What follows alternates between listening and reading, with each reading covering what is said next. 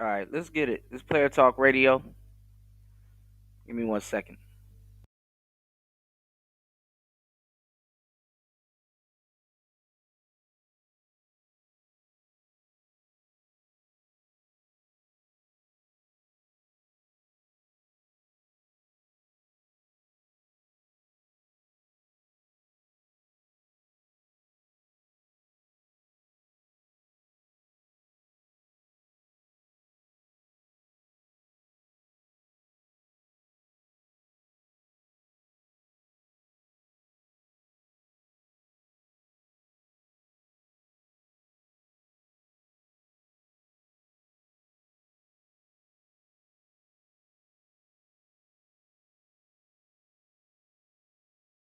What's going on? Shout outs to everybody here. It's Player Talk Radio. I am your gracious host, DJ Kuda. Hold on.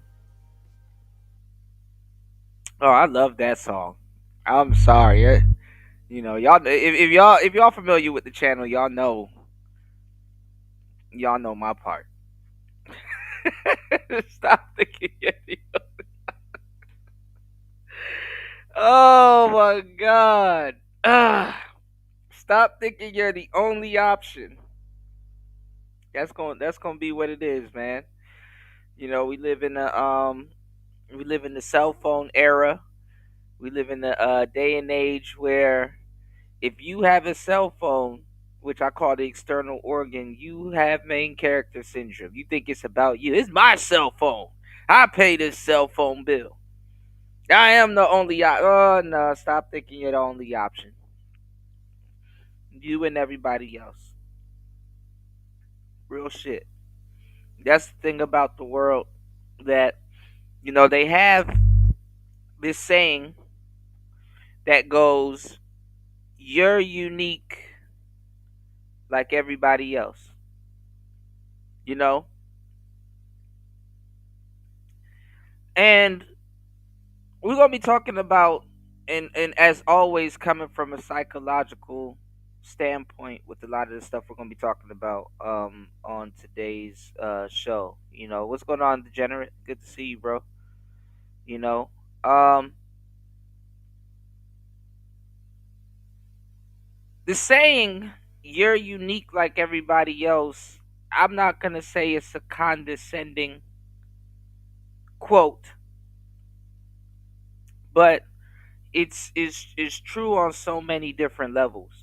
You know what I'm saying? Like, it's so true on so many different levels that people think that they're just so special, And listen, rightfully so at the same time, despite what I'm trying to convey to you.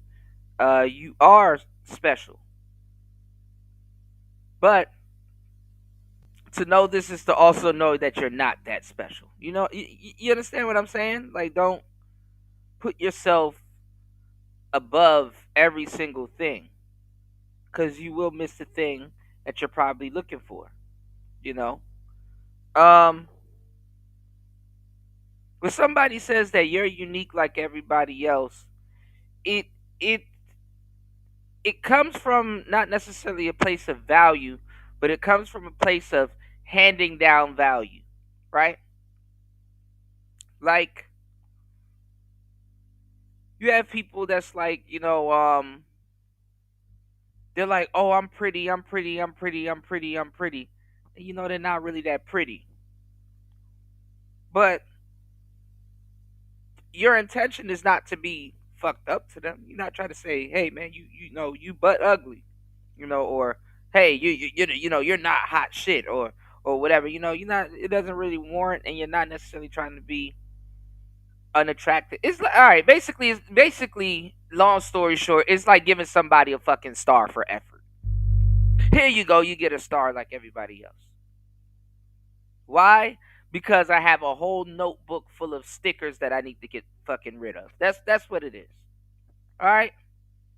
I got a notebook full of stickers that I need to get fucking rid of. And if I gave somebody the whole notebook or 2 stars, you're gonna feel some type of way. So here you go. It's a participation trophy.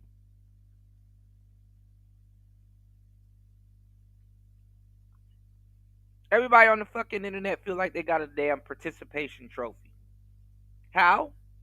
Because guess what? If you speak on the internet, and most people don't speak, they're just in chat rooms and shit. Nothing wrong with that. But guess what? You want to be heard. You want to be heard. I was telling a joke to my audience not too long ago that if I turn off my chat room, I would actually do better. I would actually receive more support. All I gotta do is turn off the chat. That's the funny part.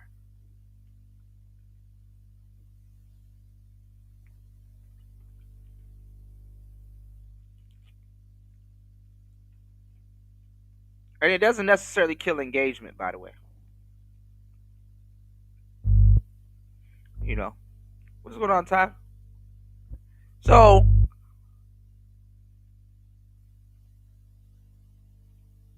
when people say you're unique like everybody else, it's just one big participation trophy. That's what the internet is. It's just one big participation trophy. I can also tell y'all and assure y'all that it's also to not just get your information, but it's to track you. You know, it's to track you. You good, Ty? It's all good. But we do have PayPal, bro. Shout outs to you, man. But no, but that's what the internet is for. It's to track you. Like right now they're going crazy because a whole bunch of Africans for some reason have gone offline. And they're like, hey, we got to watch that. You know, that's what voting is. It's just a big participation trophy. What do you get as a ribbon so you can go show off on your other participation trophy website? A ribbon. Hey, I voted today. I have a voice. And people that know better, and you're not bugging, and I'm not saying you're not wrong for participating. I'm just pointing something out. People are too fucking emotional nowadays. They don't shut up long enough to understand what's being told to them. I'm telling you that somebody gonna look at you and be like, "Good for you." Hey, buddy. Hey, pal. I got a voice. Good for you. Good for you.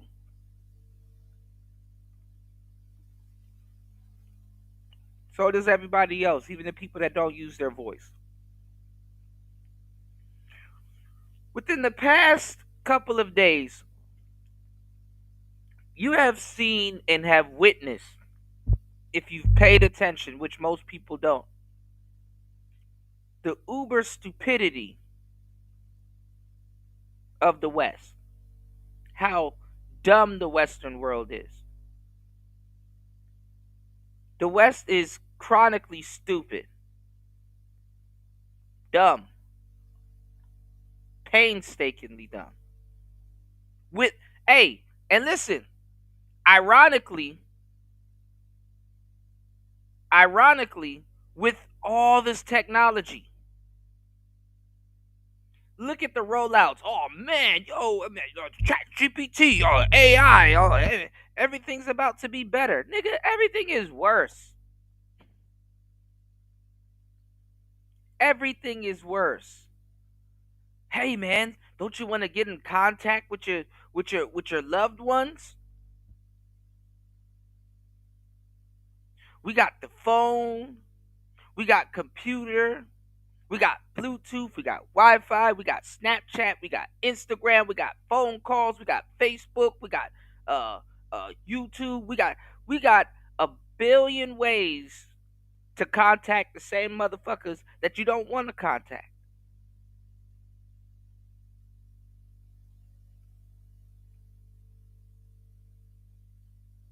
or don't know how to speak when you contact them.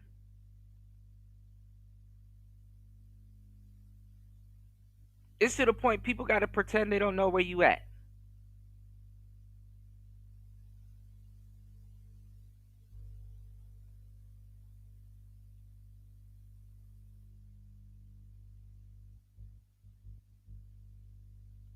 Real talk.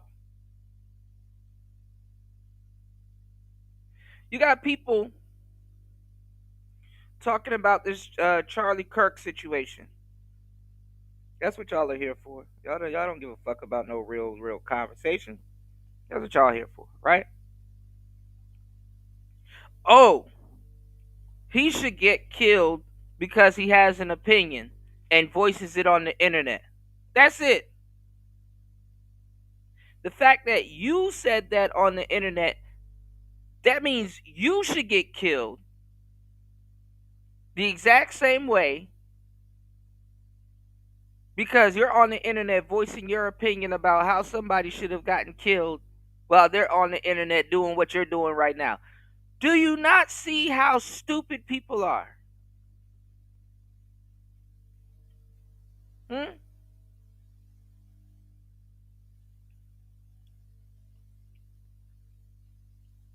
And these are people that's just slanging around the term somebody should be getting unsubscribed from life for something.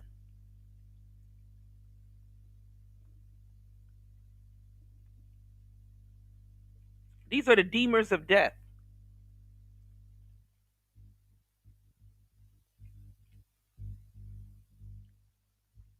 There are a bunch of dumb people of all races running around this motherfucker, right? I'm talking to people on the internet and they're like, oh, even in my comment sections and stuff, oh, this ain't about Democrats. Yes, the fuck it is, you dumbass. It is about Democrats. How stupid are you to think that this isn't about Democrats?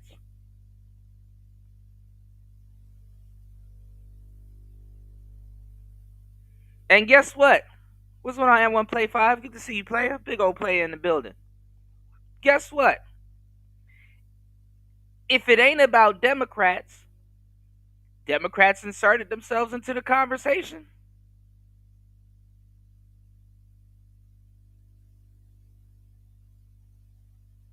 It's how stupid people are. If and the fool was so dumb because he thought that I was saying that Charlie Kirk is a Democrat. And it's like what? When the fuck did I say that? Did you even watch the video? You know what? I'm not even gonna comment back. Because people are stupid. They'll be sitting there writing a whole fucking BCR about some shit they didn't hear.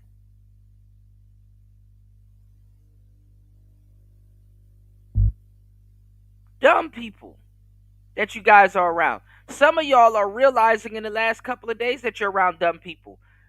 Listen, and let me tell you the dumbest people of them all. And I love black people, but goddamn, black people are some of the most dumbest motherfuckers walking the face of the planet. I swear to God. First of all, niggas ain't have nothing to do with this shit. Then inserted themselves into this shit. When nobody asked them, and now other than goofy people on TikTok, now you got black people getting fired from their jobs. This shit is funny. I'm for it. Fuck it. Nobody asked you for your unsolicited opinion. You don't even know your history. You don't even buy black or spend black. Black people that don't even know the name of one black bank.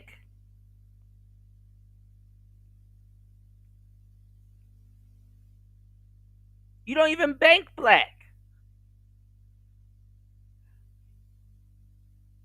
Inserted themselves in this Charlie Kirk situation, and now niggas are losing their jobs and losing their military status and stuff like that. You can't make this shit up. Even if you could, it wouldn't be as good.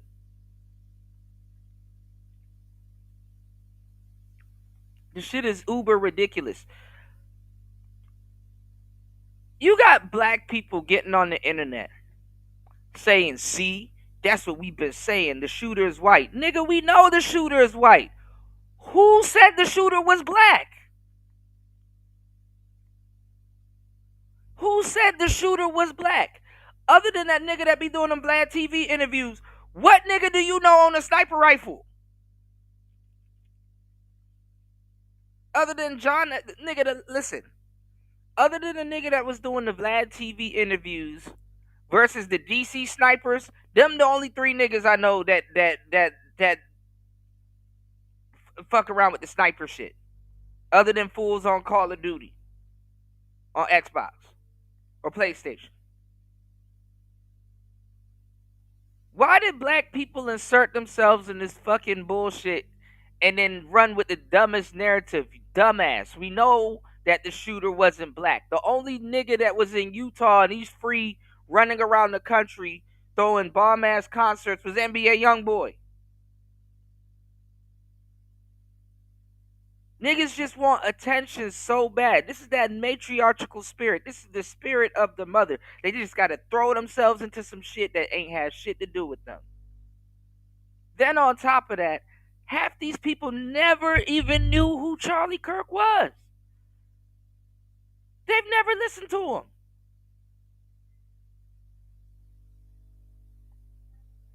And then on top of that, you want to know why the red pill sector is dying off? Because a bunch of new niggas are coming in with their goofy, unsolicited, stolen talking points of an opinion, repeating the same shit like we didn't hear it 50 times, oversaturating some shit that ain't had nothing to do with them.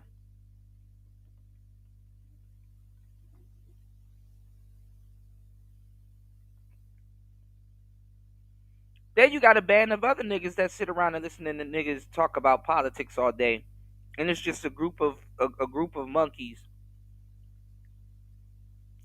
that don't know what the hell's going on. And I don't say monkeys in the same terms, and because this is how uneducated people are.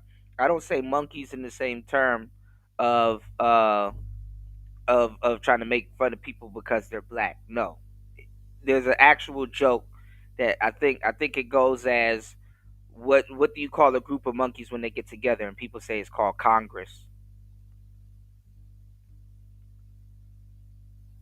So whoop de doo. That's what happens when you listen to niggas all damn day. The wayward and lost. Niggas up here. See, we told you the shooter wasn't black. Nobody said the shooter wasn't black. Or was black. My bad. Nobody said the shooter was black. Nobody. Who said the shooter was black?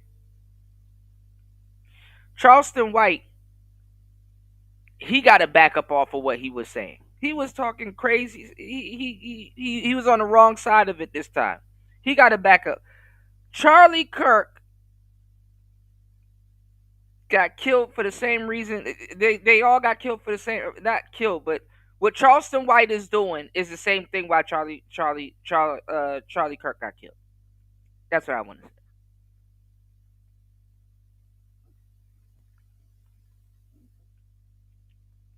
Nick Fuentes, his goofy ass.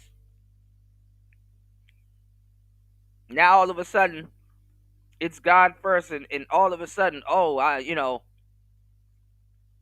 they've never faced anything like this, and now the reality is sinking in that he might be a target. Duh.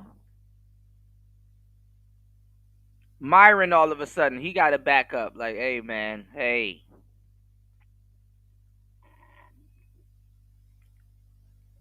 nah. See, black people are dumb as fuck.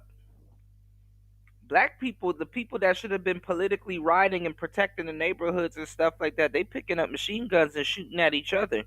Whereas these white radicals, they're picking up machine guns and shooting at their favorite YouTubers. They're shooting at you. See how that works? There's people in these audiences that ain't got shit to do. Most of these trolls running around here are white. Black trolls ain't that good. Black trolls might as well become fucking content creators because you got to niche down with your trolling. Like the person that you're trying to troll got to get the joke. Like white trolls will come in here, Epstein. Like, nigga, shut your stupid ass up.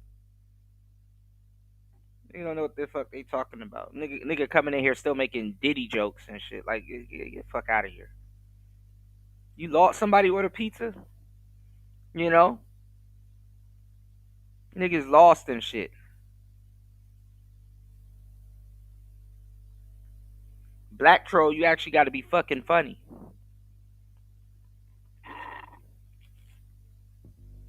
And then the funny part is that the joke's on you. You might as well just have been a content creator, but you don't got the balls to do it.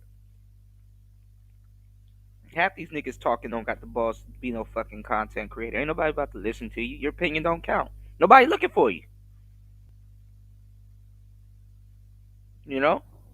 Or ever had looked for you. Respectfully. Shout outs to everybody here. Y'all hit the like button.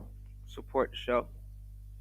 Now let me tell you how dumb a lot of people are now that the identity of this killer has been revealed.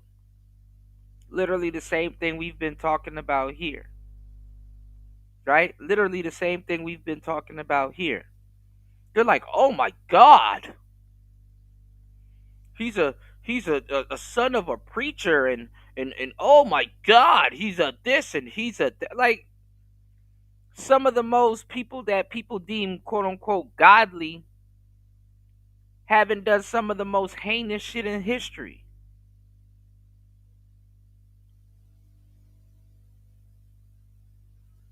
And this is the part that people pretend and act stupid about.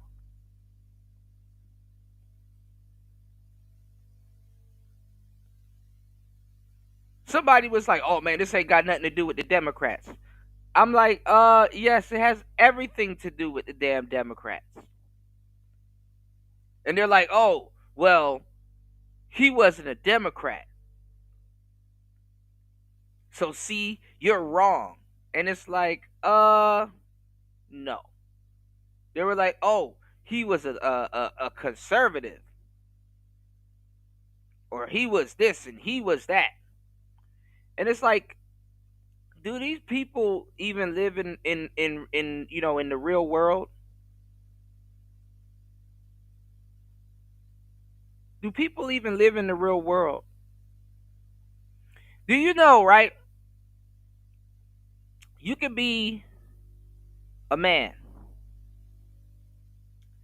and you can grow up thinking a certain way because you don't know no better, right? Then the same people that taught you how to think a certain way, they don't help.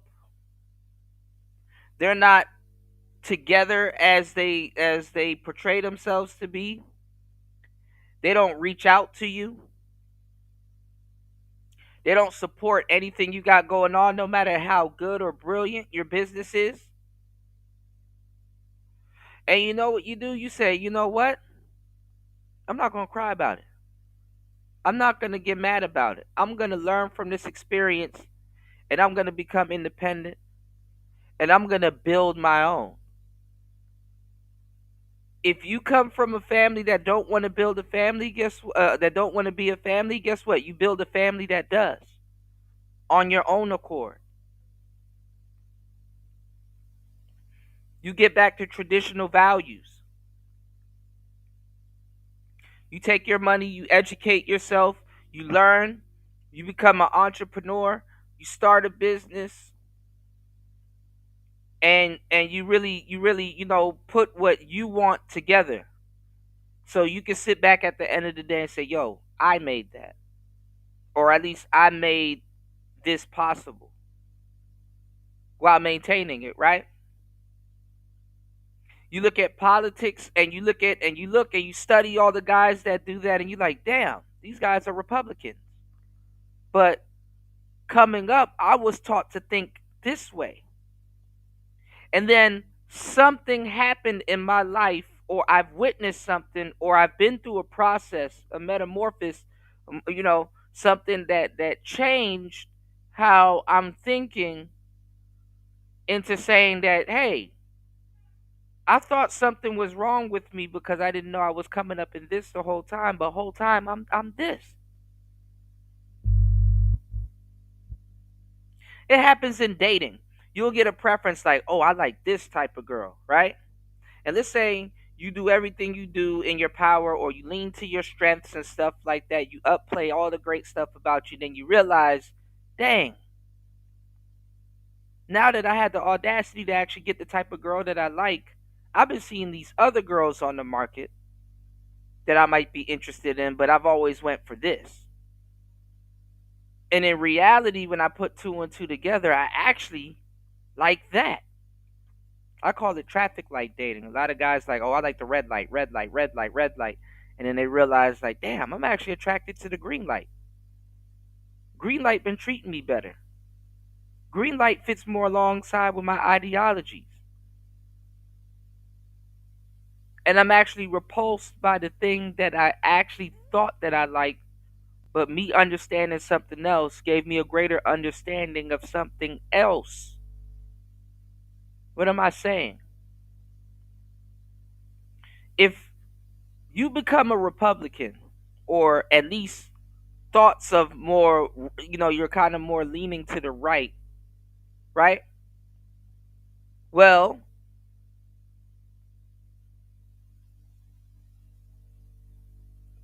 I don't know, maybe it's common sense. Who did you study? Did you start a business? You know, are you starting to take control of your finances? Are you starting to see how the world works when you start to take up a different position and be like, damn, are you more traditional, or or are you leaning into this modern bullshit that's not even working for the people that's forcing it on you? Did you have a kid? Does your kid go to school? Are you seeing what your kids learning in school, if they're learning at all? Are your kids picking up good habits or horrible habits? And you know it's not from you. Hmm? These are little things that snowball and they compile and they change people, right?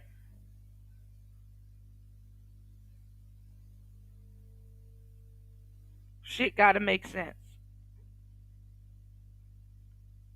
I did a video and I was telling you guys how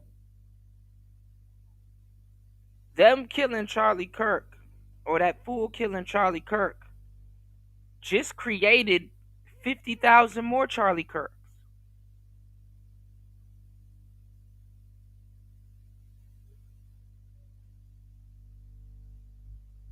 Because people don't understand how shit works. We living in a day and age where even negative attention is currency. Women have their own Bitcoin. It's called attention.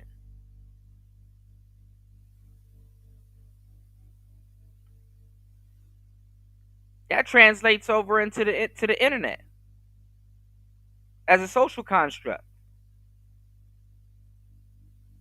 When y'all see channels that got a bunch of views, you click on it because of what? Because you see it got a bunch of attention.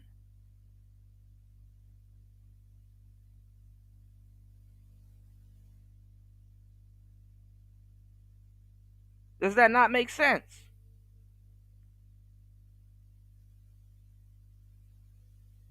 And even if you object to it, you like, oh well, this channel got this video got 47 something thousand views. It got to be right. No.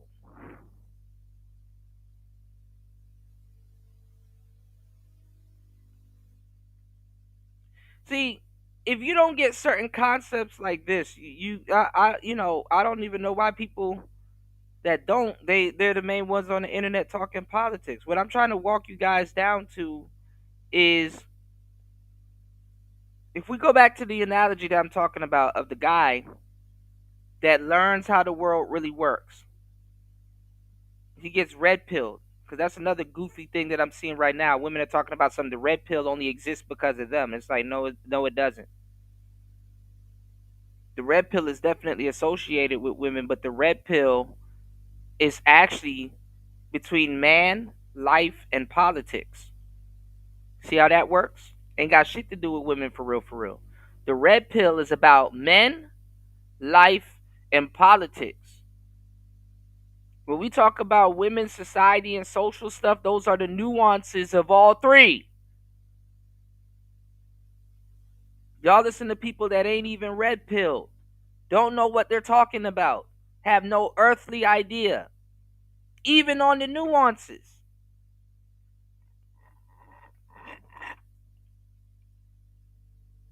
Y'all hit the like button and support the show. All the people that all the bullshit around here gets supported. Niggas up here talking about some damn Charlie Kirk. Y'all support the show, man.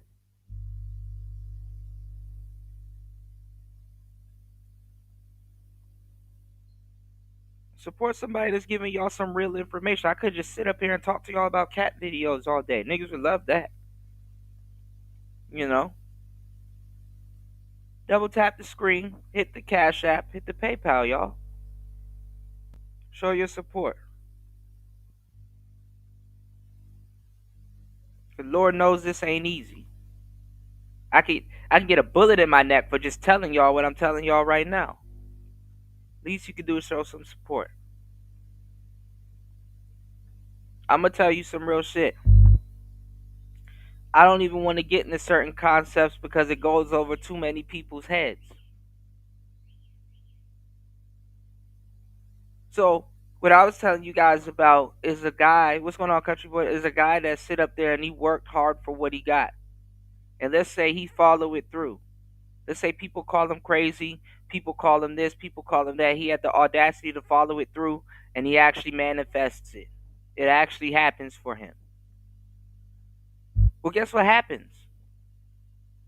That guy will have a son one day, or maybe a couple of sons, and maybe one or some might actually do what children do. Are y'all picking up what I'm putting down? Are y'all following me? Maybe one might actually do what children do. Meaning,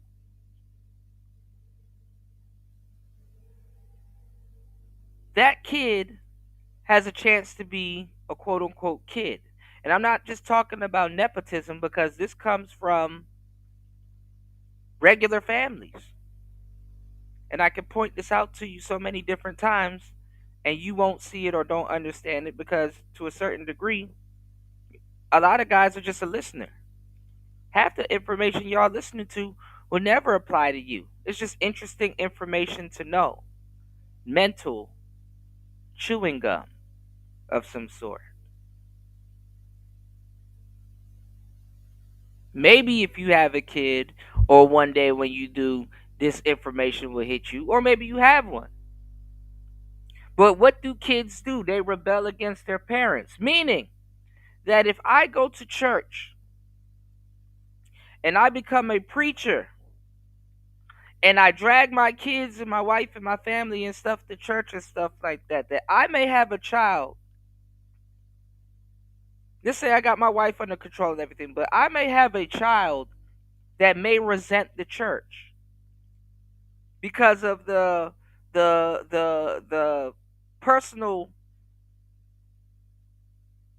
relationship that he has with me. You know, it's like I like this, but I hate my father. Give me 1 second.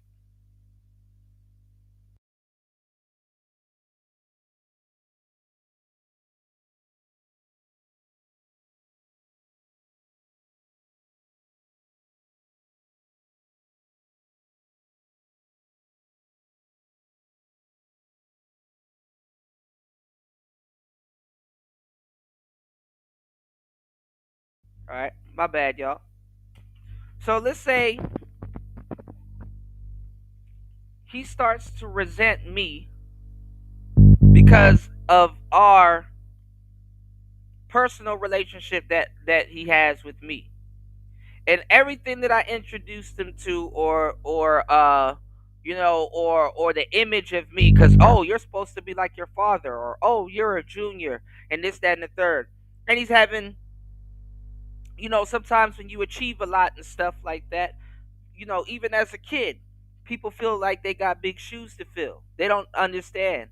They don't know where to start. They have problems with guidance. And then not even that. They just don't understand what the hell they're doing. And they learn different and all kinds of other different nuances. Your children will start to resent you. In the West, like for example, because people don't travel, so they don't know how shit works. They just read about shit and look at YouTube videos all day. If you go to Japan, there's hentai all over the fucking place. Even of some of their favorite anime characters. In Japan, a kid will buy something from a vending machine and there's a big bottle of sake right there in the vending machine looking at you. And that kid has the choice to choose that chocolate bar or some pocky or whatever, or that fucking sake. The vending machine don't say, "Hey, are you 18 and older?" and stuff like that. No, it's up to society to say, "Hey, if I see that kid smoking a cigarette or drinking sake, I'm gonna step in and say something." In the West, what people do is they try to hide that shit from you. Then the kid goes and search for it, thinking that they found something exclusive. But then things changed in the West. It got even more stupid. It got even more stupid.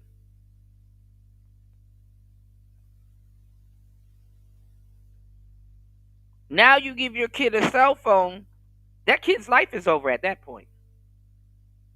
That search bar in that young nigga's imagination, hey, game over. Not even. You don't even have to go looking for shit nowadays in America. Shit will come and find you. So, if you don't even want to rebel, guess what? The rebellion finds you.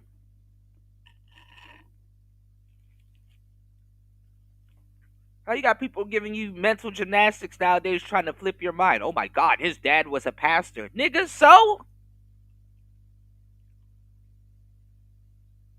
So? Every time you hear people talk about the description of the shooter and his dad and all this other shit, think in opposites. Use your common sense.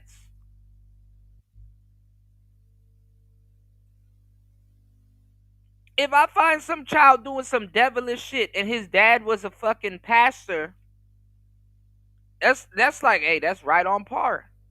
That's the ingredients of a child that's gonna be rebelling against something. That's the ingredients. Half these people don't even understand the Bible anyway. What am I telling you? You got to look at things up and down. This is why people that have superior knowledge, they understand that as above, so below. There's two sides. Have you figured out what quantum physics is?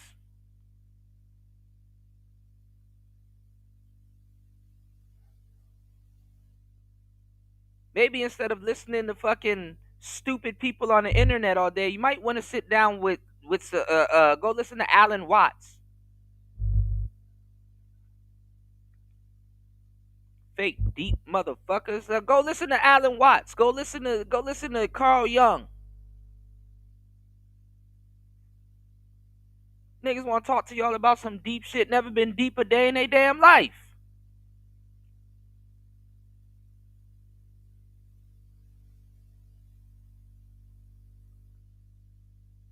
I got to dumb half, man. I can't even be myself. I got to dumb this shit down in a lot of cases. Now, shout outs to my real audience and my real supporters that know where I'm coming from. And they like, damn, this makes sense. Damn, that's deep.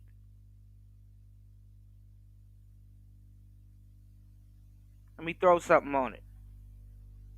What I'm trying to tell you is that Republican parents can have Democratic kids.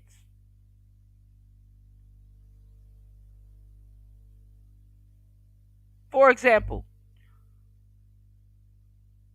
father is traditional, he understands the world, he becomes an entrepreneur, makes a lot of money, has a kid.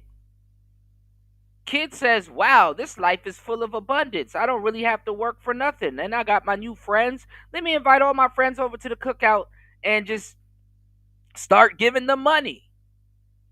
Father finds out and says, whoa, whoa, whoa, whoa, what are you doing? Everybody's equal, Dad. Everybody. No, no, no, no. Son, everybody is not equal. Everybody does not work the same. Everybody does not earn their own keep. Everybody does. That needs to be told. And a kid that doesn't understand that, or you understand what I'm saying, they're going to rebel. Oh, my dad, he doesn't know what he's doing. He doesn't like my friends. He thinks that, he doesn't know how amazing this person is. He doesn't know. Oh, he knows.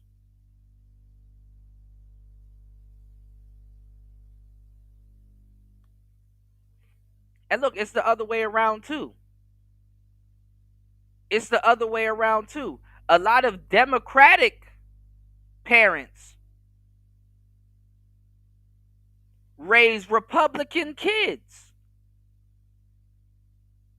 I give y'all the game so many times, I don't know how much times to tell y'all. Y'all don't see it right in front of your face. Kanye West released a very anti Semitic song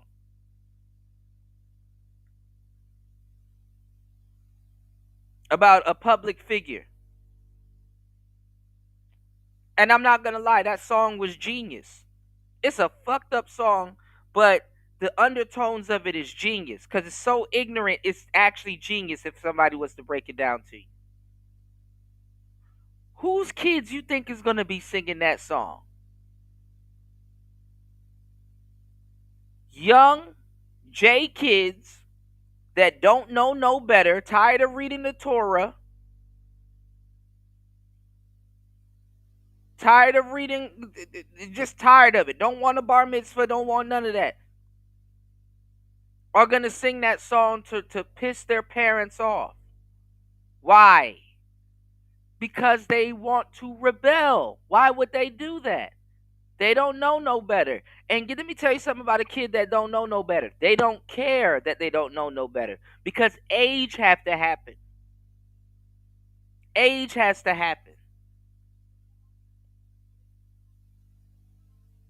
before they could understand exactly what the hell they were actually doing.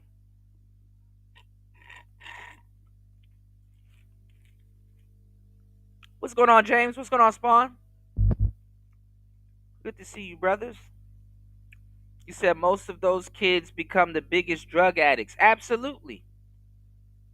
Absolutely. Why do most people do drugs? Not because they want to get addicted to something, because they bored.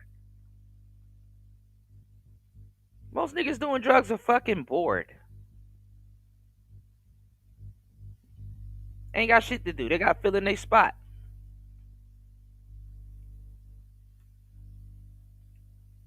Then when you get addicted to it, then it becomes something else.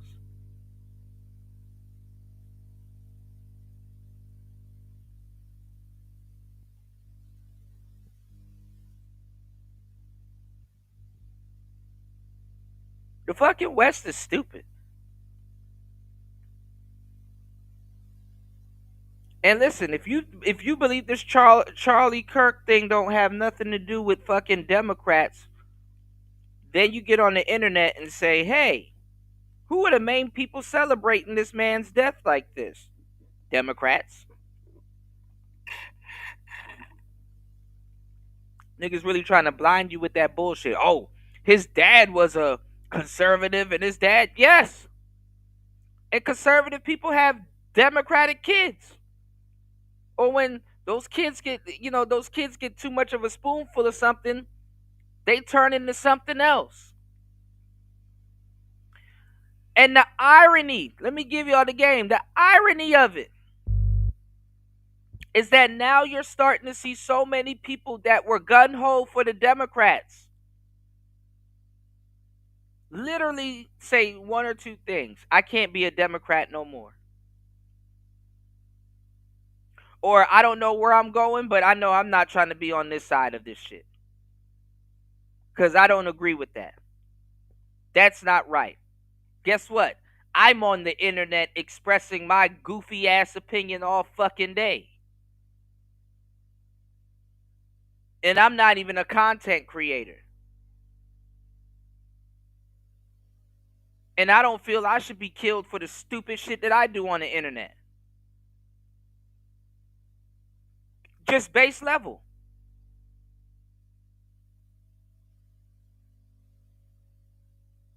So that happening has turned so many people from Democrat, not just straight up to Republican or conservative, but they're on their way over to the right. And let me tell you how dumb this shit was. Because guess what? I've been telling y'all this been happening the whole time. Because first of all, a lot of people didn't agree with Trump till they start seeing all of these politicians look them in the face and fucking lie. Oh, you gonna be back in slavery? Oh, black people don't vote for Trump. Then the second election, a vote for Trump. We can't let Kamala do this. Vote for Trump. Tariq Nasheed flipped on you, and that's my boy. Umar had the flip.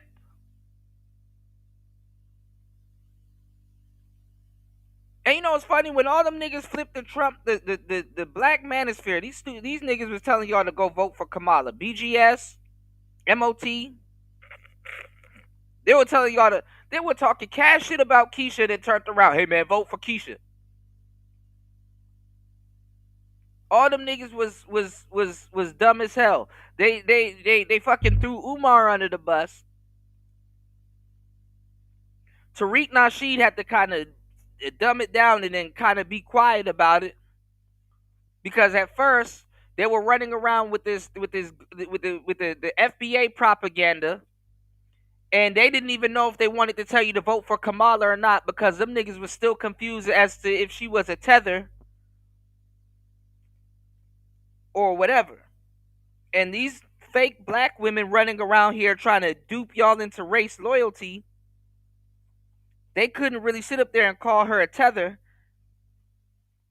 and then try to tell you to vote for her with that criteria. Just stupid. People are just dumb. Just dumb. Like they set the rules and don't even follow the rules that they set. They tell you not to do something, and then it comes to a crossroads where they're like, well, I haven't thought about it yet. I haven't gotten this far. I haven't gotten this far. Then these niggas they don't know war. You don't think somebody that's standing for a cause don't think that he can get killed by the same person with that fucking cause? It's called friendly fire. That happens, you know. That happens. But this guy didn't get hit by no damn friendly fire. This guy got hit by somebody that had an allergic reaction to whatever political party that he didn't understand, wasn't old enough, don't know what the hell he was doing or talking about. He owned guns, and look what he did with that gun. Niggas be like, oh, well, his dad was this. Okay, is he his dad? You think the son knows just as much as the dad? You just gonna exclude all the years of life that the dad has lived?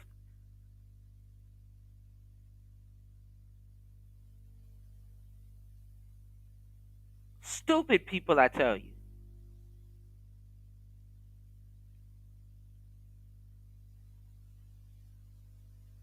People will say Judaism birthed Christianity, and will say that and don't think that somebody that is Jewish could have a child that has Christian views.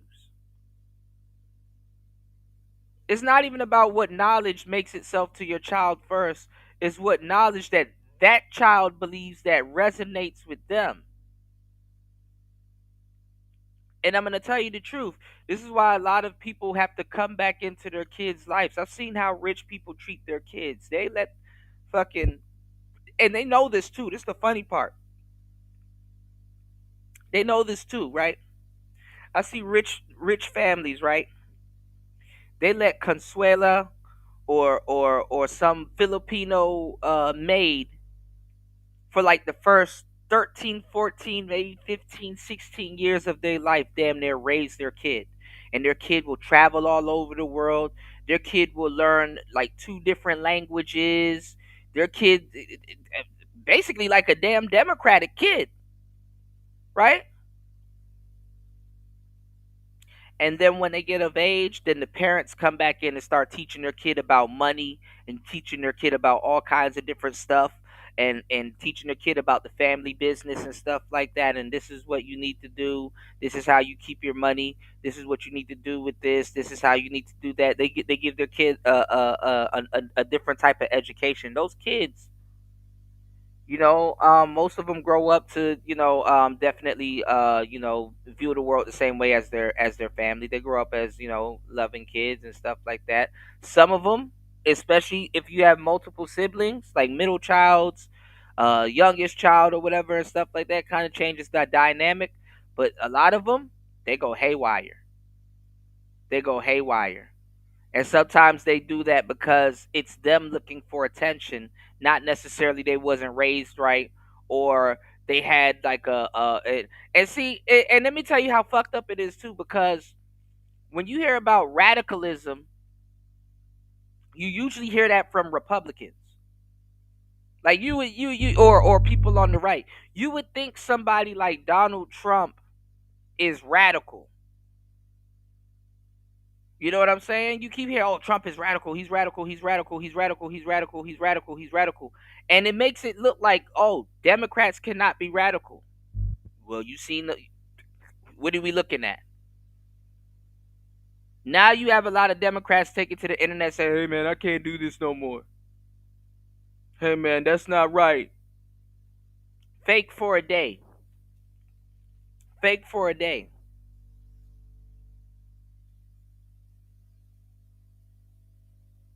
You're like you're looking at people saying that, hey man, if somebody did something to somebody that you like or your close family or your relatives and friends, if you ride for them, you're a radical. No. How about you not celebrate the death of anybody? It doesn't have to do nothing with Republican or Democrat. It's called human decency. And then the funny part is that you take to social media and do it barefaced. Barefaced.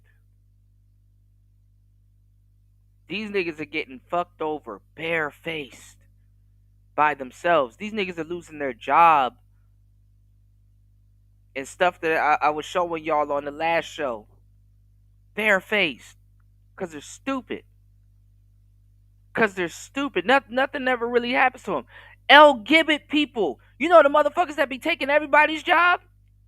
They Shang Tsung in everybody's job. Them niggas are losing their job. And it's crazy because they can't use the gay trope to keep it. I'm like, damn, this is brilliant.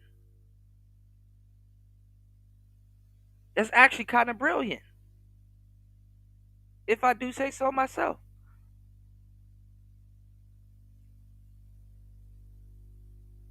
Politics is a loophole for that. Not even. It wasn't even politics. It's just shitty behavior. It's not even politics. It's just shitty behavior. A Democrat got to fire another Democrat that they work with because guess what?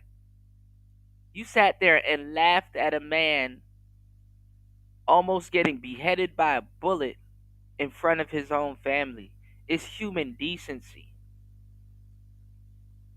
It's like what Asmongold said. He's like, you call their job and say, yo, I don't feel safe being in a workspace with somebody that feels that type of way and that would laugh at something like that or do something like that. I don't feel safe around people like that. That's a legit concern.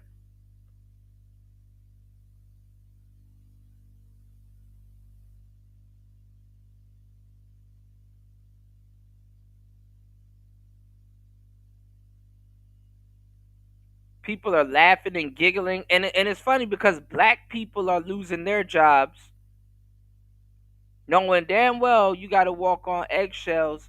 Your goofy ass is losing your job over some shit that ain't got shit to do with you because you don't even understand politics. I don't even know why black people is talking about this situation anyway. Niggas talk about the shooter wasn't black. No shit, Sherlock. We know that. All I can name you only three people that have a sniper rifle, and I told y'all the DC snipers. One of them in jail, one of them dead. The only nigga I knew that was in Utah, and he's not there no more. I don't know if he sold Grave Digger Mountain, but was NBA YoungBoy.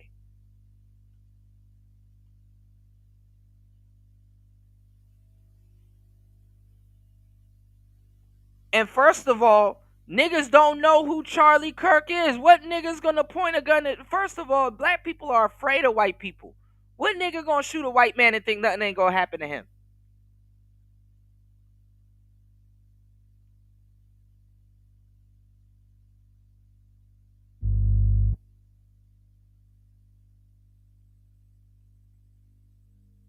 But then again, I'm like, oh, I forgot. I'm dealing with these damn apes, these knuckle dragging niggas. I'm dealing with these fucking apes over here. Of course, a black man would think that a niggas in Utah ready to shoot Charlie Kirk. I could talk to the next 10 black people that I motherfucking see anywhere on the planet, and I guarantee you they didn't know who Charlie Kirk was before this. Guarantee you. Guarantee you. So I don't even know why the majority of black people, and it's like niggas that ain't even in these spaces. Why are you commenting on that?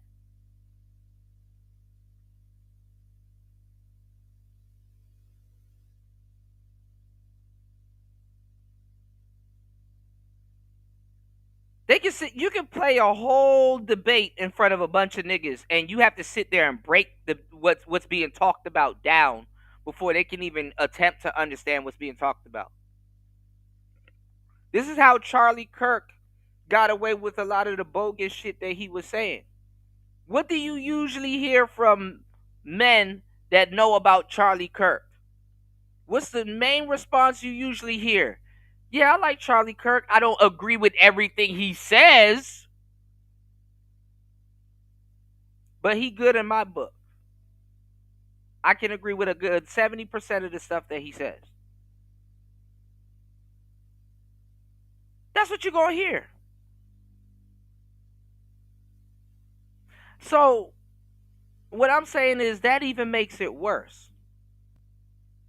That people would because they're stupid, they would just cheer for anybody with a certain skin tone dying, and they don't even know what the hell is going on. And they're just so quick to try to call somebody a coon. How you gonna call somebody a coon? Okay, name 5 black great inventors. You can't.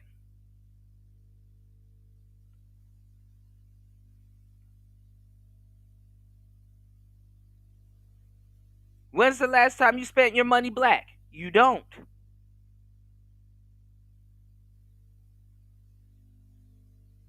What black businesses you support? Listening to one right now.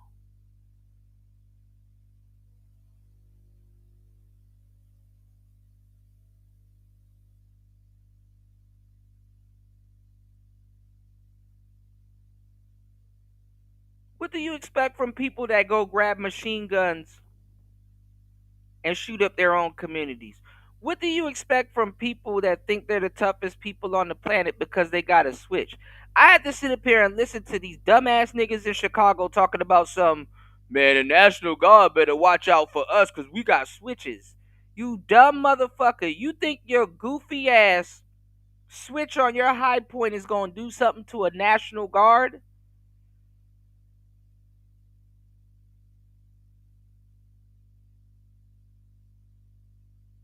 Niggas guns jamming and all kinds of shit. Nigga, the National Guard got OG switches.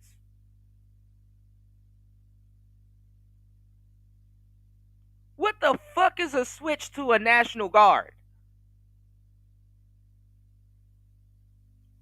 This is how dumb people are. Man, we got switches. Oh, nigga, you think, nigga. Okay. These are the same people that thought Rondo number 9 was some big nigga because he had an RPG.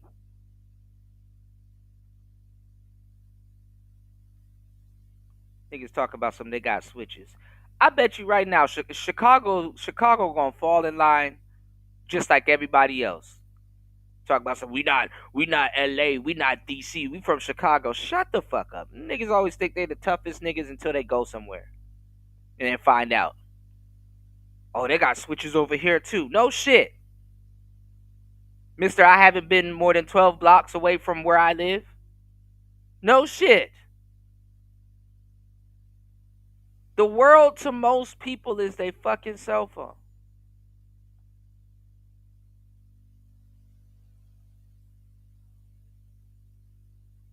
That's their portal to what they think the world is.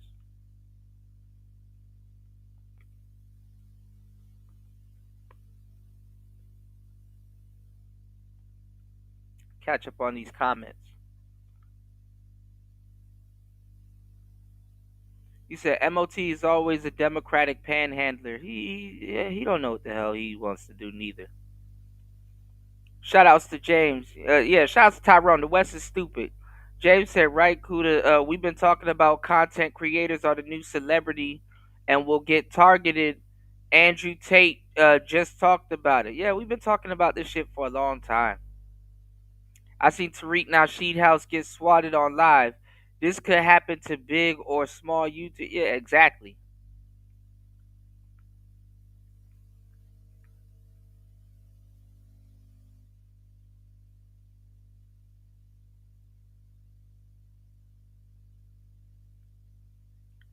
And the funny thing is that Charlie's not even a content. I mean, he's not even a politician. So imagine that they trying to stop some shit before the inevitable happens. Let me say something that y'all never thought about. Have y'all ever thought that in the future, one of the presidents that we're going to elect or maybe live long enough to see is gonna come from YouTube? Oh, you didn't think about that, huh? Niggas like, oh man, Reagan was a movie star. Oh man, Donald Trump was on TV. You don't think one of your next presidents was a YouTuber at one point, huh? So, you had to get on YouTube and find that out, huh? Somebody had to tell you that. Man, we can't, the next president can't be no YouTuber. But shut up.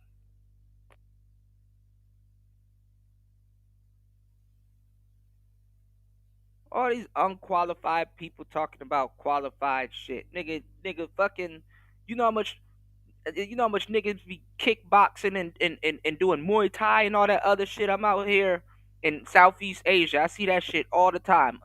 About 4 unbox done walk down the damn street, but fucking one of them Logan Pauls and Jake Pauls or whatever could just say, "Hey man, I'm a YouTuber. I want to fight Anderson Silva." Guess who about to fight Anderson Silva? Him. Not no nigga that break heavy bags for a living, but some nigga that was talking on YouTube.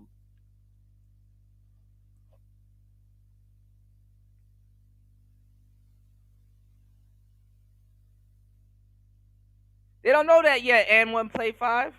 You following it?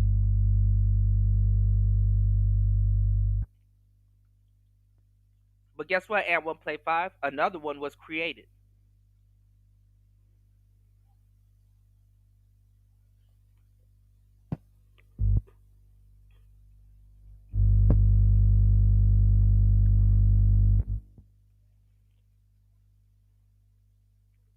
That concept is out of people's head. I didn't think our next one of our next presidents gonna come from YouTube.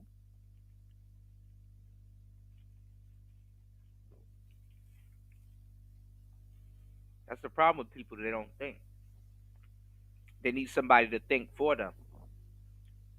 Insert AI here. Uh oh.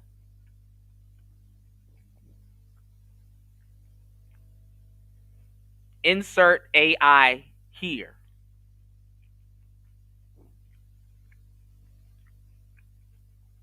Hmm?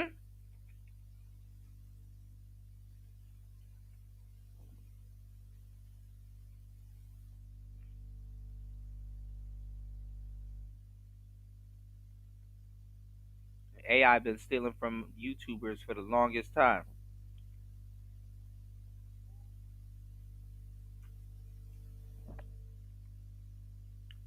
Watching producers and other people talking about how shit got stolen from them, from Anthropic and shit like that. Fucking AI been stealing from books and people. AI stealing from producers and shit. You sit up there, you try to bring that knowledge to black people. Black people, you gotta tell them 50 different times for them to ask you another stupid ass question. It's like, bro, you think it's a fucking privilege to sit up here and educate y'all or tell y'all something? Like niggas could just keep that shit to themselves, but then you gonna start calling them Illuminati. It's a luxury to be understood, but it's a luxury to have somebody that's trying to share some good information with you, circumvent a lot of different things.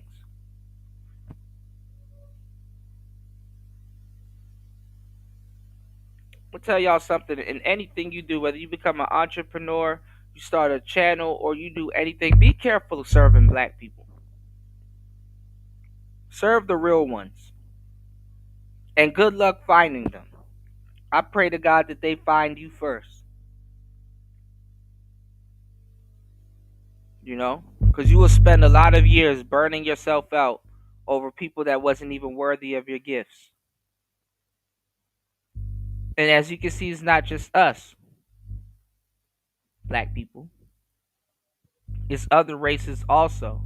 And it's a privilege to have someone open your eyes to see that. Because you can see something, but with a different set of eyes, you can be like, oh, I thought I was looking at this, but in reality, I'm looking at that. Of course, you're going to have a bunch of butthurt, goofy Democrats running around on the internet now talking about some, see, he got killed by his own. They're trying to distance themselves from this bullshit. No, that man's kid was left leaning. That man's kid was left leaning. A lot of kids rebel against their parents. Who's the most freakiest bitch you know? The preacher's daughter.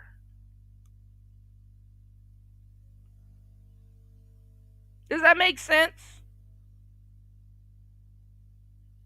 If you have a Republican, if you're a Republican man or a right leaning guy, and you actually believe in being traditional, to a certain degree, one can assume that you believe in order.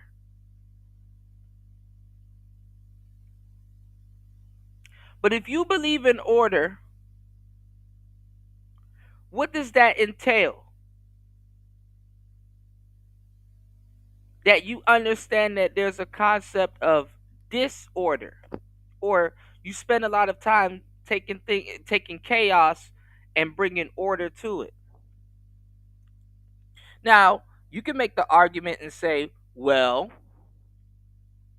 if that's the case, the first thing that should be in order is your child. And guess who's going to be the first to tell you that? A conservative or somebody on the right. They'll be like, yo, your child needs to be in order.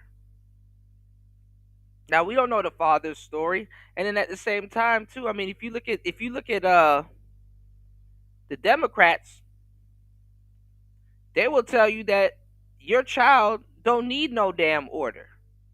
Give them this cell phone. Your child don't need no damn order. He can choose his gender. Your child don't need no damn order. If he want to put on a dress today and he feels that way, he can put on a dress today. You stepping in, trying to tell him that's not what men do. Look at the people that leaving. Look at the people leaving. Look. I went there. Look at the people leaving.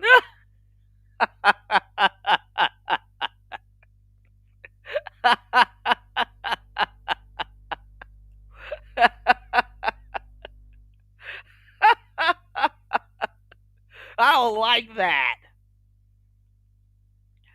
Oh my God, we live in the most sensitive yet open society. Nigga, you could be on here shaking your ass, showing people your fucking birth canal, and calling people bitch all day. But the moment you start talking about some real shit, I gotta leave.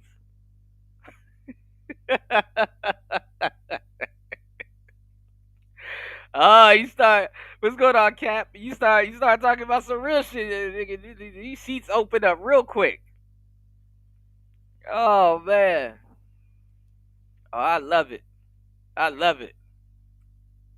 That's funny. You get to start talking about some real shit now, motherfucker. Just start leaving. I don't even know why. It's not like we can see you unless you in the chat. I don't even know why.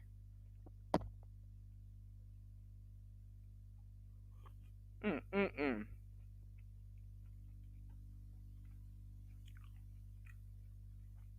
Perceived responsibilities of motherfucker. We live in a world of fake parental advisory. Like, y'all ever listen to the radio lately? Like, it's like you might as well don't even bleep this shit out. We know what you saying.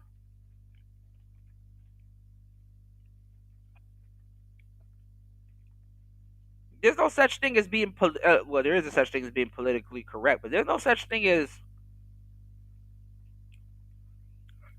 parental advisory. Did you know telling your son he shouldn't be wearing a dress, that's parental advisory? Hmm?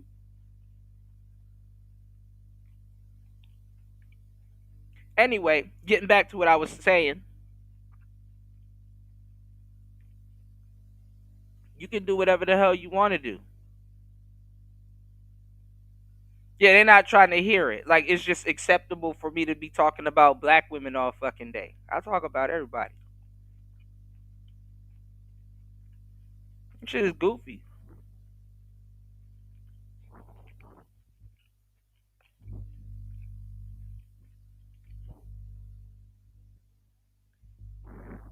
And they women worship too, because the thing is that it's a lot of the women that got them into this shit.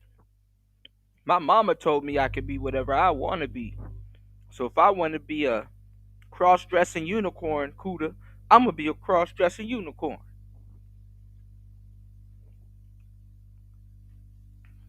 Can't make this shit up.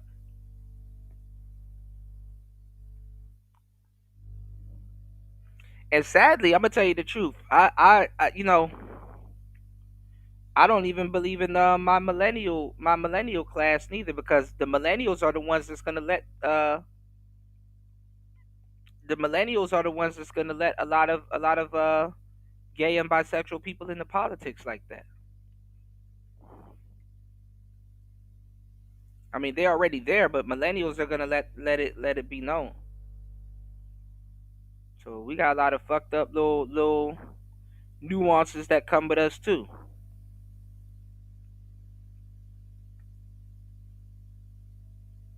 But kids rebel. Some of the most freakiest girls you gonna ever meet, her dad was a preacher.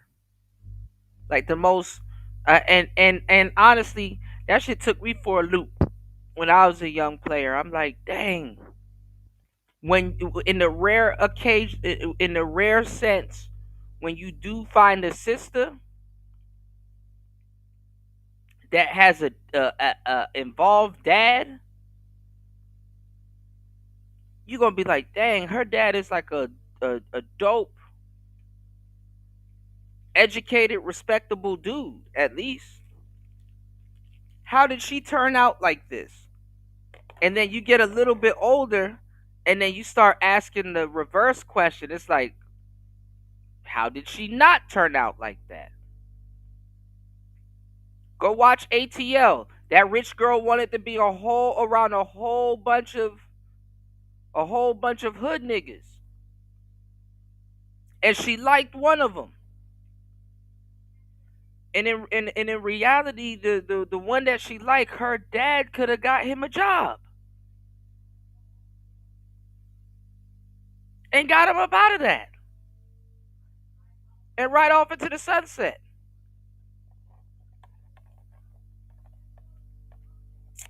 Go watch Aladdin.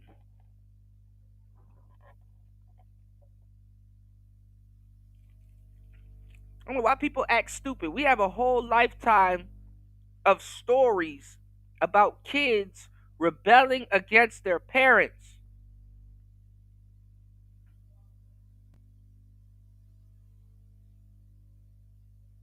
Snow White hung out with junkies, and every single junkie fucking was the name of a drug or mood.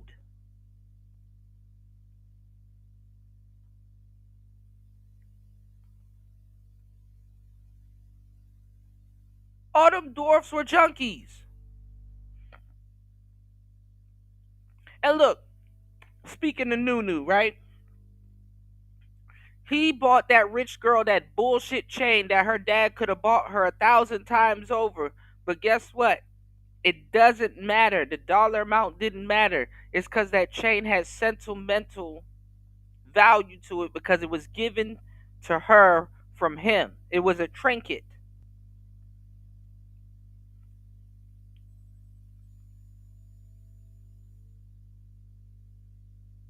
I was just telling you guys with that young lady that did that we saw a minute ago, that did that what you call it, that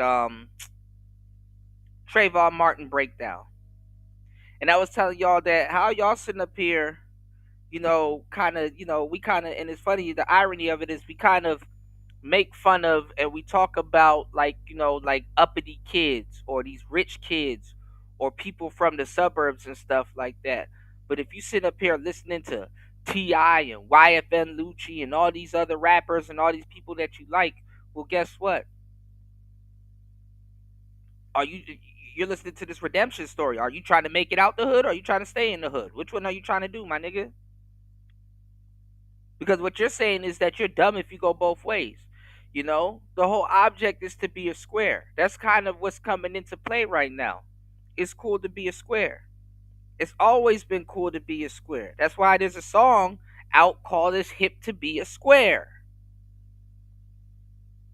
Y'all are looking at all of these people on the internet right now. Oh, Young Thug snitching. Nigga, if you don't take your stupid ass to work,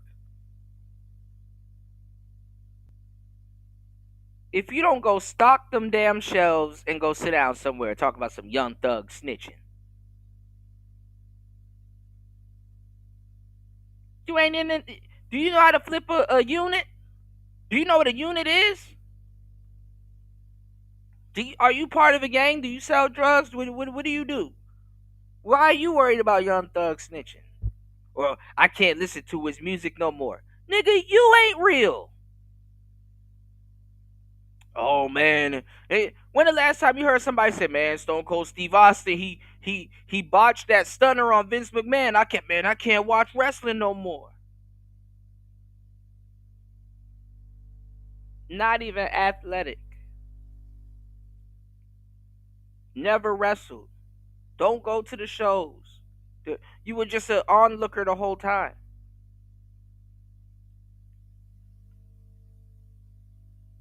Not into the lore, don't understand none of that shit. You're just an onlooker. Now you have a lot of people that's getting mad because it's like, oh man, shit. Even Takashi is making a comeback.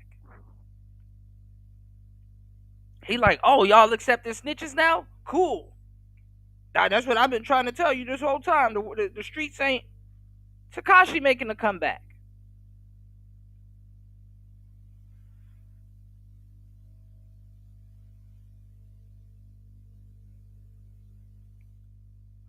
Y'all like YSL Woody. Y'all tried to cancel Gunna.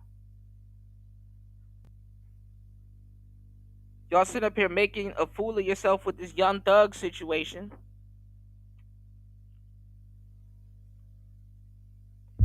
It's funny. Cap said, Nunu dad had a Maybach and this nigga had a El Camino and she loved being seen in it. Mind blown. Absolutely. Absolutely. I mean, what is a kid supposed to do if they're trying to escape?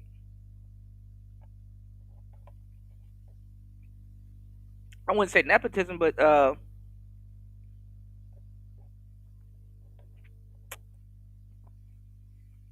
one could say it's the same thing at a lower level.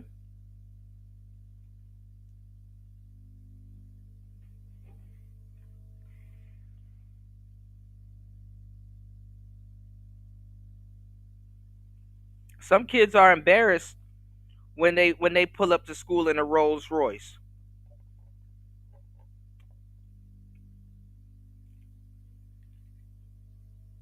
You did? What's going on, Miss V? Good to see you, love. Some kids are embarrassed when they pull up in a Rolls Royce. Some of the most freaky people you know, like I said, are preachers' daughters. You know what's going on, Joe? Some of the most freaky people you know are people's daughters. It's really about order and disorder. Okay, I've been saying this a million times. It's really about order and disorder. Some of the, you know what I'm saying? You said nobody's embarrassed. Put a bunch of people are embarrassed pulling up to the school in a Rolls Royce.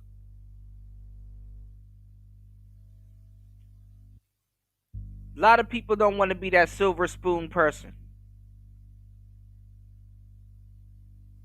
Yeah, they had to get they if they hip to Terrence Gangster Williams. A lot of people ain't hip to Terrence, but yeah. I mean, look at Freeway Ricky Ross. I mean, I don't know what's going on with Big Meech, but hey,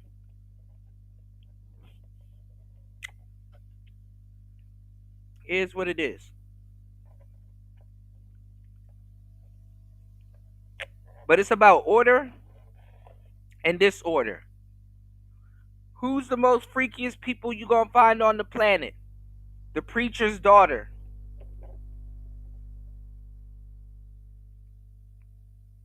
a police person, a judge, a teacher, a librarian.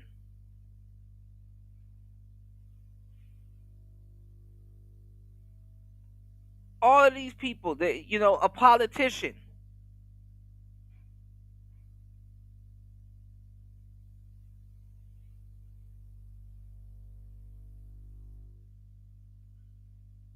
So what I'm saying is that, you know,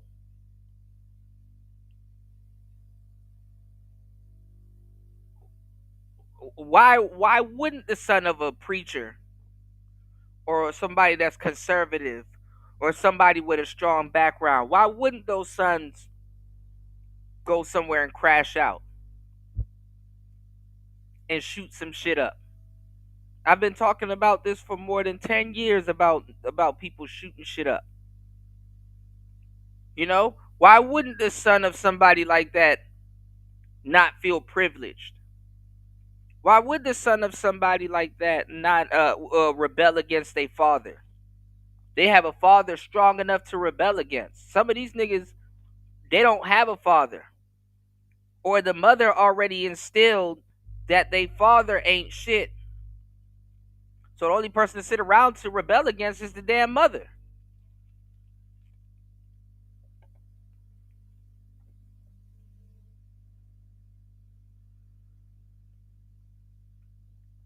It's like, damn, let me formulate my own opinion of my damn dad.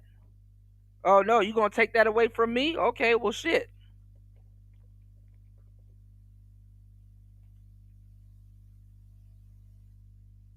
That's how it goes. A lot of black people don't understand this concept because they don't have a father to rebel against. They don't have a name, and they don't have nothing really to live up to. They just carry the name. That's the problem. That's the problem at hand. They just carry a name. They just happen to have the same last name and look alike, or might be a twin.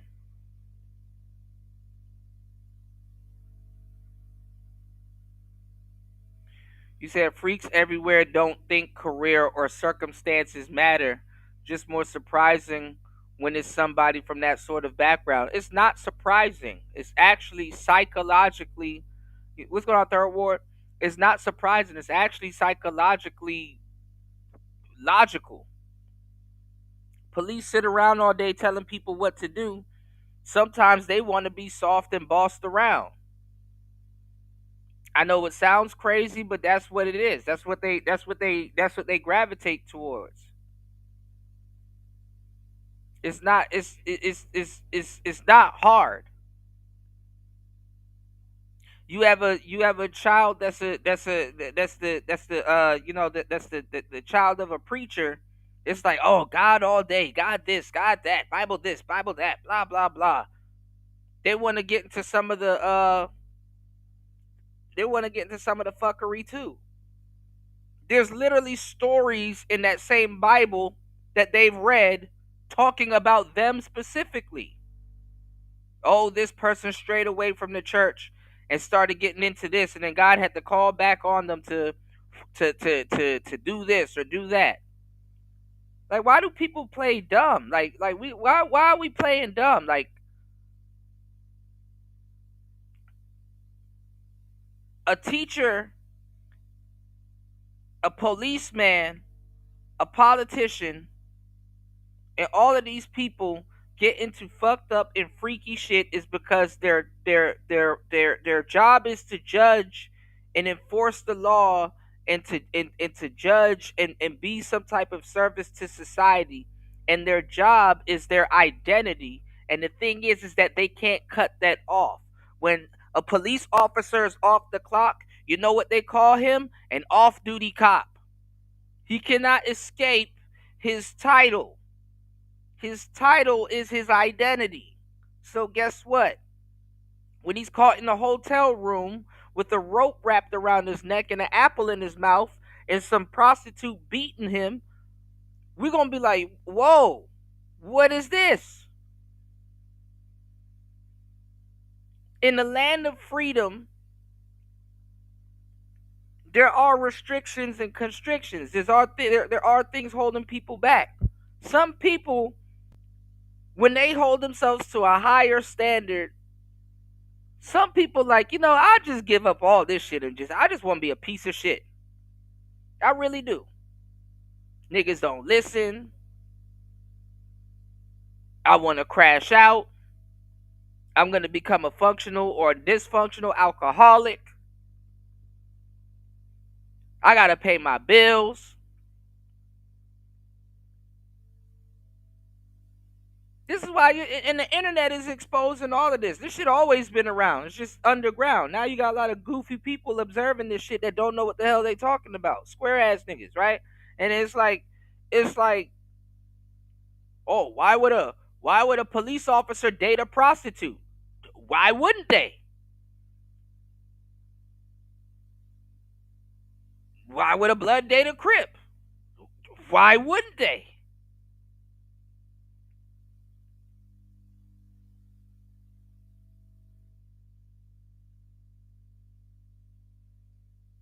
People like to play dumb, and y'all gotta be careful watching people that like to play dumb. That's what the Democrats are doing right now. They're playing dumb because they want to distance themselves from it. But the truth be told, Democrats have been losing a lot of Democrats or fellow Democrats just straight off the behavior of Democrats. Oh, Trump is this, Trump is that, Trump is this, Trump. Listen, if the nigga is bad, it would be evident. It would show. We don't need you coming up here ad libbing. We don't need you coming up here fucking adding your unsolicited opinions and your extra 2 cents and stuff into some shit. If it's bad, it's bad. But then they keep telling they keep getting this propaganda like, oh, this is bad, this is bad, this is bad, this is bad, this is bad, and it's at an unprecedented rate. And then what happens is that when it's not bad, it's like, oh, yeah. So you're waking people up because you're making them think. Most people don't think. It's cumbersome to think. They don't want to think. This is why AI exists. AI is going to take over what Google did. AI is going to become a search engine. Google is the AI is an extension. It's going to become better than Google because AI now is the new search engine. It's the new search engine. And people are going to, and the problem with AI is that it speaks confidently. People are going to believe it. If you don't know shit, you're going to believe AI. And then guess what happens? AI is going to turn into a religion. People are going to start worshiping it. Right now, I just read an article, Chat GPT calling police on people because of shit that people are putting in.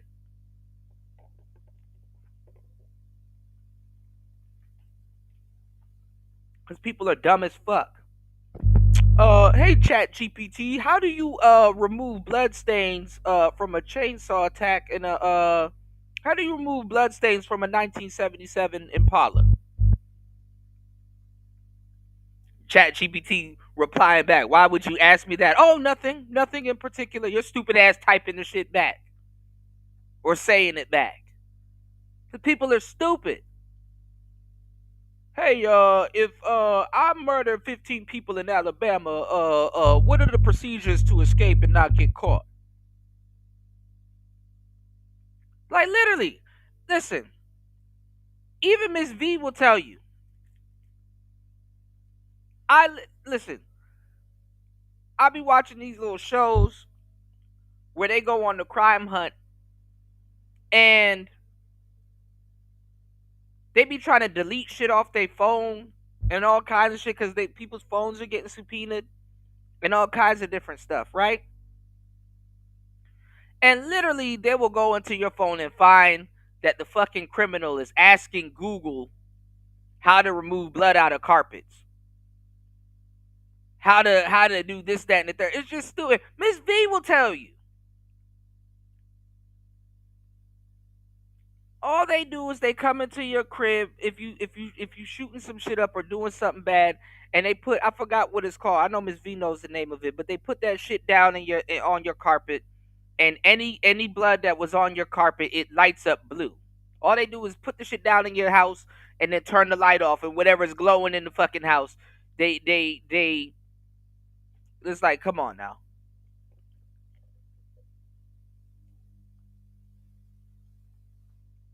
The majority of criminals are thinking two, 3 steps ahead, but the police is already thinking 40.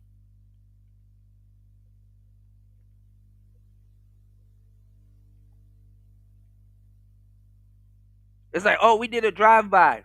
Yeah, nobody saw us. Whoop de whoop. Yeah, but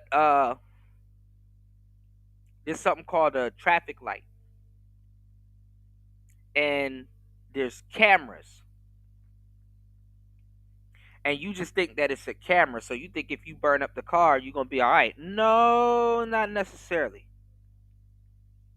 because those cameras also read license plates, and license plates have names and people's addresses attached to them, and insurance, and it's all a trail. And guess what? It leads back to your auntie. And then your auntie gonna say, well, my nephew was using the car. and you're the nephew. Okay, now we got a suspect. Thank you, Auntie. Is your auntie thinking 3 steps ahead? Does your auntie have the same beef you have with them ops? Or is your auntie a civilian?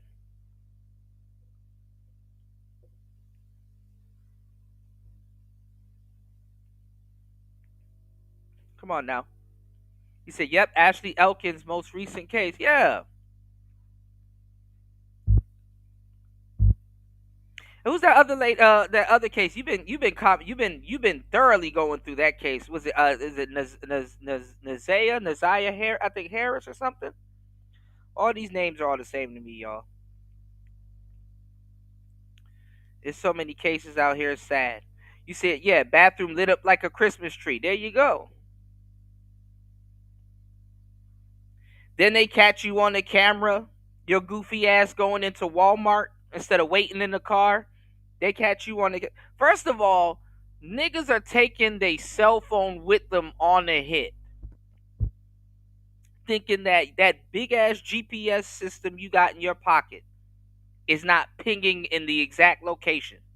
Like the shit has grid coordinates down to the exact place where your phone is.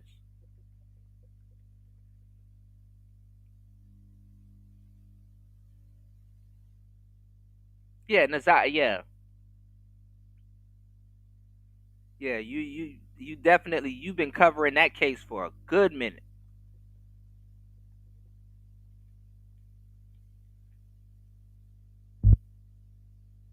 So anyway, man, I keep telling y'all, man, the West is stupid.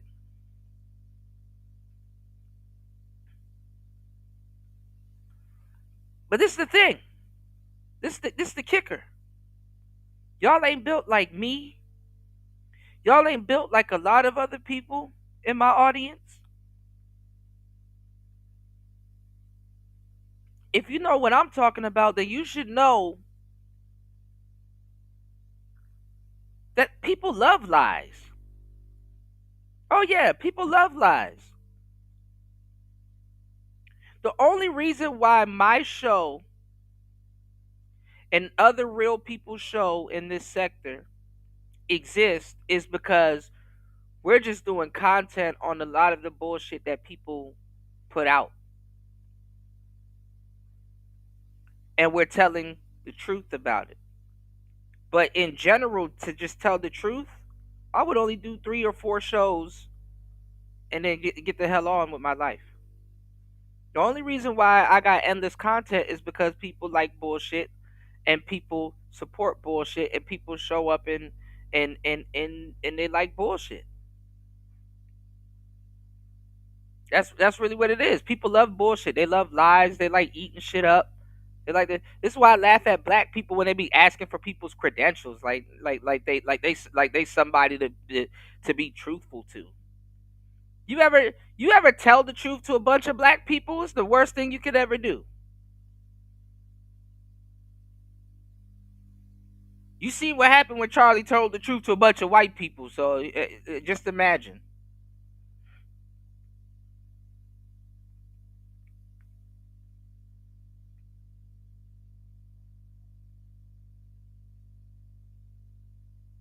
Black people love fake shit. That's the whole point. Why do you think fake Gucci bags sell way more than real Gucci bags? It ain't the price. I'll tell you that. It ain't just the price. It's because people like fake shit. People love fake shit. Can't get enough of it.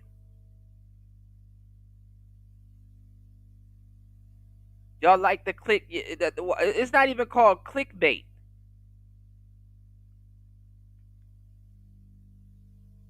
Like people start standing beside themselves too much. Clickbait. Don't nobody gotta bait you into clicking shit.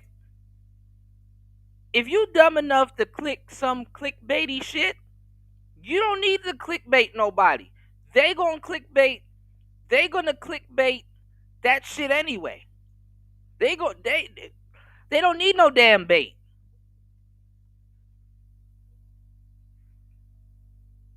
They don't need no damn bait.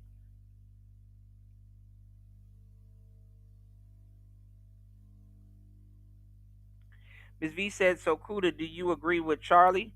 I don't agree with everything Charlie says, and that's the answer you're gonna get from most people that have watched him. I've shared Charlie. I share Charlie stuff on the show all the time. He goes on the shows that we watch. He goes on to whatever podcast. He has his own channel. He talks about politics and stuff like that. I don't fully agree with him. I don't think he should have lost his life and got executed in front of his kids like that. And I damn sure don't think that people should have got back on the internet and start celebrating that shit. Like I said, the left is warped, and that's not in a good way. Think about it like this, right? How are you going to hate a guy that's more traditional, right? And let's say you align with the L Gibbet. You say, "Hey, I'm a young woman, and I don't like men, and yeah, I was born yesterday, but I'm gonna hate men because of the patriarchy, which allows me to have these thoughts and feelings, by the way. And I don't like men so much that I'm gonna date women, right? I don't like men so much that I'm going to date women. And I don't like men so much that I'm going to date women, but the relationship dynamic that I'm going to have with this woman is going to be consistent of a heterosexual relationship." Think about it. You're supposed to be a lesbian, but you're hooking up with other women that are pretending to be traditional men. What you're trying to do is you're trying to get the perks of masculinity without the accountability, without the without what you think is the cons. That it will drive you to date a woman that's pretending to be a man so you can stop pretending to be a man.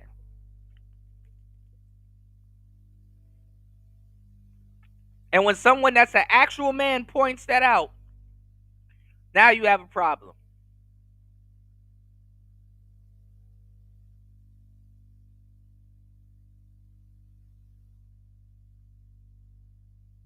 Half these people ain't even a part of that lifestyle. They're just following a trend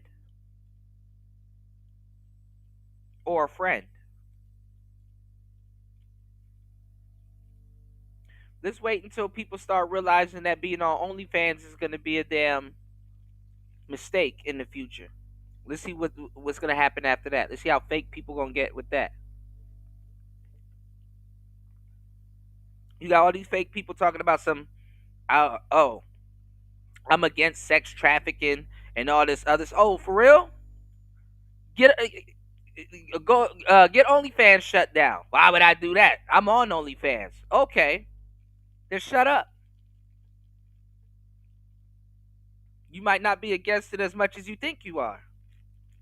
Oh, I'm against this and I'm against that. I feel for this and I feel for that. Like nobody give a damn.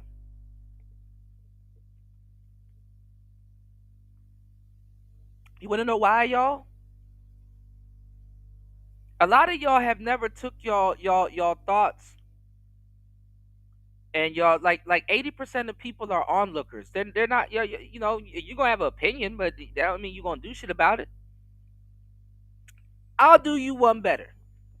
How about you take your opinion, right? And you see how you can like a lot of people got troll accounts that comment on YouTube and stuff like that. How about you take your opinion and you actually have a channel? That's the funny part. If you're commenting, you actually have a channel, right? How about you take your opinion and it's easy now. You don't have to do this from scratch. How about you take your opinion and get some type of AI to make you a thumbnail, right? And then you figure out how to save that picture to your phone, right? And then and then you figure out whatever thought you have in your head that you want to that you know that you want to talk about. You find a title for it, because before you can talk about what you want to talk about, you have to impress an algorithm first before whatever audience is going to find, right? And I want you to put a title. I want you to find a title that people are going to like, right? Or that's going to impress the algorithm to put it around people that will hopefully like what you're talking about, right? And then I want you to figure out how you upload that picture that you got from that fancy AI that you're using that you're probably paying for that costs money. I want you to take that, and I want you to put that and attach that to that video title, and I want you to hit the live button. Now I know a lot of y'all are scary, so you ain't gonna show your face.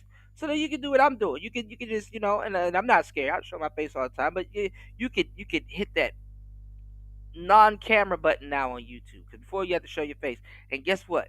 Have an avatar.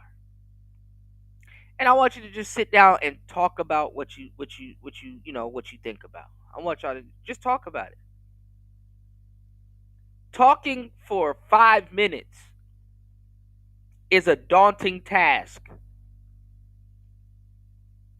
for almost everybody, but listening for 5 minutes is not.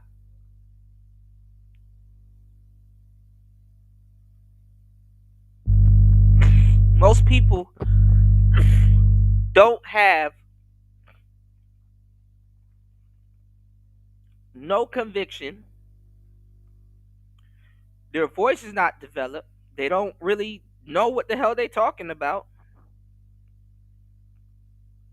If they were to do what I just told you to do, they would be copying off of another YouTuber that they've heard because they haven't developed a voice of their own. And when you do form your own opinion and you're happy about it and you're proud about it, guess what? You think you should get shot for that? When you do live through something and you like, hey, you know what? I've accomplished a lot at a young age. Do you think that's something you should get shot for? If you had an opinion and you made a status on Facebook about it, does that guarantee did that warrant you to go get shot for that specific thing? There's so many other reasons where you could get shot. You can get hit by a stray bullet coming out of the supermarket. You can get hit by a bus. All kinds of. But to specifically get shot for that, you get shot because somebody disagreed with you.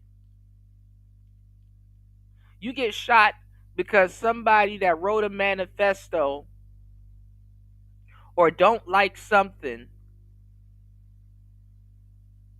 aims to take that out on you. Listen, you don't even have to go nowhere. You could just be going live on your channel, and somebody will come over to your shit and get mad at you for something that you took to talk about in your own vicinity. And then now all of a sudden they want to come shoot you.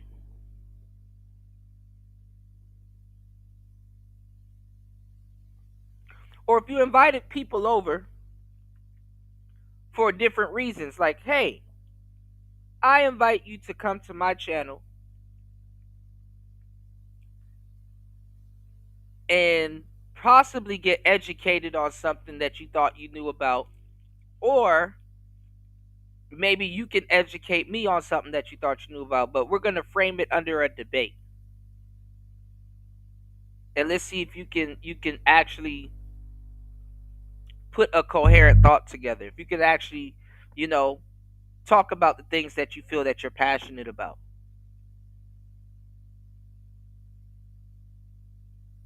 And not just because I invited you to come here and do that, I also invite other people that may be thinking of the same things, but they're either scared or they don't want to, they're not good with public speaking, or they don't know how to put it together, or they want to learn, they can look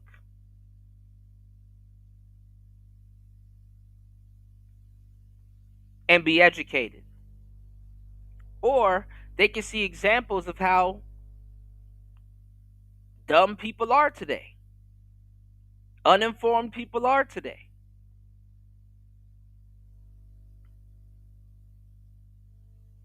Makes no difference. Actually, just look. And if you get the chance to speak or would like to say something, you can let us know what you think. I just invite you to look because you don't have to tell me what you think. You're going to think whatever you think anyway. I can say, hey, come here to learn, but you came here to be entertained. I can say, hey, come here to, debate, but you may come here to agree.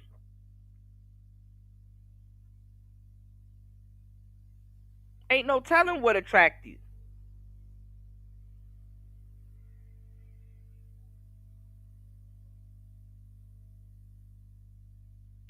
And this still has to be explained to people that has watched billions of videos at this point. Hours upon hours upon hours. Brain rot.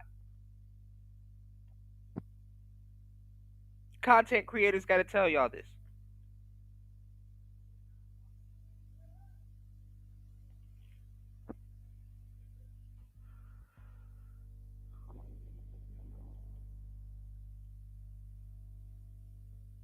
So, there's people out here that got millions of views that you've never seen yet. Millions upon millions upon millions of views. And people get mad at me when I tell an audience member to, for the most part, to stay in their place. And it's like, no, stay in your place, bro. Don't get involved with certain shit that you're not involved in, because a lot of audience members are instigators. Don't know what they talking about. And then even worse, a lot of panel hoppers are instigators. Don't know what they talking about. And they don't understand that a content creator respectfully oversees all of that. I can refer back to a foot soldier and be in somebody's chat. I don't have to be on nobody's panel. As a matter of fact, sometimes I like being in the chat or sometimes a guest on somebody's show. I'm tired of being in the driver's seat. I don't have to be as smart. I don't have to be as quick witted and on my foot and sometimes I rather that. I'm like, shit, let me take the night off. This is hard work. Talking for 2 hours and still making sense.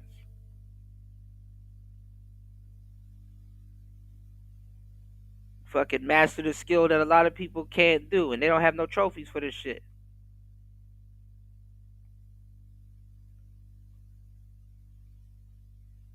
But imagine that. Imagine having an opinion and getting taken off and getting taken off the planet for that.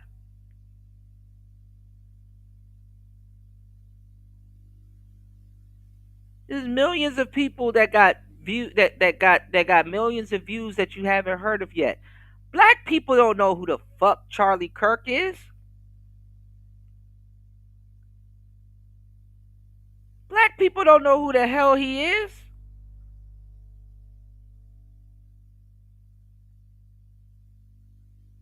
And you know what's the funny part watching this shit? I'm watching black people acting like they got some type of collective together. And like black people are acting like they're together and on and on what's the word, what's the term y'all stole from Tariq Nasheed? Black people are acting like they're on code with each other.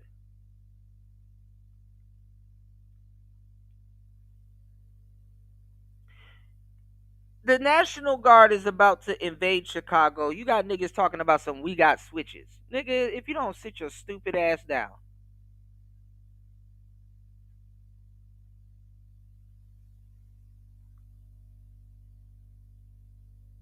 Niggas don't even know about niggas are supposed to supposedly gunaholics. They're supposedly gun connoisseurs, and all you know is street weapons that barely work.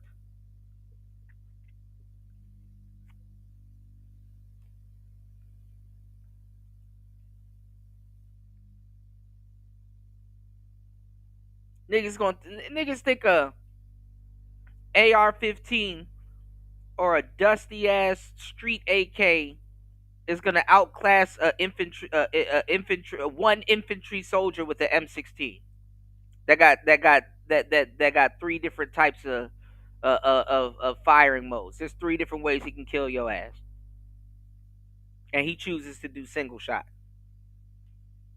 His bullets can reach you faster than you even know how to. These niggas barely even know how to use the guns they're using.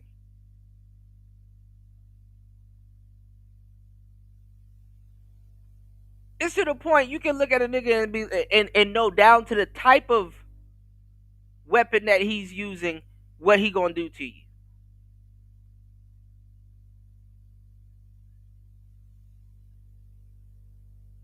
You got niggas in the hood all day that get shot at with their own pistol.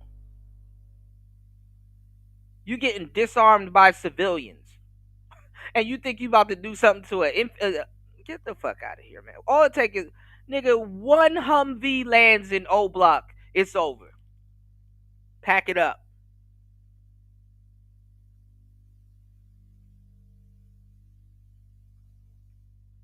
Niggas in Chicago ain't about to do shit. They about to go sit down like everybody else.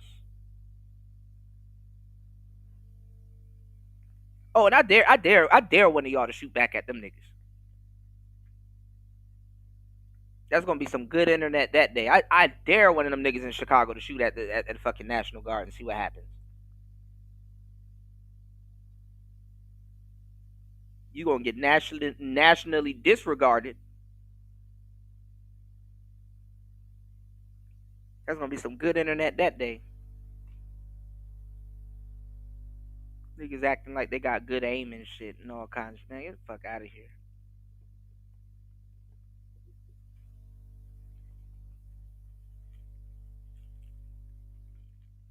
Tired of black people. What's going on, Insane One? I'm tired of fucking black people, man. And black people are the only stupid niggas to get on the fucking internet and talk about what they finna do to the damn National Guard. It's like you gotta be stupid. You gotta be the dumbest nigga on the planet.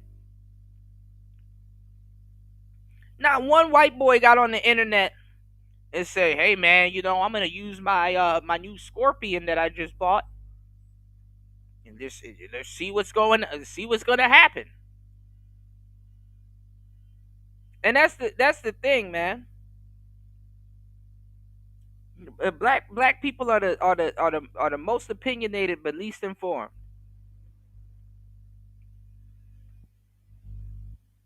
That's what I got tired of. I got tired of listening to niggas that don't even know who Charlie Kirk is. I got tired of listening to niggas that don't even know what the hell they talking about. Niggas try to argue, and it's like, bro, I done had several lifetimes of seeing this shit. Niggas be Democrats until they get some damn money. What's going on, Bronze Flat Power Guy? Good to see you, bro.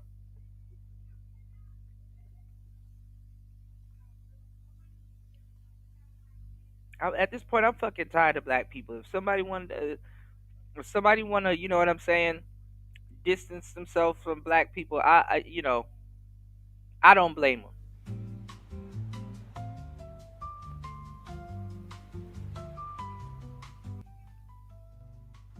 I don't fucking blame them.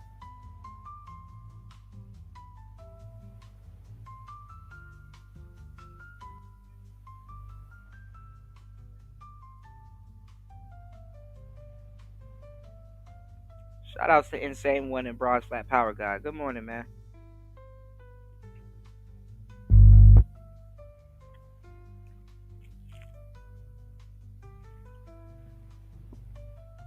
Now I showed you guys a list of what black people claim that they don't like about Charlie Kirk. And cool, some of it I agree with. Some of it is like,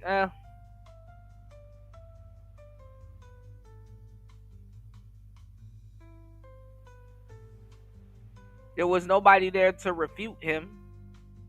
Because it's a lie. Black people don't cause 55% of the crimes.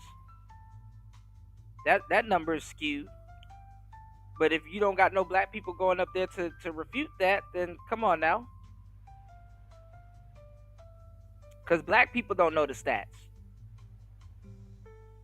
And the stat in the hat black people, they're a lot of them are goofy. Let's just keep it 100. They don't understand how to read stats. They just regurgitate. Because stats, that's just the overall thing. There's stories that need to be told for that to make sense. They just say, oh, well, black women have the majority of the kids in the black community. And it's like, yes, that would make sense because they birthed them.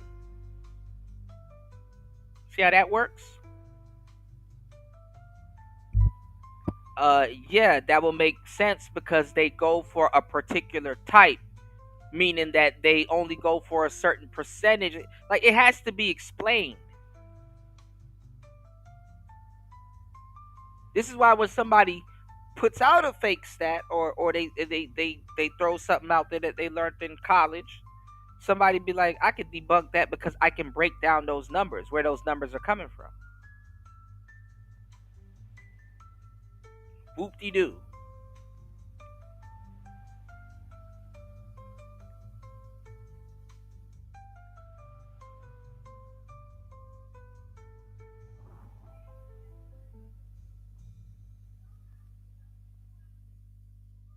But like I said, most of the black people don't know who Charlie Kirk is. You know what's funny? Ironically, hoes knew who Charlie Kirk was before niggas. Hoes. Yes, hoes. Actual bona fide prostitutes knew who Charlie Kirk was before all of these knuckle dragging niggas on the internet. Because guess what? They would go to the whatever podcast and get schooled by him. Ain't that crazy? You got all of these so-called smart niggas.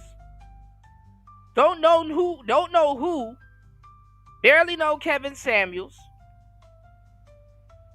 Don't know what they talking about. And you have a hoe, some goofy bitch that bought into feminism in the streets or on OnlyFans, and she gets to talk to somebody that could have been the next vice president or president. And not just talk to him about any old thing. She gets to debate him on a show because she mentally bought into some bullshit. Ain't that crazy?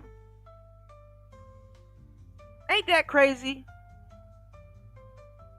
Like me, I would like to kick it with Andrew or somebody, or somebody, sit down, have a cigar, and just kick it like a dude. Not debate him, not do anything. That probably would be harder for me to attain than a fucking hoe.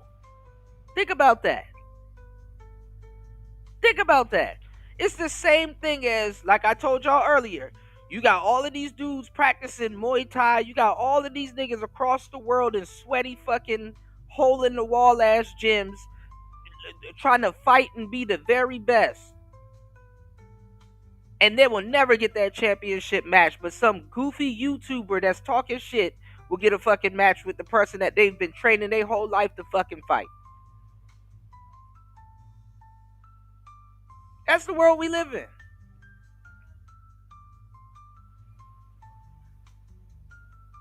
People will be like, oh, and I didn't hear it, but people will be like, oh, he said some fucked up shit about Martin Luther King. Niggas don't even know who Martin Luther King is.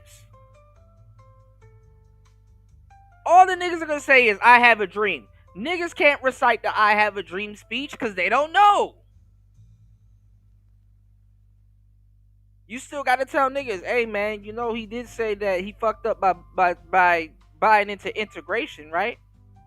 Hey man, you know they had to take him and Malcolm out at the same time because actually black people didn't fuck with Martin Luther King. Black people didn't fuck with Martin Luther King. Martin Luther King was a sitting duck. Like 30% of black people fucked with Martin Luther King. The only reason why it looked like more people that messed with Martin Luther King is because he could have brought them, because he could bring them out. King can bring out the numbers. Black people thought King was crazy. They didn't give a damn about King. And even that though King is dead and Malcolm is dead and stuff like that, they call Martin Luther King and Malcolm a tether. Black people don't give a fuck about no Martin Luther King. Martin Luther King said, "Don't worship me in statue." The same thing Jesus said. Niggas don't know that. And guess what they build in Washington D.C.? Martin Luther King as a statue looking across the damn Potomac.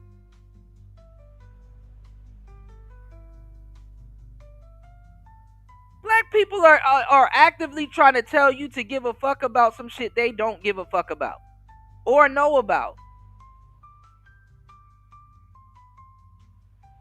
It's always some bullshit kumbaya slavery fucking story that they don't know.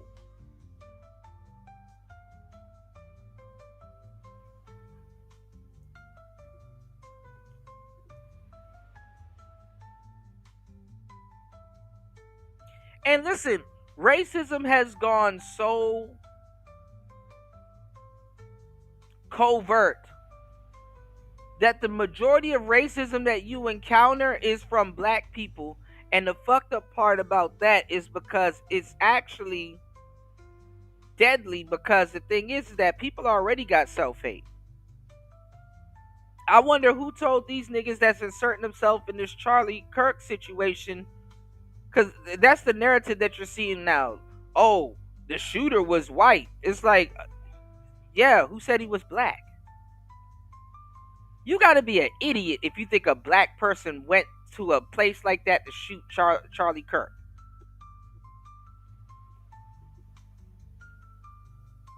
You got to be an idiot. Again, like I said, the only nigga I know that was in Utah was NBA YoungBoy, and he not there no more.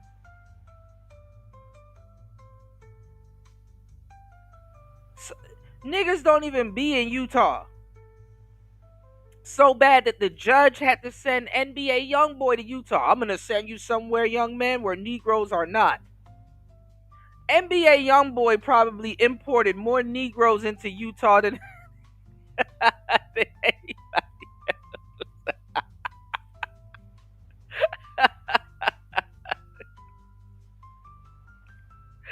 nigga. If you meet a black person from Utah, get away from them ASAP.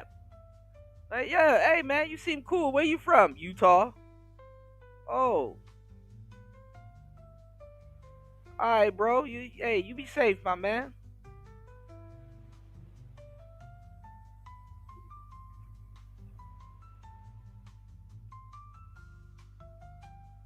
Niggas don't be from no fucking Utah.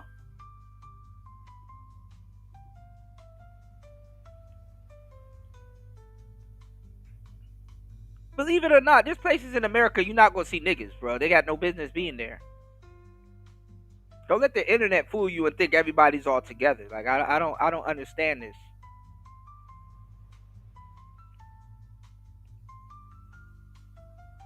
And that's why that's why I don't listen to niggas on the internet like that too much, man. I literally I come in with like a disregarding attitude towards that shit, because it's just like, bro, like niggas don't be knowing what they talking about half the time. They're just regurgitating shit.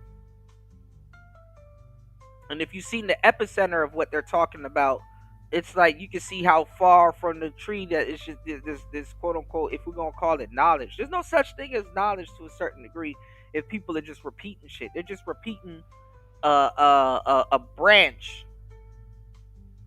You understand what I'm saying? It's like, oh, if this person got to you before the truth did, first of all, before you can accept the truth got to undo what this person. Who gonna sit up there and do that? Who wants to do that? So some people, you just can't even educate them. You just let them go until they bump their head long enough, and then they're gonna be like, oh, they're gonna have an epiphany. And guess what? They're already used to repeating people. So guess what? That epiphany is gonna be some shit you already told them a billion times. That's how the humans are. Listen, you got niggas that will have people in their family. You got niggas that have mothers, brothers, cousins, aunties, co-workers, sisters, and all kinds of people tell them something, and they goofy ass have to go on YouTube to hear the same shit people in their real life was telling them the whole time. And then it's gonna be like a epiphany to them, like, oh my god, I thought about this on my own. Because they want to be independent. They don't want to say, oh, somebody help me.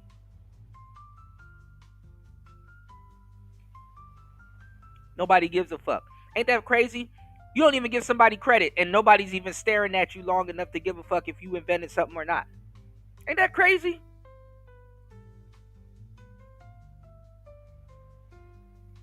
Ain't that crazy? I can see if a whole bunch of people was looking at a nigga. That's why I was like, with like content creators and shit that be stealing shit. I'm like, this person ain't gonna tell the truth because he got a whole bunch of people looking at him. But there's people that ain't got nobody looking at them, and they still.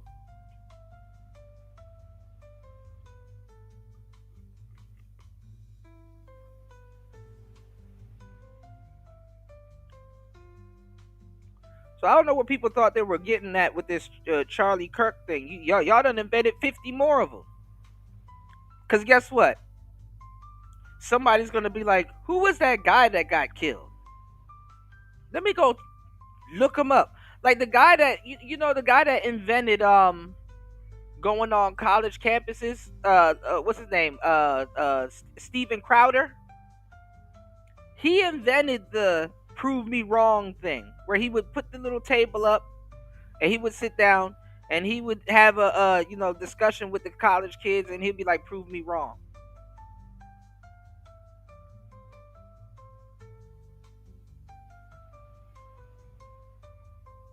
And let me tell you something. The world has changed.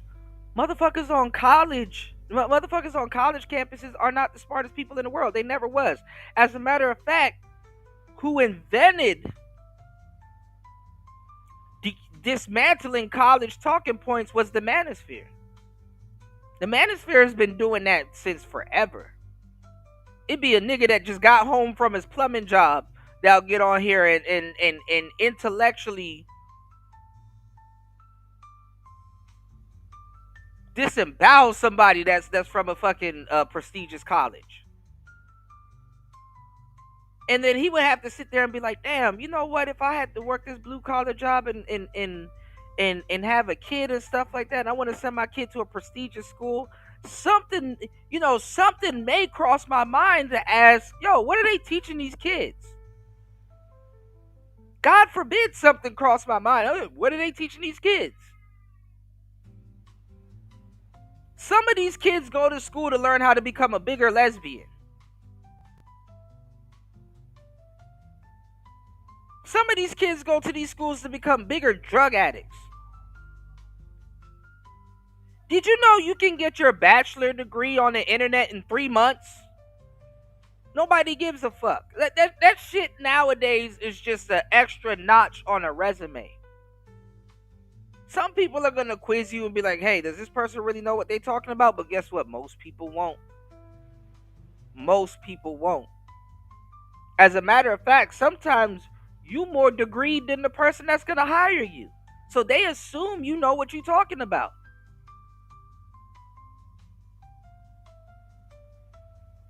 Because half the time you're just taking the weight off their shoulders. They're like, I just need this to get dealt with. It says it right here, right? Cool.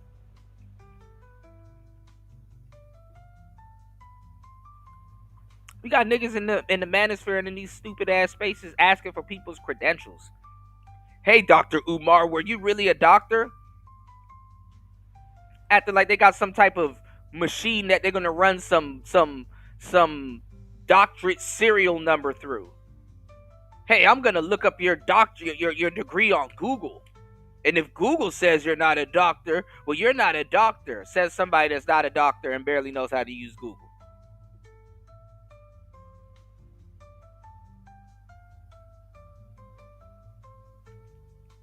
That's what Negroes do. And then you know what's funny?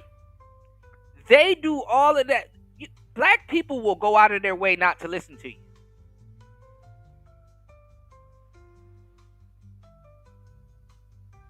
I'm being asshole serious. Black people will go out of their fucking way not to listen to you because guess what? It didn't even matter if you were a real doctor. Actually, that just made the pot more sweeter when they start disrespecting you and having you crash out. Who cares if you're a doctor? You're qualified to be unqualified with black people. Black people don't give a fuck. Black people is like, well, little dude, he know I don't give a fuck. I'm not gonna listen to him anyway. So what's the point of him saying, hey man, hey.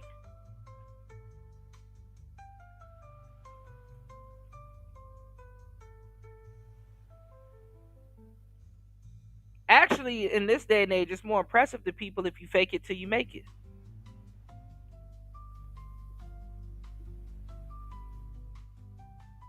Crazy as kept, but not so.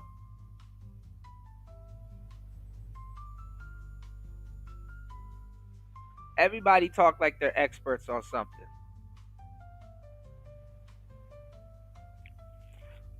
Let me get to the comments real quick. Shout outs to everybody here. Shout outs to Miss V. Shout outs to Bronze Flat Power God. Shout outs to Insane One.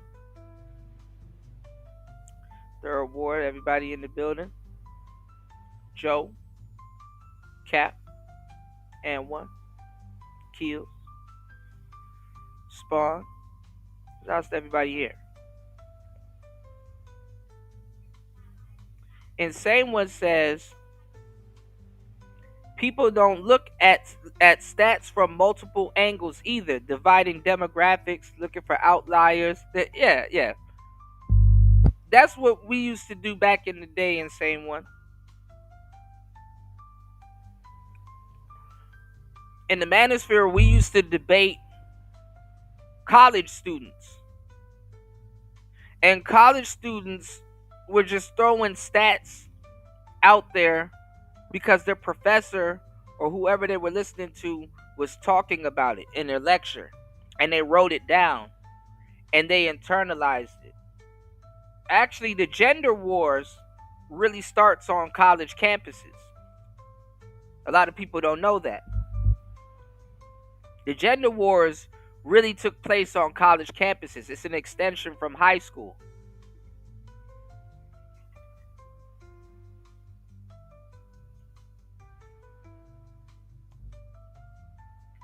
Because to a certain degree, they're all going to be niggas competing in the same area for the same fucking jobs.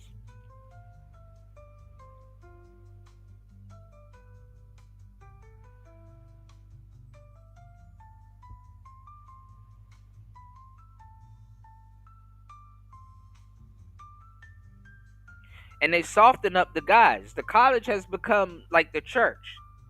They soften up the men and they empower the women and stuff like that. You know, that's why there's more women going to church than men. And the men at church don't date them. You know what I'm saying? Because they're more soft and effeminate and stuff like that. You know?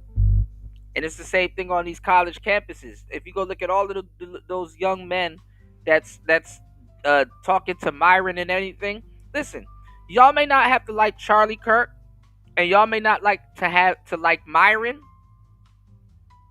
but I will ask you if you guys don't to go look at their content and go look at the people that are coming up there, because the thing is that I've had a lifetime growing up watching Oprah and Ricky Lake and Jenny Jones and Maury and Arsenio and all that. They handpick those people to get on there.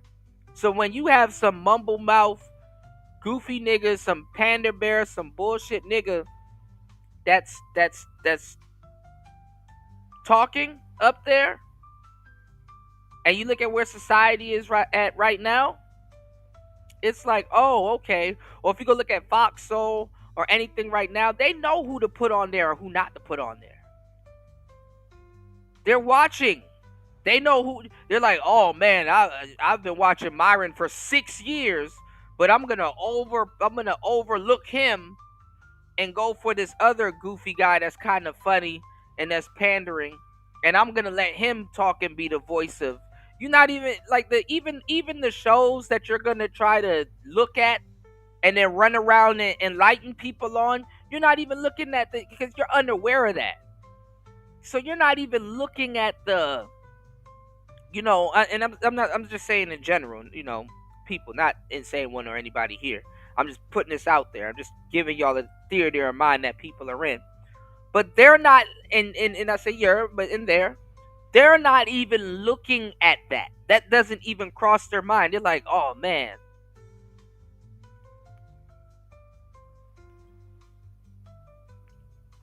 These brothers are speaking the truth. And it's like they're not speaking the truth. This nigga's a fucking pander. But I'll tell you right now, niggas right now are watching the Tonight's Conversation, and they don't know that some of them do, but they don't know that Ace Metaphor is one of the biggest simps on the planet.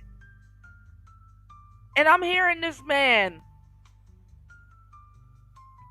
that's been the butt of a bunch of red pill jokes try to tell y'all what manhood is. I'm hearing this man struggle. He's fighting for his dear life not to try to sound red pill, but he keeps tiptoeing on red pill content. It's because even simps are going through it. Women are whipping simps' asses, bro. And I love every second of it. I love every second of it. Because don't nobody spend more time around women and get more chances to get fucked over, especially in today's society, more than a simp. And that's what they get.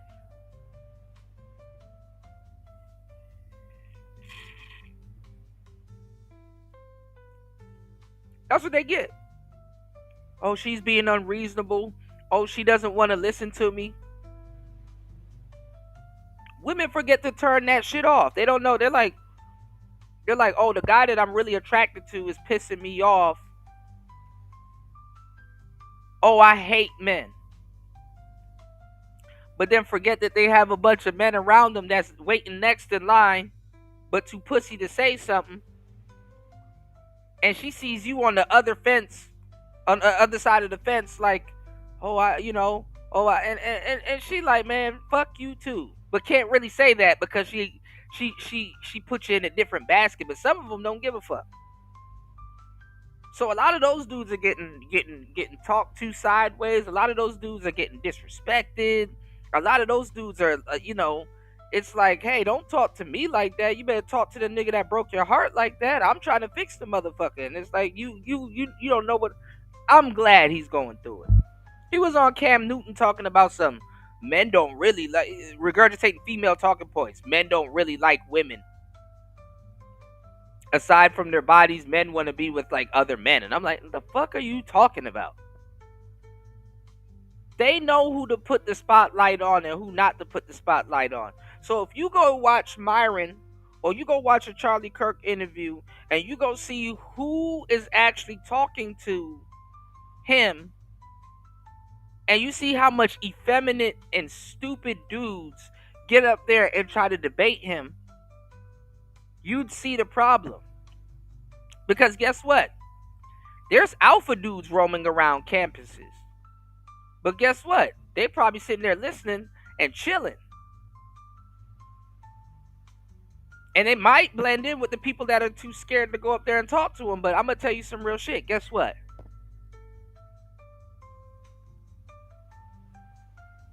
Nothing is stopping an alpha dude from going up there. What's stopping an alpha dude from going up there and saying, hey, man, I disagree with that? No, it's always some panderer or some simp going up there. Because guess what? Most dudes that have sense, they agree with them. Or they're listening to them and they're like, hey, man, Yo, that white dude that came to our college, he was actually out there spitting though, low key. And then he go on about his business. That don't mean he gotta like him. That don't mean he gotta follow him. That don't mean he gotta be his biggest supporter or fan.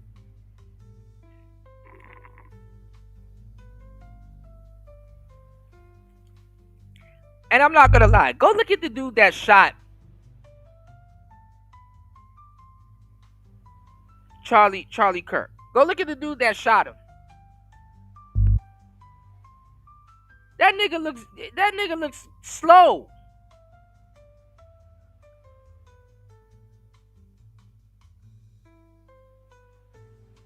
What was the thing I was telling y'all on the last show? Bro, I hope some jack off don't take me out. That's my fear.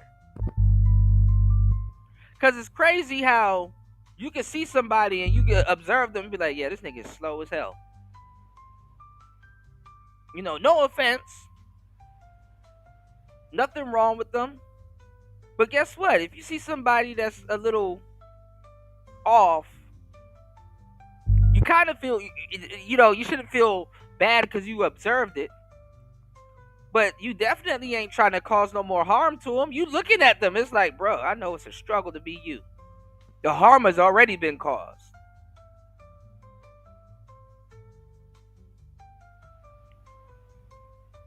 You live in it.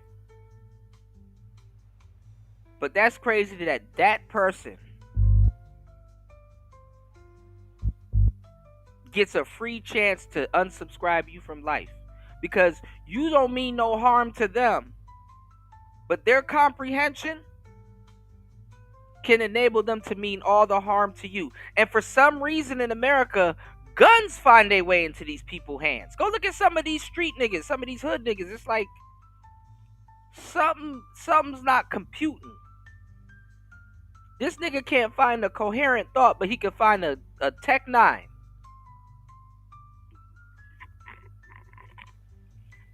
How? Shout outs to Insane One. He said, the best one example of stat people keep using what they don't fully understand is the average child support monthly payment. Yeah, that too. When that shit get adjusted, you know. Shout outs to Insane One. He said, I'm about to start sending bills to these AI companies. Actually, there's something like that. I might talk about it later. Cause I be fixing the logic in their results all the time. Another reason I was resistant to getting into it until this point. Okay. What's going on, War Master? There he goes. What's going on, Ray?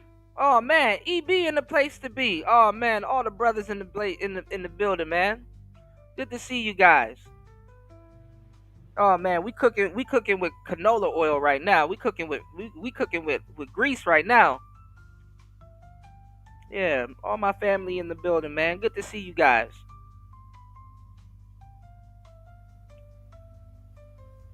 And shout outs to the newcomers. Double tap the screen. Please support the show and make sure you guys pay attention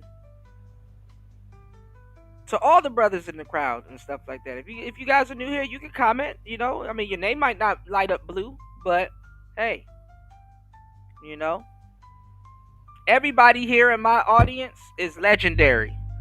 So definitely, if you would like to participate, become legendary too. Speaking of legendary, shout outs to Shaka Nulu in the building. Good to see you. The most electrifying man in I was about to say sports and entertainment, but in the manosphere. You did? Shaka, you gotta get AI. I'm gonna do something for you. I'm gonna see if I can get AI to make an avatar for you, man. You know, Spider-Man, you know, they got lazy with Spider-Man. Spider-Man got like, you know how like if you look at like a superhero, they have like a villain for like each element. Like one villain will be like a rock villain, and then one villain will be like a water villain, and then one villain will be like a fire villain and shit. Spider-Man got two electric villains and shit. He got Electro, and then there's another dude. What's the name of the other dude? Who's a Spider-Man fan? What's the name of the other dude that got on the burgundy and yellow? Is his name Shocker? What's his name? I think he's supposed to be black too, which is funny.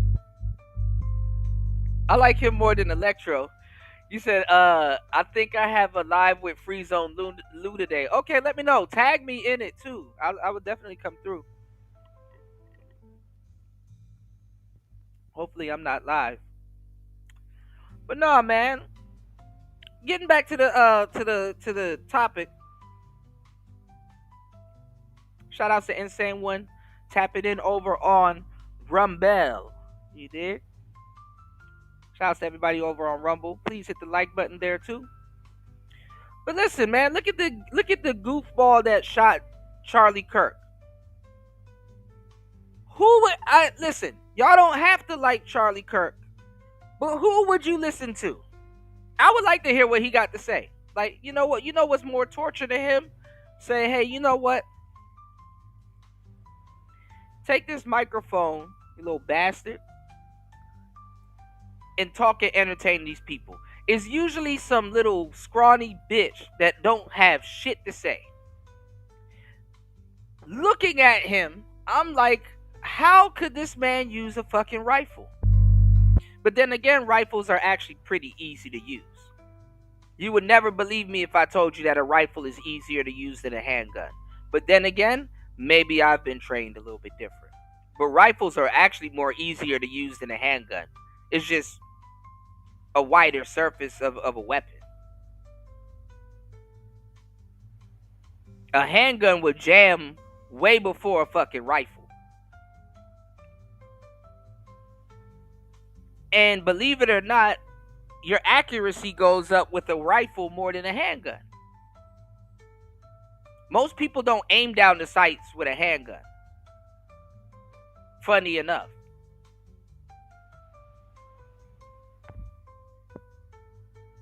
And they're not hip shooters neither.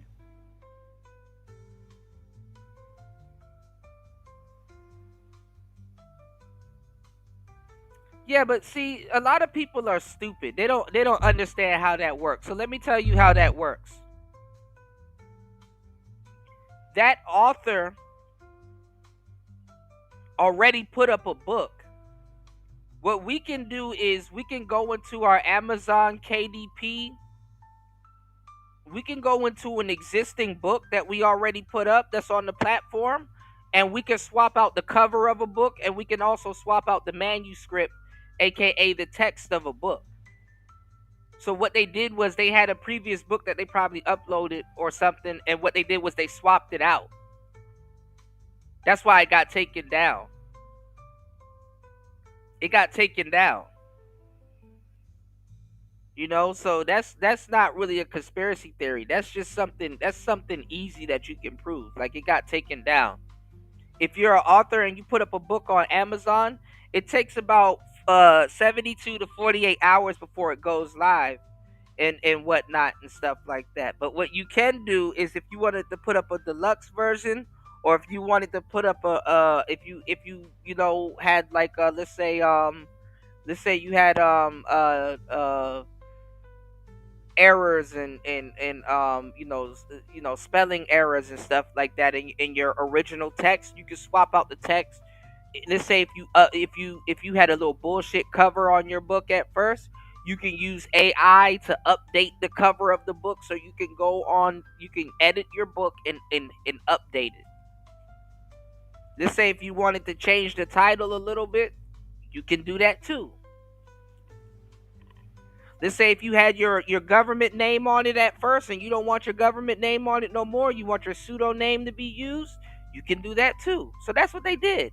And just Amazon caught on to it and they took it down. So the book's not live anymore. That's really what happened.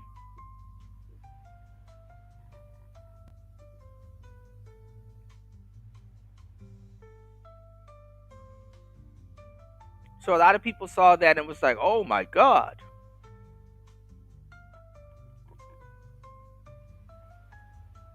Then you see like the videos of people saying, look at this security. They're doing weird hand signals. Yeah, that's a security. Some people are gonna do hand signals to communicate with the other security in in plain clothes that's in the audience. Whoop de doo. You know what I'm saying? So a lot of people get caught into the conspiracy theories, the conspiracy theory. You know. So a lot of people caught on to that, and they were like, "Hey, you know." Even Poetic Flacco and all these other content creators was putting up talking about some Israel killed Charlie Kirk. And it's like, no, they didn't. Like, what are we talking about? He may have said some crazy shit about Israel, you know, but hey.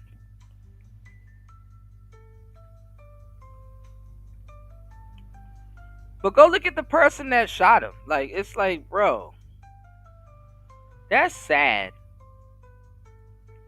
That some weird chinned, goofy kid with a gun can do that. And the funny part is that these kids are so afraid. Like, these kids really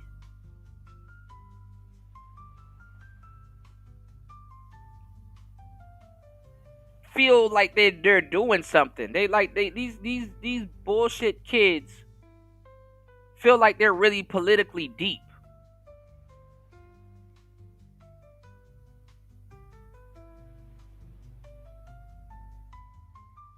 Oh, I'm gonna actually do something. Oh, I'm gonna make a difference, y'all.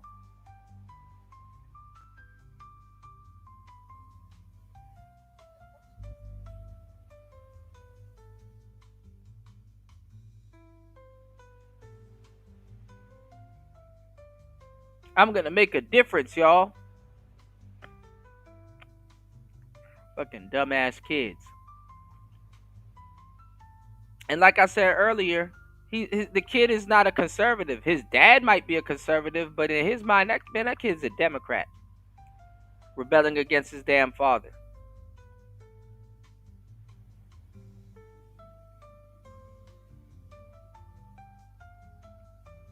So let's get into it real quick. Y'all hit the like button, support the show. Almost on the way to 3 hours, 43 minutes, almost 3 hours into it.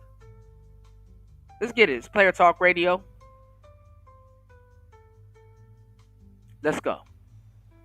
Check this out. Charlie Kirk was a true man of God and spoke about forgiving our enemies as nothing annoys them more. But Charlie was a better man than all of us. Good morning, ladies and gentlemen.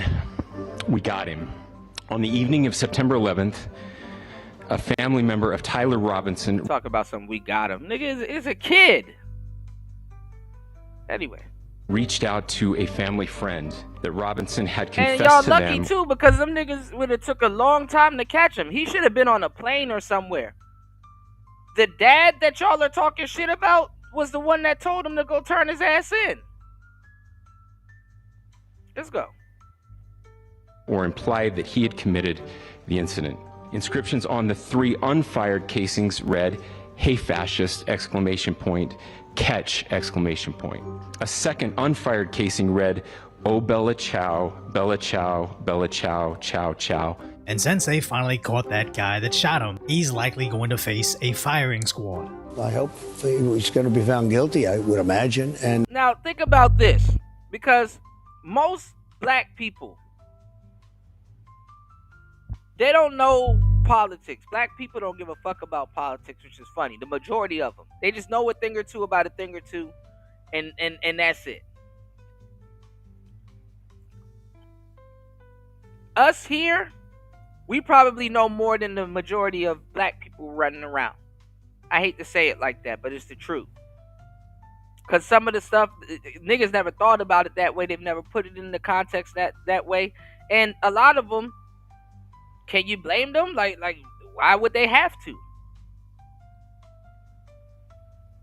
If you think about it, it's like you would think they would take politics seriously, but they don't.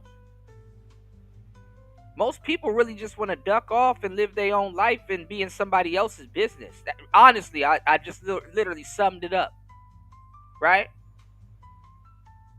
But here's the thing.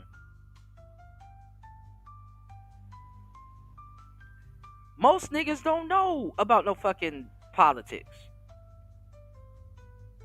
So guess what? Most black people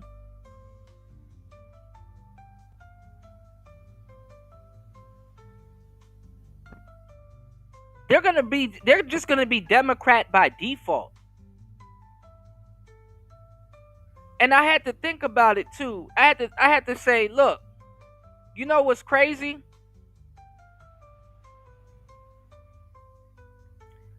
If I was growing up and I was like let's say a young man, and I was to see what Donald Trump is doing right now, I would swear up and down that that nigga was evil. I would swear up and down, oh man, bro, Trump is evil. Like this nigga, it's like nigga, we made fucking Skeletor or goddamn Lex Luthor or some shit, the fucking president of the United States. Like, who would vote for that?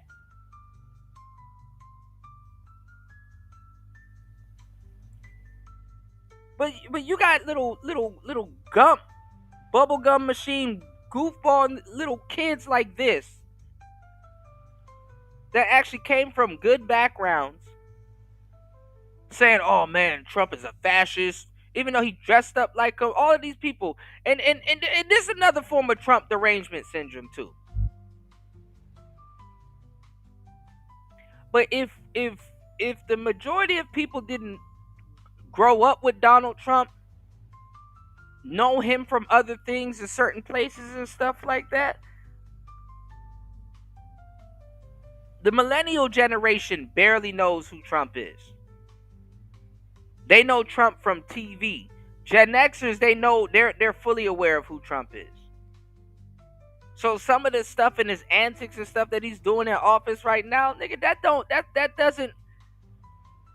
I'm not gonna lie, it'll scare some of them for different reasons, but that doesn't surprise them. Because he's been saying and making certain comments from the late 80s and stuff, and all throughout the 90s. But see, it comes from an era where people that got money, presidents, politicians, local law enforcement, all of these were different people. Like the nigga that's a billionaire, unless he really wants to, why would he? Other than politics and his money, he didn't want to become no fucking president.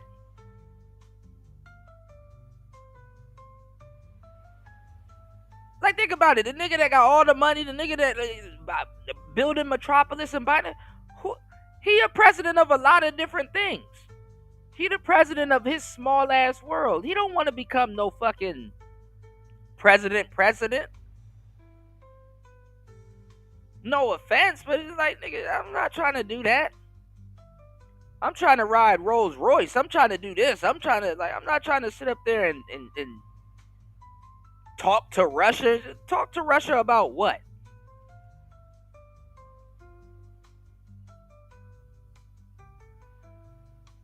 He worried about his paper and his business relationships. But then when you have a shift in the world and somebody like that says, hey, you know what? You know what would be cool? That's I ain't gonna lie. That statement right there done and plenty of nigga. You know what would be cool? And you know, he becomes the president. Can control certain things. He can help out his buddies. America is just a little tricked out toy. Like, half the shit America has to offer Trump, he's not going to use that shit. That nigga don't even stay in the White House. He goes to the Trump Tower and shit. Sit in a $4 million bathtub and get his mind right. Like, niggas ain't thinking about no fucking...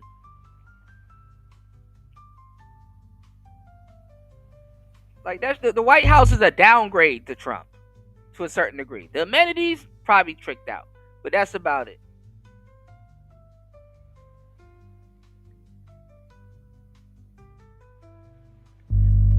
But anyway, these kids growing up now, man, they don't know what the fuck a Donald Trump is. And I'm not gonna lie, if you look at it, right, Donald Trump looks. I'm not gonna lie. If you put the villain card on him, he looks like a fucking villain. You know. Let's see. This is the problem. Look. White people, y'all. See, white people. I tell you, there's more white trolls than black ones. This is the type of person that will shoot a Charlie Kirk. Right here. But anyway, y'all. There you go. You got the attention that you wanted. Anyway, these younger kids, they don't know what the hell they're looking at. They're just on the internet speculating like anybody else. You know, they just on the internet speculating like everybody else.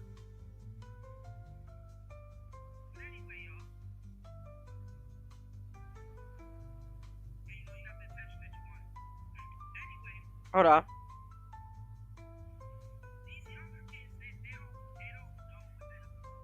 Do this. So yeah, they just on the internet speculating like everybody else.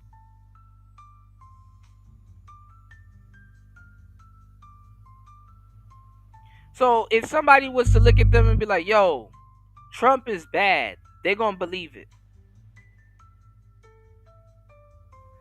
If anybody is on the internet, they're gonna be like, yo, Diddy's a horrible monster. People gonna believe it. But if you grew up and you know about these people and you know these people, and it's like, nah, you twisting the story. You're twisting the story. I came from that era. That's not true. Insert opinion. Says Charlie says black people are replacing white people. Kirk. Charlie didn't even say that.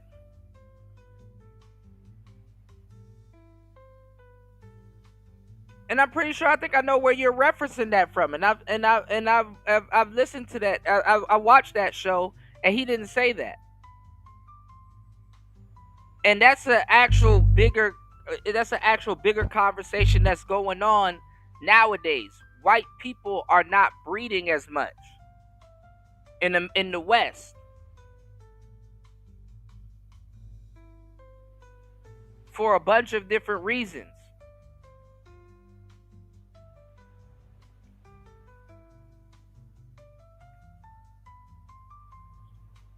And see, this is the thing, right? This is the thing. If you're black, let me show y'all how quick game can get run on you. Because those white trolls and black people that don't know no better, they can go around and spook black people with this because black people don't sit up there and watch stuff like the stuff that I've exposed y'all to. I want you to pay attention. Look, he just coming in here with propaganda. And just talking. Like, who just shows up? Listen to what I'm telling y'all. Everybody that's here, pay attention to the chat. Who shows up and just start talking about propaganda out of nowhere? Somebody that think you don't know nothing. They think you don't know nothing. Oh, I know you Negroes don't watch Charlie, so I'm going to just come in here and say he says something that he didn't say. Yeah, I can look it up right now out of context.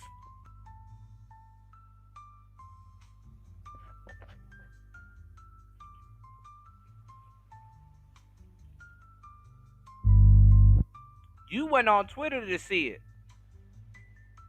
I probably shared the show he was talking about it. And already broke it down with commentary.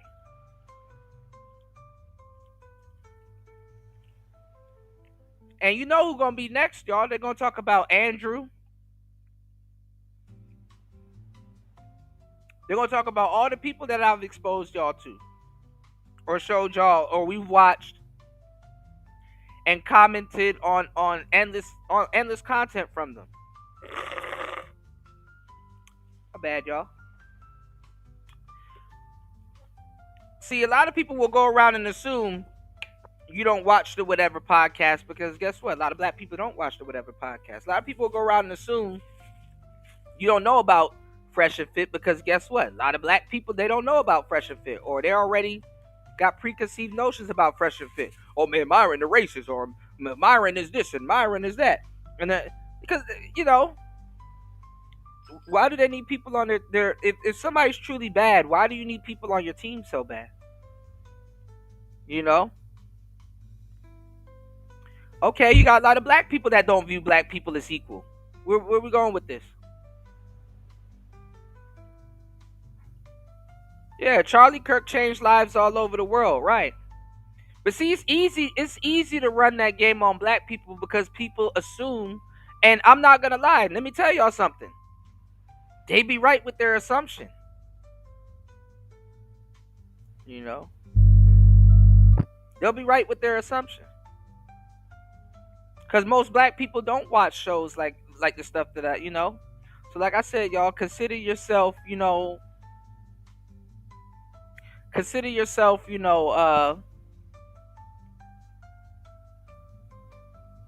educated. You said still doesn't make it right. Let me guess, it makes it left. Give me 1 second, y'all. Hold on. Turn on the light.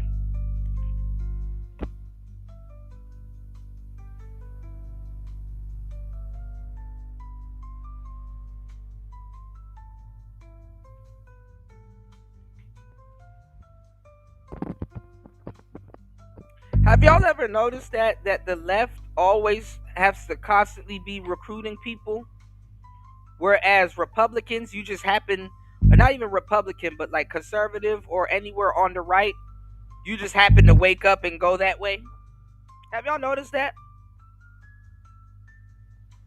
That most people on that side of politics had to wake up. Like something had to snap them out of it.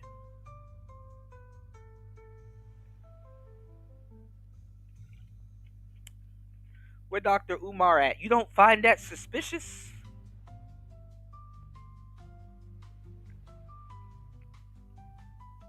One day niggas wake up and stop drinking Kool-Aid and like, damn.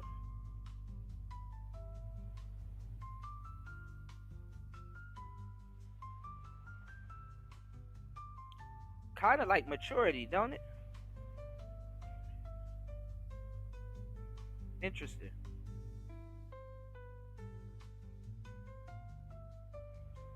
And listen, Charlie Kirk was right about a lot of stuff, because right now you see a lot of white people right now, and they've always been out. They were called sundown towns, but now they're like, look, we need white-owned villages. You know, we need to repopulate and stuff like that.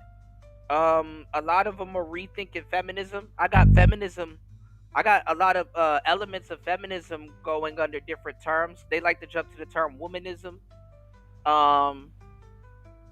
A lot of feminists, they're gonna, you know, if the dating scene really doesn't improve, y'all, they're gonna have to rebrand. What else? A lot of other stuff is about to start happening that you guys aren't going to be familiar with and stuff like that.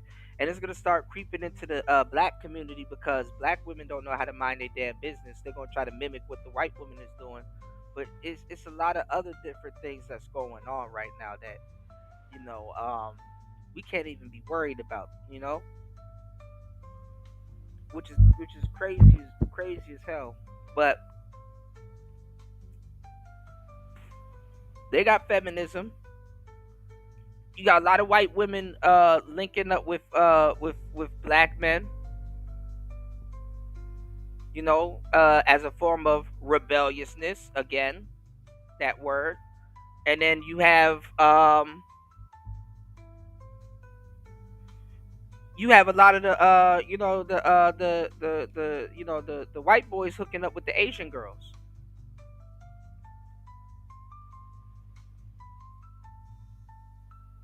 And then you have a lot of incels that's just gonna sit around and just troll all day.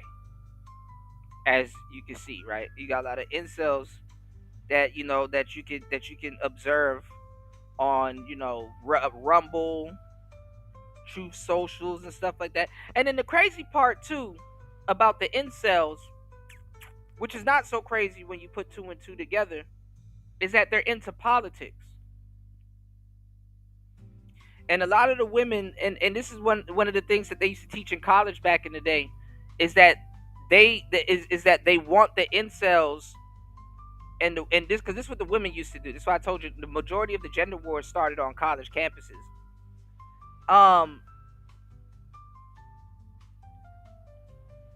Like, a lot of people don't know, the majority of the gender wars started on college campuses because it used to be like the delusional world that women lived in. Women have always lived in a delusional world, but like the delusional world and the original argument, the delusional world that women lived in was usually what college was telling them versus what their man or men in real life was telling them. You know what I'm saying?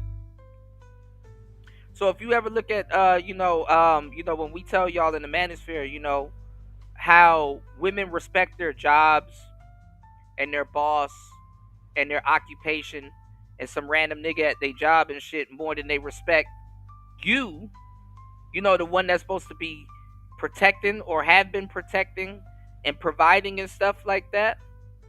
That's literally what it was. It's like, oh, you would rather listen to fictional college stories and studies, and not necessarily fictional. Some of that stuff is definitely deep, but mind you, they're teaching kids, impressionable kids, so the kids just gotta take it as the truth, without doing their research or without challenging them, because some of those kids got kicked out of college by challenging the professors on the truth. So a lot of the thing about college is to make them seem like they're getting like this whole, with the prestige, like they're getting like this whole unique education on stuff that's going on in the real world. And the irony of it, which is not really smart at all, is to disregard or not listen to people that's actually living in the real world telling you, yeah, we get it. We read that book too. We heard that story also. But this is what's going on. They didn't want to hear it.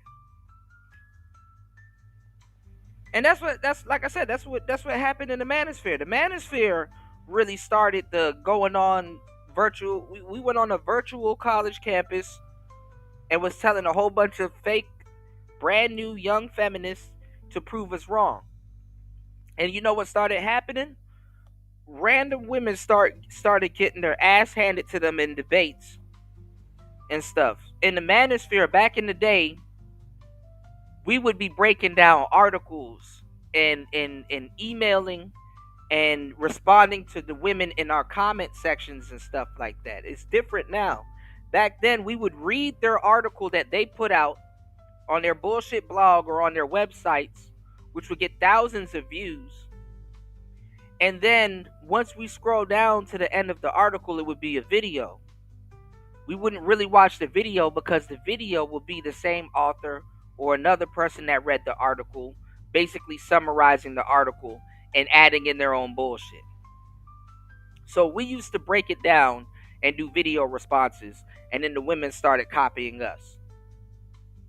Okay? That's why this is where you have your Chrissies and your Paris Milans and all this other stuff. Y'all welcome again. And it would be regular guys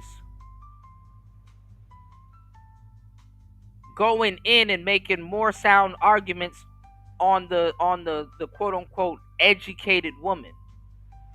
So we debunked the education system back then, but what women started doing is they switching it up, and y'all don't even see it.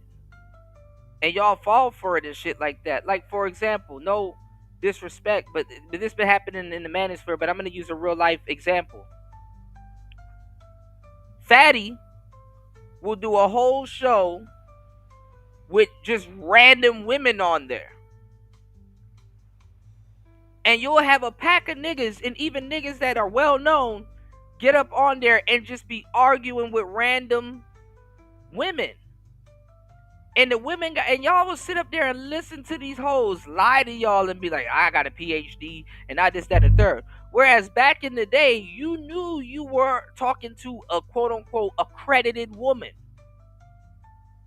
That's like the head of a newspaper publication or something like that. You wasn't just talking to some random bitch at the bus stop and arguing with her about feminism. What the fuck does she know? Who does she talk to and teach? And this is where the super origins of SBE comes into play. Cause now you're not even talking to people that's about shit, especially women that's about shit. Now you're just talking to little renegade, wayward fools. And then it gets back to the manosphere, and then niggas are complaining, well, why am I going unheard? Because you're talking to nobodies. See, back then, if you were talking to a writer or somebody that got rank in Essence magazine, she and this is why they stopped too, because she will be like, oh, well, I had a random. She'll write a whole blog, whether you humbled her or educated her or not. These women, whether you prove your point to them or not, don't have barely a channel or a blog or anything that they can go back to and say, hey, I got into an interaction with this guy and this is what we were talking about, and actually he actually made some sense, which makes me think that, you know, this thing that we are indulging in called feminism might not be the actual, you know what I'm saying? Like, you know, it might not be what we thought it was, because he pointed out some things and gave me some literature to go look up to blah, blah, blah. If she's being real with herself. Right? You know, women don't give a fuck about integrity, but some try to have it. So, I might give them credit.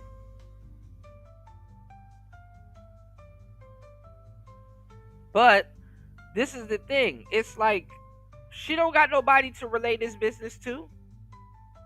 And then, and niggas will sit up here and be like, yo, you know, y'all need to talk to the young girls. Y'all need to talk to the youth. You're not even talking to the women that can talk to the young girls. Y'all have set the manosphere so far back. It's like it's all of this shit is gonna fall on deaf ears. You talking to some random bitch. And the funny part is that niggas are so dumb in this space, is that they're bringing out the best of the best. That guy that they just brought out, that therapist dude, he gonna be on these airwaves arguing. Just give him some time. Just give him some time.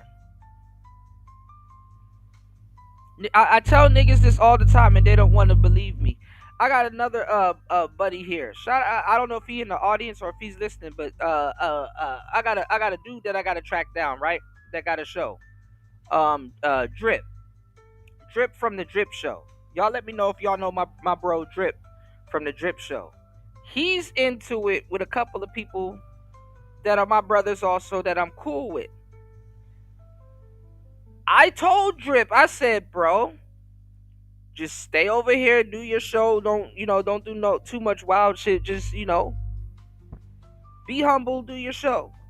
Cause I said you gonna get sucked into it. He was like, nah, I see you, Kuda. I know what I'm doing, and you know what I'm saying. I got a strong personality. I ain't finna get sucked into shit. I ain't finna. I said, bro, that's the way it starts off. You think, like like. Let me tell you what's the craziest shit ever, y'all. I'm a veteran and get treated like a rookie, which is crazy. And I know it sounds wild to say that. It sounds wild to me. Trust me. That's why I don't say it. But I'm a veteran. I've been doing this for a long time, at a higher level. I've moved the mark. I've introduced things to this space. This space wasn't sounding nowhere close to where it is now.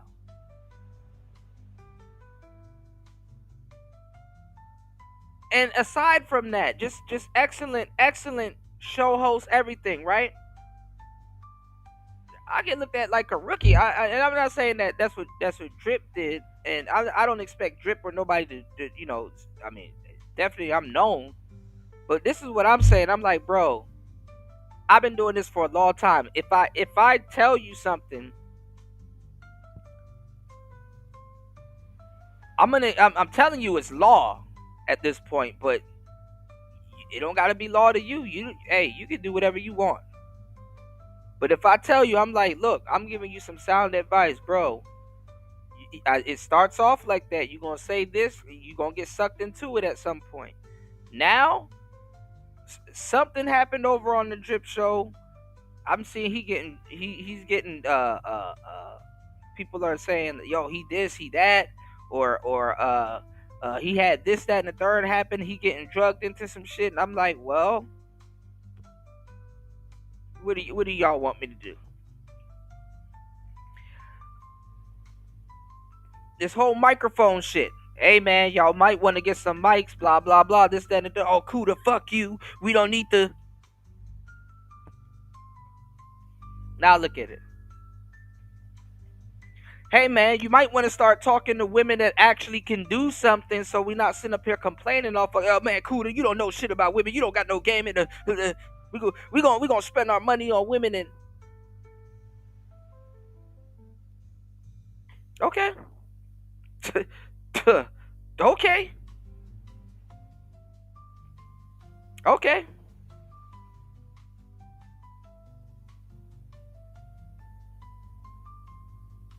Hey. Niggas don't want to listen. And it's not that niggas can't listen. They don't want to listen. So, what Charlie Kirk, even Charleston Wright, he ran off of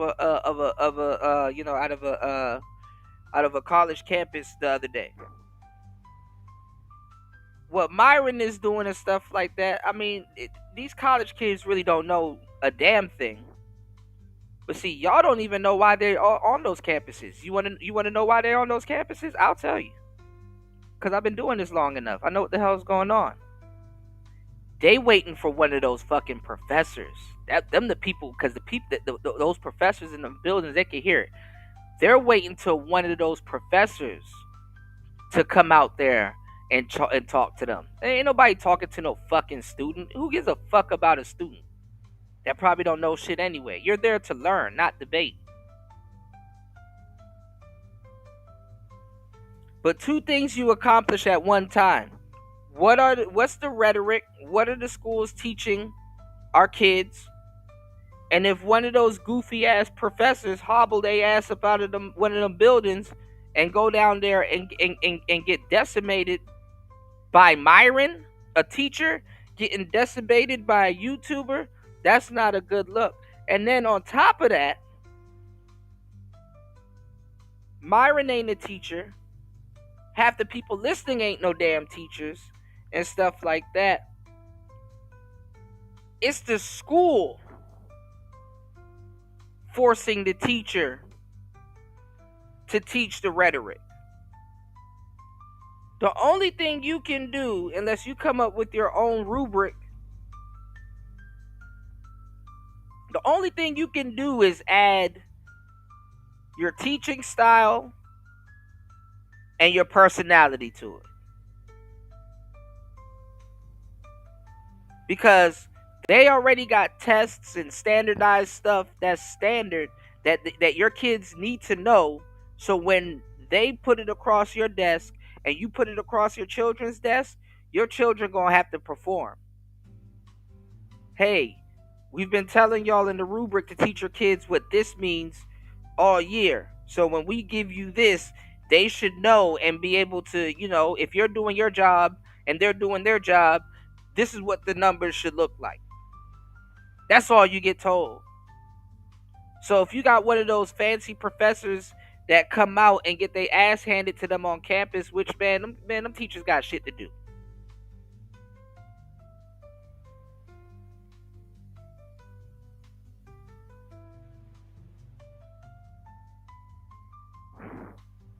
Shit, when Charlie Kirk got shot, I was gonna come back on here and tell you, hey man, it might be a teacher. That nigga tired of school, he mad.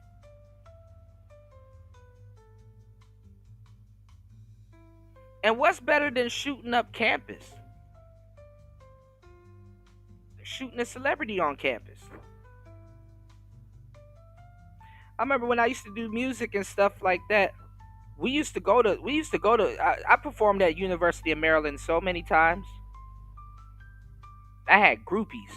I had bitches at University of Maryland. You know, we used to go to this thing other than performing there. We used to go to this other thing with my boy. He all up and down the East Coast. Y'all probably seen him. Crazy nigga. He has a Game Boy as a chain. His name is Paperboy the Prince. He used to do a show called Hip Hop Yoga. And we used to go there. We used to tear that down, and then we used to do shows at on campuses and stuff like that. So you know, I've been in a couple of dorms, you know, college girls. You know what I'm saying? You know, little college girls. You know, it was back in my 20s, back in late 20s, mid 20s. So I'm telling you, you know,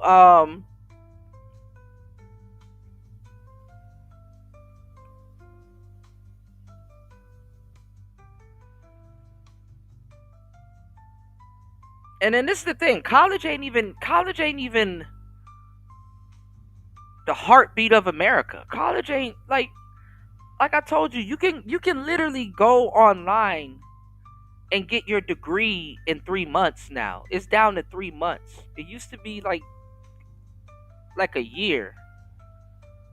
Like I know where you can get your bachelor's degree in a year. I'm only gonna say it one time here because this is actually information you gotta pay for. If you go to Sophia, or I think the next one is study.com. I know Sophia, and then there was another one that's a little bit more. It's like $200-300 a month, but Sophia is the best one. It's like $100 a month. Depending on what you're trying to study, you can take college accredited classes, transfer that shit over to WGU and other little institutes that will take those credits and stuff like that, and literally graduate from a prestigious college for one semester.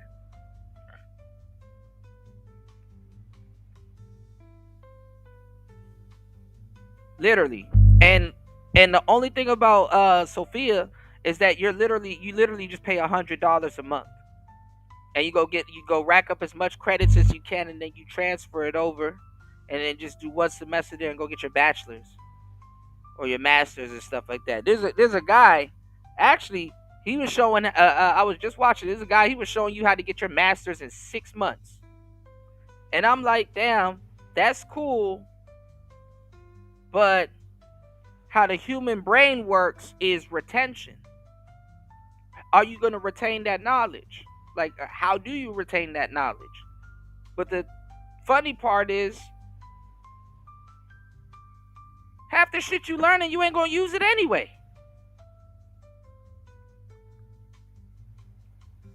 And this is before AI. Now, after AI, half the shit you learning, you ain't going to use it anyway. College, it's been proven so many times that college is a scam. I've even rapped about it in my 20s. I was like, most of these people graduate just to pay school.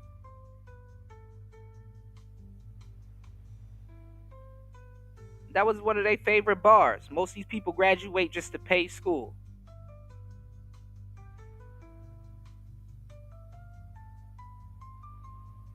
I had college bars, y'all. Asher Roth. Anyway,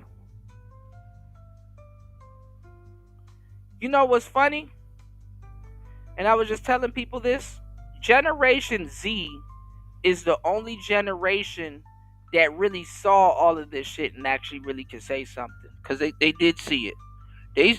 Generation Z, they probably had a Gen X parent, or they probably had a millennial parent, and they seen that parent bust their ass or whatever, going to school and all this other stuff. Generation Z, actually during COVID and stuff like that, they really saw how much a joke school was and how much of a money, like, colleges couldn't even hide it from them. They're like, yeah, we it's a money grab. It's COVID. half these jobs are gonna get wiped out anyway, because guess what? Quarantine, nigga. We was lying the whole time.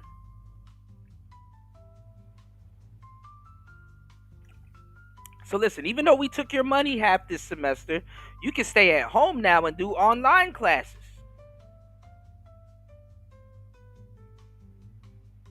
Ta-da! For a job that's not even going to be available after the pandemic. Ta-da!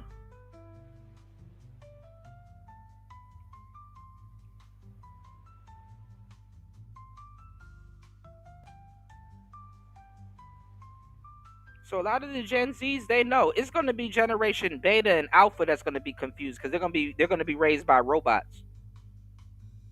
They're going to be real Jetsons. All right?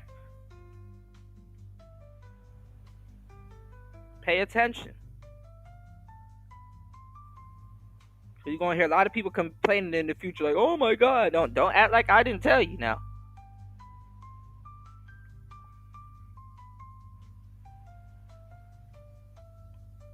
So,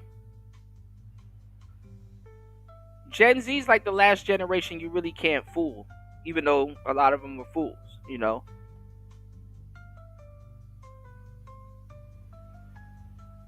For different reasons.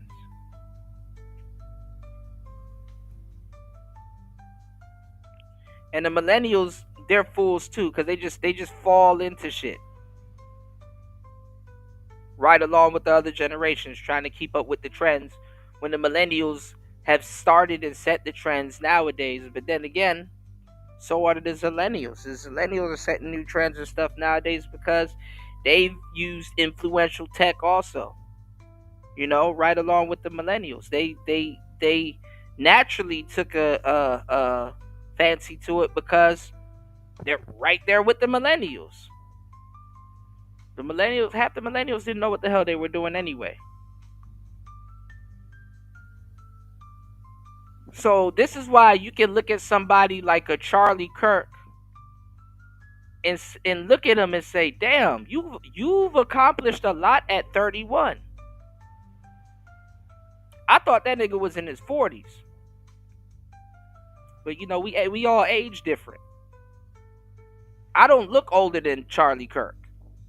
For sure. You know, he didn't have no significant facial hair. You didn't have no, you know. I don't look a day older than Charlie Kirk, bro. If you were to sit me and him side to side, you would swear up and down he was older than me.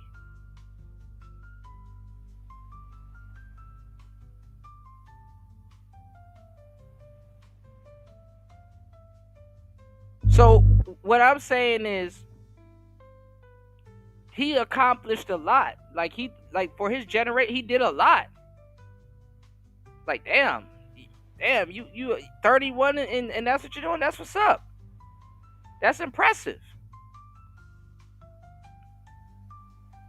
I'm just saying. And you got other people trying to do what he's done. Look at now. He gotta go somewhere and sit down now. Nick Fuentes. Oh, nigga, if I was Nick Fuentes right now, bro, I'd be scared as hell. Like, oh, fuck.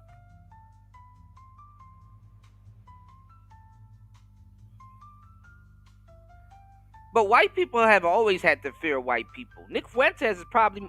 The fucked up part is that Nick Fuentes is probably more safe around black people. This is why I don't understand why black people inserted themselves into this shit.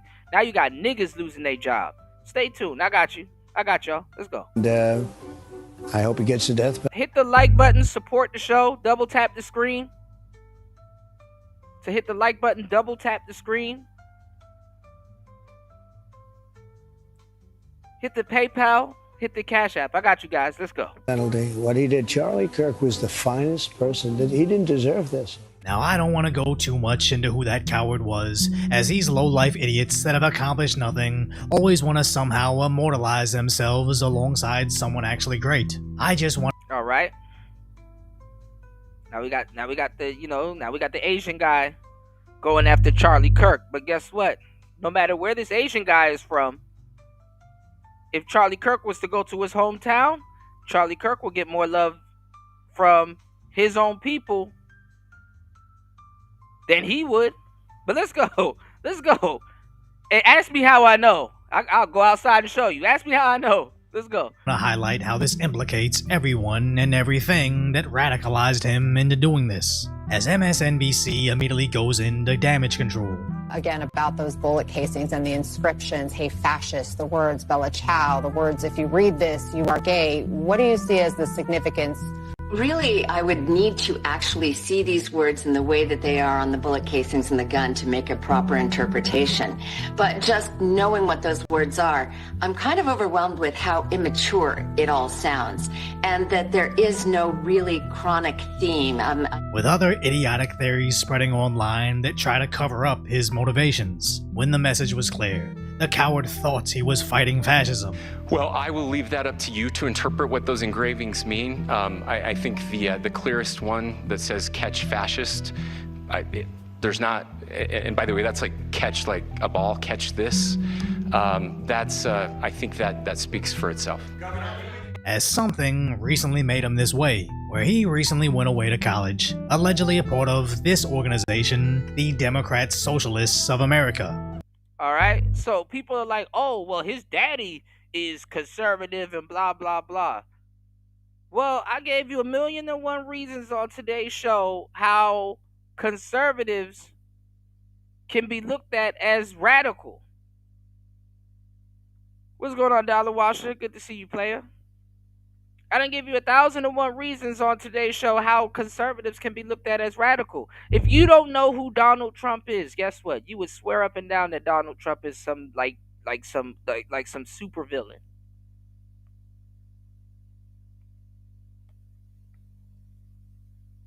You know, a lot of people don't like people that are super quote unquote radical, or people that they think is radical. You know what I'm saying? People that they think is radical, you know, or they think is drastic. A lot of people don't like that. And to a certain degree, depending on where you are, who gives a fuck what those people like? You nigga, you the president of a fucking country that's running the fucking world. You don't think you gotta be drastic at times? You don't think you gotta have a sense of urgency at times? But see, niggas get up every day and be like, oh my god, they put more sugar in my pumpkin spice latte. Oh, it's the end of the world. That's the extent of their damn day.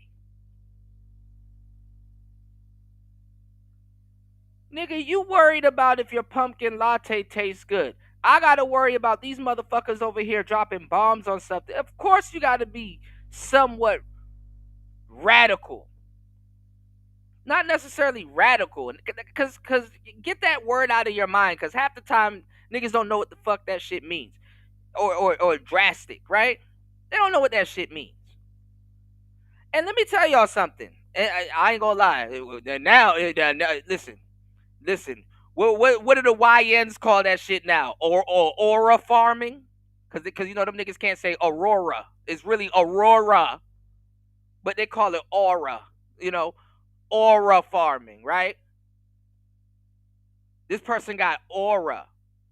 This is the language that you got to speak with the younger people nowadays, because they're zonked out of their minds. A lot of them can't say charisma, so they say riz. You know, instead of hoes, it's huz.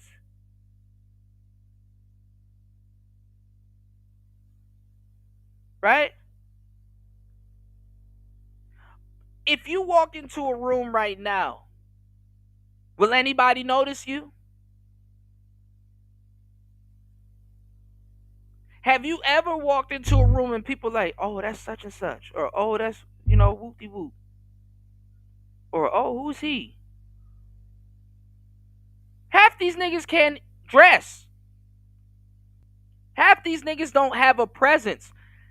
If Donald Trump walked into your room right now, You gonna be, oh shit, all kinds of hair will start standing. Nigga, your body wouldn't be able to. Your eyes will light up. All kinds of shit. A lot of shit you can't control gonna happen. And if you don't like them and you think you're just such a badass and you're gonna get angry and punch him and shit, like, no, the fuck you ain't. And number two, you know what I'm saying? You don't have a presence. You know, half the people that'll do something to you, or that will, you know what I'm saying, that will get mad at you and stuff like that. You know, oh my God, War Master. I shouldn't have looked down. I shouldn't have looked down. Shout outs to War Master. No, man, I'm trying to cook, bro. You know, shout outs to War Master, man. Cause War Master been cooking me, man. Listen, back to back all year, just been cooking. But listen to what I'm saying, y'all. If you never had no fucking presence when you walked into any fucking room, how the fuck can you talk to somebody that has that? How? What are you gonna say to somebody that's how are you gonna judge somebody that has that? If Charlie Kirk walked into a room and you know who he is, you're gonna be like, oh damn, that's Charlie Kirk. Damn. I watched some of his stuff. I wanna shit, do I wanna take a picture? Do I got any questions? Is he signing autographs? Will he be startled if I seen him?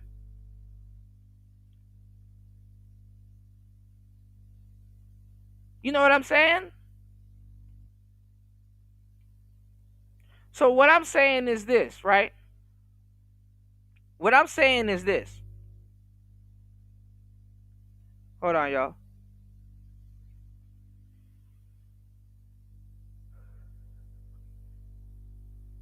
You said these trolls are goofy, bro.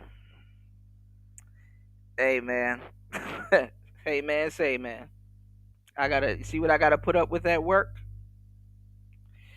This is the thing, man. A lot of these guys don't have any type of aura. A lot of these guys don't have presence. I'm not gonna lie, that's something that you need as a man, whether you want to be a fly on the wall or not, or whatever. You gotta at least have had it, or know what it is to have it. You know what I'm saying? To have some type of aura or presence. And this is not just me telling y'all what to have and how to purport yourself with women. I'm talking about in general. You know what I'm saying? If Kamala walks into a room, you know, she probably have a little bit of presence. But if she was the president and she went to go meet up with Putin, man, Putin gonna shrug that shit off. But if Trump walks into a room, he'll have that nigga's full attention.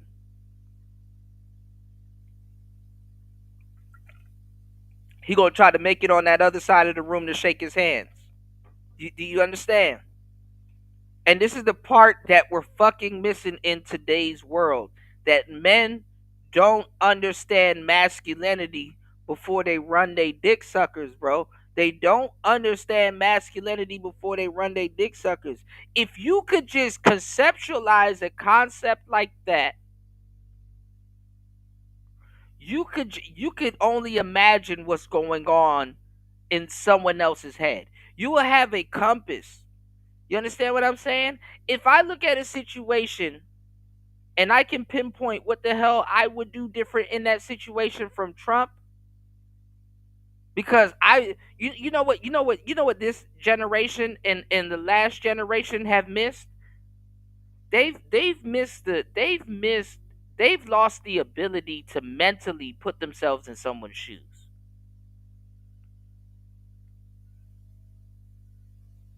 They've lost the ability to put themselves in someone's shoes. And then the fucked up part is that they lost the ability to put themselves in someone's shoes. And then what happens is they build a whole fear theory around some shoes that they can't even mentally conceptualize themselves in. How the fuck are you going to look at somebody, right? How you gonna look at somebody that's in a position, right? And say, yo, that person is an extremist. That person is far right. That person is a dictator. And then do some shit like this.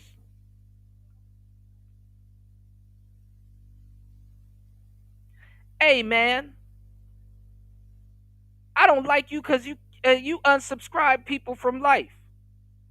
All right, well, what are you going to do about it? I'm going to unsubscribe you. Aren't you just as guilty as I am? Like, imagine getting mad at Charlie Kirk because and all you people celebrating. Just think about this. Imagine getting mad at Charlie Kirk because he pissed people off or whatever by telling the truth. And if he's not telling the truth, then or whatever you want with him, a piece of you wants him to lie. But imagine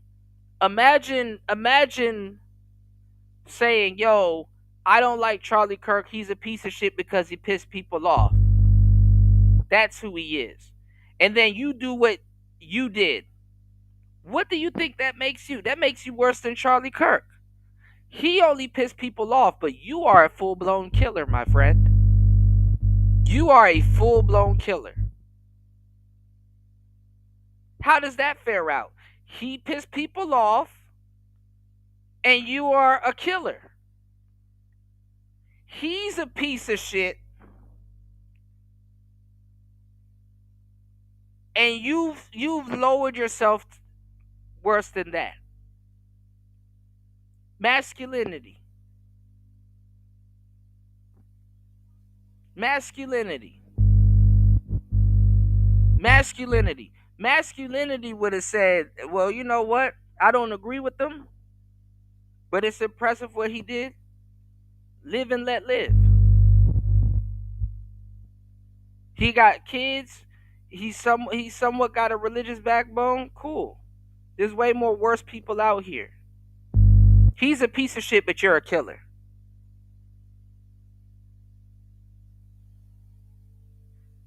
And that's the crazy part. You think that you're behind the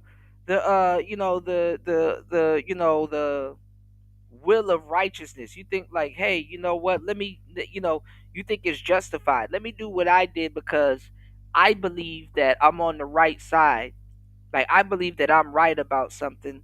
Let me do something heinous.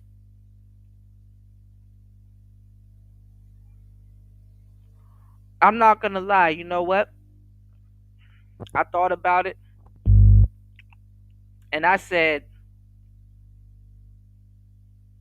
me having to see that bullet hit that man's neck like that and his whole body jerk, and then he cringed and make like a fist with his hand and just start leaking and pouring over. You know what else a sniper has to see, y'all? He has to see if he hits his target in that same scope. And I'm looking at this bitch boy, this goofy ass little fuck boy. And I'm like, yo, he had to have seen what he did in that scope to know he hit his target. Like, what was going through his head when he saw that?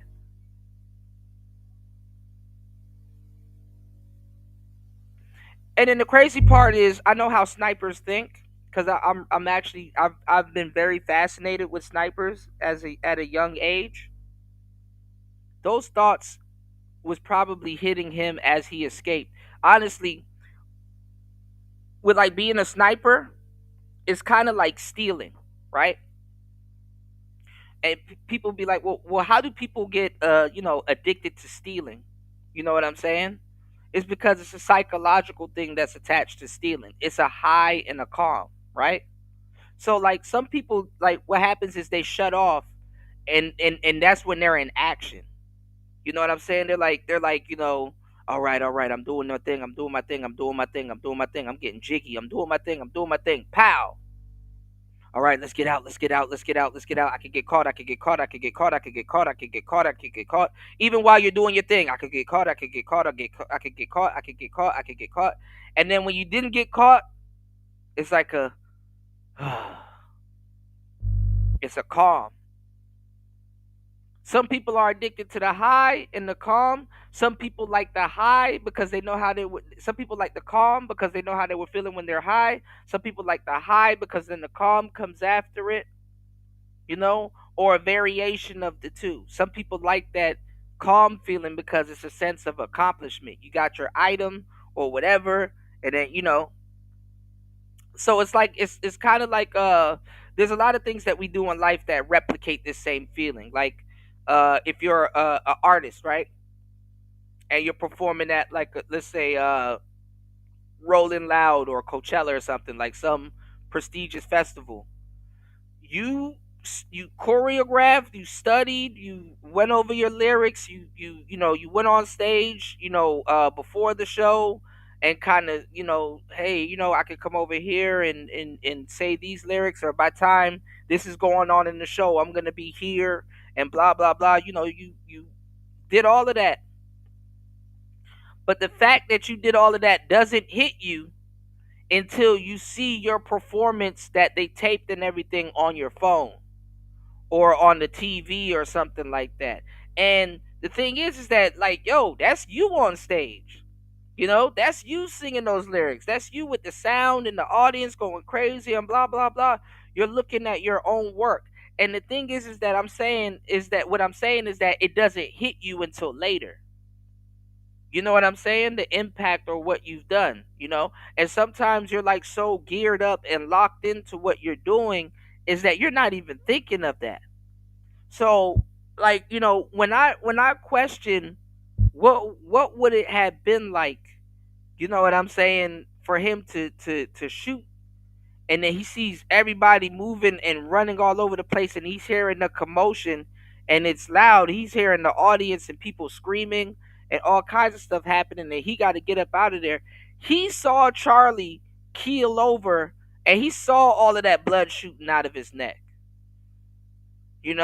And maybe, in his gun career, he's probably killed the animal. He probably, this is the stuff that we're going to find out this week or this weekend, Sunday, right? More into the killer of Charlie Kirk. Did he go deer hunting with his dad? Is he used to shooting things and watch blood shoot out of it? You know what I'm saying?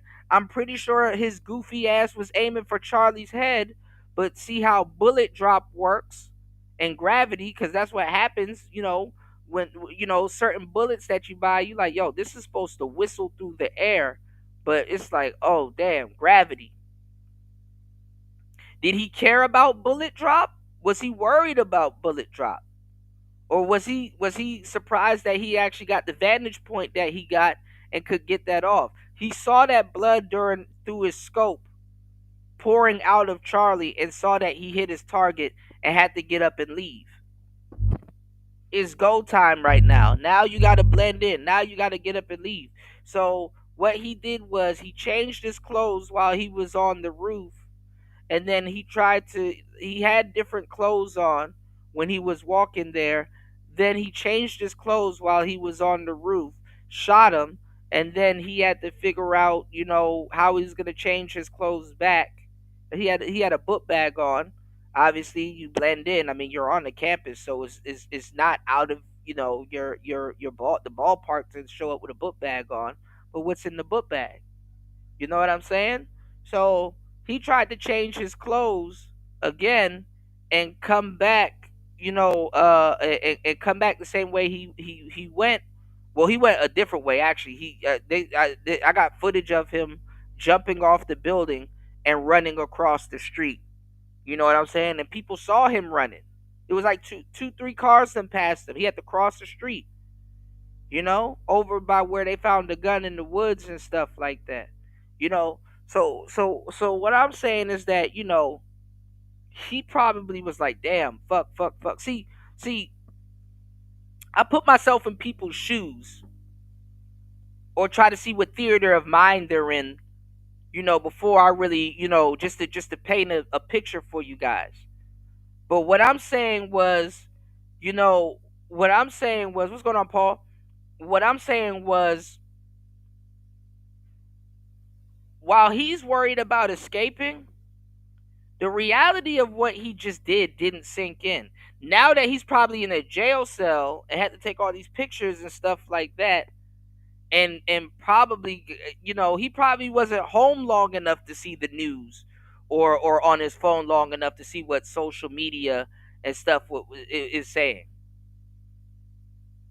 The gravity of what he's done, haven't sank into him. And this is how far people's hatred can go. Because the thing is that, remember, something small that I was talking to you about earlier, when I talked to you guys about presence. Most of you cats don't have a presence when you walk in the room. Nobody's looking for you. Nobody's saying, hey, that's such and such. And there's nothing wrong with that, for sure. But guess what? Now this little jackass, now he got a presence. Oh, he got what he wanted now. Now he got a presence. When he walks into the room, people know who he is. When he walks into the room, people are like, and not even that. There's certain rooms he can't even walk in. He's going to get his ass whipped.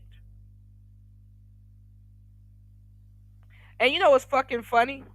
Isn't it funny how how black people in jail got a little bit more sense than people outside of jail? Meaning that if he get put in the general population, I'm pretty sure there's a fuckload of black niggas in there that'll beat his ass.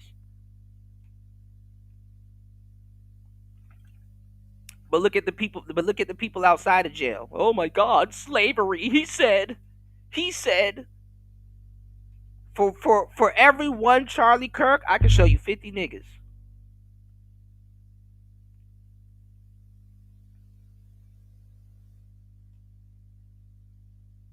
Actually, the same nigga that will tell you what the hell they thought Charlie Kirk says, because they've been misquoting him all day. Them the niggas that will say way more fucked up shit to you.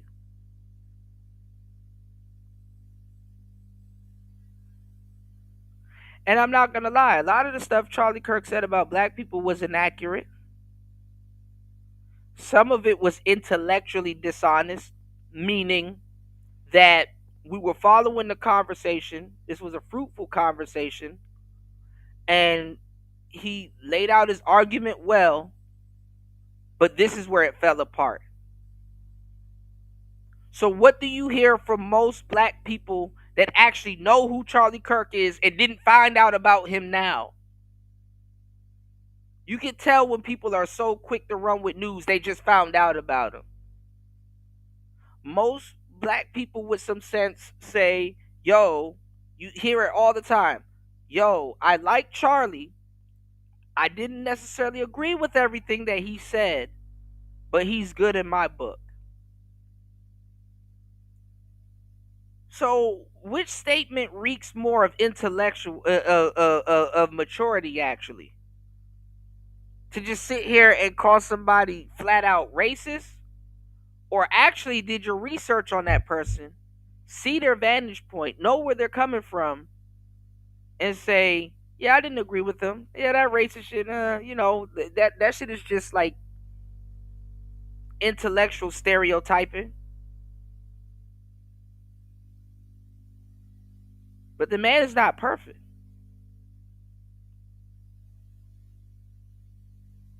And a lot of these niggas and these sisters that will sit up here and talk crazy about Charlie Kirk. First of all, I don't even listen to the majority of black women talking about this nigga, because first of all, they don't know what they talking about, who they talking about, and these are the same sisters that will divest and go straight towards a Charlie Kirk type. They don't have a problem with him until he's not putting up with their bullshit. You know? What's going on, Nightish? Good to see you, player. Good to see you, man. Yeah. Shout out to my brother Nightish. Yeah. And then a lot of the brothers, they just found out about him, you know? If you not, if you not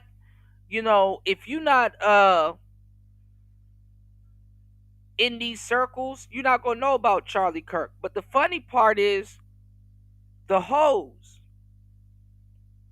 know about Charlie Kirk, and that's crazy. That's a crazy pedestal to put that type of women on. A fucking hoe that's on OnlyFans and that used to walk a couple blades in Miami can talk to a political, not even a political figure, but a higher ranking person on that type of intellectual level before a guy that knows what he's talking about could. And then I gotta keep it 100. So can a kid on a college campus. See what I did there? So can a kid on a college campus. That's how accessible these guys make themselves. You know? But I'm not listening to half these content creators that just found out about him in his death. And they're just regurgitating what the last person said. You know? And I would advise a lot of you guys to do your own research. Some of the stuff and look at those, all of that stuff y'all gonna see clips and all this other stuff. Nah, man, I showed y'all videos, 2-3 hours of him intellectually sparring with women from Jubilee and all kinds of other stuff. Conversations that the majority of a lot of black people can't keep up with those conversations. You know what I'm saying? I'm gonna tell you the truth. Half those conversations, niggas can't keep up with it. Like, for example, you sit up here and you argue with women about feminism and shit like that, especially black women. And I love my sisters, but let's keep it 100. You can't get past layer 1 or 2 conversation about feminism with sisters, because they don't know. And they're quick to date a Charlie Kirk type guy. Are you kidding me?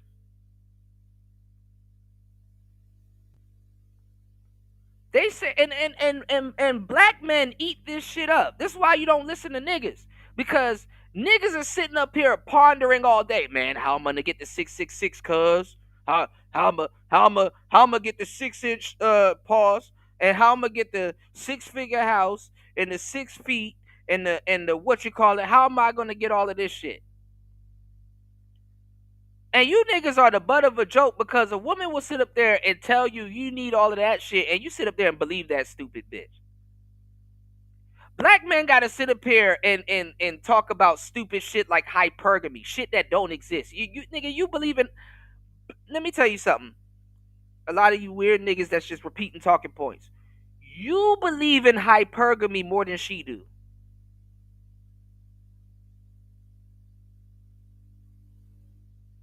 The women are just sitting around listening to y'all because it's like, y'all are somewhat in the ballpark. Y'all have no earthly idea.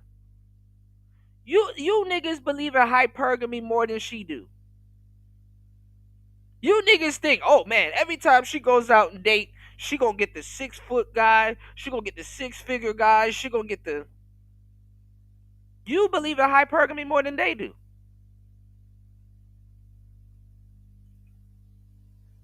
That's the fucking funny part. You think you gotta have all of this shit, and that woman will sit there and date a series of dykes right in front of you that got none of that shit. You done seen her with the dyke that looked like Twister. You done seen her with the little Boosie type. You done seen her with the Kevin Gates type. You done seen her with the fucking goddamn Young Ma type, little King Von type looking studs. And this same woman will get on the fucking internet and tell you, man, Charlie Kirk was a wait ass.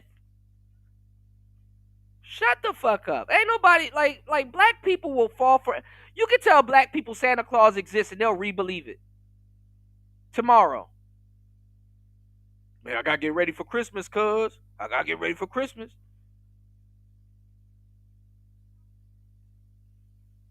Like, why listen to niggas about shit? Like, and the fucked up part is that this is gonna create way more Charlie Kirk. Now 50,000 more Charlie Kirk. This is horrible. It's actually bad because the world right now is turning red pill. I'm starting to see content creators say what we've been saying for the longest time, and I'm like, bro, you wasn't even in these circles, bro. You not, bro. Like, I'm seeing people saying, yo, man, they did the same thing to Kevin Samuels. They putting Charlie Kirk in the same bucket as Kevin Samuels. You wanna know why? Because guess what? Kevin Samuels went on these shows. White people were quoting Kevin Samuels. As a matter of fact, half you Samuelites don't even know who you listening to. You're really listening to BGS. You're listening to BGS, Ibmore. You're listening to repackaged BGS Ibmore. Shout out to Nightish in the building, my brother. All right?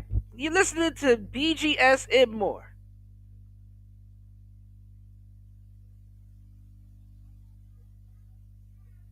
Wait until you find out, if you find out.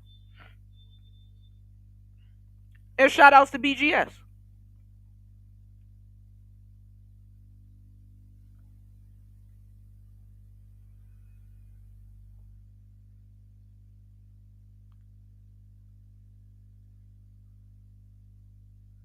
So these people don't even know who Charlie Kirk is. They just see, oh, he's just another, you know. And listen, until you grow up,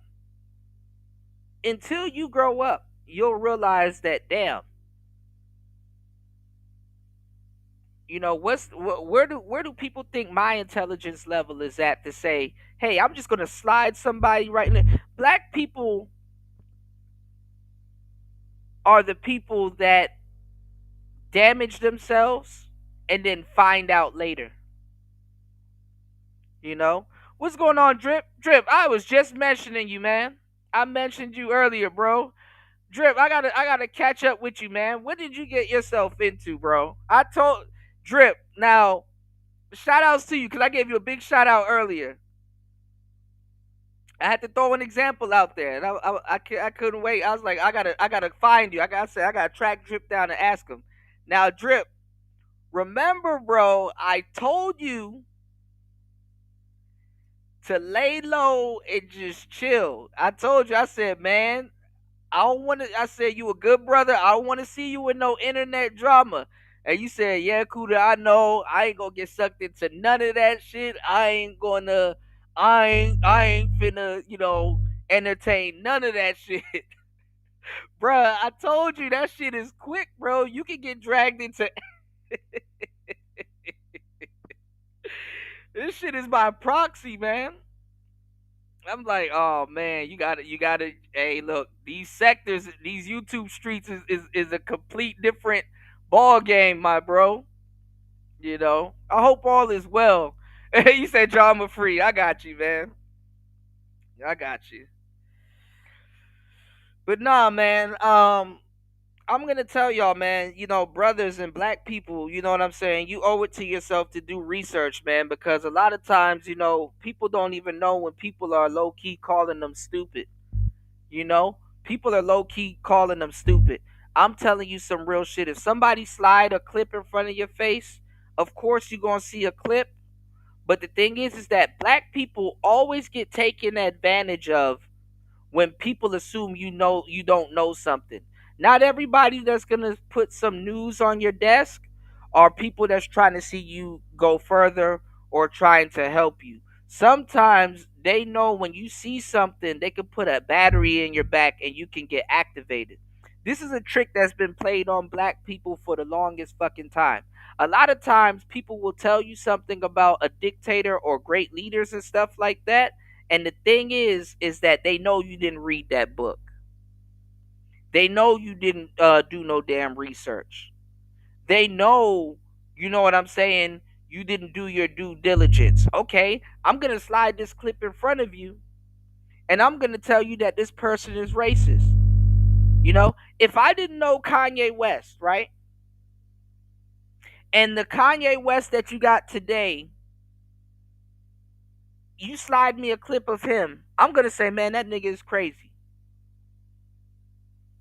If I didn't know Kanye West, if I didn't listen to his music, if I didn't anticipate half the shit that he's doing right now coming, I would swear up and down that man is crazy. Y'all hit the like button and support the show. Subscribe to the channel. Subscribe to the tribe. I appreciate everybody being here. Thank you. But listen to what I'm saying. If I knew, like I know today, if I know Kanye West, I'm gonna be like, shit. No, he's not crazy. When Kanye said what he said, I instantly say he's not crazy because I know what he was talking about. You know, man, Kanye say slavery's a choice. Okay, my brother, won't you spend your money black? Man, hell no, I ain't gonna do that. Kanye says slavery's a choice. Do you know any black banks, man? Fuck a black bank. I want to go to Bank of America. Then complain later.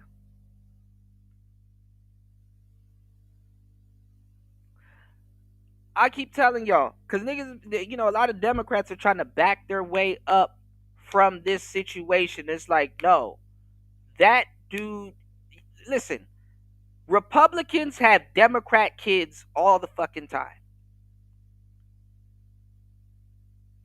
Democrats have Republican kids all the fucking time.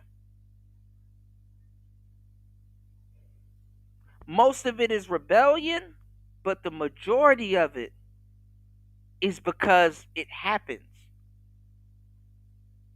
My kid may not have the entrepreneurial spirit or the drive to go hustle and go start a business because I started a business. And my only job is to make sure that he has the drive and the hustle to probably keep what I got going. But how selfish of me to not look at him and say that he's his own person. Maybe he don't want to do what I'm doing. See, it's a tricky thing being a parent and navigating that landscape because guess what? That person is their own person. That person has choice. You understand what I'm saying? That person has choice. What's going on, party? Good to see you, player. Welcome to the show, as always. Player partner party in the building. Drip says, Kuda, you said, I don't let it come into my real life, G. It stay on the net. But you're right. Yeah, I'm telling you, man. I was just looking out for you, bro. You a good brother. I don't like to, But yeah, I gotta catch up because I don't know what's going on. I just see stuff popping up, so I'm like, damn, I gotta reach out to Drip, make sure he good.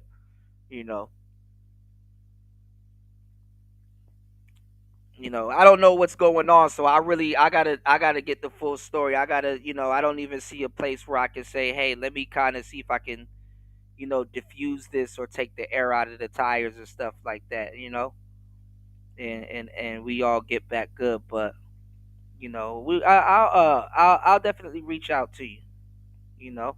Shout outs to party in the building. Please hit the like button, guys. Please support the show if you are enjoying the convo. Giving y'all some real game. Just giving y'all some mental chewing gum.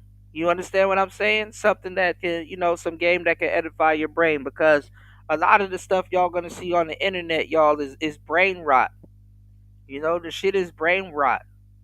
And what I'm saying to you is, you got to look at things from a bigger perspective. And one of the things that we lost coming up is the ability to put your fucking self into someone's shoes. If you were the commander in chief and people are shooting at you and you see somebody that's way younger than you, like, a lot of people don't even think about what's going on in Trump's mind right now. To having almost lost your life. We were talking about it on the show, how people act like it never even happened. Whereas if it was to happen to Kamala or somebody else, nigga, you will hear about it every single time they get on the microphone. Kamala, y'all nigga, y'all would treat Kamala like fucking Goku if she got shot at. Like, oh my god, she's so strong. I can't believe she survived that shot. She's so strong. But because it's Trump, now he's Megatron. Oh, he's the evilest person. Somebody should take another shot. These are regular people. When did niggas become this evil, bro? Oh, they missed last time. Somebody could. This man turned his head at the split of a dime, and like, even if you are the most evil nigga on the planet, if you see somebody that had a gun pointed at their head and they turned in the nick of a dime, first of all, that ain't nothing but God. And second of all, you are a piece of shit. Because first of all, if somebody does something like that, unknowing, and he didn't turn his head because he heard a pop, he turned his head before the pop. Right before the pop. And this is what I'm saying, right? Just the fact that that miracle and phenomenon happened. Who the fuck are you to say or look at somebody or assess a situation and say, yo, that person don't deserve to live? You don't think he has a life before, but you don't think in that moment he earned and kept his life? At that point, God or some other thing didn't come into play? You got these stories, right, of people that survived the electric chair, that got lethally injected about 5 times and survived it. And you know what the state does? Even the state backs off. We had a ceremony. We stuck him 3 times. Nothing. We're gonna put him back in this jail cell, and we're gonna try again tomorrow. They try again tomorrow. They didn't find him dead in this jail cell or whatever. Whoop de whoop. They're like, you know what? He earned his life. I mean, he gonna stay in jail. He gonna stay in jail, but he earned the right to live. Even the state says it's by the grace of God. Who are we to interfere with God's God's? You understand what I'm saying? An executioner, somebody that deals death, somebody that deals with death all day. Imagine impressing that nigga by living. So who are you as some goofball, square ass citizen to say, hey, yo, man, the president turned his head at the drop of a dime before he heard the pop? Because by the time you hear the pop, you already hit.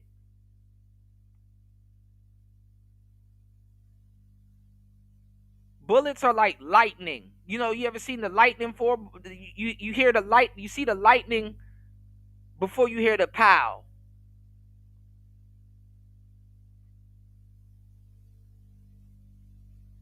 So by the time you hear the bullet, you're hit.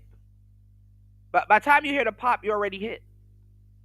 So he turned his head at the right time, and bro, that right there that's God right there. That's God right there. But put yourself in Trump's shoes. Nobody never wants to do that. People are so scared to do that. Trump derangement syndrome is a real thing. Put yourself in his shoes and be like, damn, I've seen so much fucked up shit since I got into this position again, because he was the president already. But I've seen so much fucked up shit since I got into this position again. I had to literally comment on a young man that lost his life.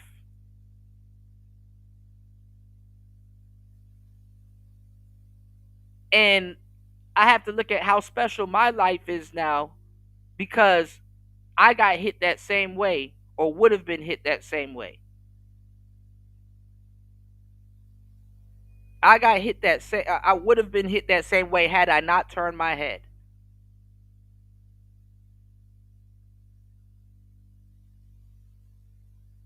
And look at bro, look at the audacity of people to like let me tell y'all something which the public takes for granted. This is why freedom isn't necessarily a good thing. If you want to kill your enemy, y'all, give them freedom. If you want to kill something, give it freedom. You know, because sometimes life got a better idea than you do. You know? Sometimes life got a way better idea than you do. You know? The fact that, like, when I was younger, niggas like Bill Gates and Donald Trump and all these other fucking people, they wasn't accessible. It was not accessible. And it was not sharing no type of. Listen, Donald Trump can tweet today, step by step, how he got rich. And niggas will sit up there and be like, nah, it's the Illuminati. Nah, he taking money from the cartel. Nah, he this, that, and the third. I've noticed this for the longest time because people be like, oh, this person's evil. Money is evil and all this other shit. You know what's funny? Rich people actually tell you how to get rich all the fucking time. You know, people be like, oh, this person, he's keeping a secret. And he says, rich people tell you how to get rich all the goddamn time. Most people just don't want to do it. Most people not trying to work like that. They're not trying to, you know what I'm saying? And that's reasonable, you know. For sure, it's reasonable. You know, it's reasonable.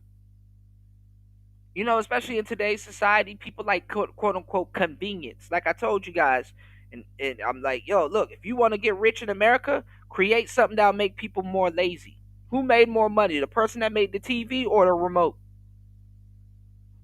You know, that type of thing. That type of thing.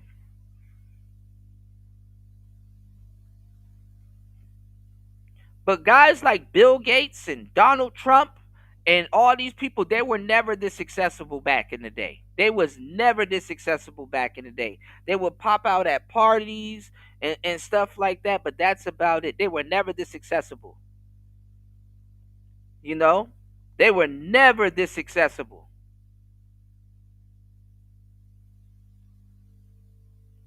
They were never this accessible. And now that they are accessible and becoming presidents and stuff like that, and Matt, bro, imagine having a billionaire. Imagine having a billionaire in your fucking scope. The fact that you think you can shoot at a billionaire.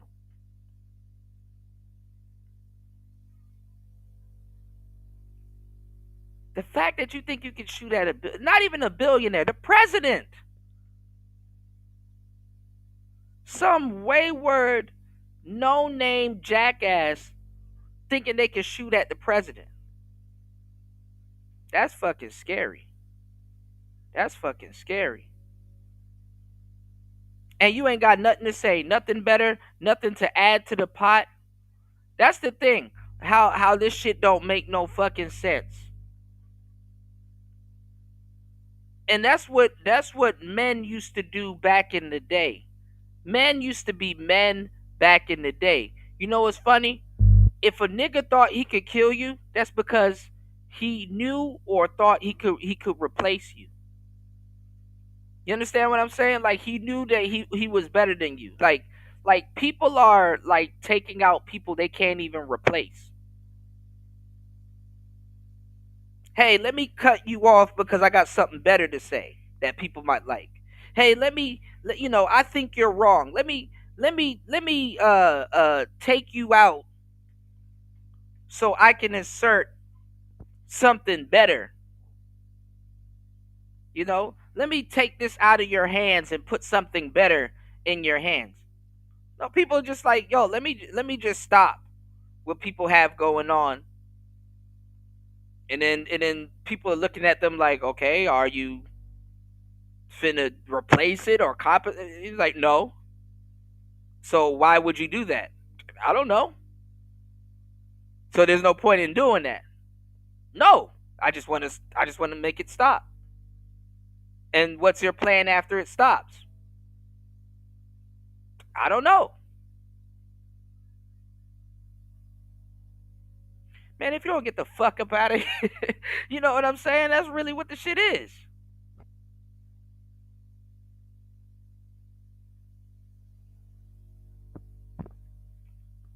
Insane one says, Kuda, that's all I try to keep saying about this stuff. There are things I'm sure others may be willing to go out of this world for. Yeah. I mean, I seen niggas get killed for $20, B. You know? So that's why when I see people make it this far, I'm like, man, niggas know everything but the meaning of nothing, man. You said I'm just saying a lot of the stuff I say very much cool would just keep it to myself because it's not serious. It's not too serious really to die for. Yeah. A lot of people forget what self accolades are too. Party said no child left behind coupled with LGBTQ acceptance slash protections coupled with defund mental institution coupled with defund the police. And man, we need the police. If Democrats want niggas like that walking around, you know, that man father told his son to go turn his ass in. You know what I'm saying? That's a conservative that don't agree with his son. Like, nigga, what did you do? I fucking made a mistake, Dad. I don't know what to do, dude. I made a mistake, Dad. No, no, no, I ain't your dad. I ain't your dad.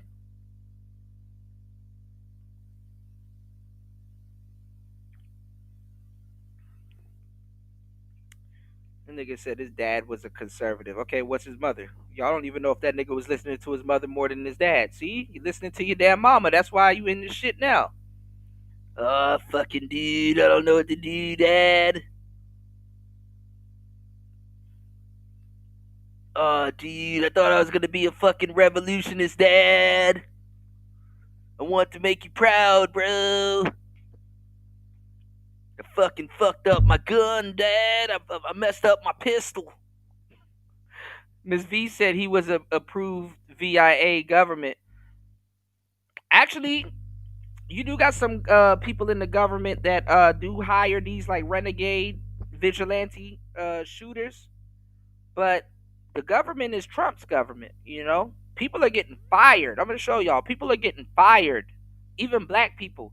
Black people are some of the most dumbest people on the planet. This shit literally had nothing to do with niggas, and now niggas are losing jobs because of this too. Congratulations. I don't know who told niggas that a black man shot him.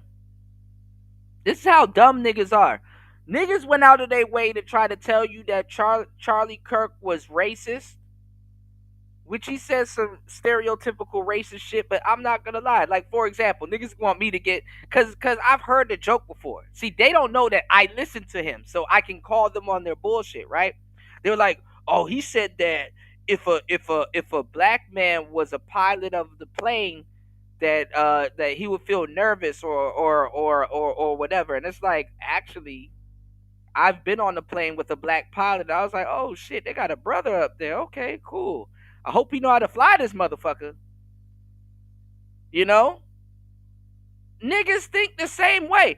You know what's fucking funny about black people in urban day calling people racist? That there's a pack of niggas that think the exact same way. There's a pack of niggas that think the exact same way. Nobody wants to say what nobody wants to call out what I'm finna say. And I bet you you've never heard it this way that I'm finna say it. Some of the most racist shit I've ever heard towards black people in my life, and I didn't know it got that deep until I really did my history and at the ripe age of like 10 years old up until now, even all when I'm old, I'm still learning shit, bro. Black women are some of the most, and then it went from black women to black people. Because I heard it and I said, fuck, this not just a black woman, this is black people. Even I catch myself saying some cold hearted shit. You understand what I'm saying? I'm not excluding myself neither. So I don't want y'all to get that impression neither. But black people are some of the most racist bastards on the planet. They take it to a level, and we were taught this way too. They take it to a level that a lot of white people couldn't even think about. But that's what it's for. We see ourselves through the eyes of the dominant society. And this is the thing, right? This is the thing. You've been raised by racists. You've been raised by racists.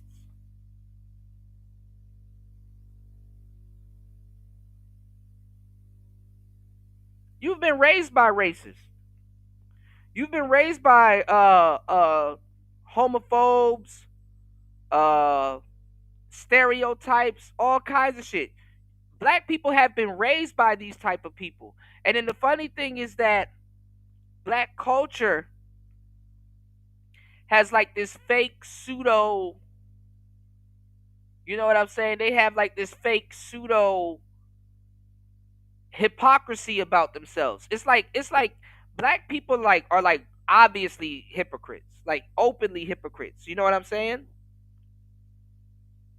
Because all of the stuff that we do comes with the caveat. It comes with like a briefing. You know what I'm saying? Like black people will be like, "Oh, I don't, man. Yo, that's gay. I don't like, man. That's no homo. Pause. And stuff like that." But some of the most gayest people on the planet are black people. And the crazy thing is that it's unnatural too, because how it was put in our community versus how it was put in other people's community. If you know anything about buck breaking and stuff like that, it was actually tainted. Even that class of people in the black community is tainted. And if you are a straight heterosexual man like I am and stuff like that, and you observe people and stuff, you get to see it. A lot of black people got them type of people in their family. First of all, black women have the nerve to be running around calling anything gay when they make up the majority of the gay population, of the lesbian population. We have the most lesbians anyway. But then we get caught in the technical because in America, look at how we got our civil rights, and everybody really gets to indulge in it, damn near except for the motherfuckers that died to get them. And y'all niggas worried about a fucking reparation check. Bro, there's all kinds of checks you can come up with. Reparations is just one of them.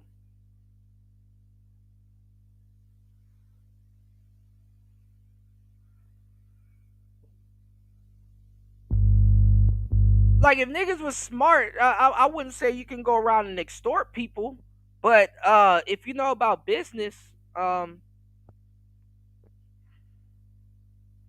that's gonna fly over a lot of people's head. That's gonna fly over a lot of people's head because business is friendly extortion. You know what? Never mind. Anyway, I'm talking to niggas. This shit gonna fly over all these niggas' heads, man. Except for the real ones. Except for the real ones, man.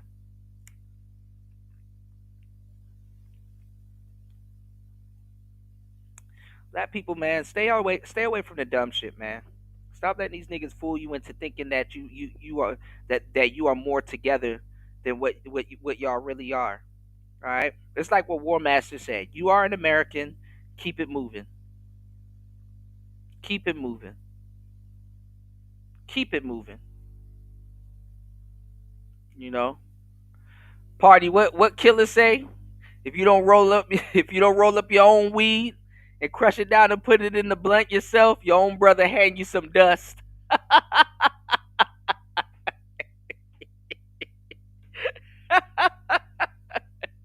Your own brother hand you some dust. It same one says I have a good idea of what I'm really here for. From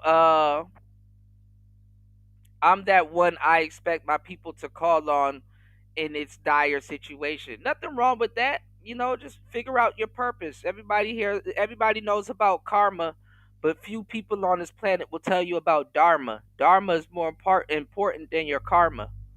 You know, you said anti-war folks seem anti-country these days, man. You said his father, the end. I could tell you and reassure you that some of the most fucked up people on this planet come from church and preaching and more structured backgrounds.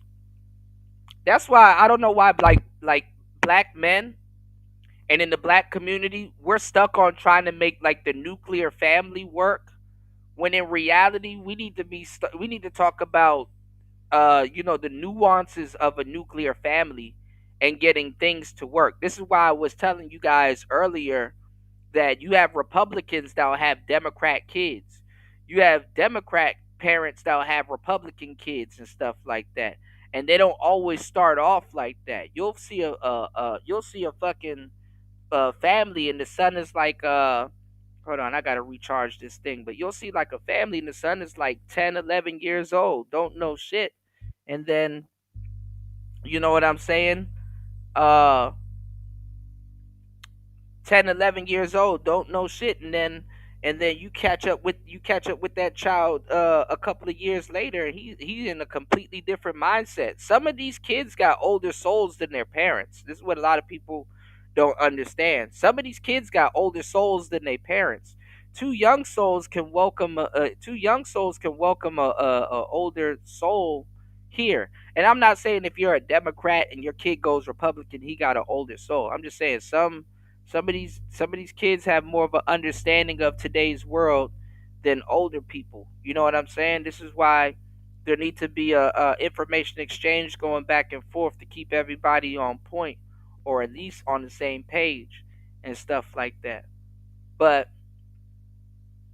we need to talk about the nuances of the family because what I was telling you guys about with Kanye West and stuff like that. I made a very excellent point. If you guys really soaked up the game that I was giving you guys. You know why would a J have a kid running around singing Kanye's latest hit? If you guys are hip to what I'm saying, it's not because that person don't like themselves. It's not because they're practicing self-hate, even though most people practice self-hate amongst their own groups and stuff like that. It's because people want to rebel. A lot of these kids, all they know is their little bullshit school that they go to. Their I'm not going to call their parents bullshit, but in their head, they're thinking their parents are bullshit. Dad took away my PlayStation. Fuck him. And he want me to come to church this weekend with him. Nah, F him. F the church. I don't even know why we're here. I asked the pastor, what happened in the 18 years of Jesus, being undocumented. He doesn't tell me. They just tell me to blindly. Like kids want to rebel. They want to find anything to rebel against. Okay, they want to rebel. Kids are curious. They want to rebel. They get into little when they come into knowledge. It's the same thing like adults, like some adults. When they come into knowledge, they start to think they know more than you. They start to think they can outsmart you. You have kids right now that have cell phones. Kids are more sneakier than ever. Actually, they're actually less sneakier, but you can't monitor what these kids do on their damn phone. That kid is an adult once you get a phone. There's no such thing as being a kid nowadays. Childhood nowadays, they need to change that shit. Childhood nowadays is really from 3 to 5. Because by 5, kids are running around with phones. Hand-me-down phones. Good phones. Y'all niggas got family plans and shit. Instead of giving your phone back to the Sprint store, you give it to your kid. Your kid is wielding... Nigga, at 5, I don't even know what the hell I was playing with. I don't know. I had action figures and Hot Wheels and shit. I didn't have no iPhone 17 at 5. Y'all don't know what it's an external organ. Y'all don't know what y'all are placing in your kids' hands, and you don't know the first way to stop your kid from fucking finding these websites. I was using proxy websites in high school and stuff like that. I knew about proxy websites. I was using proxy websites to go on Newgrounds and LimeWire and eBaum's World. Like, come on now. Like, I know if I was doing that, you know what I had on my phone? I had this thing on my phone called the Mosquito. Because we just started getting phones in high school. You know? I remember one time I actually took my cordless phone to high school from home one time. I was like, damn, that shit was in my pocket. But anyway, I had this thing on my phone called the Mosquito. And if you're under 25, maybe, but when you get to a certain age, you can't hear it. They used to put this thing on the side of buildings to keep kids and the youth away from hanging, called Mosquito. And it was like this weird buzzing noise. That's why they called it a Mosquito. I was smart enough to take that and put it as a ringtone or a notification. So anytime somebody texts me or I get a notification, I can hear it, but the teacher can't. Now, I thought I was fucking smart, and I was texting, some fine shit back in the day, because I had a senior girlfriend, and, and she'd be like, hey, I'm waiting for you over here, because she had a half a day and shit. I ain't gonna lie, I used to skip school to go hang with her. But, my phone would go off, and I ain't gonna lie, man, kids will be looking up and shit because we be having tests and be quiet and shit. And they be like, yo, y'all don't hear that buzzing noise? And it's like coming from my area and shit. And I'm like, no, I don't hear it. This girl was like, there's a buzzing noise going on and blah, blah, blah. It keeps coming on and off and stuff like that. And I'm like, damn, shut the fuck up. I have to like try to hit the button on my phone so it don't last. So it's like a beep instead of a long buzzing noise. Because the kids could hear it, but the teacher couldn't. So the teacher was confused. She thought the kids was tripping. Whole time I'm up there getting text messages. Anyway, I know if I was doing that, these kids are way worse. And you can't protect your kid neither, because a couple years ago, Momo was popping up and scaring the shit out of half the kids. So I ain't gonna lie. I went to go look. I was like, what the fuck is Momo? I went to go look that shit up. I was like, if I was a kid, I'd probably be scared of that shit too. Party said it's just like the average person seemingly don't know when to speak on the government. You said they talking about themselves and the temperature of the masses' thoughts, right? You said that part. You said that part. They had nothing to add to society. That's why those types tend to be gay. That part too. People have poor memory because we see people getting taken out for dancing on their op's grave and rapping about them. Yeah, absolutely. And rapping about them. Why do they think that type of retaliation is limited to only Rapper Street? Right. Like the crime didn't really match the person. You know what I'm saying? A politician, I can get that because their choices do affect lives. But somebody just straight up talking. And let me tell you the irony of anybody saying anything about no fucking Charlie Clark. I mean Charlie Kirk. Let me tell you some real shit. If you get on the internet and try to talk to somebody or tell somebody, yo, hey man, you shouldn't like him because he's racist, or hey man, I'm glad that happened to that white man. That means you deserve a bullet in the neck too. Why you say that, Kuda? Because you're on the internet, you have an opinion, and you justifying death on somebody. First of all, human decency comes into that there. Second of all, you're just as bad, if that's the case, if not worse than he is or was. Actually, you're worse than him, because you seen him do that. If he did that, it hurt you so bad and you formed an opinion of him, and then you turned around and do the same thing. You're just as guilty. You need to be right beside him.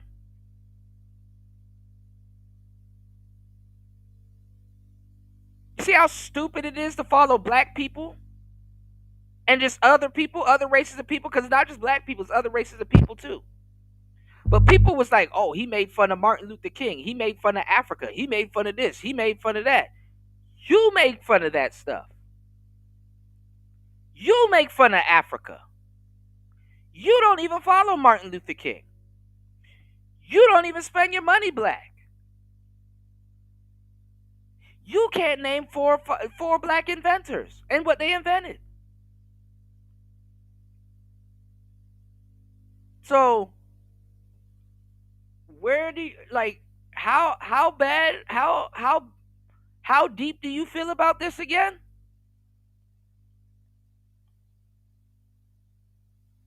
Black people are out here gunning each other down with machine guns. I'm not trying to hear about no white man that got his taco meat hit by another white guy. And black people were dumb enough to think that a black man would be in Utah to shoot him. Black people are idiots, bro. Clowns, bro. They I don't understand why and then they get on here and try to take Tariq Nasheed's talking points, talk about some, tell them to hold their own nuts. Let them handle it and stuff like that. It's like, bro, why are you even talking? You have nothing to do with this. First of all, prior to his death, you didn't know who Charlie Kirk was. You didn't know who he was.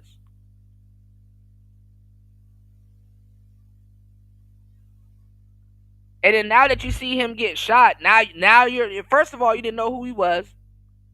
You know what I'm saying? First of all, they didn't know who he was. Second of all, they're trying to run to the world and tell the world, hey man, I know if I can say to another black guy, hey, did you see that racist dude that got taken out yesterday? I know 9 times out of 10 that black guy don't know who he is, and he gonna side with me and put a battery in his back. Fortunately, I know who Charlie Kirk is. I'm familiar with his material.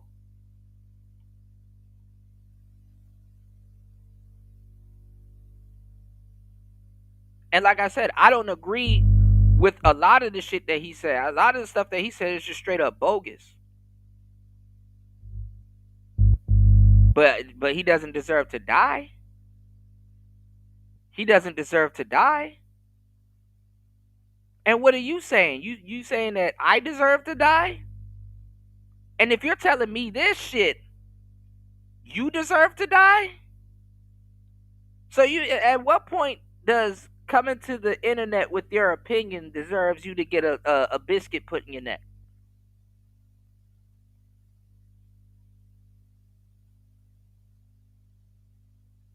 And there's nothing wrong if you like them. You know what I'm saying? There's nothing wrong if you like them. Like, yeah, he cool. Shrug it off. Yeah, he didn't deserve to die. Not in front of his kids. Like, when did people start becoming the reaper, like the deemer of death at this point? And you're seeing all the AI and the memes. Some of the memes, I'm not gonna lie, was funny. I'm a dark person. I laugh at shit, but some of that shit, I was like, this is sick.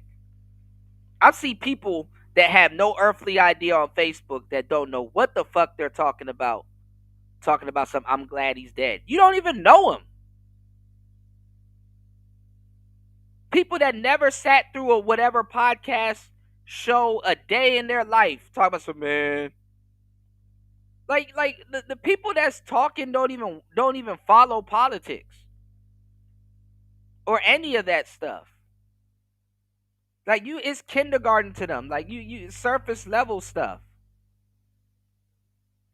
I was just telling y'all before the day before he died how I was gonna show you guys Ben Shapiro schooling people on their own ideology on the Breakfast Club. And these are the people that come back to it's cause black people, the reason why you can usually get away with shit with black people is because black people usually don't know what they're talking about. But God will bless you if you are of service to your people to run into people that actually do know what they're talking about.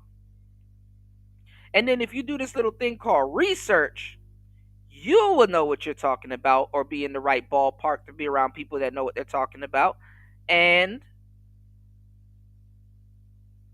you can actually have a fruitful conversation. You can actually get to the level and the conversations that you want.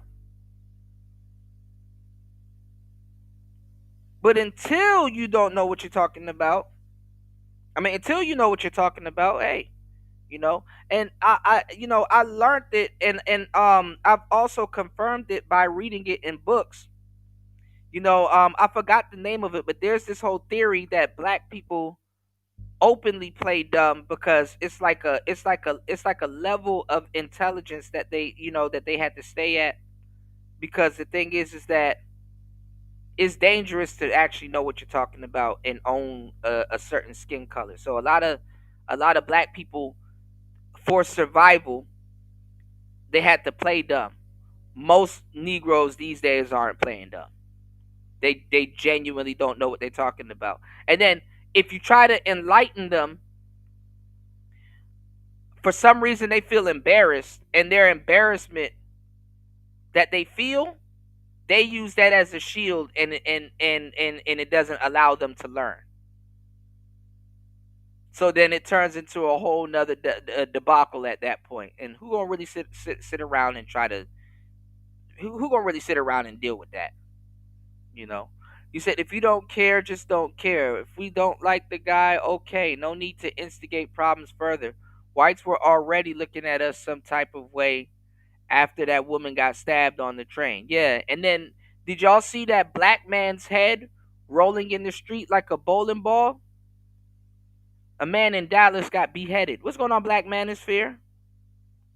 Hold on, y'all. I gotta charge this thing. Niggas lost in the sauce more than I expected. I'm telling you, man. Give me 1 second. Let me run and charge this thing. I'm gonna catch up on the comments. Hold on, y'all. When I say when we fight, you say we win. When we fight. When we fight. When we fight. So after years of painting conservatives as fascists, encouraging them to fight back, they can't be surprised when some psycho acts upon their specific instruction, which is why these liberal college universities specifically need to be looked into, as they have a long history of fostering this mentality. And after this murder, universities everywhere are having to fire faculty over their insane social media posts, essentially rationalizing the assassination. As this even gets down to the high school level, with even cheerleading coaches getting exposed for it, which just shows how widespread this issue is in education specifically, as these idiots wouldn't take to social media to post their selfies celebrating a murder unless they thought they'd be met with overwhelming support. But when the left cries, Charlie was a martyr for freedom of expression, but now people are losing their jobs. Rolling Stone forgets the fact that they themselves once encouraged this behavior, as I've never been a fan of cancel culture, but this isn't that. Anybody is free to challenge Charlie's conservative worldviews, but once you say conservatives deserve to die over their virtues, you are a danger to half of society. As several nurses took to social media to celebrate, where they were quickly terminated from their workplace, including employees from animal hospitals doing the same. That's even a Now, isn't it funny how the jobs are holding people more accountable? I've never seen anything that can get the ubiquita up out of the damn workplace so fast. I'm not even gonna lie. The whole time they don't even like each other. You know, that's one thing y'all don't hear about, and I don't expect y'all to hear about it neither, unless you live in certain cities and stuff like that. But the Jihad on Jihad crime is crazy. Just like black people got to keep getting reminded that white on white crime actually exists.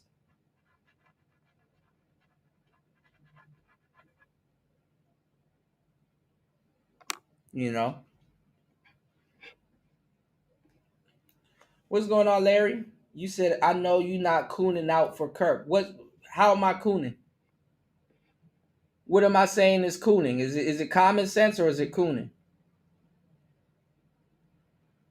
Ms. V said, we have no system to oppress anyone. We do. We oppress each other.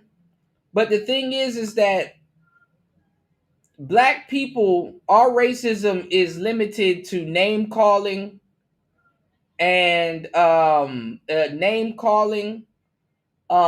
other different little things. But black people are actively practicing racism against other black people.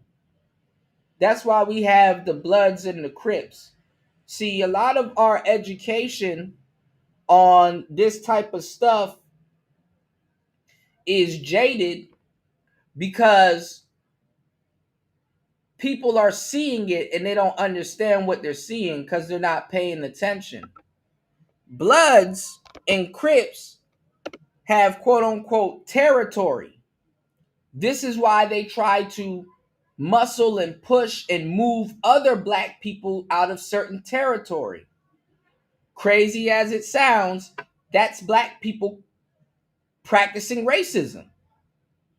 Yo, you can't stay here. Get up out of here.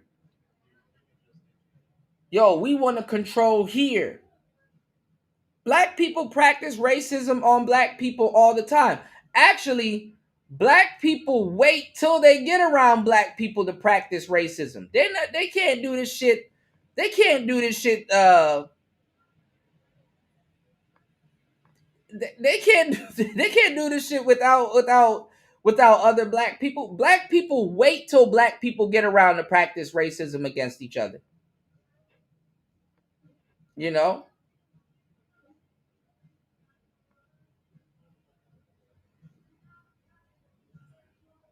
What's going on, TMKC? Hold on, let me catch up, y'all. Yeah, black people wait till they see enough. What's going on, UFO Kamikaze? Good to see you, bro. Black people wait till they get around black people to fork tongue business party. Black people wait till other black people show up to start practicing that shit. They just want to make sure you're black like they're black. That's why the FBA shit is funny as hell too, because guess what? They'll hesitate a little bit to do something to an African dude, like an actual straight up African dude, unless you like in New York or in certain cities and places and stuff like that. They'll hesitate a little bit because they really don't know. But they wait until they're around dudes that's just like them, use the same slang that's, go to LA and see if they say, yo, if you're an out of towner, we don't really enforce too much rules on the out of towners. But if you're in town, you know damn well not to wear that type of hat in this neighborhood. You know damn well not to like come on, we practice racism. And the funny part is that, you know what's funny? It's so ignorant what black people do to other black people. It's actually an insult to call it racism. Because when they're kicking people up out of these sections, they're just kicking people up out of these sections. They don't really have no reason to kick people up out of these sections. It's not like they're selling drugs and actually going to make some money and somebody's making their turf hot. They're not even doing that. They're just kicking people for the sake of getting their rep up to be liked by other niggas that's about to die anyway from the lifestyle. It's some sick shit.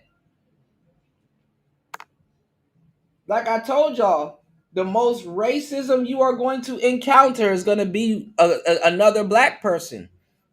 Listen, 8 times out of 10, your killer is going to look like you. God forbid you be killed.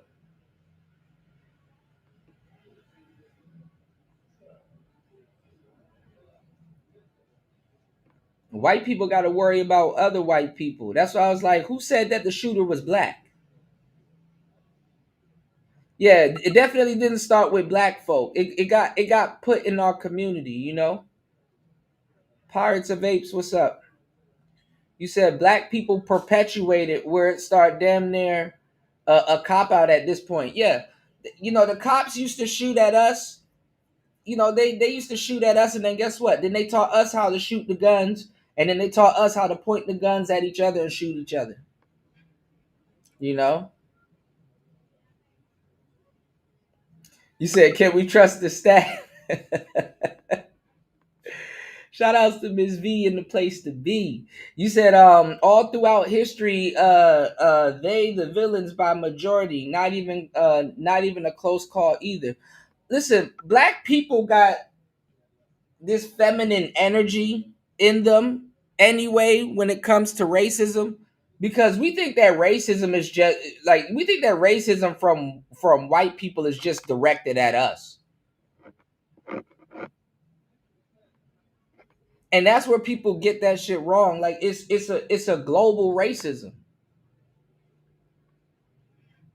And we acting like black people don't crack jokes on all other races also. Like niggas talking about the extreme. If you're black, you're on one extreme, and if you're white, you're on the other extreme to a certain degree. I hate to say it like that, but it's true.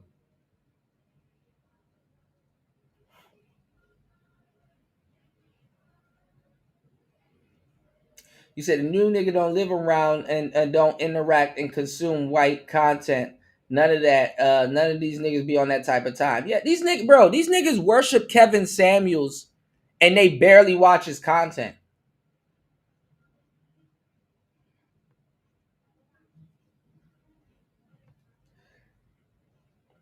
You said why you don't know your brother smoked dust? You said that's the black community for real. Kuda, shout outs to Cam. That's some real shit. Your own brother hang you some dust. You know? Yeah, I know you talk about the stuff, Black Manosphere. Y'all hit the like button, support the show, hit the Cash App, hit the PayPal. 4 hours and 53 minutes into the madness. Damn. I haven't said nothing worth something. Let me tell y'all something. Let's open up the phone lines, man. Lord have mercy. I've been cooking this whole time. You said, meanwhile, this is going on over here, distracting us and the rest of the world, looking at Israel like, what the fuck are y'all doing? Looking at Russia like, come on, dude. The funny thing is that black American men have let the world down and don't even realize it. Black American men have let the world down and don't even realize it, because, you know, the world be looking at us like, yo, you know, where the real soldiers over there? Where's the Jay-Z's? Where's the Lil Waynes? Where's the they looking like these influential entertainers aren't giving back. They're not looking out for their people. Like people not looking out for their people is a foreign concept. Like around the world, like around the world, it's like, yo, it's expected for people to look out for their people. Americans have always had to cover up their bullshit to the world and stuff like that because it's fucked up. I mean, there's a lot of weight on the shoulder of America because, we're at the top. So even at the time where black people were facing racism and they were spraying us down with water hoses and shit like that, it didn't look good to the rest of the world because the rest of the world didn't see black people as black people. They saw them as Americans. And they're like, yo, why y'all spraying y'all Americans down like that? Like, damn, if we were to come there and wanted to spend our money there in tourism and stuff like that, is that what we got to look forward to? America had to go, the racism had to go covert. America had to clean its image up, its worldly image up, because it didn't look good. Like, we can't say, oh man, Afghanistan is a fucked up country. They look at them, they bombing their own people and shit like that. And then we up here spraying each other down in the street. So it had to go covert. Half the murders in Chicago, let me tell y'all something. Y'all niggas be like Chicago experts and shit like that, nigga. Half the murders in Chicago you would not have known about if it wasn't for DJ Academics and all this other stuff. Those murders, you want to understand why there's a King Von and niggas walking around with 9 and 10 hats in Chicago? It goes unsolved. Half the murders you would never know about them shits. Man, I'm not listening to black people, man. Black man, listen. If you want a headache today, listen to a nigga that don't know what he talking about. Trust me.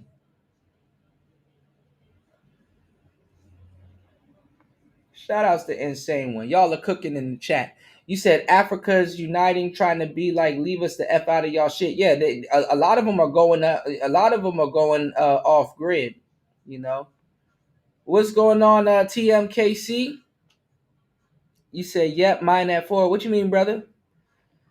You said, yep. You said, yeah. Yeah, okay, I see what you're saying. You said you also ain't have no adult/parent exploiting you for likes neither. That's another thing, too. That part right there, party. That part right there. Let's talk about that. Look at all these parents using their kids as pets on TikTok. These parents are sitting up there dancing to the same stupid shit the kids are dancing to. It's like, TikTok is like the new Dora the Explorer. It's the stuff that's going on in the world. TikTok is the new Dora the Explorer, the new Franklin the Turtle, and all that other stuff. These parents are sitting up there dancing to Paw Patrol right there with their kid.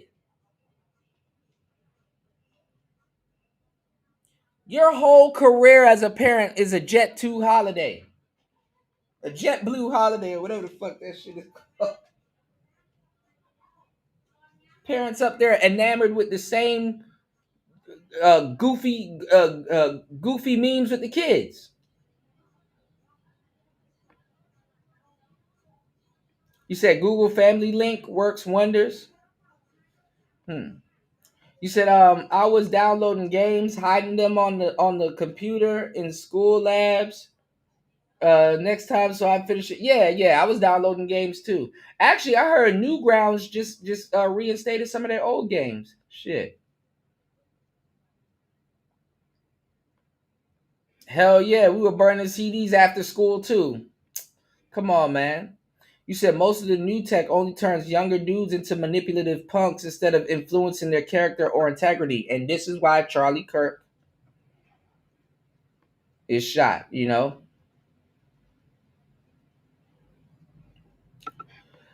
Ms. V said Charlie could not be compared to an average man, period.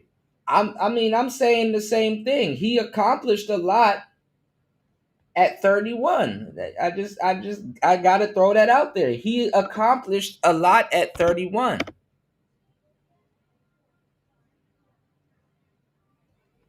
He accomplished a lot at 31.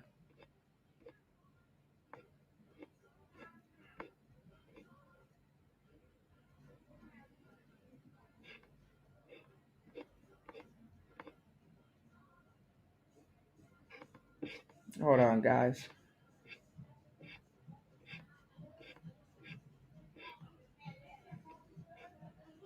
You said Charlie has the president on speed dial. Who agrees he's like his son?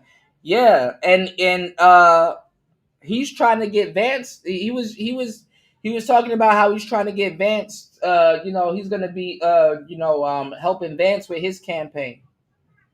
So political or not, if you're affiliated, it's like a gang to people. You see how when black people get guns, they shoot each other.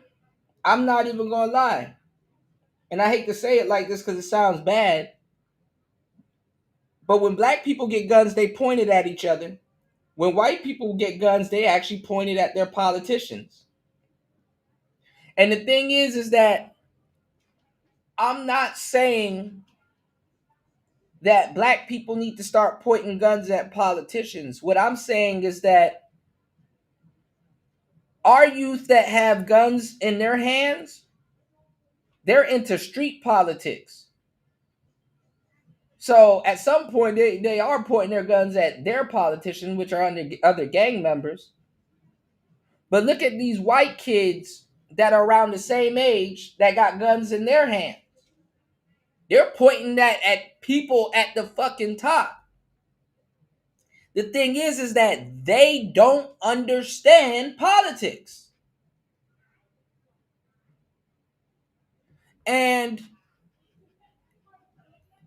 at that age, the politics really don't affect the world that they lived in. Whatever effect that they think it has on the world that they live in already happened. Like, if I was to know this when I was young, I didn't think I would get to this age. All the shit that I was going through back in the day with the recessions and the Obamas and all this other stupid shit going on, all of that shit was predestined. Millennials were born fucked, and so in certain Gen Xers too were born fucked. It's just you got to get old enough to understand it. The shit was like life just don't start when you get born. You know what I'm saying? You're born into something that was already going on, and when you go, it's gonna continue to go on. You know, we just here. You know, for the ride at this point.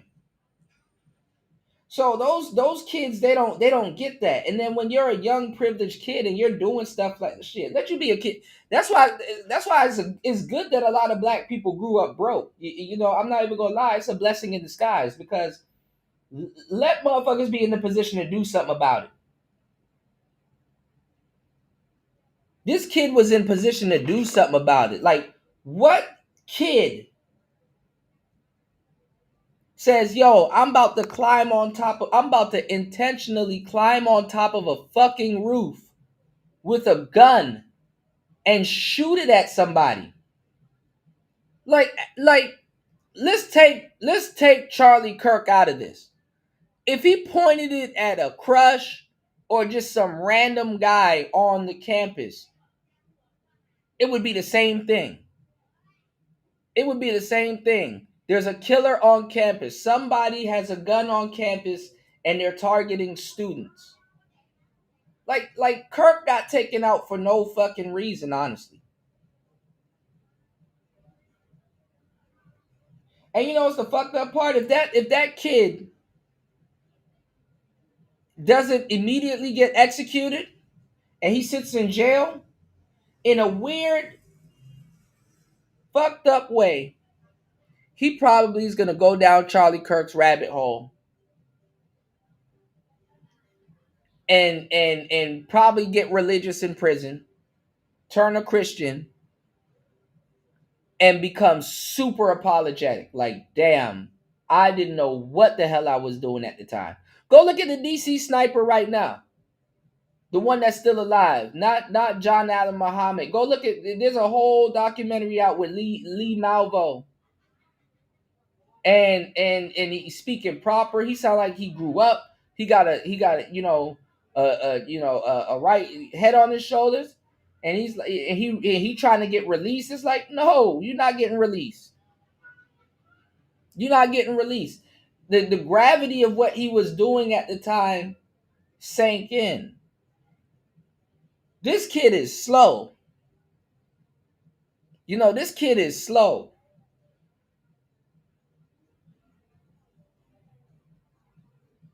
But to a certain degree, slow people play dumb too.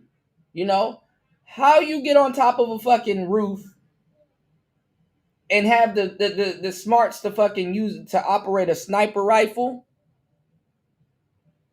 is against me. Second of all,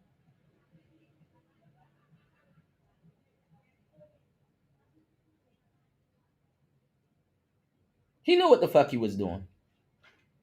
He knew what he was doing.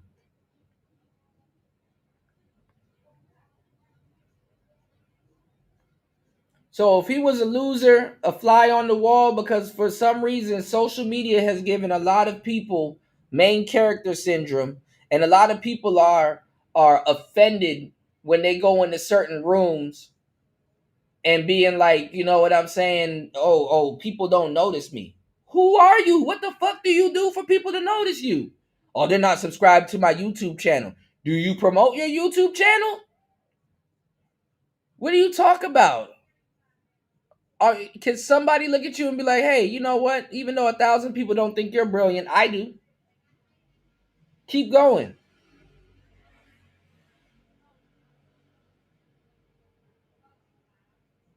And this is everybody. This is a lot of people.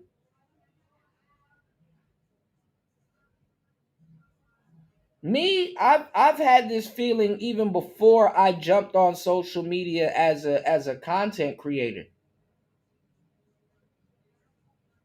You know? And I'm really a low key person. I really don't like this. Is the most high key shit I've done, honestly. It's trumped anything I rapped about, anything. You know, it's like people want this, like this they want this they want people. That's why women don't give a that's why women would rather give you their Instagram than their number or Facebook or something like that, because they want you to buy the image. You know what I'm saying? They want you to buy into the image of what they present themselves to the world, not who they really are. You know? I saw back in the day we used to circumvent this shit and catch girls at their job. See what they look like without no makeup and stuff like that. Find her on a Wednesday or some shit, some random Tuesday and stuff.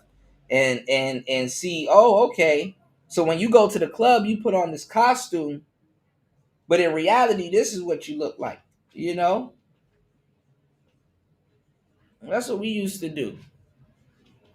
You got to catch them off social media, not on social media, and be like, oh, okay.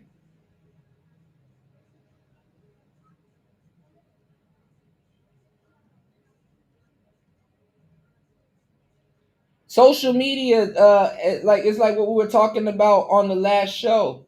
I told y'all in the millennial age and stuff like that, in the late 80s, you know, aside from like the latchkey kids, families stopped eating at the dinner table like that. Families stopped eating at the dinner table like that. Instead of sitting there having to watch what the family watched, you got your little TV dinner. That's another thing that got revolutionized. You got your little TV dinner, and from the microwave, or you got dinner, you know, that was cooked. And guess what? You walked in your room, and you got to sit down, and you get to put in your VCR tape, and you get to watch your Batman movie or whatever movie you was watching, while everybody else is watching whatever on the family TV. It used to be a time where people didn't talk to each other, and all the TVs in the house were on. All the TVs in the house were on, right? Now I told y'all the cell phone is way worse, because guess what? The TV's on and your phone's in your hand. Everything is personal. First you got you know, the family used to all listen to the radio in the car, and then you got your personal radio in the house. So you take that radio in the other room and listen to another station. And while I'm listening to the station here in the living room or something, the family radio. So now everybody got their own radio. And then when the TV came out, everybody got their own TV. And then when the phone came out and everybody had to share, and now everybody got their own phone. See how that works? So what happened was everybody started personalizing everything, and what this was grooming us to do was it was grooming us to become main characters. It be grooming us to become main character syndrome. Now the reason why it works for some of us is because some of us are content creators. So yeah, we might not be the main character in certain places or in in other people's books, but oh for sure we're the main character on on in our business and what we got going on, you know. So it's like to a certain degree, and everybody's like that, you know. You have your phone and you pay your phone bill and shit like that. Hey man, look, hey, to each his own. But just don't act surprised when people don't know you or are humble, you know. And that's how people are. It's like, that's why they have this meme. Have y'all ever seen that incel meme where it's like a guy's at the party and he's kind of like on the wall with his drinks and he's like, they don't even know me. They don't even realize, I'm here in the corner and they don't even, you know, people are mingling and talking to each other and here you are in the corner with your drink pierced to your chest in defense mode, talking about some they don't even know I exist, because some people feel bad about being a fly on the wall when they're not social, you know. Yeah, I figured that too. UFO, he said the shooter was low-key envious of Charlie's fame, family, influence, and incel crash out shit. All right, hold on y'all, I am so far behind on the comments. I'm going to let this play and catch up and be reading the comments. All right, give me 1 second. Occurring at fire departments. Now, I'm not the most famous person, but well known enough to get recognized quite frequently in real life, and I'm 100% uncomfortable with any of those individuals being my nurse, taking care of my pet, or even rescuing me from a burning building if they think the moderate version of me deserved to die.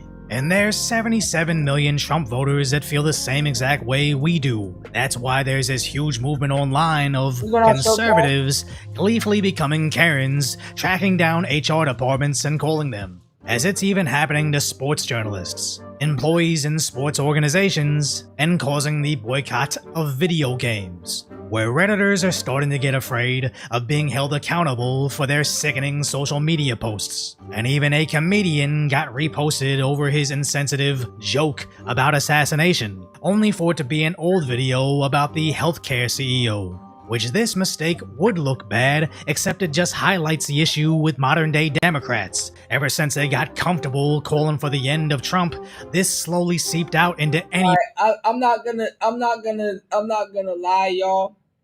And I was actually laughing about this, so I gotta take y'all to hell with me.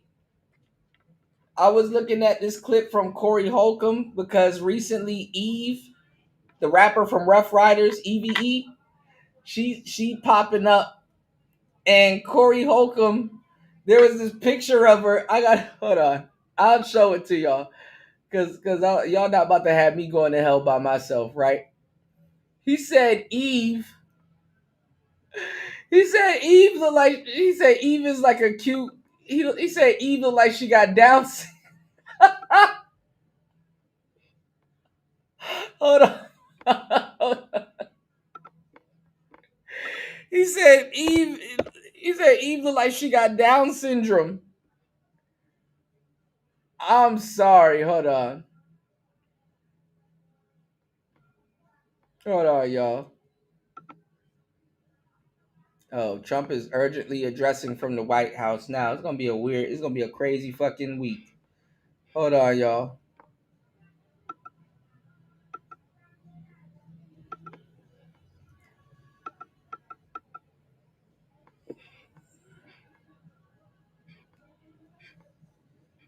Hold on. Now that I'm looking for it, I can't find it. He said Eve looked like she got Down syndrome. He said she like a cute Down syndrome. Oh my god. Now I can't find it.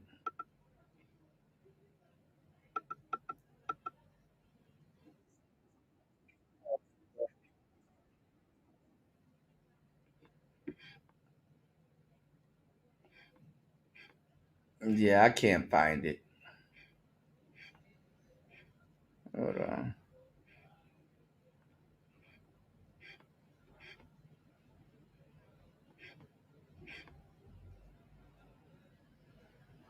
Oh Lord. All right, let me catch back up on the comments. I can't find it.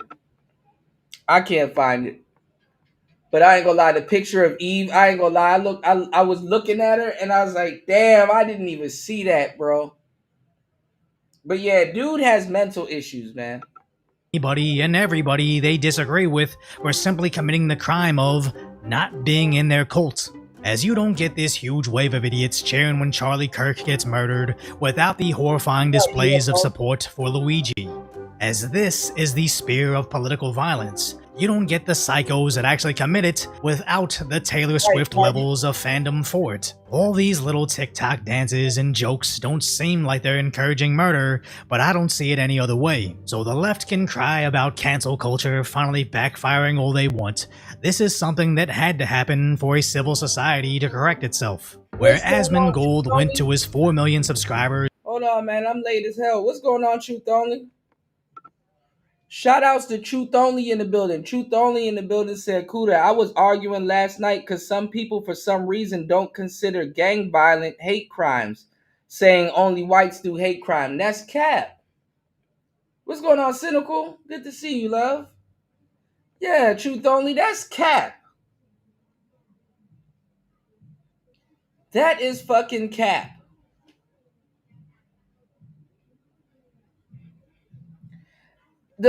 You know what's crazy? The fact that they tell this should have been your response, right?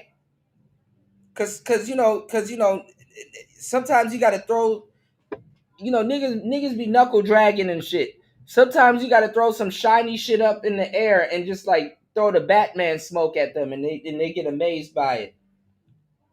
You should have told them with their own words that the fact that they don't think gang violence is a hate crime is admission that they're even more cooked than thought of. Like the fact that like you're so cooked that you don't even see that's a hate crime. The fact that they can explain to you that gang violence is not a hate crime means that you are super cooked and you don't even hear yourself and you defend it. You're beyond cooked.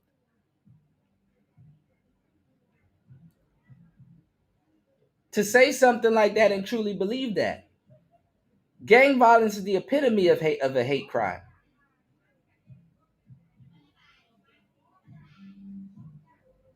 Well, it's a little bit different now. Not all Crips hate Bloods and vice versa. They hang with each other, but it's still a hate crime. Crips and Bloods still kill each other, but You said Truth Only, niggas know it's terrorism, but they feel some obligation to protect their terrorists because right.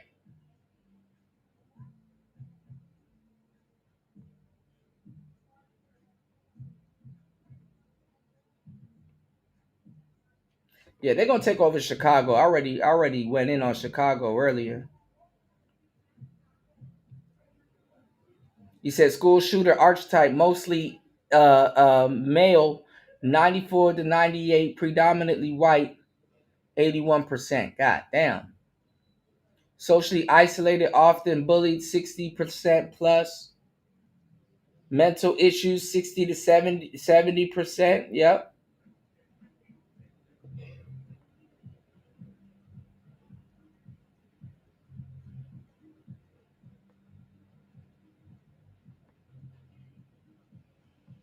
Yeah, the only thing that Al Sharpton and Jesse Jackson have done is bring you a check that will be gone in less than a decade.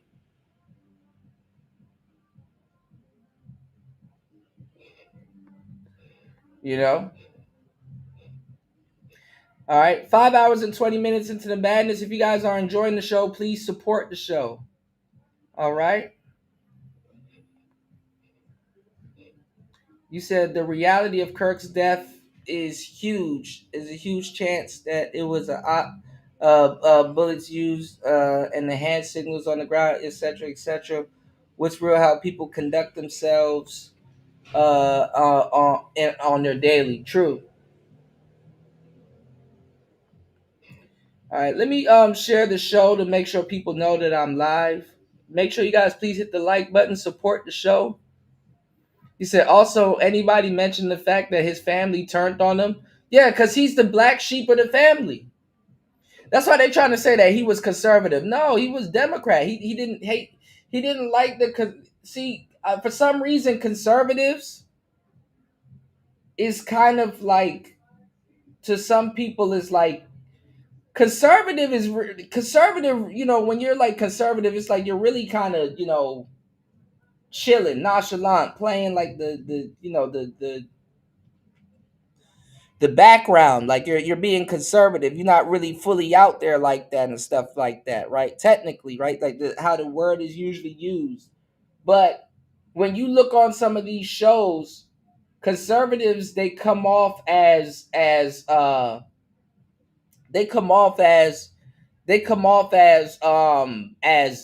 like extreme. And it's like, no, I'm not extreme, but you're watching me debate. You know? Anyhow you're debating, you're gonna be considered extreme. First of all, if you're debating a feminist, you're gonna be considered extreme. Second of all, if you're a conservative or right-leaning and you're talking about masculinity at any point, you're going to be considered extreme. They're just going to call you extreme. You know what I'm saying? Women are, bro, you will run into women that are extreme feminists and they don't get called extreme. Like, listen, Cynthia G called for the what you call it, the extermination of young black boys specifically. And not one person said, yo, she deserves a bullet. No matter how mad men was. Not one person said, yo, she's an extremist. Yo, she this. Yo, she that.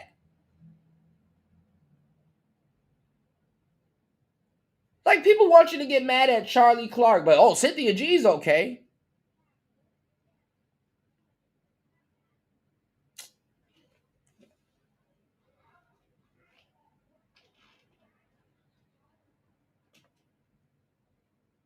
I'm not even going to lie. King Von didn't even get executed that way. King Von didn't even get executed that way. His dad did, though. I ain't going to lie. They say his dad got hit by a sniper. But, you know, I don't even know why I'm using that as an example, but still.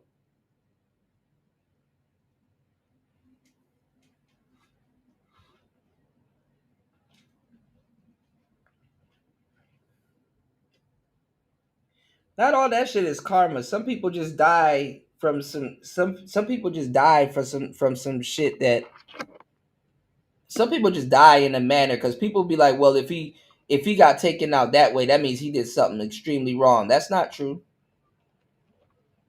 That's why you have the whole concept of unrest souls, because some people just, their life just comes to an abrupt end. You dig? Shout outs to Debo W. Thank you, bro. Good to see you. I didn't know you was in the building, man. Good to see you, my brother. Thank you for dropping the huge $5 on the Cash App. Thank you, bro. I appreciate you. Hold on. I got you, bro. Here we go. Let me throw this on. Hold on. Here we go, y'all. Give me 1 second. Let me catch up. More. Wendy?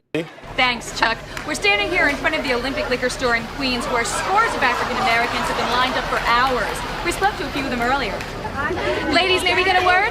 Hide the money, y'all. There's poor people around. With your broke ass. Shout outs to Debo W. Thank you, bro. once again. All right, let me catch up. Hold on. Oh, wait, hold on. Did I read your comment, Party? Hold on. I'm trying to catch up, y'all. Okay. You said also anybody mentioned the fact that his family turned him in? Yeah. They didn't agree with them. That's noble. They didn't agree with him. You said what's crazy is that they be vibing with you in person, then be like, here's my IG. Huh? The genuine article right here. See? You said his dad was affiliated with law enforcement. It's one of those we all damn situation, and he betrayed the code of what their family was supporting. Oh wow.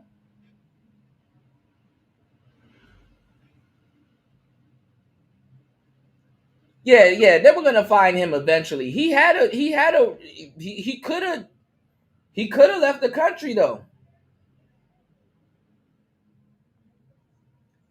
Yeah, they were painting the sniper as a grown ass man.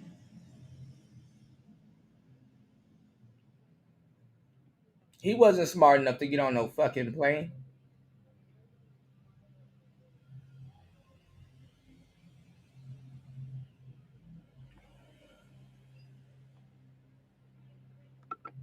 That is true. You got a point there, War Master. War Master said gangbangers who shoot schools won't make the news. That is true. Not the global news, at least local. You said they have to flip it that way. Democratic public violence has a long history. Even when those niggas bring up MLK and Malcolm X, you said those weren't conservative extremists, and that's the irony. But this is the thing: anytime you're a conservative and you're talking to people about your views, you're considered extreme. Anyhow, they label you that's the whole point of them labeling you a misogynist and all of that stuff. Is to make it seem like you're more extreme than what you really are. Yeah, conservatism is the conservation of liberty. Absolutely. Yeah. But when most people hear that word, they think that you're being like, kind of like, low key. And it's like, nah,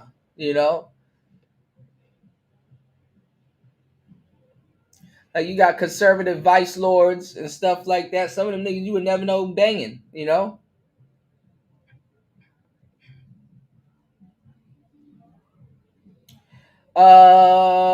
Most hated said, Kuda, I think people are giving Charlie what he asked for. What he asked for though, he said empathy is a weak emotion. So when he says that, right, that comes from the quote unquote not necessarily an alt-right playbook, but if you go read, like, let's say like those older, Manosphere, and like let's say you know what I'm saying, like those old Manosphere, those old Rollo Tomasi books, those old, those older, manuscripts, even like certain books like, The Art of War and stuff like that, you will see that same quote in all of those books. Empathy is a weak emotion. You want to know why? Because a lot of men that showed empathy or emotion, they lost their lives on the battleground. They lost their life on the battlefield. If you go to Afghanistan and you with your platoon and y'all kick in one of those doors and you see one of those women in the corner hunching up with the hijab and stuff like that, and you're like, okay, there's a lady here and there's children here. We cleared the room and whoop-de-whoop. And let's say you walk over to that lady and you try to and you try to escort her out the house into safety. And you try to show some type of sympathy and like, oh, okay, she's not gonna do nothing. She's a harmless citizen and stuff like that. Now and then she blow your ass up to smithereens, or she stabs you. A lot of times they grab you and they stab you in the neck. and then your partner gotta do what he gotta do and rush over to you and make sure you're okay. So that's what he was saying. You know, a lot of people try to take people's words and spin them and stuff like that. He was saying empathy is a weak emotion. Sometimes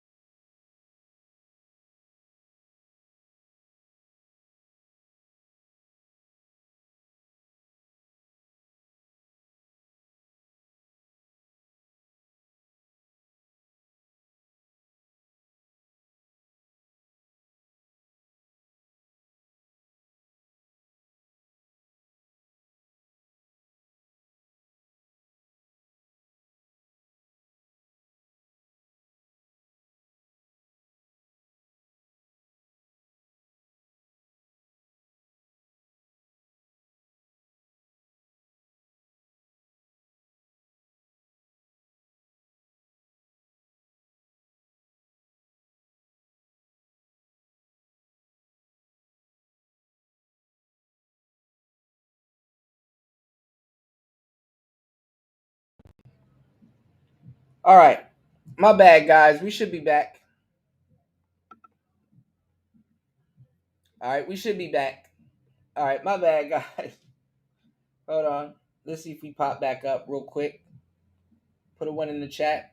Hold on.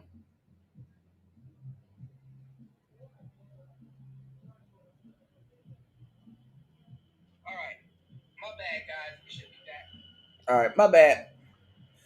All right, so let's get back into it. Yeah. Damn, I done lost my place with the comments. My bad, y'all. I was like 20 minutes behind in the comments anyway. Shout outs to everybody hitting the like button and everything. Shout outs to War Master. Lord have mercy. Damn.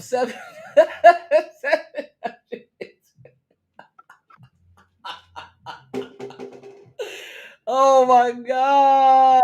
More. Wendy. Thanks, Chuck. We're standing here in front of the Olympic Liquor Store in Queens where scores of African Americans have been lined up for hours. We spoke to a few of them earlier. Ladies, may we get a word? Hide the money, y'all. There's poor people around. With your broke ass. Shout outs to War Master.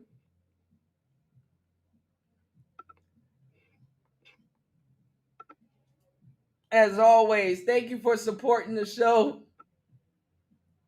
War Master, remind me either by the tail end of this show or the next show to please go over a bit of Metal Gear Solid with you, man. I've been totally forgetting, and then so much stuff is happening. You know, some real Metal Gear Solid shit is happening in the real world, which is crazy. People getting unsubscribed from life at shows and all kinds of stuff. It's hard to keep up with the world today, y'all. People getting beheaded in Texas. Shit. But no, man, I was cooking, man. Shout outs to Bronze Flat Power guys. I'm glad that you brought this up, because the thing is that, you know, people are taking his words out of context to be tongue in cheek, you know?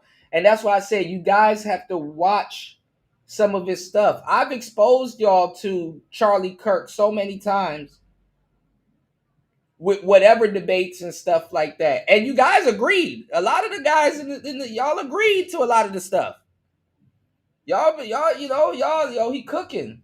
You like, yo, man, these hoes tripping and blah, blah, blah, you know? Nothing wrong with that. You know, like for number one, I like Andrew Tate, right? But I don't agree with everything Andrew Tate says. You know, I like Andrew Tate, but I don't agree with every single thing he says. I like, you know, hold on, guys.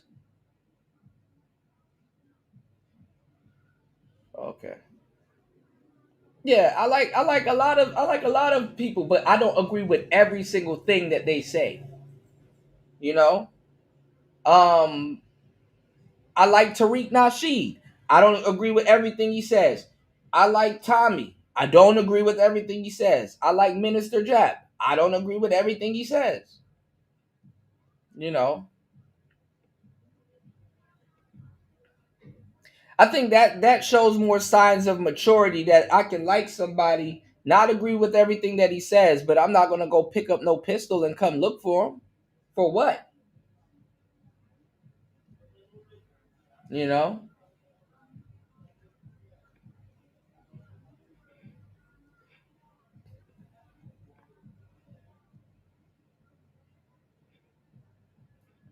You said, and also anybody the fact realize that his family turned on him. Good thing they don't practice that snitches get stitches gospel. True. Truth only. All right, I'm almost caught up. Hold on, guys. Cops have to develop the ability to disconnect from emotion too on duty. Yeah, that's true. That's what I'm saying, you know?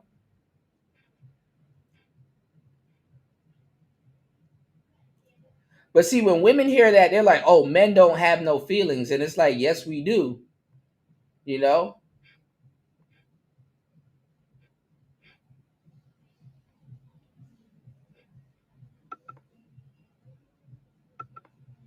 All right, see, y'all, bro, my shit is acting stupid. Y'all comments not coming up.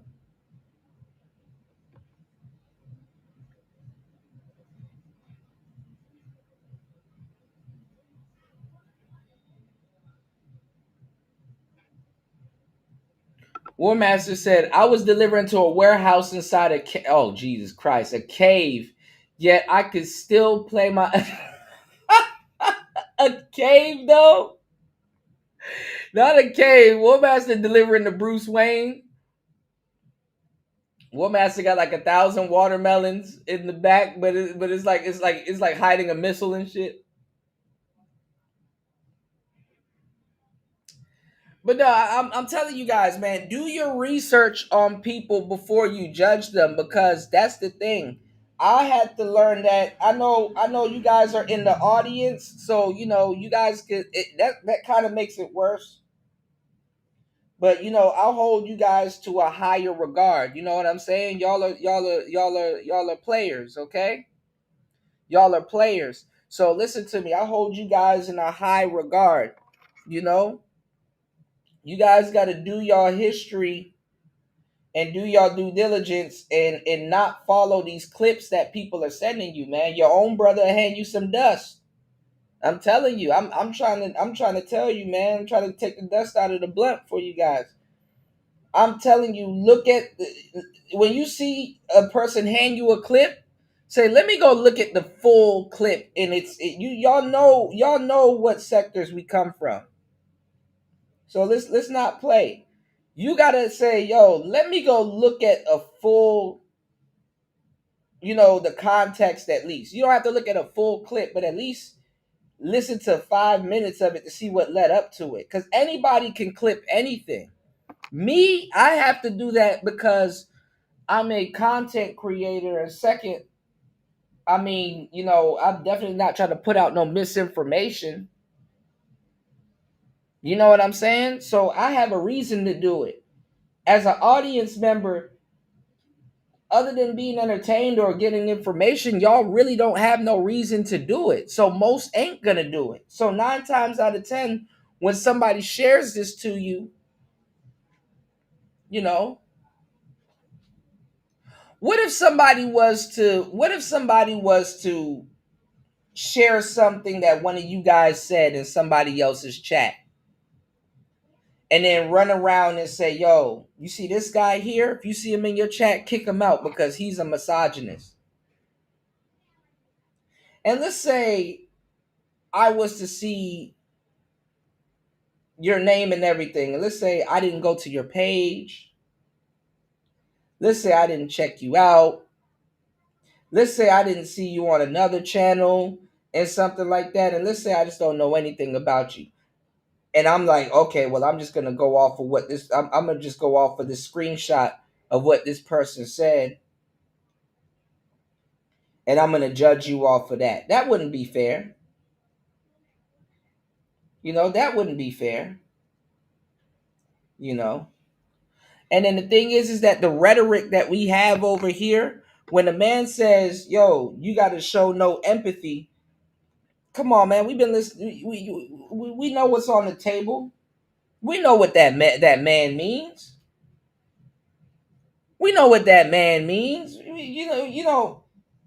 And the fucked up part is that Charlie went around showing empathy. That's the part y'all don't share. Did y'all see that video where that woman took his hat and stuff like that? And he was like, "I forgive her." He made a joke now, but he forgave her.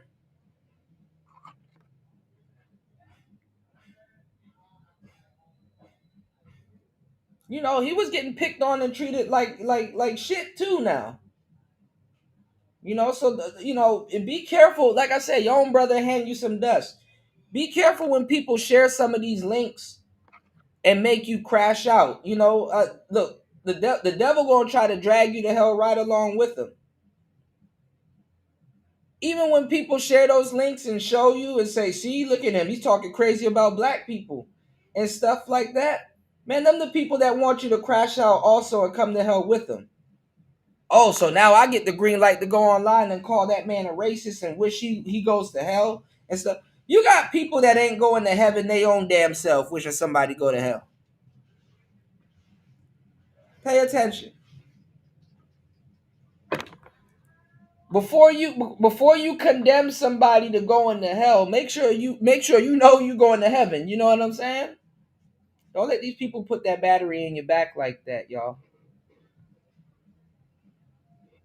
It's a cold game out here. You said, and what if a black man agreed and said empathy is a bitch emotion? Most niggas do. That's why I say stop acting like a bitch. Empathy is why society accepts pedos, trannies, and reading their kids' story time. Absolutely. Yeah. A lot of people don't pick up on it though, but they say it's alt-right talking points. But the thing is that a lot of alt-right talking points have been taken from the manosphere. So you got a lot of people that's running around here that are black that actually agree.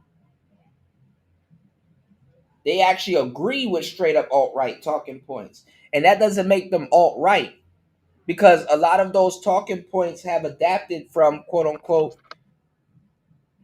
man stuff. It's not even red pill. It's like, yo, if a man come up to you and say, yo, I believe that a man should protect and provide and you know and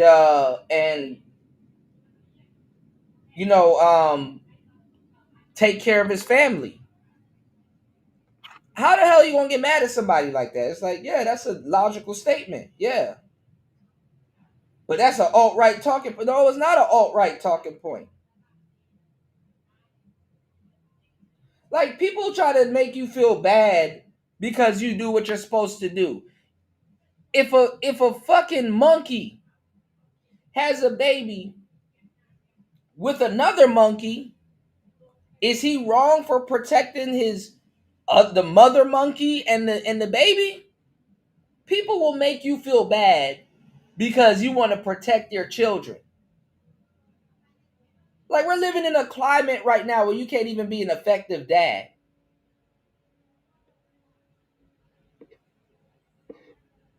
So who's wrong? The lion protecting his cubs or the fucking monkey?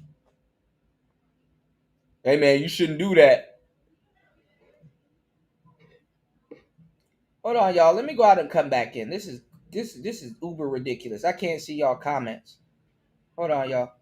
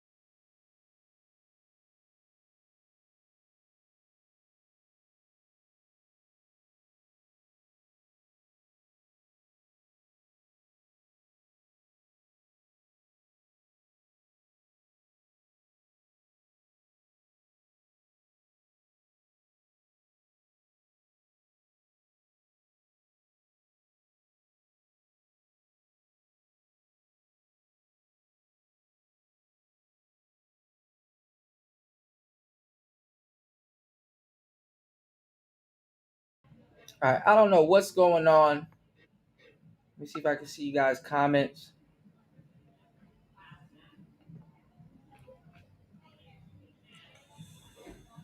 All right.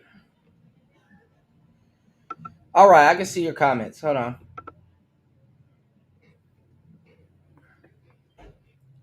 What's going on, Gail? All right, yeah, they out here partying. I forgot it's Saturday. All right. Ooh, it's hot. Ooh wee.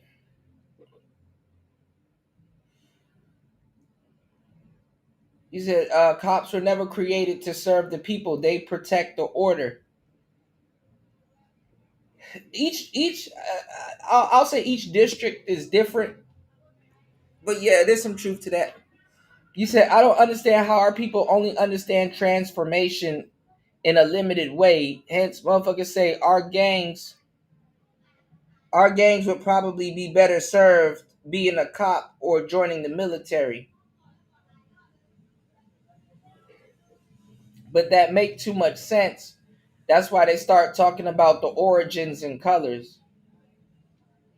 All while you got Somalian cops policing you and police in hijab. That's true. The reality is they shot the wrong man because Nick Fuentes on deck and they see the real extreme radical thought. Well, this is the thing too. Let me tell you why a Nick Fuentes probably won't get shot. You might not believe me if I told you that the guy that shot Charlie probably liked Nick Fuentes. That's the irony of it. Party, you super smart. I know you would be open to that, you know. But what I'm saying is people probably won't believe you if you were to tell them, because see, black people when they hear racist, they just see red, like their mind just shuts off. They like all races to black people. Racism is an archetype to black people. There's levels to racism. And this is what black people don't understand. There's levels to racism. And a lot of black people are in those levels to racism. Because a part of the black experience is experiencing racism from other black people. But ironically, you got racist people that will shoot down a Charlie Kirk, and will let a Nick Fuentes live. The irony of it is that you got guys that's like Charlie Kirk and Andrew Wilson that's in fucking trouble when they go to a campus, but Myron is safe. Fuentes, safe. Sneeko, safe. This is real shit.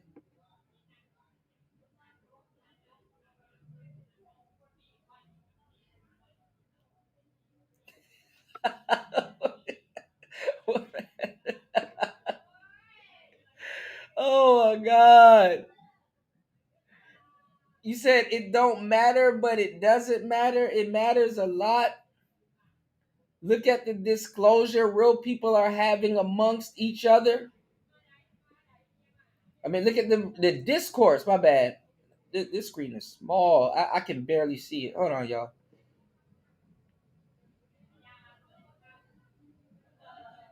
Man, the same people that's going in on Charlie Kirk is the same people that clapped for Kevin Samuels when he passed. It's because they think that they're hurting black men. That's why a lot of people are surprised that black men are speaking out against Charlie Kirk. If Andrew Wilson goes, I'd be the same way.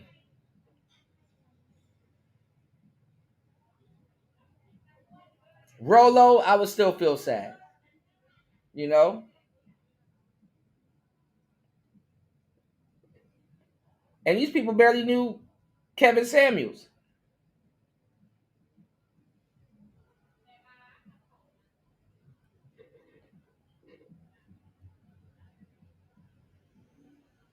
Shout outs to Gail at night in the building. You said, yep. You said, empathy is bitch talk. He wasn't lying. That's how you know niggas ain't ready for war. Yeah. You said, yep. Yep. But cause this is America, niggas can't be happy that the general black man's thought is mainstream. Alt-right talk is black manosphere talk. They got all their game from the manosphere. They just organize it better. Hence why niggas clowned you, Kuda, when talking about mics. That's what I'm saying. That's what I'm saying. And look, and they know. And then see, it gets reversed because a lot of people come in here and say, man, y'all took the manosphere game from them white boys. It's like, what the fuck are you talking about? And I'm not gonna lie, I've been telling these people, the more a lot of these pick-me's come in, bro, it's watering down the message. The message has been getting watered down. You know? I see the new era of pick-me's are coming in.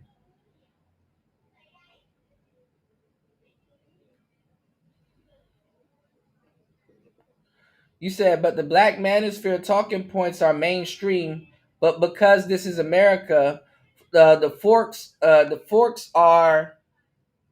You said because this is America, the forks are ideology, sexual persuasion, skin color, and many dwell in those boxes.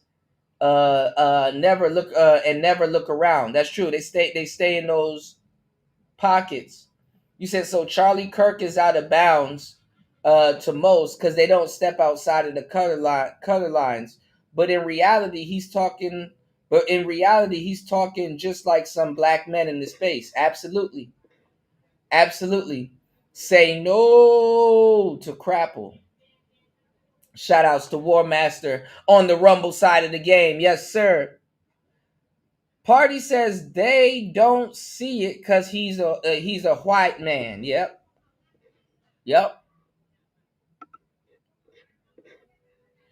Shout outs to War Master. He said police protect the criminals from getting the criminals from getting the lynch. That's true too. That's true too. Don't forget that part.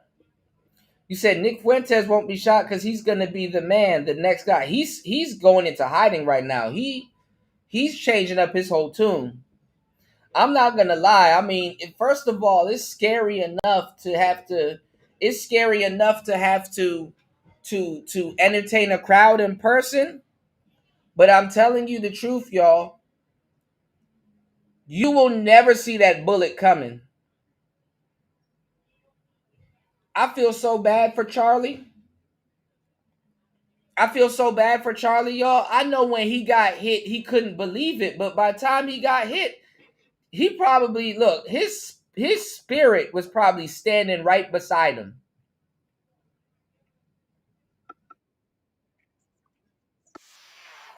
As the significant. His spirit was standing right beside him.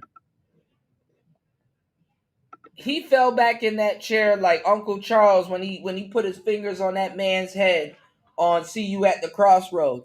I know his spirit was standing beside him like, damn, dog. So that's it right there. That's how they got me. This is the ending of my story. The first day of my tour, a taco of a bullet gets lodged into my neck. Jesus Christ. Oh my God, y'all. Oh my God.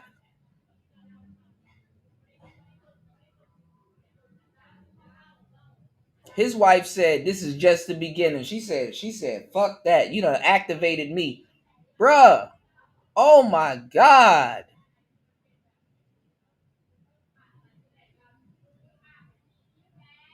Oh my God, y'all.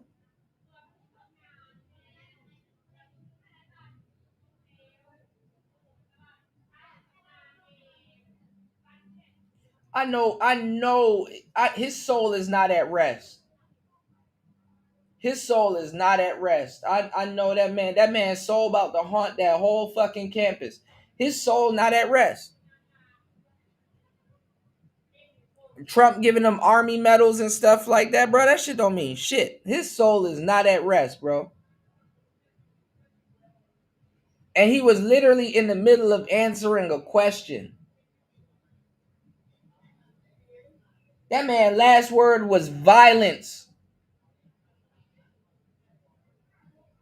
And then here come black people out of nowhere. He was literally answering a question about black people. He wasn't answering a question about black people.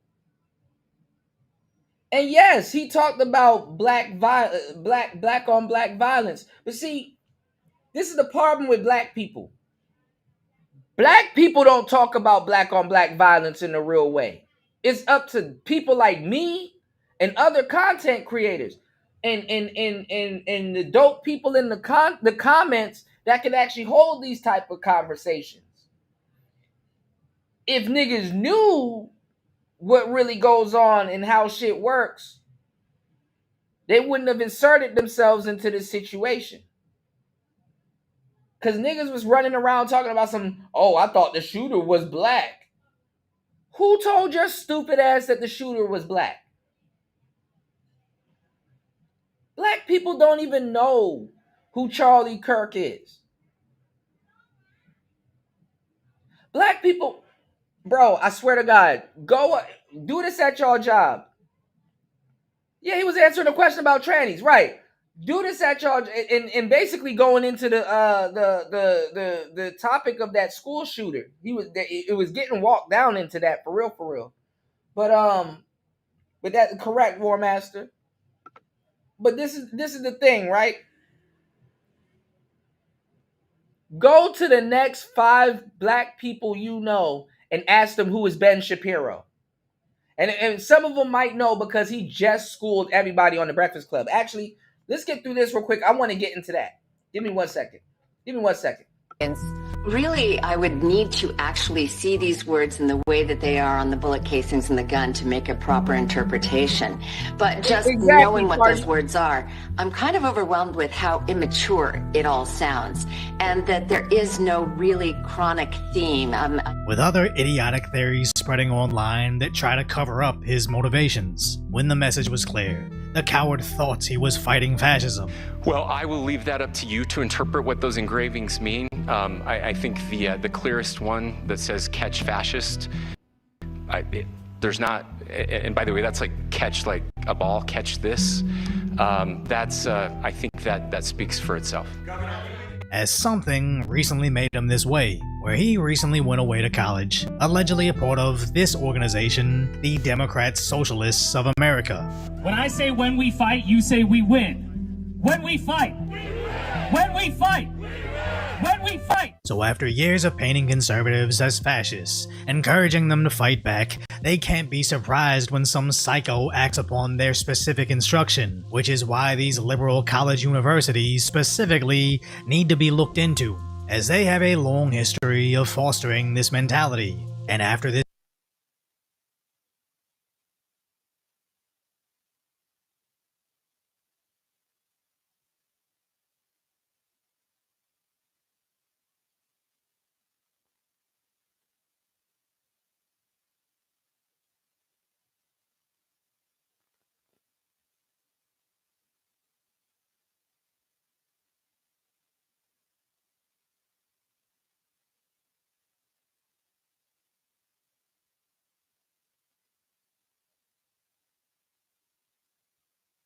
murder, universities everywhere are having to fire faculty over their insane social media posts, essentially rationalizing the assassination. As this even gets down to the high school level, with even cheerleading coaches getting exposed for it, which just shows how widespread this issue is in education specifically, as these idiots wouldn't take to social media. Thank you, Gail. Thank you, love. Hold on, I had to switch over. I said it's sad that Charlie Clark, Charlie Kirk, goddamn, had to talk about black on black crime because Negroes don't. Negroes don't talk about black on black crime in a real way. You know what I'm saying? In a real capacity. It's always some bullshit. Negroes do not talk about black on black crime in a real way. So they get mad at Charlie. But it's like, bro, but what are y'all doing to stop this? You know, if black people talked about black on black crime in a real capacity, then guess what? Then we had somebody to send up there and school them on it. But I guess we don't. And if y'all go back to the show that I did 3 months ago, the one that got 50 Cent on the thumbnail, you would see that I was sharing shows other than whatever with Charlie Kirk from Jubilee, and it was him versus a whole bunch of people, and you had that fake feminist Rick James looking chick up there that's semi hot, that you know was like literally she's like a divester, but when they're talking to white boys that don't find them attractive or that are married or have no real obligations to them, all of a sudden the divestment chicks, these fake FBA divestment chicks, all of a sudden start turning into pro-black women. Like they start turning into individual marginalized women and shit. Y'all should do this at least once or twice in your life. Y'all need to y'all need to go watch a show where you see these divestors, these women that are right now trying to sit up here and y'all let them turn into chameleons. Y'all let them cold switch and shame y'all. You had this damn divester conveniently, and black men, I'm tired of talking to niggas because y'all let these hoes get away with all kinds of, y'all let them get away with all kinds of bullshit in the name of y'all ancestors, y'all, on y'all ancestors. I'm not putting this on I'm putting this on y'all ancestors. On y'all ancestors, y'all let them get away with all kinds of bullshit. She don't get to double back and talk crazy to you like that. A divester. Y'all openly let black women. Y'all openly let black women pick and choose when they want to start throwing that slavery bullshit into the mix. And y'all don't check them on that. Y'all openly let them use the ancestors and kumbaya stories and all this other shit. Y'all don't check them on that.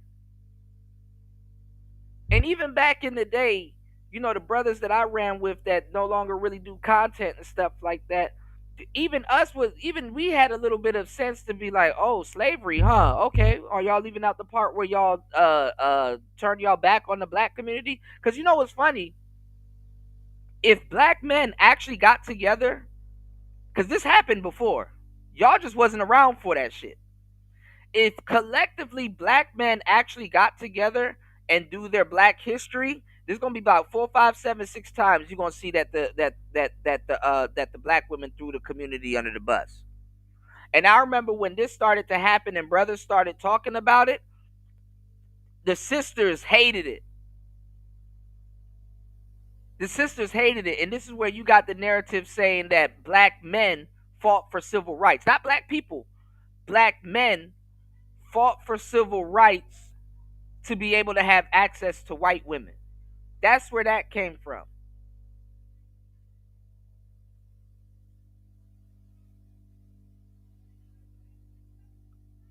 See, y'all wasn't around for those conversations. Like I said, I've seen her, been through, and her. None of this shit is surprising to me anymore. I'm like a damn Jedi Master at this point. I can tell people their next move.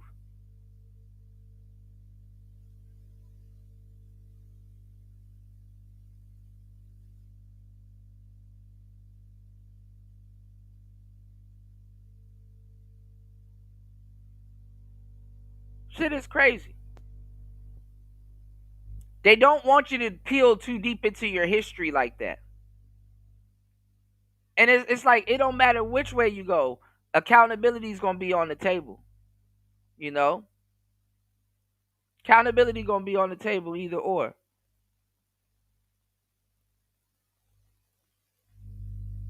So like I said, you've been debriefed from slavery, black man. You better find you a good sister. Lock her ass down and go about your business. You ain't rebuilding no damn kingdom. You ain't doing nothing like that. Just find you a young lady, survive, not even survive. Find you a young lady, both of y'all do y'all thing, and go and ride off into the sunset and go have a happy life. Stop trying to rebuild the black community. Y'all can take as much pictures as y'all like and love each other and stuff like that, but don't frame it under black love or none of that goofball shit. Just, that's the best you can do. Live like two human beings, man.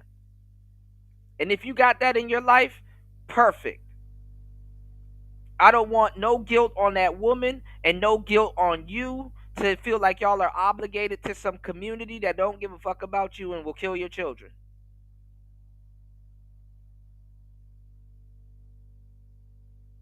They will wipe you off. Your own people will wipe you off this earth.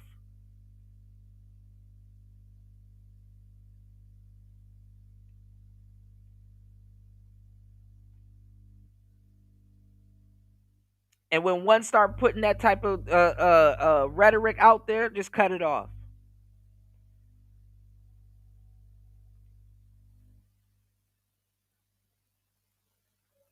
Yeah, black on black crime don't exist. Yeah, but they spent half a year entertained by YSL.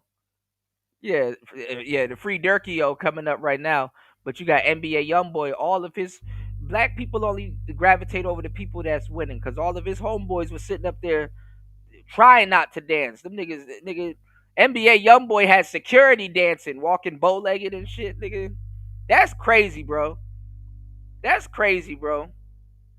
When your music hit so hard, security start security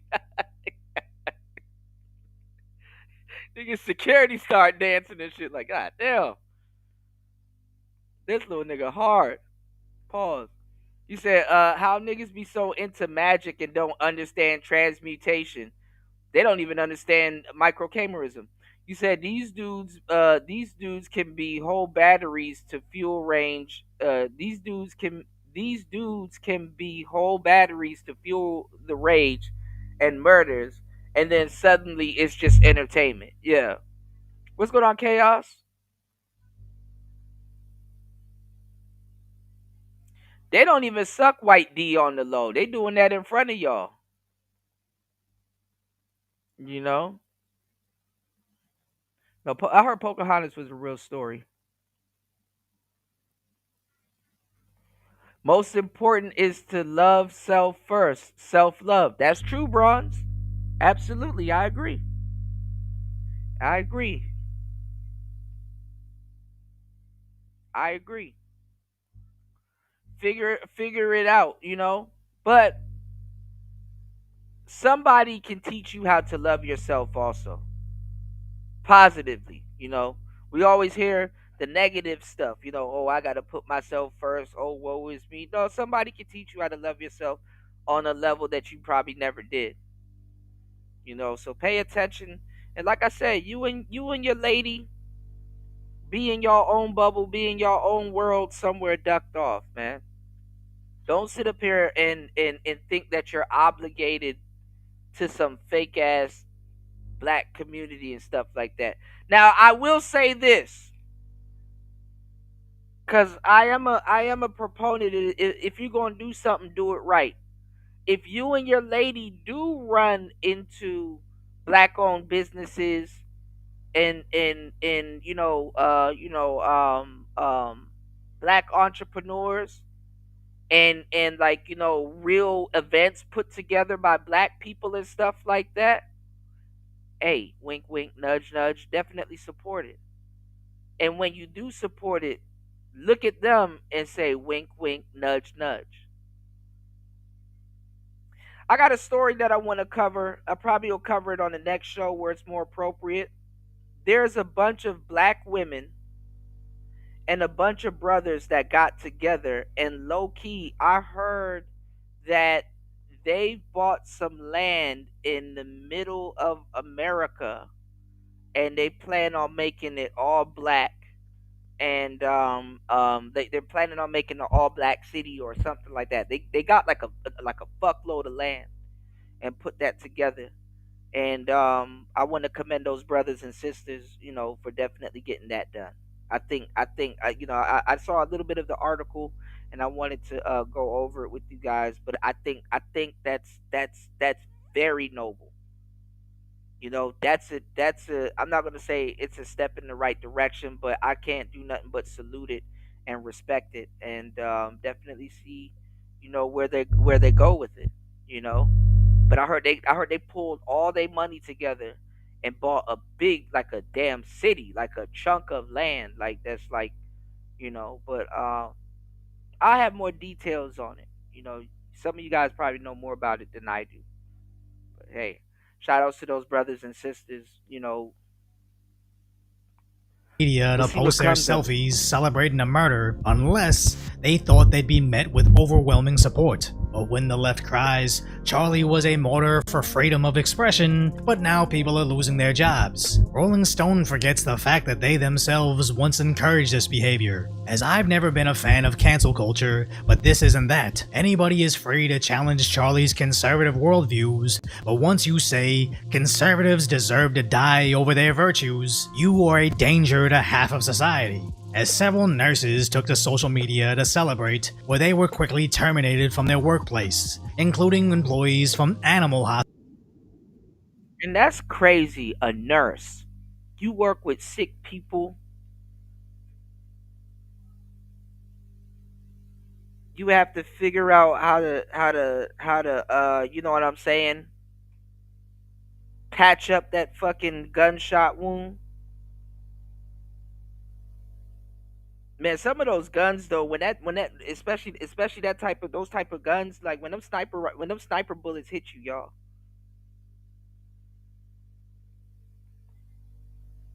Like y'all don't understand. You know those you know the 50, you know that big 50, that rig, like the doom doom doom doom doom doom doom doom doom doom doom doom doom. Most of those sniper rounds are like those rounds are a little bit smaller than those 50 bullets for the 50 cal. But they're sharper. Like I'm like I'm telling you, it's a taco. Like it's a you're getting hit by a shell. Like it's that shit is meant to put a big ass hole in you. And then the rate that it hits you.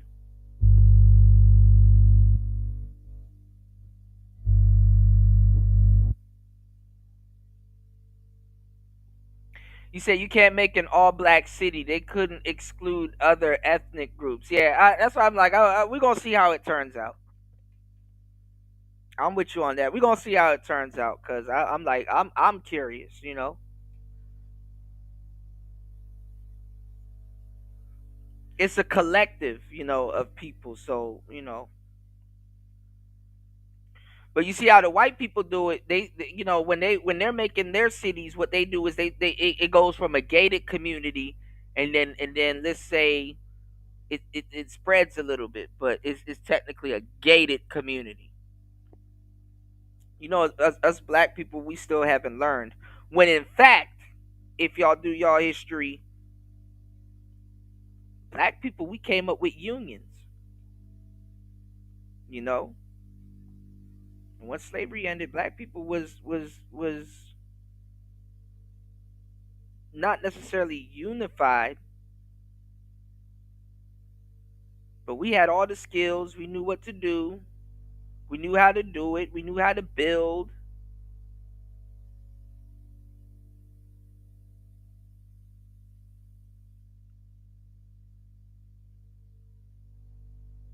And then they use unions to push us out. What's going on, Ant?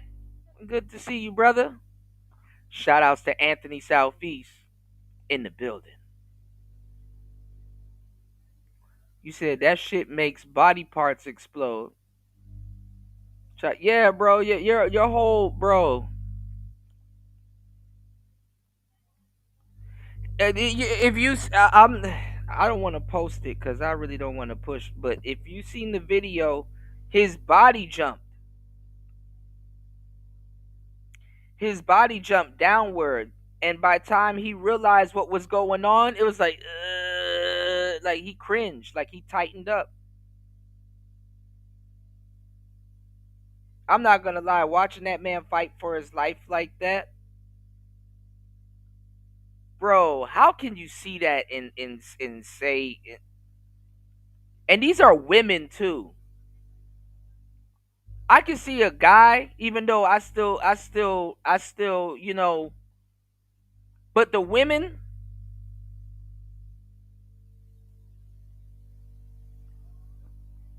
and I'm glad. Listen. Oh man, this thing just died. Hold on, y'all. Hold on.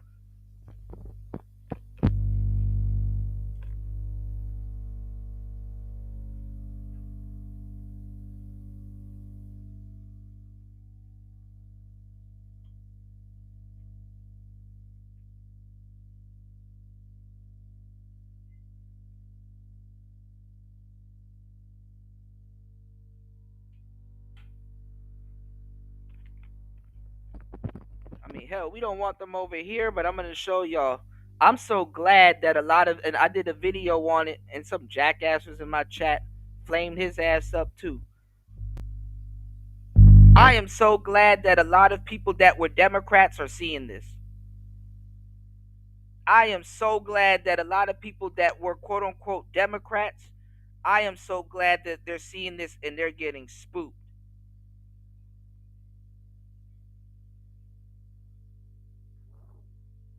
I am pleased. And it's just sad that they got to see it go down something like this. I'm glad. I don't know who in their right mind can see some shit like that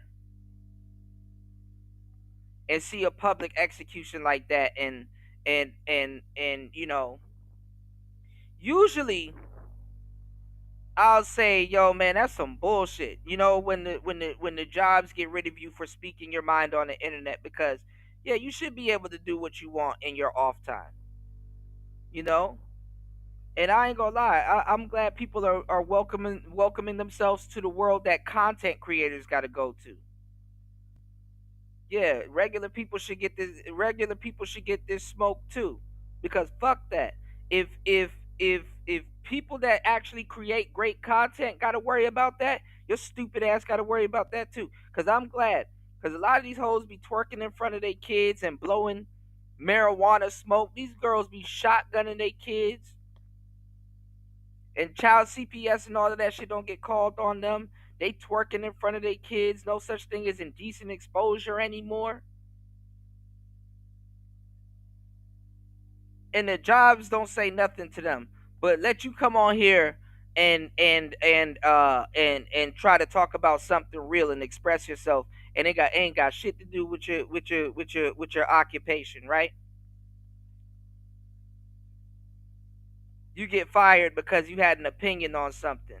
But you got people out here that start standing so far beside themselves that they can get online barefaced in high positions. They can get online barefaced and laugh at a man's death and put spaghetti and shit on they neck, the spaghetti sauce and all kinds of stupid shit, and make AIs and he's dead, and they're not even funny. Like, it's not even, you know, I'm dark. If something's funny, I'd probably like laugh and then, you know, go back to scheduled programming. But it's not even funny.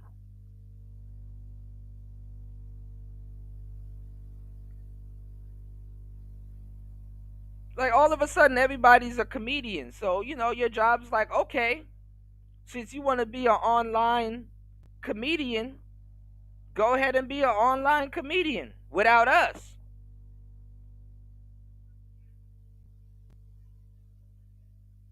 See, me, I ain't tripping, because I'm actually funny. I can hold an audience.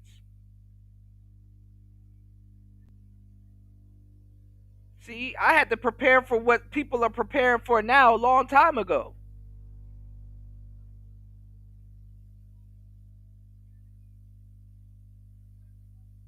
And people was laughing at me. And I didn't lose my job to no damn internet. I didn't even lose my job. What I'm saying is, now y'all are going through what content creators in this space have been going through for years. And the fucked up part is that these are your co-workers. Hey, you better not befriend your co-workers. Listen, even back in the day, nigga, all my co-workers, even the ones that know that I do YouTube, all of them were blocked. I don't even hang out with them niggas. Fuck that. When I'm off the clock, I don't exist. Y'all niggas be trying to be buddy with your co-workers and all kinds of shit. This is what's getting y'all caught up. Gossiping and shit. And then it's either or, because you might be the co-worker that felt some type of way about Charlie, and your other co-worker, you might be the one that have to pick up the phone and call HR. That's the crazy part.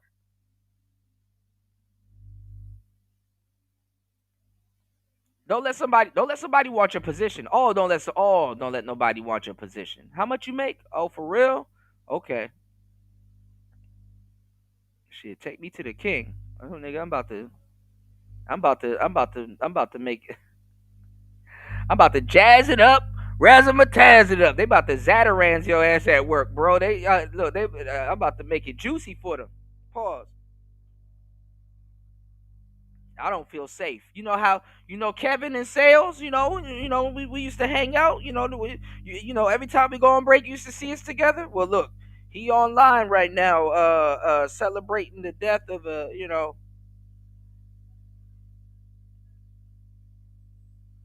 If y'all see how gruesome that video was, man.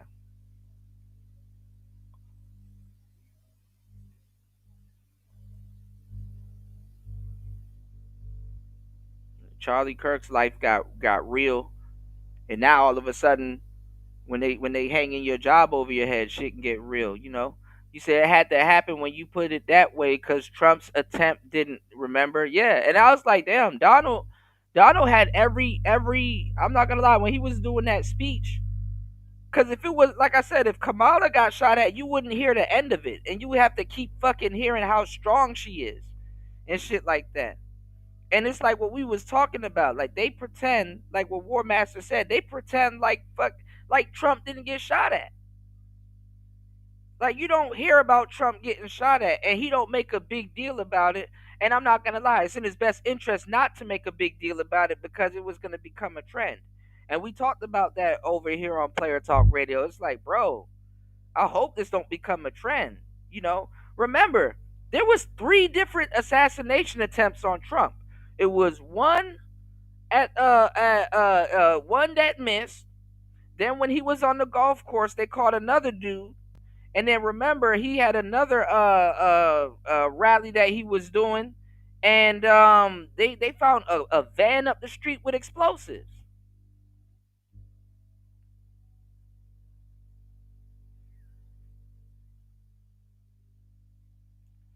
Shout out to Anthony. Not it must be my white blood talking. You said it's treasonous at its core, and they've been openly committing treason constantly for the last decade at least. Absolutely. Absolutely. You have to sit there and watch sisters talk about divesting and shit like that. And it's like you don't know. You're not the type of girl to divest. Like black men gotta sit back and watch sisters the ones that's painstakingly obviously can't get a white man tell you how she can get a white man and how she's proceeding to throw you up under the bus. So black men are damned if they do their research, and they damned if they don't do their research. All right. Larry says, hold on, I can't see. Larry says, white people been watching black folks get executed for years and laughing. Now we're supposed to take some kind of moral high ground? Man, get the fuck out of here. Larry, white people have not been watching black folks get executed for years. White people have been executing black folks for years, not watching. They don't just watch, they're the ones doing it. And second of all, we're the ones doing it. You got World Star Hip Hop and a whole bunch of other people. Black people was sitting right alongside those quote unquote white folks watching each other get executed. Now peep this. Does that make it right? No. Am I telling y'all to go high or low? No. I'm not telling nobody to go high or nobody to go low. But one thing's for sure is that black people have no business. Y'all don't even know who Charlie Kirk is. And it's not about no moral high ground. Would I be wrong to tell Negroes to have basic human decency?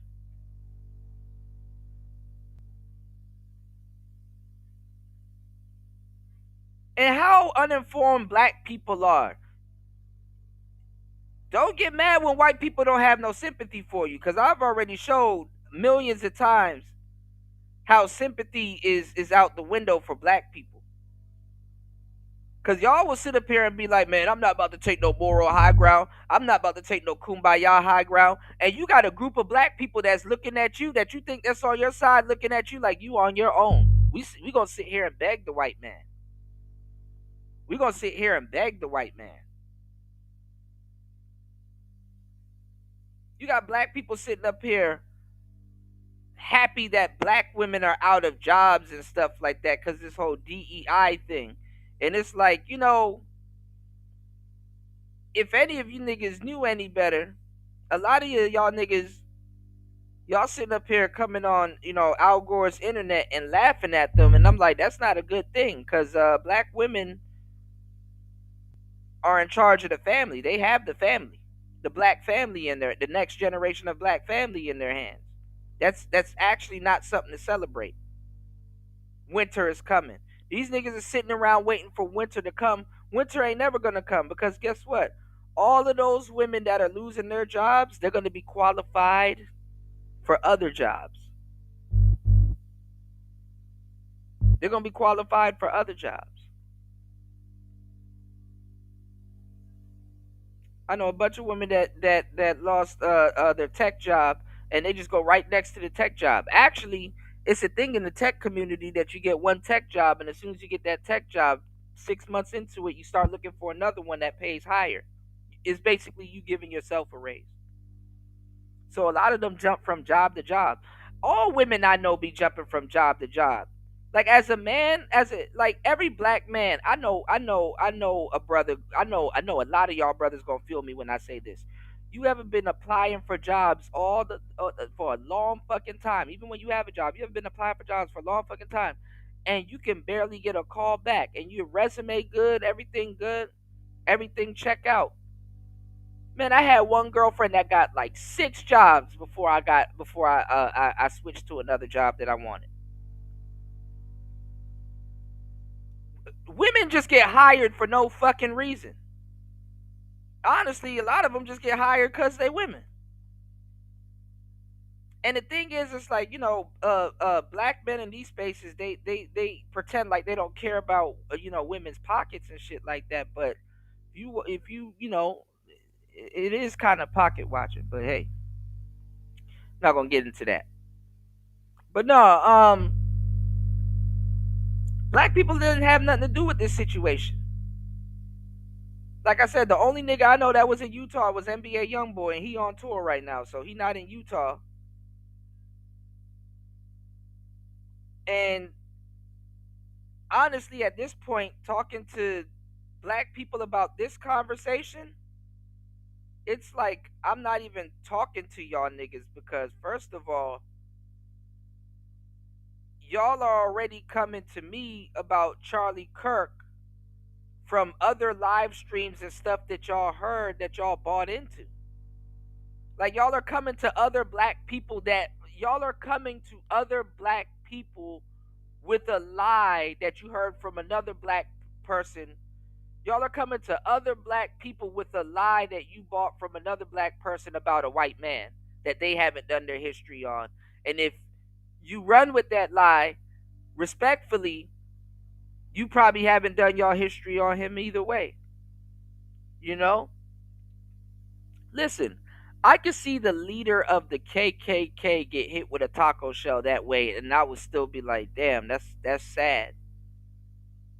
And a bunch of niggas would come to me and be like, but Kuda, you supposed to feel bad. He from the KKK. And it's like, yeah, but you a coon. No, actually, I'm not. It's like, damn. You know, nobody should die like that.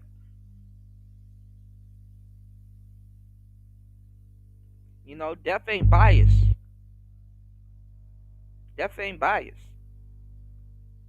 You know, that's a fucked up death. You know, I would probably say, hey, that's crazy, but I'm not about to. But I'm not about to be out, up here bankhead bouncing and running around in the streets and stuff like that. Especially for somebody that you just found out about 2 days ago. You know, y'all don't be in no damn whatever podcast chat or Charlie Kirk's chat. Like, and if y'all found out about him, it probably was through the whatever podcast. But people would be more so in Fresh and Fitz chat before they're in Charlie Kirk's chat. And I'm not sure if Charlie Kirk went on Fresh and Fit. You know, so y'all don't even know about him. You know, so if you're misinformed because you seeing clips on the internet and y'all not going to see the whole thing or watching the whole thing, y'all don't gotta recruit me to talk crazy about the man. I've shared his clips. I've introduced him to my audience. I've had some commentary on his stuff. I critiqued him.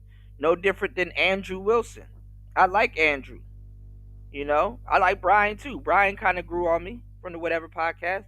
Couple of them dudes. I don't fully agree with Rollo Tomasi, but if I see Rollo Tomasi get taken out like that, man, what? I'm gonna be like, man, that's fucked up. That's sad.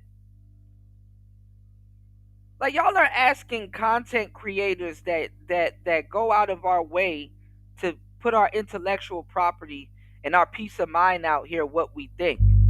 And y'all are not really looking at it like, yo, that could have been me on that stage.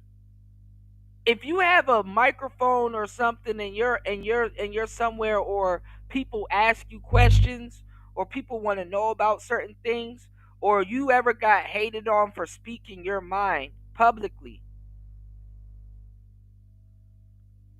I looked at that and I said, damn, if his ass could get fried like that, my black ass don't stand a chance. Niggas, I'm target practice.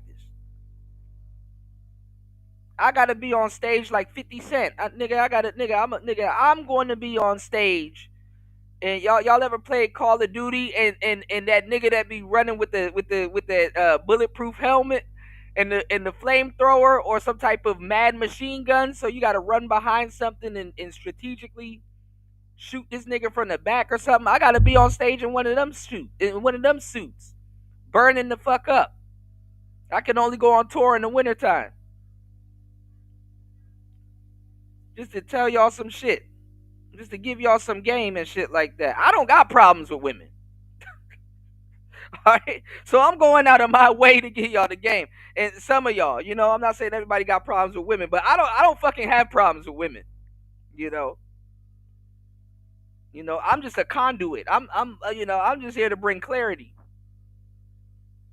But I'm definitely not catching one of, shit. Hit me with a handgun. I'm cool with the handgun. I definitely.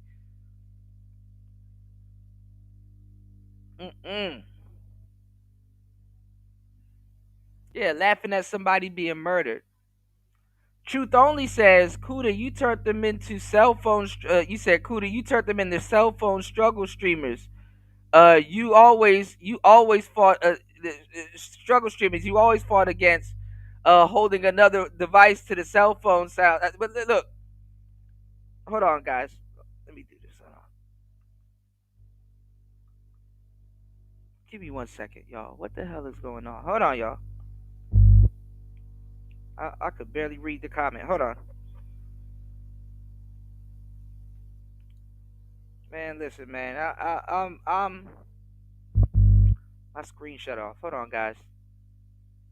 Try to get this monitor thing to work.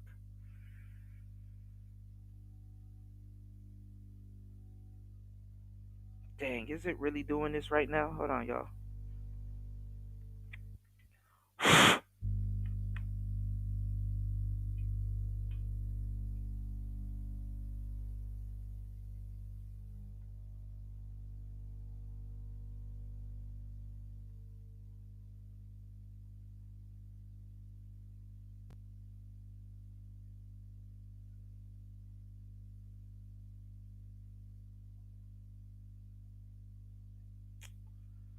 Hold on, guys.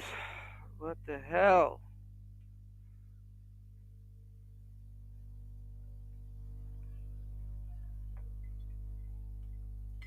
Damn it, man.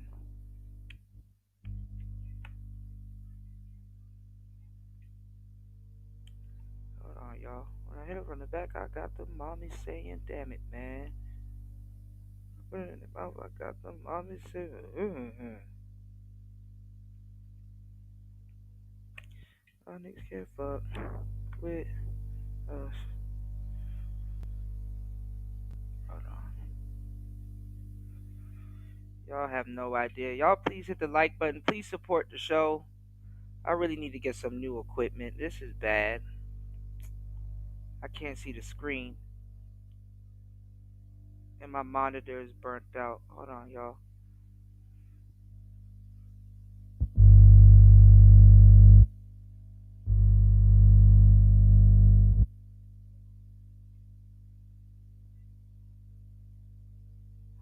Oh my God, don't tell me this is happening.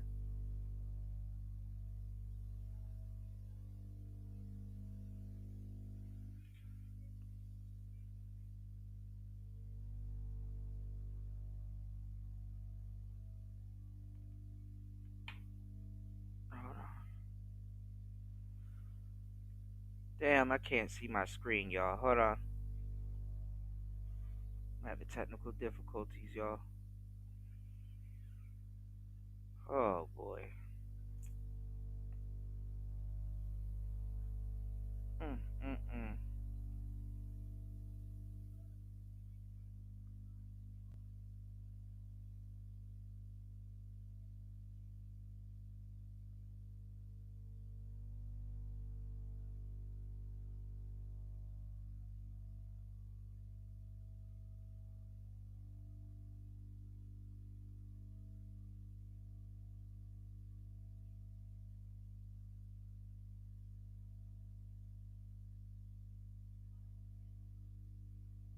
Let me see if I turn the brightness down. Okay, here we go. You said people will always flip out when someone tries to hurt other people. Yeah. And then not even that. I mean, I could see if he was a gangbanger. Like y'all are looking at civilians getting executed.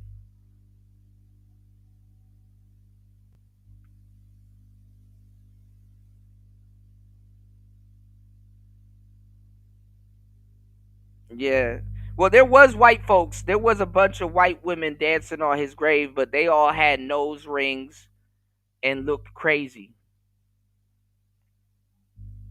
Like, isn't it crazy? Like how you can live a whole life, like, and like these people are becoming trolls in real life. Think about that. Like they don't even have. They're like real life avatars. You said, but niggas see everything one way, so they don't see it. You said, Kirk himself shit on black people killed by police. Nah, man. Nah, Larry. That's bullshit. Y'all sat up here and let Fantastic run around here and talk crazy about George Floyd.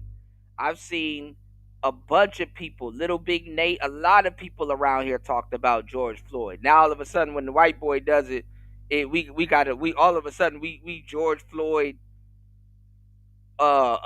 saviors and shit. Nah, let's not do that. Y'all sat up here and let Fantastic talk crazy about George Floyd. I've seen a lot of black people talk crazy about George Floyd. Let's not do that.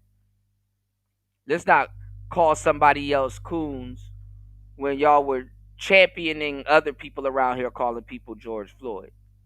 I mean championing other people talking crazy about George Floyd. You know? In any manosphere topic like that, I always expect it to be a split. I'm like, okay, there's gonna be some niggas that's gonna be around here saying, yo, you know, George wasn't wrong. And then there's gonna be a group of niggas around here that's like, man, F George Floyd. And that's why I need to get away from you niggas. And blah blah blah. and blah blah blah. Like we're not gonna pretend like the space is super pro black now. Y'all, a lot of niggas around here, especially here, are selectively pro black.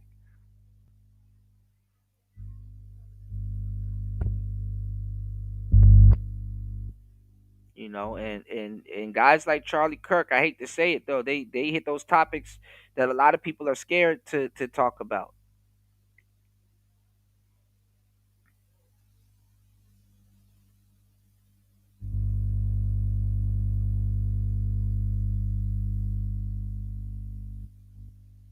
Like black people get mad as hell when people want to look out for their own race. It's like, nigga, that's what people do.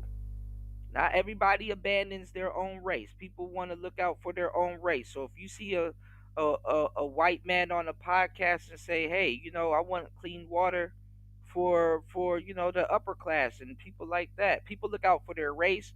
They look out for their class. That's what people do. People are not just running around abandoning shit all day. You know what I'm saying? Like I thought that was expected. You know? Now I don't even know why all of a sudden y'all hear one thing from me and not acknowledging the other things that I'm saying. Like I said, I didn't necessarily fully agree with Charlie Kirk. A lot of the stuff that he said about black people is bogus. A lot of those numbers that he got is skewed, and black people aren't committing the majority of the crimes that he's talking about. And in a lot of cases too, he got his percentages wrong. And in a lot of cases also, when crime goes down in the black community, they manufacture crime. So a lot of crime in the black community gets manufactured also. But it makes no sense me talking about this type of stuff with Negroes, because guess what? Negroes don't care. They don't do their history. They don't read. They wouldn't even understand where I'm coming from. Y'all wouldn't even believe me anyway. If Charlie Clark was to say everything I said on this podcast, he wouldn't have to say, "Hey, can you support the show?" He wouldn't have to say, "Hey, can you believe me?" Like, black people are running around here acting like they don't have the white man syndrome. It's funny that I would get called a coon, but the thing is that y'all don't even understand. Y'all have the white man syndrome harder than anybody else. White man only gotta say it one time. I gotta say it 50 times and then come back and do another show tomorrow and say it again. And be happy with it. I gotta smile and say it again. I gotta acknowledge that, hey, I wasn't heard the first time. Let me say it again. Why do you think Dr. Umar repeats things 3 times? Because niggas are hard-headed. It's a repetition. I can see if I was, supposed to be showing some type of, and the funny thing is that I've done more than the average black man. Race, loyalty, all that shit. I really don't want to hear it. From the Nature Boy series and predate that and all the way up until now, my contribution to the black community has been significant. It's been super significant. Nobody can question it. I've saved way more black women than we even getting to that. So I definitely know what I'm talking about. You got niggas around here learning they fucking black history in their 50s and shit like that. I know what I'm talking about.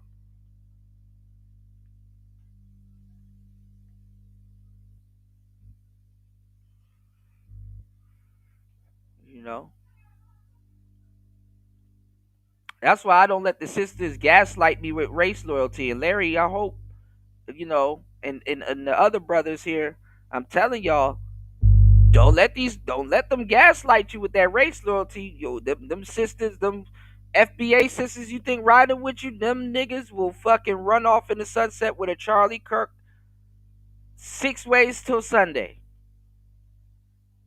That race loyalty bullshit is dead. Y'all gotta stop acting as if black people are all on one accord. Your killer, God forbid, nobody here gets taken up out the game, will be black. And that's a fact.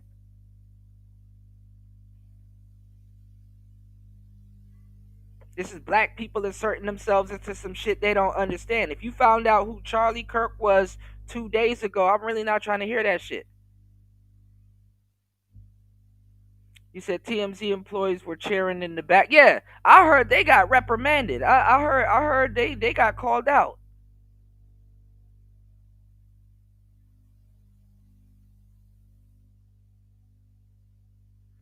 Yeah, and then you got that black man $150 and that woman on that train. I didn't know she died. That really hurt me bad, man.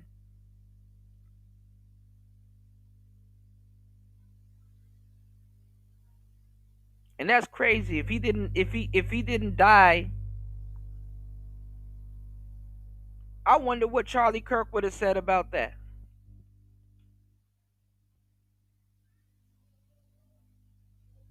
And that black man in Texas that got beheaded. Yeah, I agree with that, Larry. For the sake of your job, some people should. Yeah. Yeah, and don't go on here barefaced laughing at someone's death, you know? Truth Only said one thing's for sure, you'll be called a biatch.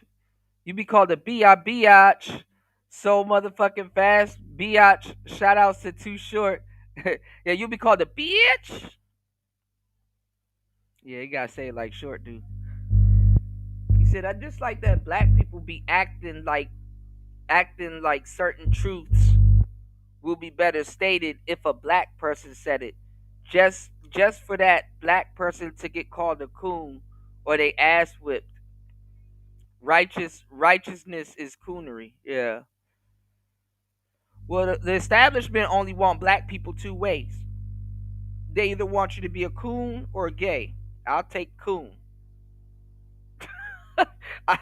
I will take the coon any day. You know?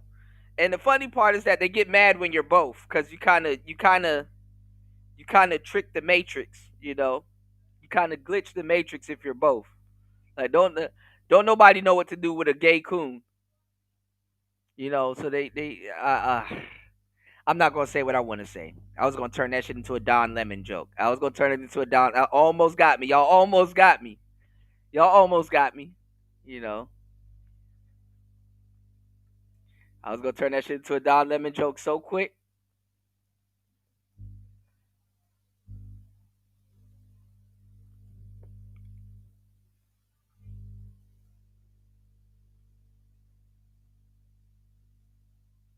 Oh, there was a dude selling hats right after the shooting. I got to show y'all some of the memorabilia and stuff that I've seen, man. I'm not gonna lie, some of the memes was fucked up, but I was like, dang, man.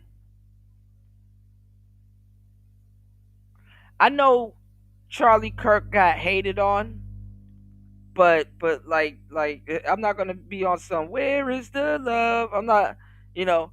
I know he got hated on, but I didn't know people hate him that bad to see him get done like that and no sympathy, you know.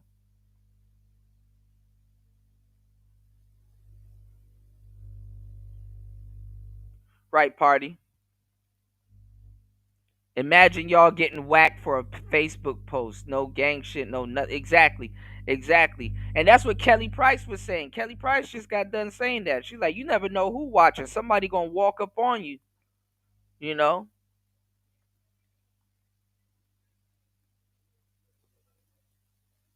Yeah, truth only. And Chicago ain't out the woodwork. You know, shout out to my brother LT, man, and I hope he's safe out there because them boys acting stupid. Talk about, so we're gonna beat the National Guard with these switches. I really do. I really do. I can't even say. I listen. They go War Master reading me. You know what's going on, Jay? Good to see you, man.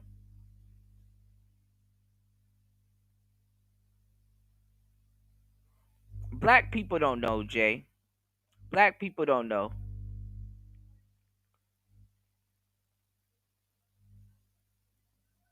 Yeah, I'm streaming. All right, y'all cooking me in the chat. I'm streaming via Morse code, y'all.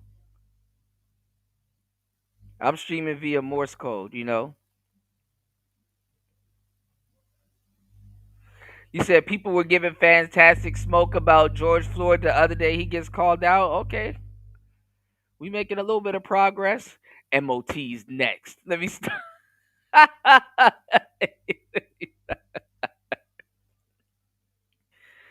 Yeah, y'all ain't calling them out about that microphone shit though. But y'all welcome also. Tell that nigga I said you're welcome. You know. You say here's the thing, niggas need to understand all the data talk is capped to begin with. We got AI now. What do niggas see? What's in the environment? You said the themes be across the nation. You know what's funny? Before, and it was just getting the news when I did that. I did a YouTube short a couple of hours after Charlie Kirk got assassinated. Some of you guys may have caught it. Some of you guys probably didn't catch it, right? A couple of hours after he got, he got shot, his untimely demise. Chat GPT made an image of him the way that I want them to make an image of him, right? With the prompt that I gave it, right? And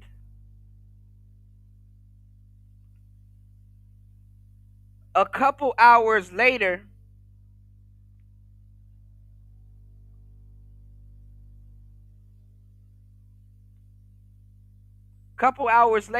well, the next day, when I tried to make use his face, or when I try to make another thumbnail, or or post, it says, oh, we can't make this post because it might be too controversial. When some stuff start happening. So ChatGPT is full of shit too. ChatGPT is selective. Because even before, you can make all kinds of ChatGPT let you make all kinds of fucked up little memes and stuff about Donald Trump. And now all of a sudden, oh, we can't do that now. It's you might receive backlash from that. ChatGPT don't want to be associated with what people are going to say. But all of these little fucked up AI websites, they are against Donald Trump and a lot of other people. But if you try to make jokes on left people, so ChatGPT is biased also.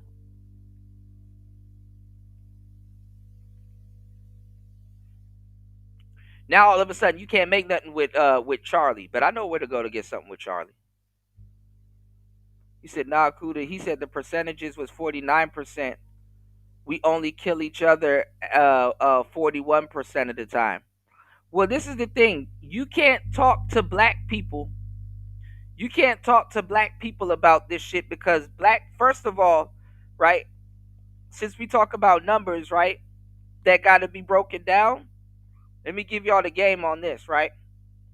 When you talk to black people about this shit, you first got to explain that black people are watching a concentration of black death on the internet, and they don't understand that they're being desensitized to it because black people are entertained by black death on the internet. Black people are entertained by black death on the internet. Black people love world star hip hop. You will have a guy that says, hey, I'm rapping, or hey, I got a YouTube channel. You've been my friend for 16 years. Can you share my video? Because if I was to become famous and you know, or get some notoriety and get out of it, I would want to spend my fortune with you. You are my best friend. And we're both black men. You will go from a podcaster to a dentist so quick. The way you would have to pull your friends' teeth to fucking take 2 seconds out of their day to share your damn post. And they know you either make music or you're a YouTuber. Your motherfucking friends will share a world star hip hop post of nothing for free. For the free. Your friends, the one that you think that's cool, the one that you think that's gonna be with you, your homeboy,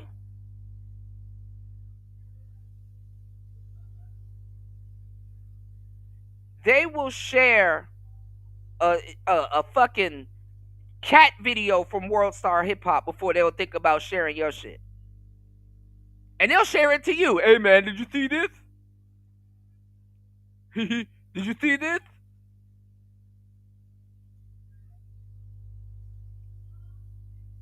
I need to go get that. I need to go get that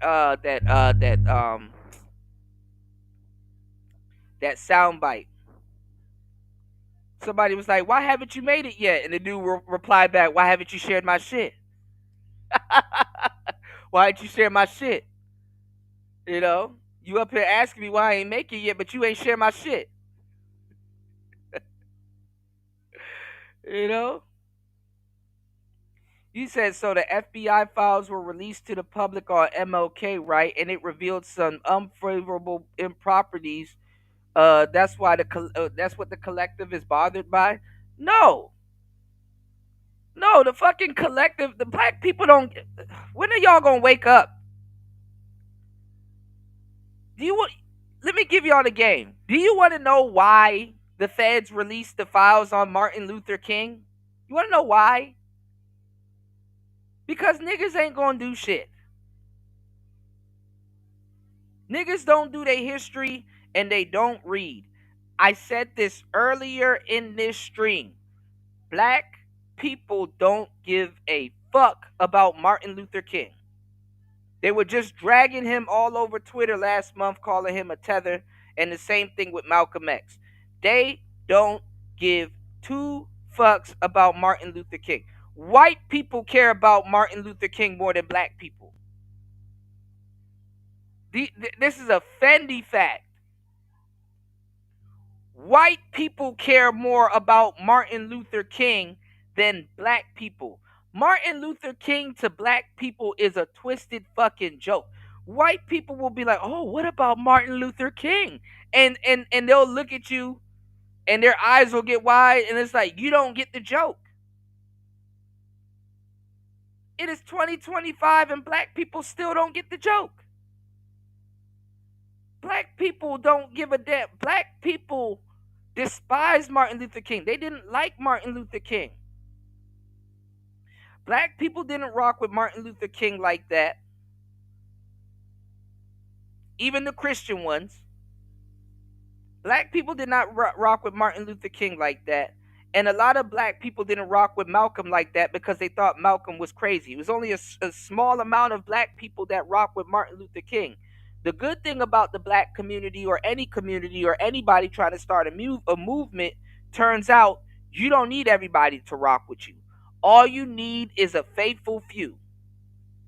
If you want to become a YouTuber, listen, you don't need everybody to rock with you. All you need is a solid 300 people that rock with you and you're good. Remember, I told you this. You don't need every single people to rock with you. Martin Luther King had enough. He had a certain percentage of the black community that rocked with him. Everybody thought Martin Luther King was crazy, also aside with Malcolm. The only reason why Martin Luther King didn't look crazy was because a Malcolm X existed. Are y'all talk black to me? Y'all niggas not, man. Listen. Man, y'all support the show, man. This is ridiculous. This is fucking this is uber ridiculous.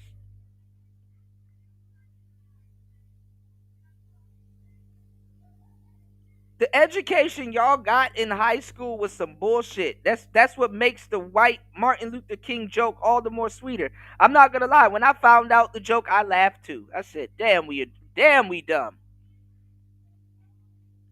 It was funny. All I could do was laugh. When I found out, I'm like, man, they didn't fuck with King like this.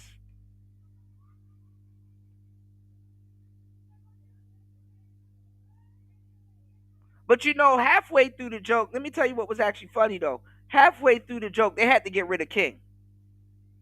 They had to get rid of King because Malcolm X was going to activate him. You know what I'm saying? Because King was in the headspace of, yo, I just got lied to. Fuck these people. Let me see what Malcolm talking about. The only reason why they got mad at the only reason why they took out King is because, first of all, he was hanging around Malcolm. One thing King was really good at was bringing niggas out in the numbers. You know? He was good at bringing black people out in numbers. So if you had a lot of black people being brought out in numbers and stuff like that, and another reason why they gravitated more to Martin Luther King before Malcolm X was, number one, Malcolm X was telling y'all to fight back, and number two, Islam and becoming a Muslim is more structured and more tedious than being a Christian. You know, so you had a lot of, just like today, you have a lot of fake Christians and people that hide behind Christianity and they don't even know shit about Christianity. You know what I'm saying? Where when you convert to Islam, it's very specific, and you got to get with the get with. You can't be over there really bullshitting. Even though people do nowadays, it turned into a joke. But I'm talking about back in the day. You had some real serious stomp down Muslims. You know what I'm saying? You know.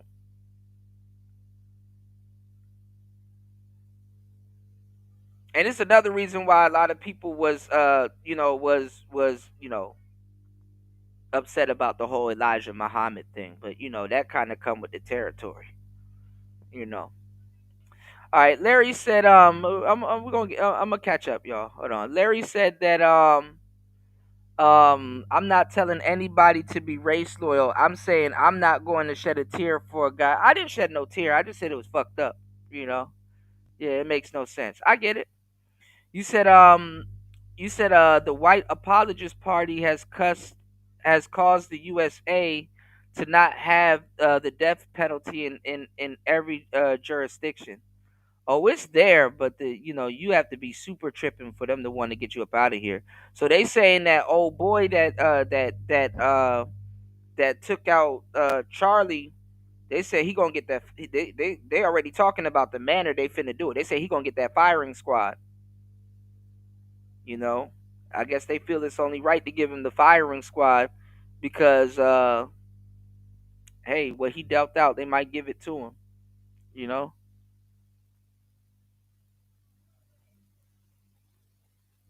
Yeah, that's exactly what happened to the sister in my neck of the woods.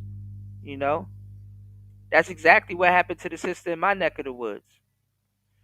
All right, if you guys are enjoying the show, please hit the like button, support the show, hit the Cash App, hit the PayPal.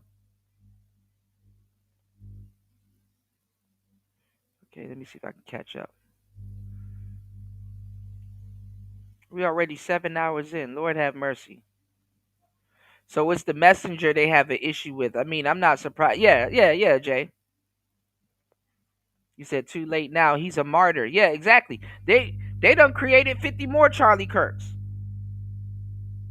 Some white or black man was either in the crowd or that footage got shared to him and he saw it. And he gonna be like, okay, I know what I'm up against. He got shot in the throat. That shit was supposed to literally silence him. Honestly, a bullet like that, he got beheaded, man. They probably had to keep his head on together, you know.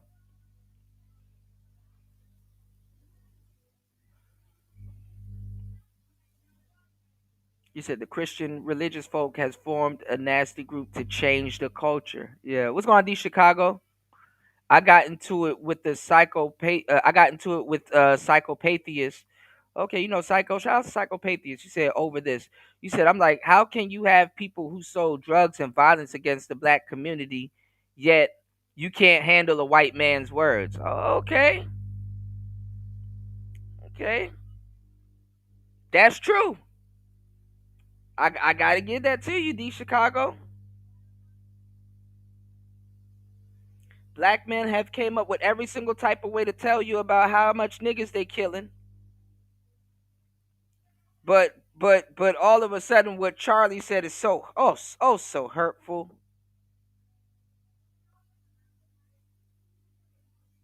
Oh, so hurtful. So hurtful. What's going on, Dougie? Everybody talking about the Ukrainian women and Charlie Kirk, meaning white people care, so black people must care. No, oddly enough, white people care more about Martin Luther King than black people.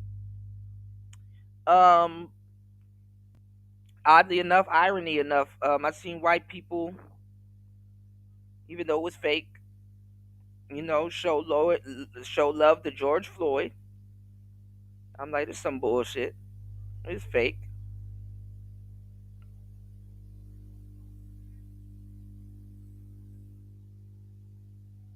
It's the white people that remember y'all holidays, to tell you the truth, more than black people. Niggas don't even have a ceasefire in Black History Month. Like, who the hell cares about Black history? They don't do it. Tariq, right now, right? That's what I want to say. Right now, right? Tariq Nasheed has a book coming out. Who knows the name of that book? Who knows the name of that book? Cause y'all, you know what's funny? FBA been around for a long time. I didn't really see a bunch of black people jumping on it until they start going after quote unquote tethers. Don't tell me I'm the only one that noticed that. Cause FBA been around for a long time. FBA been around for more than 5 years.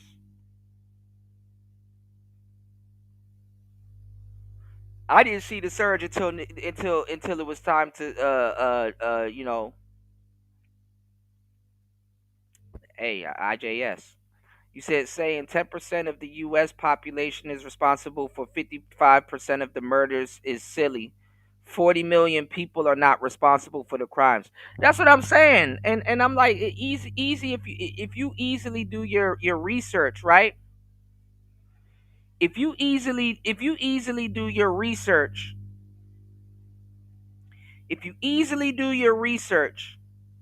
you would see that it's definitely not no damn 55%. That's why I was like, man, Charlie, nah, that's bogus. But guess what? There wasn't no other black person up there. There wasn't no other black person up there to combat that. You know, show me the black person that was up there to be like, now, Charlie, that's bogus. You know? And that's what happens with a lot of these debaters. Sometimes you tell so much truth, you know, it's a little bit of cap inside of it. You know what I'm saying?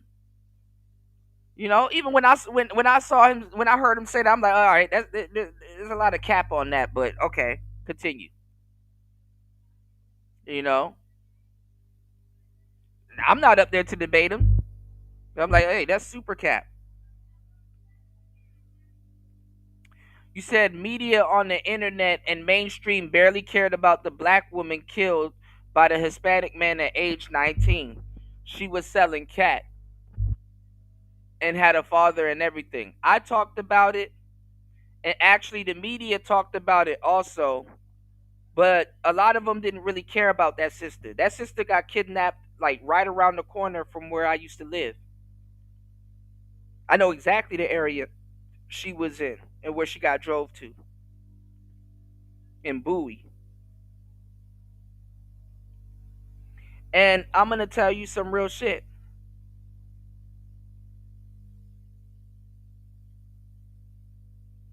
I felt bad for her father.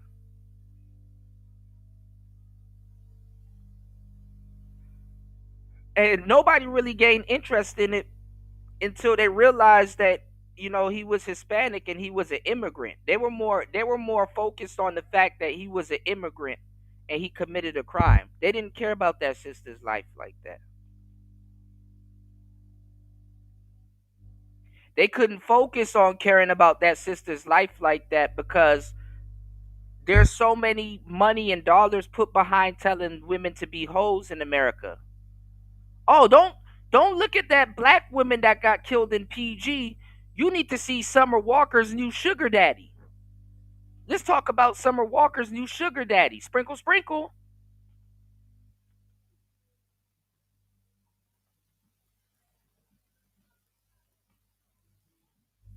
Don't care about what happened in Washington D.C. Summer Walker got a new band. They don't even know if that man has money, but he's a sugar daddy. Whole T, he could be somebody that works at or works in her building. You know what I'm saying? Where she lives, and she's like, yo, Kirk, you my friend, come hang out with me. And her and Kirk on the red carpet now. But when the camera's on it and a pack of knuckle dragging niggas see it, all of a sudden, oh, she got a sugar daddy.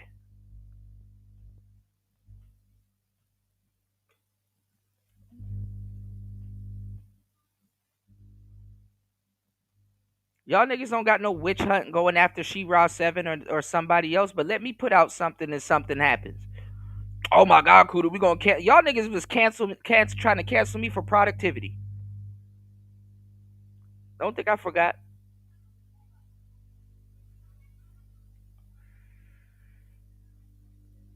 All right, y'all. D Chicago in here turning a new leaf. y'all gonna agree with D Chicago? Like usually D Chicago, he's usually the point of contention. He's turning a new leaf. D Chicago said, "I'm a coon, but you're not, and you actually went to jail for harming your own people." Laugh my ass off. It's hilarious. Yeah, yeah. If you wake up as listen, I'll give you this one, right? I'll give you this one. What's going on, Guido? I'll give you this one. Yeah, the screen is blurry. My bad. It's the video. Hold on. I'm gonna get back to this video real quick. I'm gonna give you guys this one, right? You were a little bit more safe. You were a little bit more safe when you were committing crimes against your own people. Listen to what I'm telling you. You were a little bit more safe when you were committing crimes against your own people. Meaning, if you are a fucked up person and you were committing crimes against other black men, right? Sadly enough, you were more safe. Sadly enough, but you were more safe. When you woke up, you know, when you were running around handing, you know, when you were rolling your blunts, your own brother hang you some dust, right? And you have to realize that, right? No. Actually, scratch that. I'm gonna say it like this. Shout outs to Party. Hold on, Party. Hold on. We gonna get this together, right? When you was the one handing somebody the dust.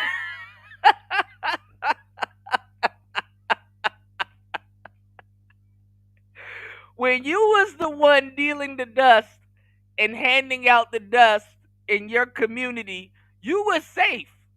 You know, Cause you didn't have to worry about getting dusted. You know, you didn't have to worry about your own brother handing you some dust. But the moment you wake up, if you don't roll your own blunts, your own brother hand you some dust. All right? Yeah, we got it together, party. We got it together, party. You know how much innovation we gotta do? We got it together, party. Yeah, we got it together. When you was the one handing the dust in the black community, you was King Von was super safe. Niggas feared him. King Von was super safe. The moment he got rich and got some money, he was in trouble. Oh yeah, when Chief Keef was in dirty draws and bang bang and I ain't gonna lie, Chief Keef got robbed when he was in O Block still, but still, he when you are committing treason against your own people in the black community, you are super safe. But the moment you wake up, your own brother hand you some dust. You know? So when listen, I'm gonna really open up. Thank you guys for supporting the show. Shout outs to Party dropping the huge $20 on the Cash App, and 5 goes to charity. Shout outs to Party. Thank you so much for supporting the show. Not on the Cash App, on the PayPal. My bad, bro. Let's go. It's Player Talk Radio. Hold on, let's go. Give me 1 second. All right, we going. What a money reside, what a money reside, what a money reside, what a money reside. Okay, let me tell y'all something. I'm doing something real big this month. Any deal that y'all got and they beating us, I'm gonna beat about $400. Just give me your VIN and the paper, because I'm at what the what? What a money reside, what a money reside, what a money reside, what a money reside. Okay, I told y'all before, y'all know what I do. I give all these good deals and everything else. Y'all better ask about me, because I do on that all the time. And that's on who? Mary Had a Little Lamb. Okay, okay, okay. All right. Shout outs to Party. I appreciate you. Thank you so much, bro. Thank you, everybody, for hitting the like button and supporting the show. Let's keep the support going. All right. 7 hours and we still cooking. All right. Who y'all know cook like this, you know? Shout outs to Party for not handing me some dust. Your own brother hand you some dust, you know, Party? Hey, I got to clip that, man. I got some other stuff I got to clip too. Shout outs to War Master for reminding me also. I got to clip that. Oh my God.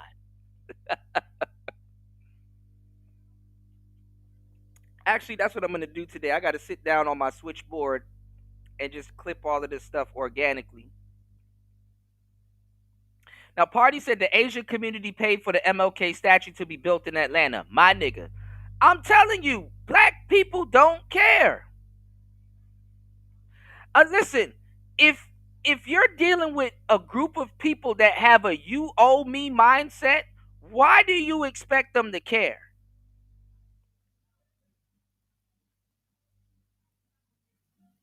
Why do you expect them to care?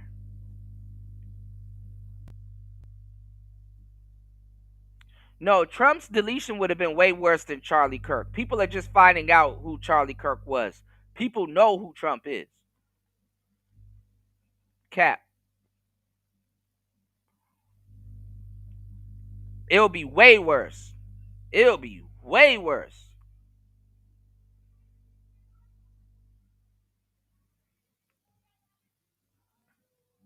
Yeah, black people didn't give a fuck about King, man. Let's let that out the bag. Like let's stop playing with that. It's 2025 now.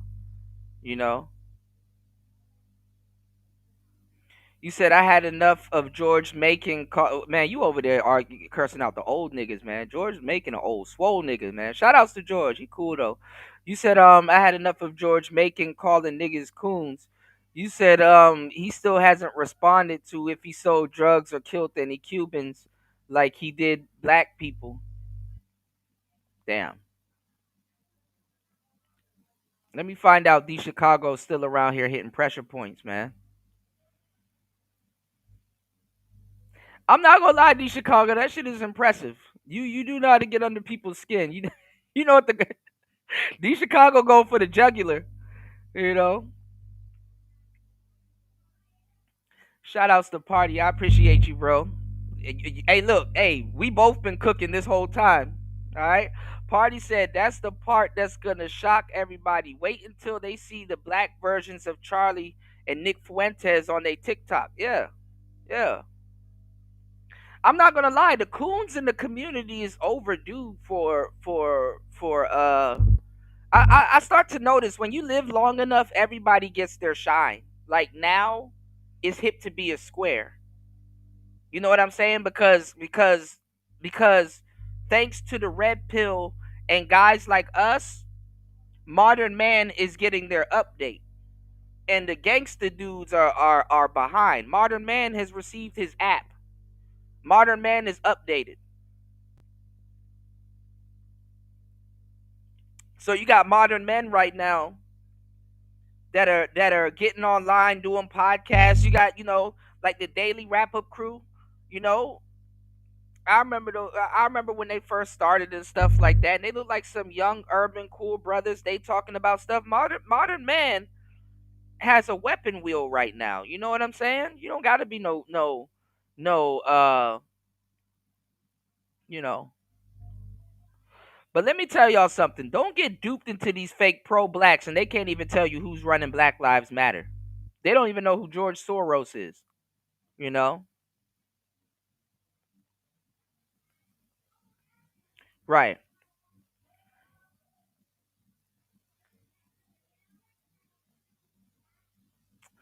I ain't gonna lie. Oh boy was stupid though. When he jumped off that roof and they got footage of him walking, he should have just disappeared. I'm not even gonna lie to you. Let me tell y'all something. I don't even want to say this. Miss V, where you at? Cause I'm gonna tell you the truth. You want to know how you don't get caught when you commit a crime? If they can't find you or you covered your tracks, stay on the scene.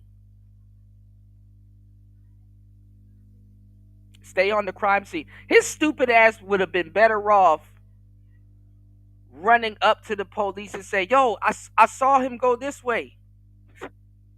I saw him go this way. He came off this ladder up here. I walked up there to see if he could." Don't say you walked up there to see because they check the shit for prints or some shit. But it's like I saw him up there and stuff and blah blah. He was better off doing that than sitting up there trying to change clothes and run away and shit. Go hide the gun and that like I saw him. He went that way. Get cleared.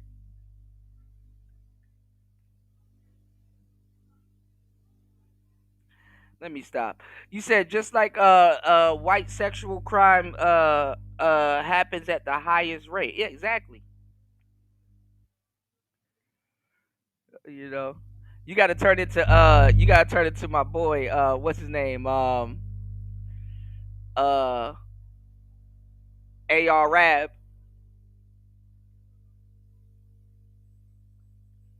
I seen him do it. You said all these fake pro whacks were not up there debating him, and I'm sure they had ample time. Of course, that's what I'm trying to say. Like these niggas don't even know who he was. These niggas was running from Jordan Peterson. These niggas are running. They were running from Jordan Peterson. You rarely ever see black people debating these dudes. They don't debate Andrew Wilson. And guess what? You know what's funny? Fatty has Andrew Wilson on his show. So I don't want to hear, well, I'm not going on to whatever podcast, Kuda. I don't go on Fred the Big Kuda. Well, you on Fatty's show. Fantastic up there. He panel furniture. Did Fantastic say anything to Andrew? Oh, let me guess. He probably most likely agrees with him.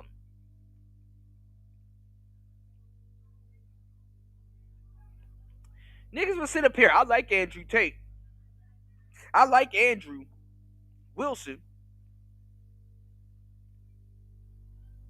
I like Rollo Tomasi. Like, you know what's funny? I will say this, and I was thinking this when it happened. I said, damn, niggas are so out of touch. I think they probably got Charlie Kirk mixed up with Nick Fuentes. Cause if this happened to Nick Fuentes, I'm like, all right, y'all got that one. Y'all got it. I think black people are so informed. They got Charlie Kirk mixed up with Nick Fuentes. That's what went through my head. I'm like, I can't see how he get this much hate. Like, y'all are acting like Nick Fuentes got taken out. And even then, it's like y'all don't even know who he is.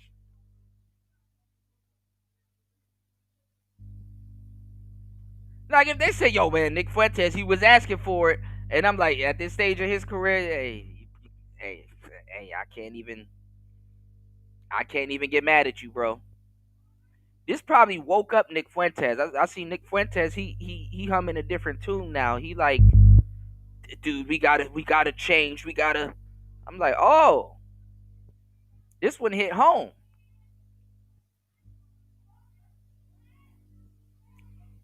Oh, you know that party. Stay clear, man. Watch out, man. Watch out.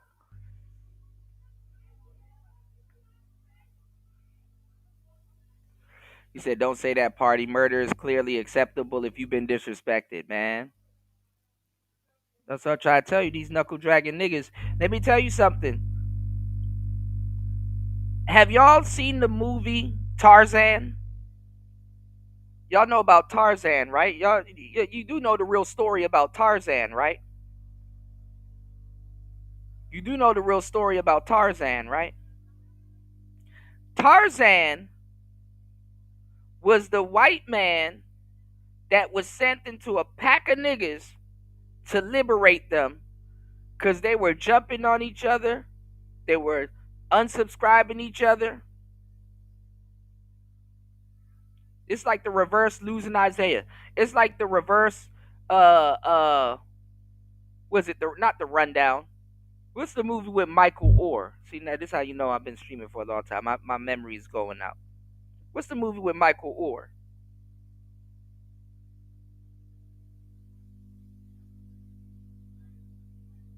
Anyway, that white man was supposed to liberate y'all. You see how Tarzan went into a pack of gorillas, niggas, went into a pack of gorillas and liberate them knuckle dragging niggas and united them. He earned the respect of the chief. And him and his white women are swinging from the vines now. He's Spider-Man of the jungle now and shit. So don't let a pack of... If you wake up as a black man or a black woman, don't let a pack of knuckle-dragging niggas tell you what the hell to do. Especially if you seen them dragging their knuckles. You know, so when people was doing the shaming content on social media, I'm like, man, get the fuck out of here, please. You said, man, if y'all really know some of the old truths, that'll make this new shit possible. You said your head would fall off. Pause. The insider information, public cover-up happens. Yeah. Yeah, the kidnapping murderer was an illegal alien, but that's what they was focusing on, you know, and it's an agenda, you know.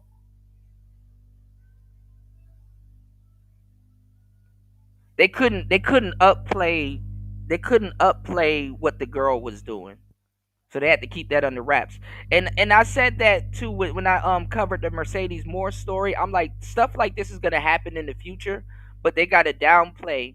Because her father, I felt so bad for her father. I swear to God, I've never seen a black man more lost like that. It's like we plateaued at that point. Like, you'll see some shit like that in the hood, but to see a father really look at the camera and really and when that dude killed himself, like the father, I ain't gonna lie, maybe he would have had a different look if he had got a chance to get his lick back. But the father really looked into the camera and he knew. He knew. He was like, fuck, I knew what my daughter was doing. And that's just how she was. She, I mean, there's an upside to it. They might, I mean, they'll eventually get over it, but it's like, that's just how she was. She was wild. She was out there, and I hate that this had to happen.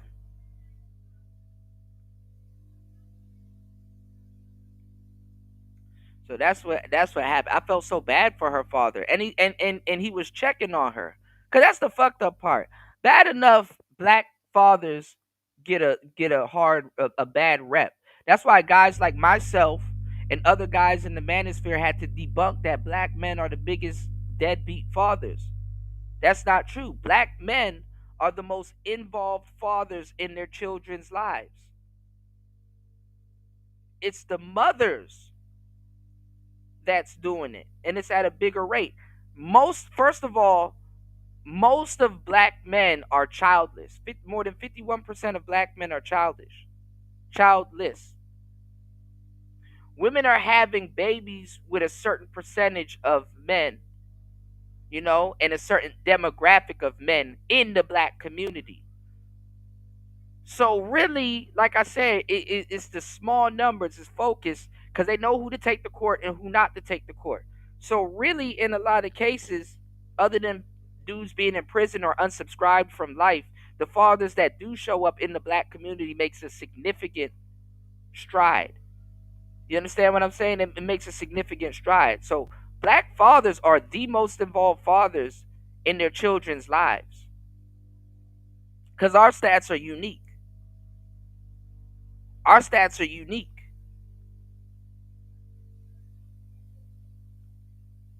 And that's where Charlie Kirk was bugging also. But it's in white people's best interest to push this narrative that black men are deadbeat dads, because guess what? They don't want their women coming over to black men. And then this is the thing about the scarcity of their women coming over to black men. White man looked at that white woman and said, fuck you. I'm going with Ling Xiao. Ling Xiao here, the transfer student, she will be replacing you, Karen. Karen didn't know what she was going to do. Go lesbian or go to black people. So Karen got smart. The rich Karens. The rich Karens got black lesbian girlfriends. Karen got smart.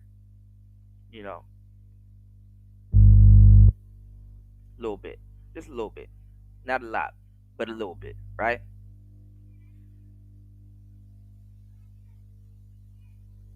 So while they were busy perpetuating that we were deadbeat dads, which the white man is the original deadbeat dad, by the way, their numbers were dropping and dwindling bad. So so they need to posture and get their stuff together before 2030, or else they're done. Even though they want Americans in the future to have a certain look. I showed y'all that on Time Magazine multiple times,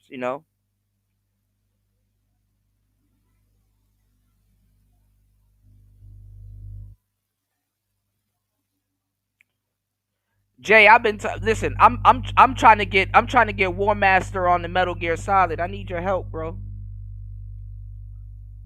Jay you talking my language now. Jay said, Kuda, remember on Metal Gear Solid 2 how AI attempted to control the media and censorship to provide context? That's why I want War Master to play that game, because I need you guys to also get into it. So Jay, the AI, that's the AI that Agent Zero bought to protect the philosopher's legacy. Once they got it back from Vogan in Operation Snake Eater. So that AI was built. While Snake, the real Snake, I think he was in Outer Heaven. when the real Snake went to go build when Big Boss went to go build Outer Heaven, and Venom Snake ended up with Zanzibar. I think Zanzibar was before Outer Heaven. That's when that AI was being built. They called it JD. And Solidus knew about it. You know? So yeah, the AI was on grid to protect the philosopher's legacy, aka Lali Lule Lo, which is Japanese basic hiragana, you know. A I U A O ka ki ku ke ko sa shi su se so ta ti ta chi su te to. It's all Japanese. I know how to speak Japanese, y'all. Boku wa sakana ga suki desu. Boku wa sakana ga suki desu.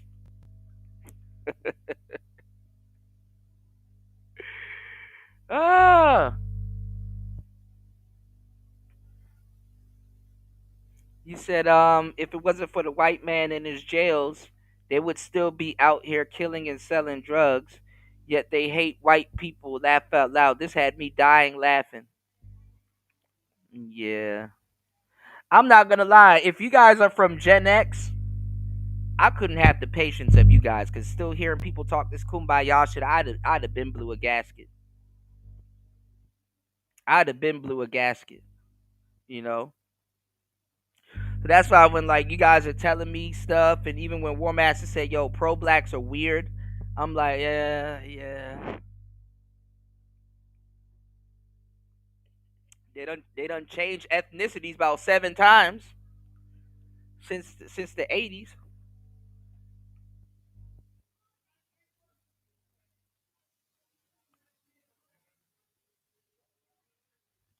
I don't know. People now are on the fence about being patriotic. And if anybody becomes patriotic, it's gonna be Gen Z. But Gen Z barely knows what's going on. So Gen Z is like they're sitting around and waiting. Alpha and Beta, if they become patriotic, it's gonna be fake, because they're gonna be AI taught. So I'm not gonna lie, talking to them niggas is gonna be just as useless as talking to an outdated Chat GPT. Like giving your kids prompts to download is crazy. You know? It's like, did you hear me? You know, you ever ask your child, like when you say something to a kid, you're like, yo, did you hear me? Did you hear what I said? Did you download that prompt? Did you copy and paste? Do I have to say it again?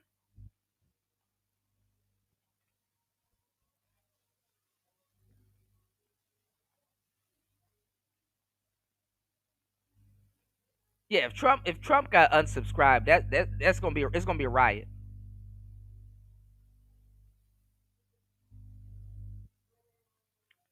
Let's start a riot.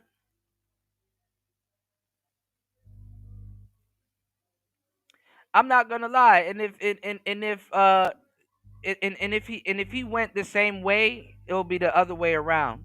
Give me 1 second, guys. Let me let this play. Hospitals doing the same. That's even occurring at fire departments. Now, I'm not the most famous person, but well known enough to get recognized quite frequently in real life, and I'm 100% uncomfortable with any of those individuals being my nurse, taking care of my pet, or even rescuing me from a burning building if they think the moderate version of me deserved to die. And there's 77 million Trump voters that feel the same exact way we do. That's why there's this huge movement online of conservatives gleefully becoming Karens, tracking down HR departments and calling them. As it's even happening to sports journalists, employees in sports organizations, and causing the boycott of video games, where Redditors are starting to get afraid of being held accountable for their sickening social media posts. And even a comedian got reposted over his insensitive joke about assassination, only for it to be an old video about the healthcare CEO.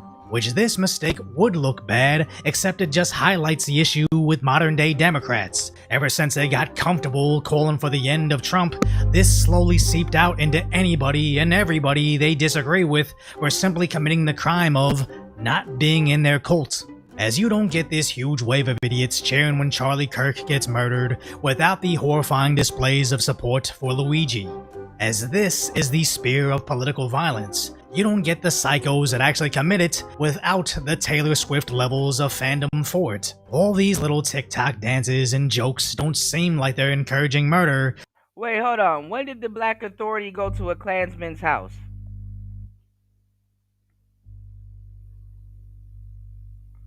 War Master said body cams don't blink.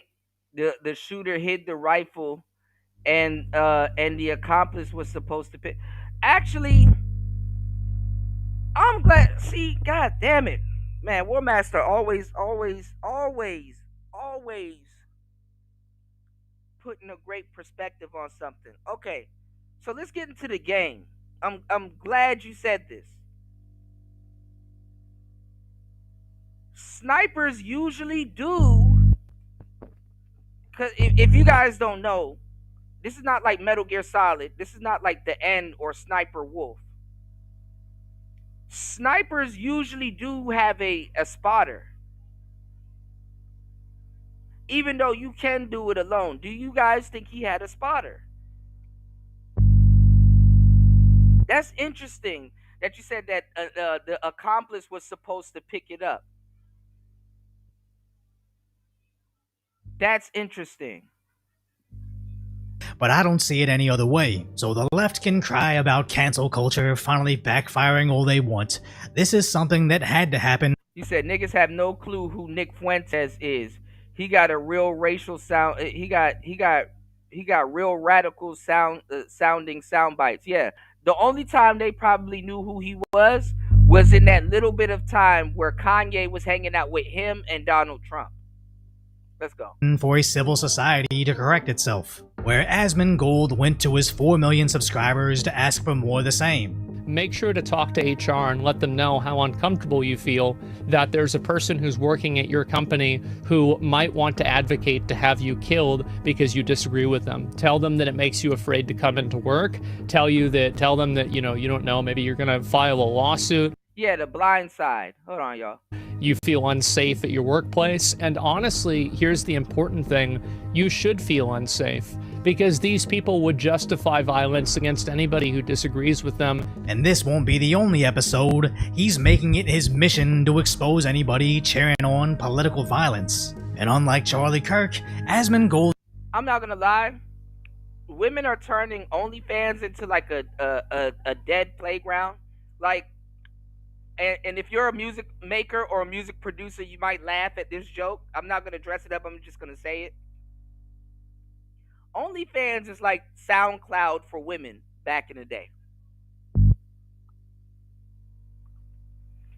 There's some joke potential in that joke, but women are turning OnlyFans into SoundCloud. Some people will make it, but it's a lottery, right? So they're turning OnlyFans into SoundCloud. Let me tell you what's funny. What's kind of funny about this, right? Let me tell you what's kind of funny about this, right? That therapist, following She-Ra 7, mind you, screwed up her life. I don't know why she took her long titty ass to to OnlyFans. She was better off on TikTok. She could have sold She could have sold bras or all kinds of stuff. Like, bitches just jump straight to selling coochie. Like, don't even try. Like, how do you go from a therapist? Jesus Christ. Learn how to use a sewing machine. Like, at least early millennial and Gen X girls played with easy bake ovens and shit like that, little domestic stuff that's like teaching them real world skills and shit like that. Women develop real world skills before boys. Making little cakes and shit and learning how to use mini ovens and sewing machines and clothing. I remember when girls used to make clothing for their Barbies instead of buying it. They would rip up the little other jackets and sew them together and did shit. Man, you go to school now, it's the men that's teaching home ec class. Like Martha Stewart would be mad as fuck right now.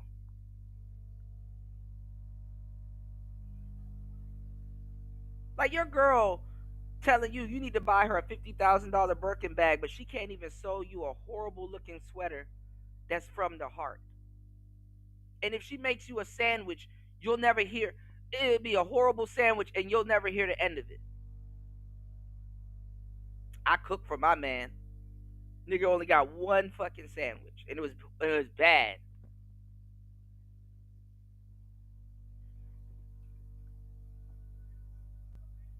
Like bitches don't sew no more. Y'all can't make a nigga a hat.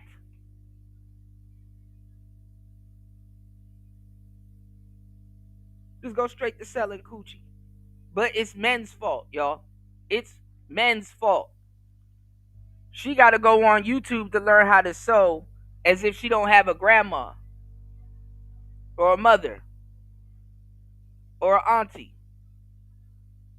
Isn't a political figure, he was originally a Twitch video game streamer, which exposes an entirely different audience to who the left actually is, where previously video gamers were a prime audience for internet propaganda from places like Reddit. So of course, Redditors were allegedly calling for the targeting of— No Easy Bake Oven as a little girl. No Easy Bake Oven as a little girl. She's too busy playing with dicks. God damn. I'm not gonna lie, the pause. My bad, y'all. I'm sorry if please don't play me at work. It's Saturday. I'm gonna tell y'all some real shit. The other day I was thinking about it. I really put some thought into this, right? I'm like, man, if men cared about their body, which we're starting to more than women nowadays, we would see things a little bit different. The older I'm getting now, right?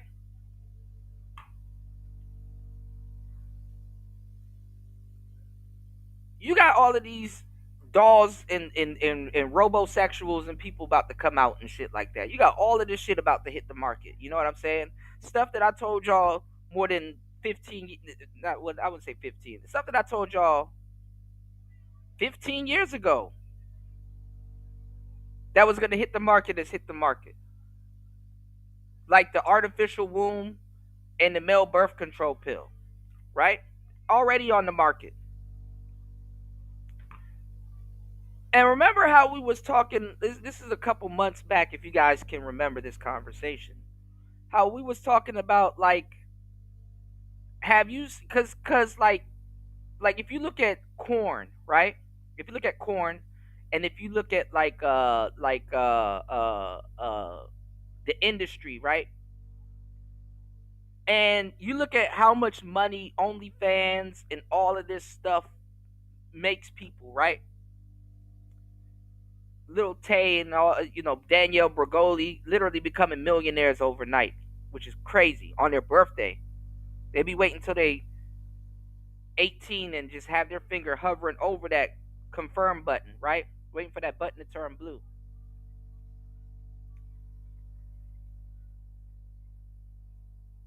And we were talking about the industry, and we were talking about these toys that they got. Like it'd be, even if it's a robot or some shit like that, it'd be like a female can be laid up with a whole torso.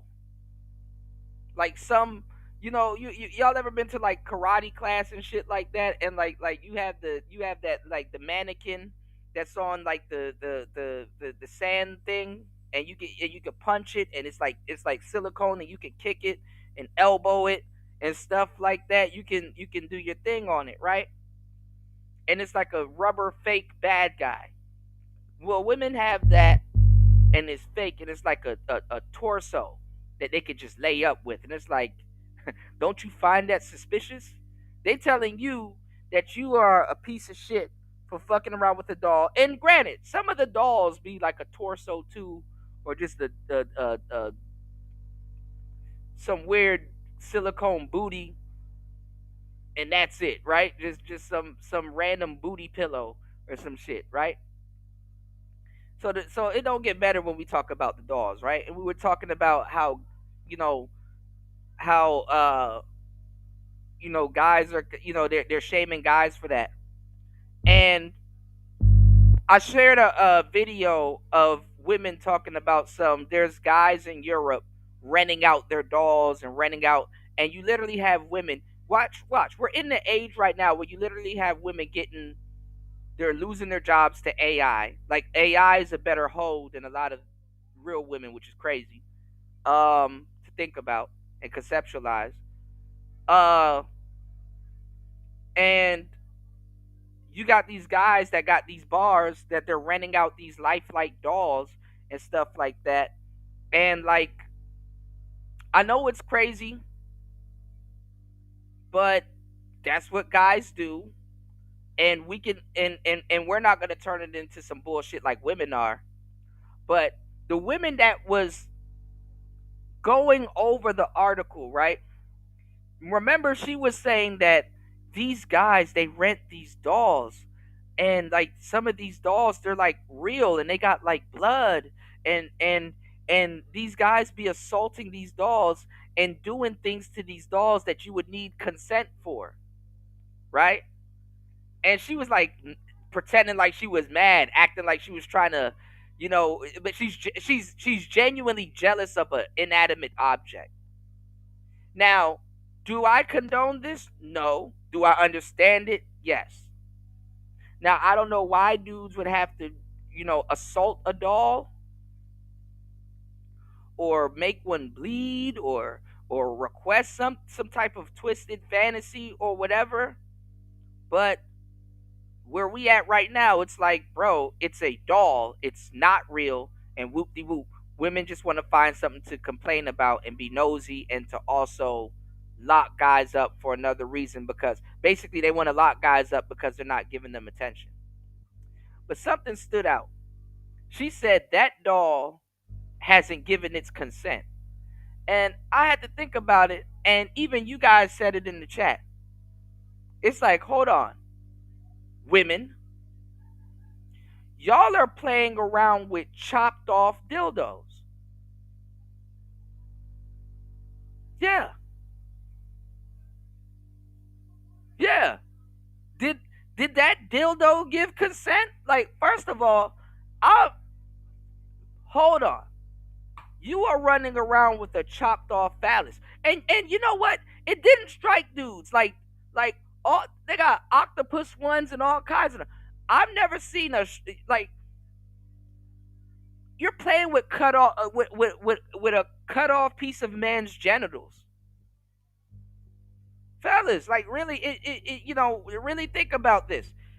Imagine a dude trying to make himself look sexy and he just pulls out a pocket pussy. Yeah, this is gonna really turn you on. A handheld decapitated vagina. Bad enough they exist, but niggas don't use them. Female sex toys sell more than male, if any. So she gets mad when you get the Thrustmaster 5000, but she can run around with a and not even just she. Fuck that. Studs, bitches that make fun of you and say you're dumb, and it's dumb to be a man, and she's stupid if she messes with a man. They got strap-on twos. You don't get away too, bitch. No. They running around with a bag with a male phallus, a chopped off male phallus in that bag. Did that phallus give consent? And furthermore, you got lesbian women complaining that women aren't this is actually a funny concept. Like, studs be like, I got the dick, right? A little duffel bag and shit. But bruh, lesbians are complaining that the studs aren't changing cocks when dealing with them, which is funny, which is a whole new level of funny. I would never imagine myself laughing at. it's like it'd be like, and I ain't gonna lie, I feel sorry for the studs because it's like, well, shit, you can some of those strap-ons they were limited time, limited edition. You know, I mean, I guess if you clean it off, whatever that entails, uh, you know, but if you on your fifth girl and you using the same strap, it's like, well, hey, that's not our problem. You know, the girls want them to get a brand new strap, and it's like why buy a new one? I already got one. I'm just gonna buy the same one. They want interchangeable cocks.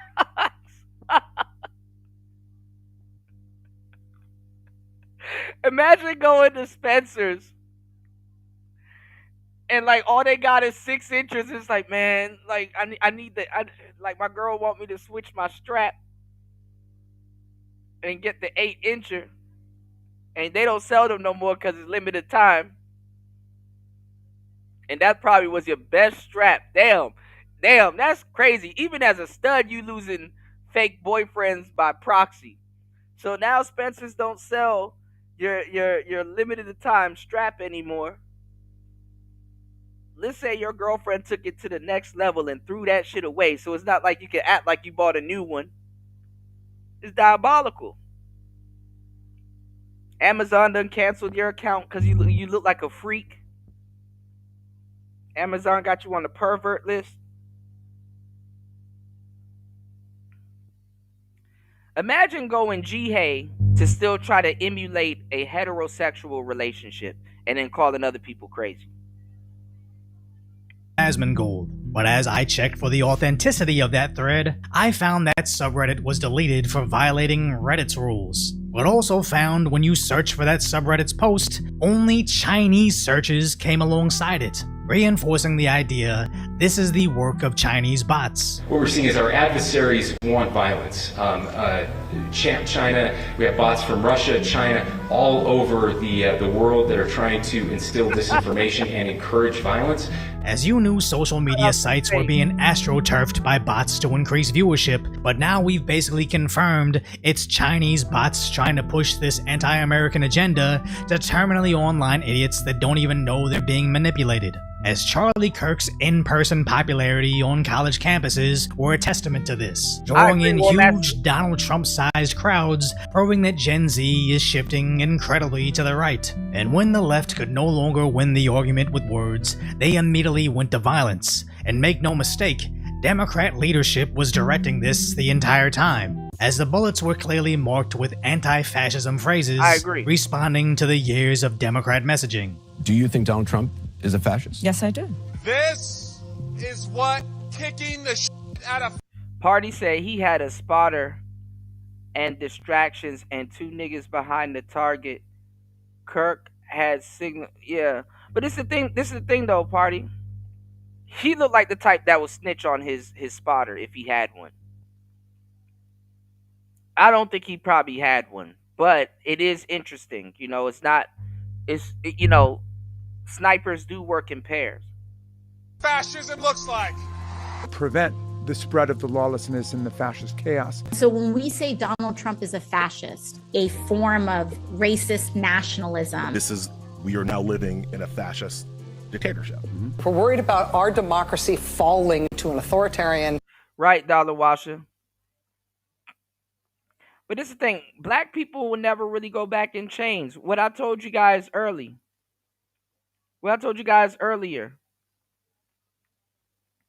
If you wanna destroy your enemy, give them freedom. You know, yeah, decapitated vajayjay. Like we walking around. Would you feel some type of way? And I blame black men. Shout outs to EB in the place to be. I blame black men. Yeah, I saw that Amanda Seals bullshit. That shit is crazy. I honestly, I'm not gonna lie. I got a funny meme with her, but man, Charlie Kirk will will flame Amanda Seals in a debate easily. Let's go.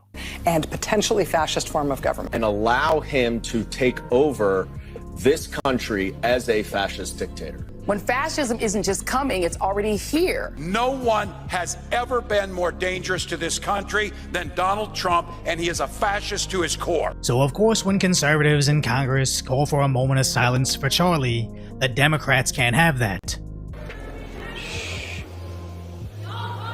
Let's wait a minute. The House will be in order. The House will be in order. Even all the way in Europe, they do the same. The murder of political activist Charlie Kirk, a husband, loving father, and patriot, has shocked the world. Please stand with me in reflection and prayer in his honor, and I yield the rest of my time for a moment of silence. Sehr geehrte Kolleginnen und Kollegen. Shout outs to Dr. Umar. You say even Dr. Umar condemned our people for celebrating Charlie's death. That's what's up. That's what's up. We must stay focused. You said what I'm saying. You said what I'm saying is the guy. You said what I'm saying is the guy. They're saying is the guy, isn't the guy. It took them 33 hours to find the guy. 33, right? And not even he had to be turned in, even though they were hot on his trail, probably. And they had the camera footage of him.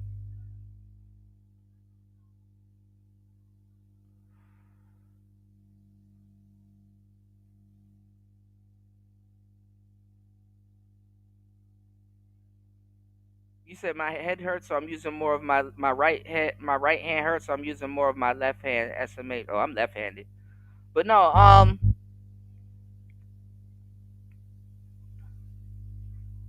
I thought you were gonna say that the guy that they caught was the spotter. I ain't gonna lie. He looked like he can. He looked like he could do something, but I don't know, man. I ain't gonna lie. I just got done telling y'all not too long ago.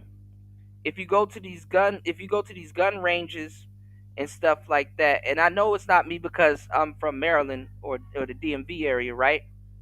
But if you go to these gun ranges, you know,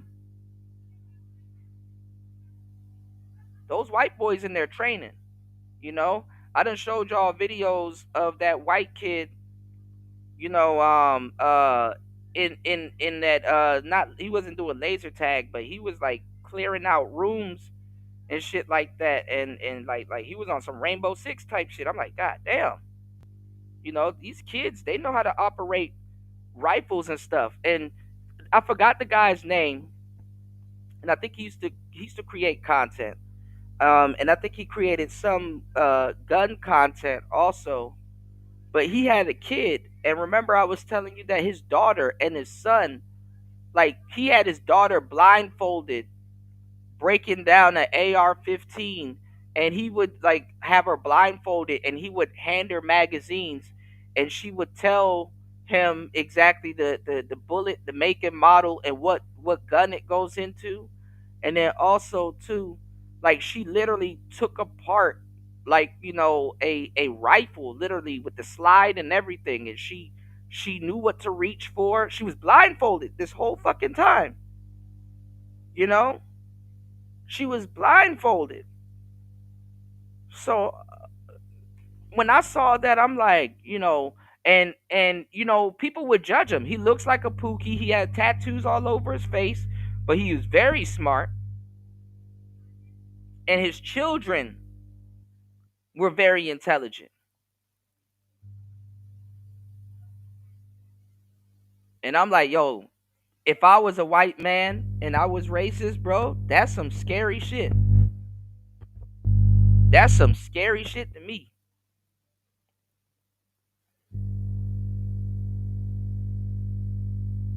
You know? But people, you know, I used to, you know, when I thought a little bit more Democratic, I used to be like, man, those kids, not those kids, but I'm saying people that be around guns in general, they got to be safe because, you know, when life gets hard or something happens, you know, you don't want them to run and grab for a gun. And I'm not even gonna lie, it's really your education behind it. You know what I'm saying? Because I'm gonna tell you the truth. And I say this to anybody that owns guns. It's good to know guns. It's good to be a gunaholic and learn about guns and everything like that. But what's even better and what I respect that it's still a good idea to have a healthy dose of fear of that gun. You know what I'm saying? So that you won't too much use it. You know, it's good to bring your gun to the range, get comfortable with your gun, know what your gun's gonna do, the behavior of the gun, you know, and whatever. But it's still good to have a healthy fear of that gun. Like, for example, if you get a Ducati, you know, a nice Italian bike, you know that bike gonna take you as fast as you want to go and beyond. That bike can take you into oblivion. But it's always good to have a healthy dose of fear of that bike, so that you remember to respect it. I definitely want my kids to know how to pick up and fire a weapon, but I don't want my kids to you know, when I have them, I don't want my kids to be like, hey, when I'm mad, this is what I'm gonna go for. Hey, when I don't feel like living no more, this is what I'm gonna. Hell no, I really don't want that. You know, because I ain't gonna lie, some kids go through it because they gotta live with other people's kids, and you know.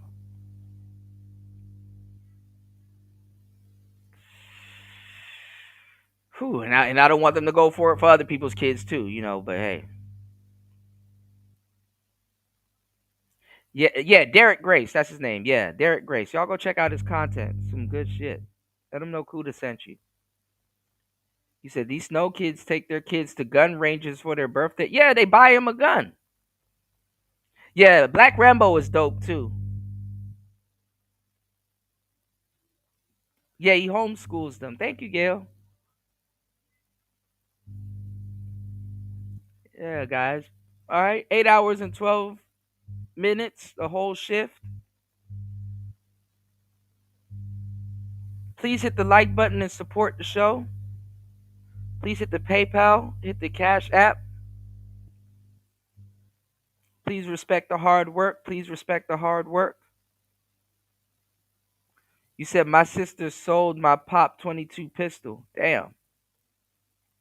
And you gotta keep the pocket rocket on you, man. Wir können noch weitermachen.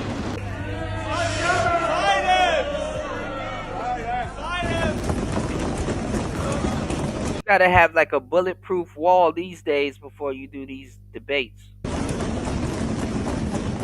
Now they think their pounding interrupts the moment of silence for Charlie, but that sound is the symbolism of moderates finally mobilizing against.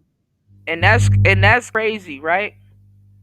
Did you see when the guy was asking them to be silenced, they were just pounding on the desks?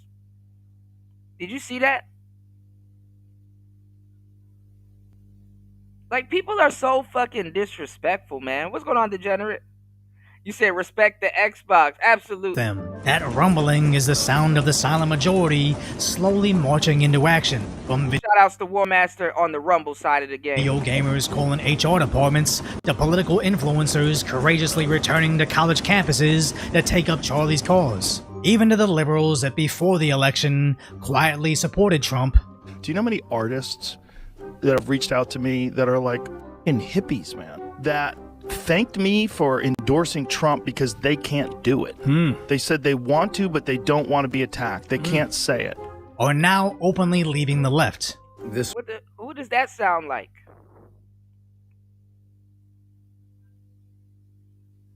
Who does that sound like? Oh, they you know how much guys thank me? They wanted to, you know, they want to speak out, but they're afraid of being attacked. Sounds like the manosphere, don't it? How much times have you heard that? yo, we appreciate you brothers speaking for us because look, man, we listen to y'all at work and stuff like that, man. You know, y'all gotta, how much times, come on, man.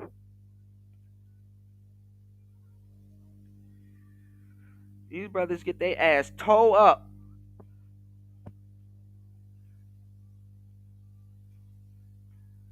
So now it's crazy because a lot of women are losing their jobs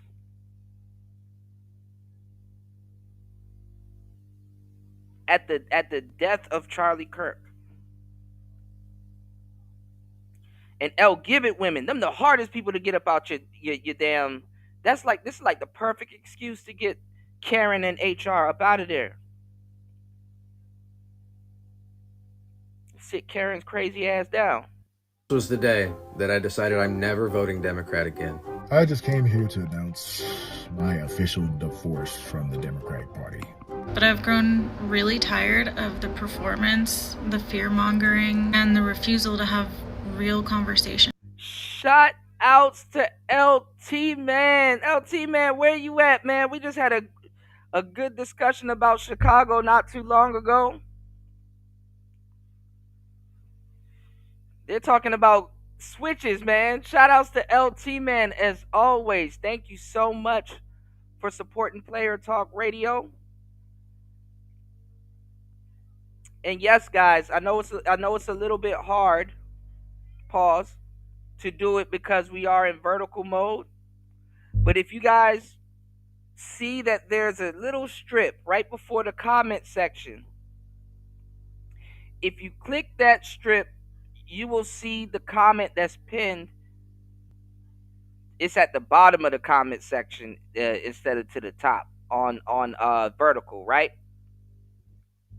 But you will see that it's a link that you probably can't click just yet because YouTube sucks, right? It's a link to go to a website. But I tell you guys to do this anytime. Anyway, make sure you guys copy and paste this link into your notes so you can go to it during or after the show. And make sure you guys head to hempforfitness.com. That's the link that's pinned in the chat. That's hempforfitness.com. Head over to hempforfitness.com and definitely check out their wide selection of everything. If you vape with hempforfitness.com. And it's more healthy. 9 times out of 10 is more healthy than wherever you get your cartridges from.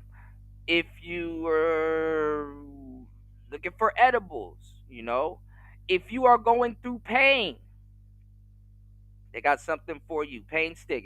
Get that pain away. Okay? Yeah, get that pain away. You know? They got the pain stick. They got, let me do this. Let me share that. Yeah, they got the pain stick. They got tinctures if you're into that, you know. All kinds of solutions and stuff like that. So, you know, wintertime is coming up. It's fall right now. So if you guys are getting back into the gym, head to hempforfitness.com. You know what I'm saying? Get your body ready for the gym and ready for the climate change. And also regulate your eating habits. You know, the holidays are coming up soon. You know, come October, you know, good luck. You know, and there's nothing wrong with putting on a little 5 to 10 pounds. Don't let people discourage you. If you put on a little 5 to 10 pounds this winter, sometimes you got to put on a little bit of extra pounds. That's your body protecting itself. But if you want to learn more about your body and you want to learn more about, you know, your eating habits, your fitness, and also get better sleep, make sure you guys head to hempforfitness.com. Health and wellness is real wealth. Okay? Make sure you guys head to hempforfitness.com. All right? Also,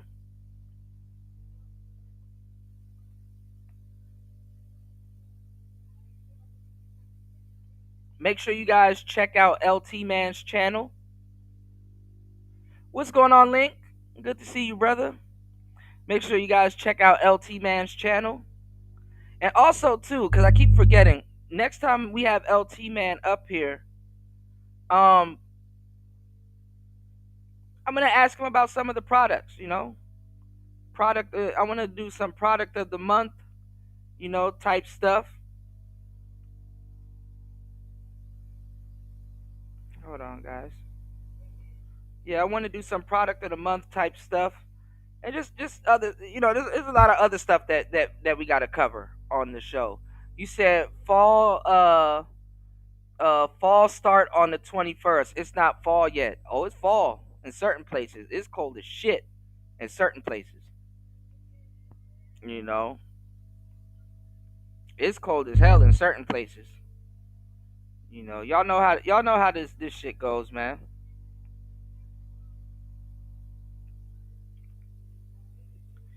Yeah, but you guys definitely gotta be safe out here, man. Because you know, in some of these cities, the temperature drops like that. You know, the temperature absolutely drops really quickly, and you know,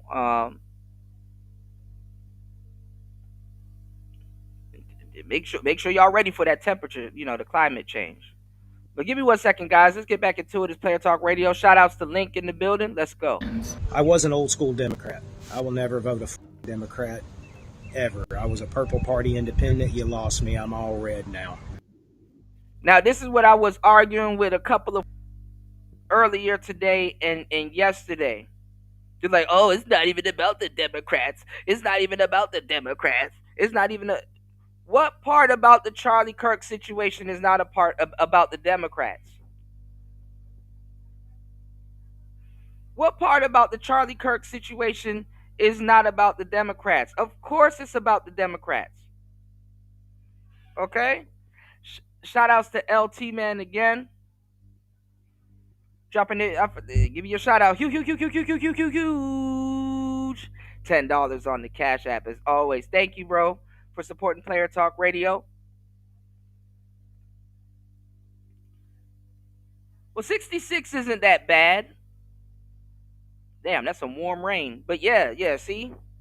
Like, the weather gets weird around this time of year. And then like, it'll be wintertime, but one random day is like 77 degrees. It's like, bro, don't dress down when it's 77 degrees in the wintertime. That one day you dress down, you're going to be fighting for your life the rest of this winter, you know?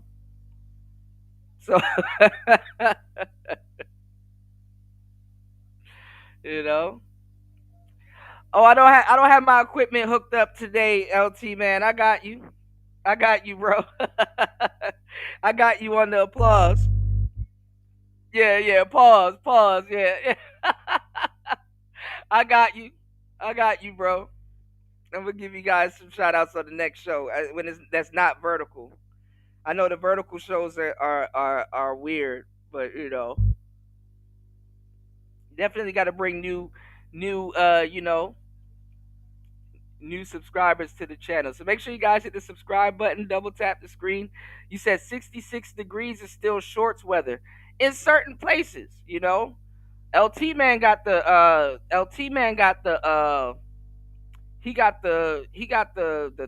what you call it, that wind, that Chicago wind. That Chicago wind up there is no bullshit, and it gets started quick too, you know. Yeah, shout outs to LT Man, you know. And if you guys are in the cars, planes, trains, and automobiles, you know, let me know, you know, because I'd rather talk about other stuff like watches and crypto and stuff like that. You know, that's you know, we don't just sit over here and just talk about women all day, because hey, it's a chat full of players. We get them, you know. Now we talk about real shit and deep shit over here, and if we do talk about women, it's usually some deep shit that, you know, most guys won't be able to keep up with, because they you know, they're having a hard time just getting one, you know, versus some of the advanced concepts that we talk about. But that's neither here nor there, nor the price of tea of where I'm at. what I want to let you guys know is, yeah, watches are dope. Watches are dope. I like I like the Daytonas. I was looking at a rainbow Daytona. The rainbow Daytona reminds me of the Jeff Gordon DuPont car for some reason. I don't know why. And the I like the Pepsi ones too. You said feel nice, still need a sweater. Yesterday was 80. Trust me, it hit the because it dropped when it does drop when you on a motorcycle. Absolutely. But no,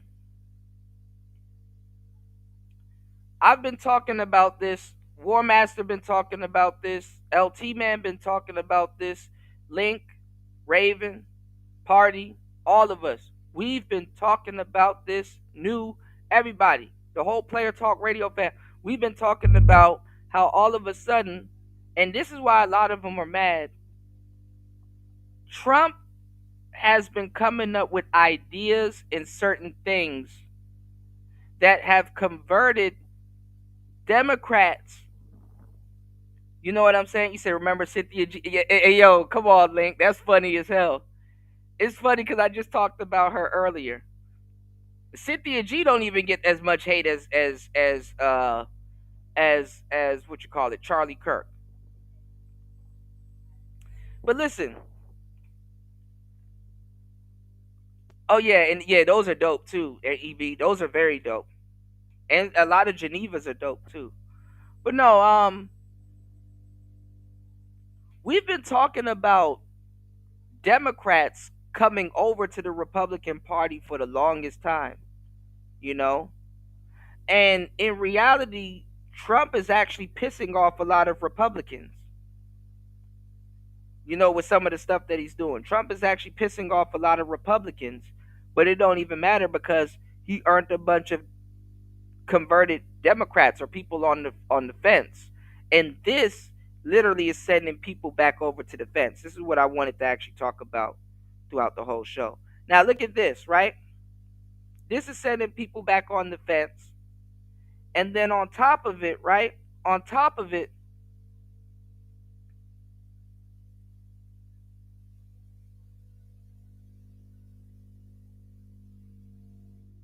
this is War Master pointed out something that I've been sitting on mentally and bring it up, and it was called what do you call it, War Master? You called it rhinos, Republican in name only.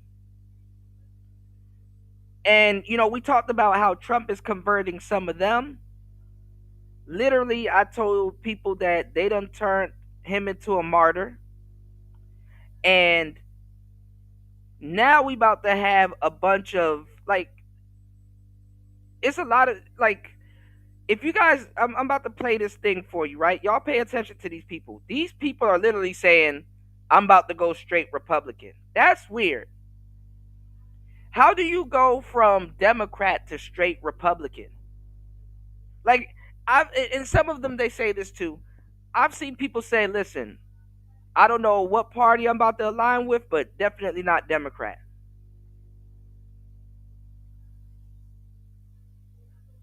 Can't serve the same God and be laughing at that man like that. So it's crazy how, and I think you only get you get people to admit this because Trump's in office, and crazily enough, you have a lot of Democrats that agree with him until they do their history on him and realize that Trump was actually Democrat before. I wonder what happened. But let's go. That was the last bastion. I can't be a liberal no more. You see War Master. The comments? The left has... LT Man said, men, please listen. It doesn't matter what label your clothes have.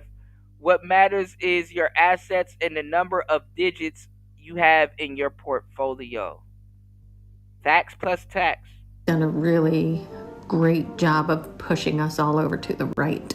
Or even prominent liberal figures like Shoe-on-Head posted how the left's celebration of murder sent her away from them. I keep seeing people posting online about losing sleep over this specific assassination and how they never met Charlie, but this is just hitting them differently. But it's because Charlie was us. As when they go after a healthcare CEO or presidential candidate, it's still horrible, but not many regular people identify with a CEO or president. But everybody knows what it is to have an unpopular opinion, and now we know the left would celebrate if we were killed over it. Where Shoe-on-Head correctly identifies how no matter how progressive you think you are, you'll never be pure enough for them. Even if you think a Ukrainian war refugee should be safe, or you don't want your city to burn over immigration enforcement, or something simple as you still want to drive your electric vehicle. At some point in time, the liberal hive mind might just turn on you and openly call for your demise. So they took to social media to celebrate Charlie Kirk's murder because they thought.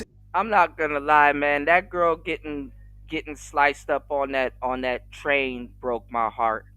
I felt so bad. She wasn't doing nothing. She wasn't doing nothing. She was just sitting there minding her business. Man. That was sad, man. It would scare the silent majority from speaking out, not knowing this is the official turning point of the USA. So normally I would want to advertise something here, but all I want to plug is the crowdfunding for Charlie Kirk's family. It was started by Tucker Carlson, whose organization already contributed $1 million, and as of right now, it's near $3 million. So if you're like me, and don't think Charlie's family should ever want for anything, please consider contributing or at least sharing the link if you can.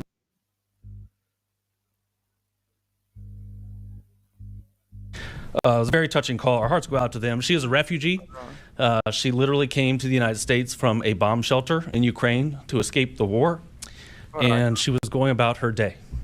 She was coming home from work on a light rail train, like all of us do all the time, and she was brutally murdered.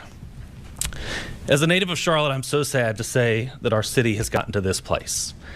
Like, how the hell you die on a train like that, man? I was born here. I grew up here. I remember when the light rail was built. I remember. And there is one person responsible for what happened here. And that person is now in custody and will be charged soon and will be held accountable. After an over 30-hour manhunt, authorities say they've got the man who shot and killed political activist Charlie Kirk on the campus of Utah Valley University. Because as the frantic search was ramping up, there has been a lot of chatter and misinformation and theories surrounding Charlie Kirk's death. We're taking some time to discuss some of these theories that have been spreading quite quickly online and in the media, as well as brand new information on the suspect. Welcome to Sidebar, presented by Law and Crime. I'm Jesse Weber. Federal and state authorities in Utah say they have arrested the gunman, the man who allegedly took the life of political activist and media personality Charlie Kirk, identifying him during a news conference this morning as 22-year-old Tyler Robinson, who actually, by the way, lived hours away from Utah Valley University. But authorities say he is the man. They say he is the one who brought a bolt-action rifle to the top of a campus building and fired one shot at Kirk, who, by the way, was speaking in this debate-style event in front of thousands of people. That bullet, and I'm sure you've seen the videos, that bullet hit Kirk in the neck. He was rushed to a hospital, but the married father of 2 young children was pronounced dead at just 31 years old. That's the thing. He waited till that thing started. He couldn't, it's not like he could sit there and, you know, and just stalk him the whole time. He waited till that, you know, till that event started because, you know,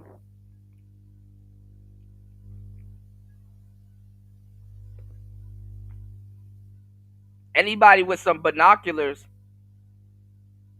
which I don't even know why Charlie didn't have people on no fucking roof. You need people on the roof. I guess the roof snipers cost a lot. I ain't gonna lie. Trying to budget and save and say, man, hey, they ain't gonna do nothing to me. I'm not that big of a target. Who would be on the roof for me? Oh, you'd be surprised. That's where you fuck up. It's like, who gonna be on the roof for me? Some goofy ass nigga that's trying to take you out? That's who's gonna be on the roof for you.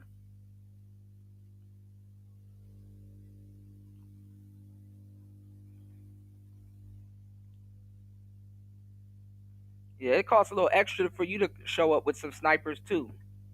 You better off paying Kodak Black Sniper Gang or all them niggas.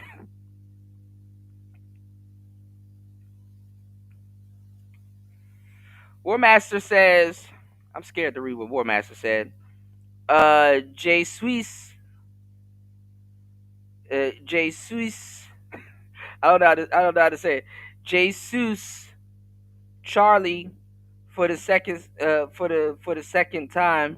Remember the jihadi shot up Charlie's Hebdo and a bunch of other folks in France. I don't remember that.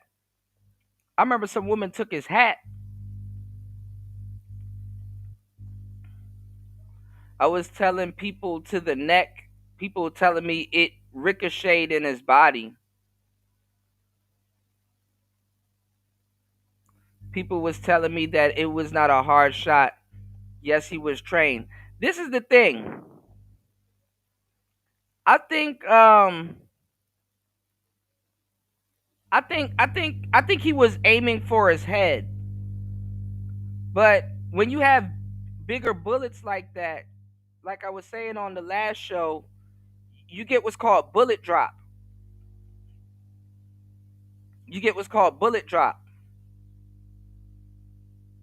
You understand what I'm saying, Link? So the bullet drop is basically the gravity. By the time the gravity hits, the bullet starts to drop. So he was aiming, but I mean, this is the thing. The way Charlie was positioned, if he missed, if he was aiming for if he was aiming for his head and he missed, he still would have caught the body if it had bullet drop,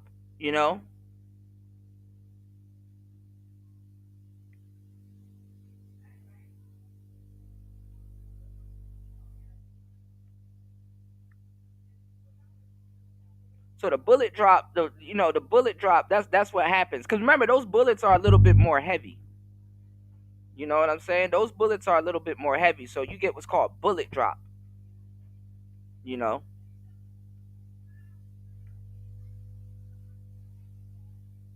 Gravity's a MF. Good morning, ladies and gentlemen. We got him. On the evening of September 11th, a family member of Tyler Robinson reached out. Nigga said we got him. He turned himself up. Did they get him or he turned himself in? Because I'm pretty sure I heard he turned himself in.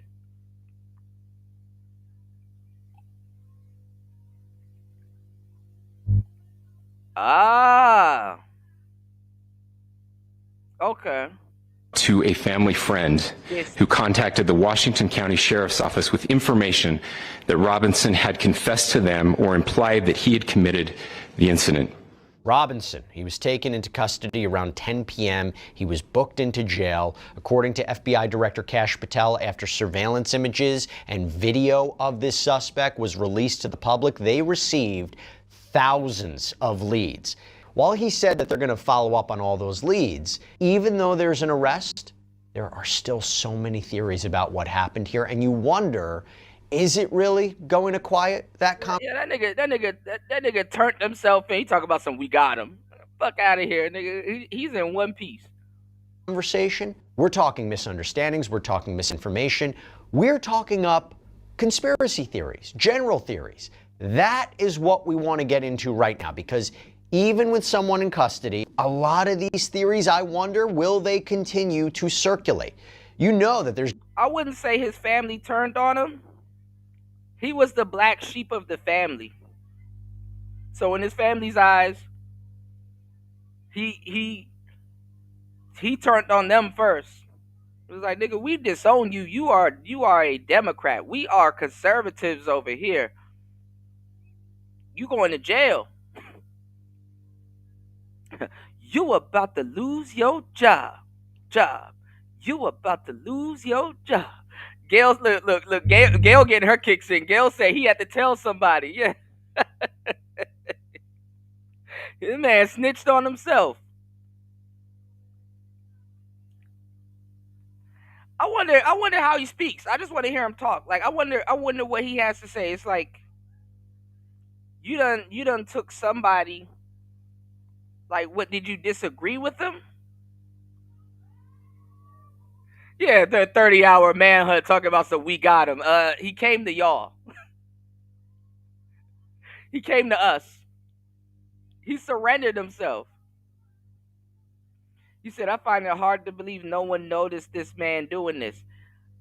I mean, when people are running, when people are running around and shit, you know, they're not looking on the roofs, you know. Most people don't know what an actual sniper is. Like people don't know the different, like, unless you played like Call of Duty or you're just fascinated by like assassinations. Most people don't know what a sniper is. Most people don't know what a damn sniper is, or what one does, or what to do in a situation, you know. Snipers are the ninja gunmen. But let's go. Going to be people who say, oh, this is just the fall guy. There's something bigger here. Maybe there's other people involved. Now, you know, we've been on top of the story from the very beginning, and we are able to do that because of the incredible support that we get from our sponsor. Yeah, that's what I was trying to say. The only snipers I know that were black was Kodak Black. He's not a sniper. That's a sniper gang joke. John Allen Muhammad, he's not here. And those snipers from the Washington D.C. area, you know, he is a little slow. Like he's a little off. I hate to say it, but it's true. Morgan & Morgan. This is America's largest injury law firm. This is a firm with over 1,000 attorneys. You know why they're so big? Because like it don't look like his elevator goes to the top floor. Like he don't. The lights on, but nobody's home. Even if you think your case isn't worth millions of dollars, Kirk security members. And then right then, that is when Charlie Kirk is shot. So the theory is, were they signaling? This is fluff talk. This is fluff talk. Okay? His security guard didn't do anything. The security guards didn't do anything. If you see them doing hand signs and stuff like that, they were talking about Charlie's security detail, that he had plainclothes officers in the crowd. Okay? Charlie got his own security and the school got their own security, and they collabed together. He thought he was secured. Nope. The shooter. That is a conversation that has been happening online. I mean, look, it is strange and it is weird that out of all topics and out of all times, for Kirk to be shot, he's talking about gun violence, talking about transgender people being shooters, and the last word he says before he's shot, the word is violence. It's creepy. It's chilling. It's beyond creepy. He said his pops, 27 years, retired cop, restrained the shooter and called the cops. See? Hey, that rhymes, War Master. His pops, 27 years, retired cop, restrained the shooter and called the cops. Strange. Now, I will say, it appears, when you look at another video, another angle, those two individuals, when the shot is fired, they look legitimately shocked. I think there's... War Master dropping bars. His pops, 27 years, retired cop, restrained the shooter and called the cops. An argument there. They seem to be surprised by the gunfire. And the argument is... That's bad as hell, LT, man. You know, I said another sniper, but I forgot. Anyway, let's go. Right? They're actually in the line of fire, too. Now, it does bring up something else. It brings up the issue about whether or not multiple people could, in fact, be involved. We heard what President Donald Trump said on Wednesday. My administration will find each and every one of those who contributed to this atrocity and to other political violence, including the organizations that fund it and support it, as well as those who go after our judges, law enforcement officials, and everyone else who brings order to our country. I actually asked former CIA and FBI agent Tracy Walder about this before the arrest of Robinson. Take a look.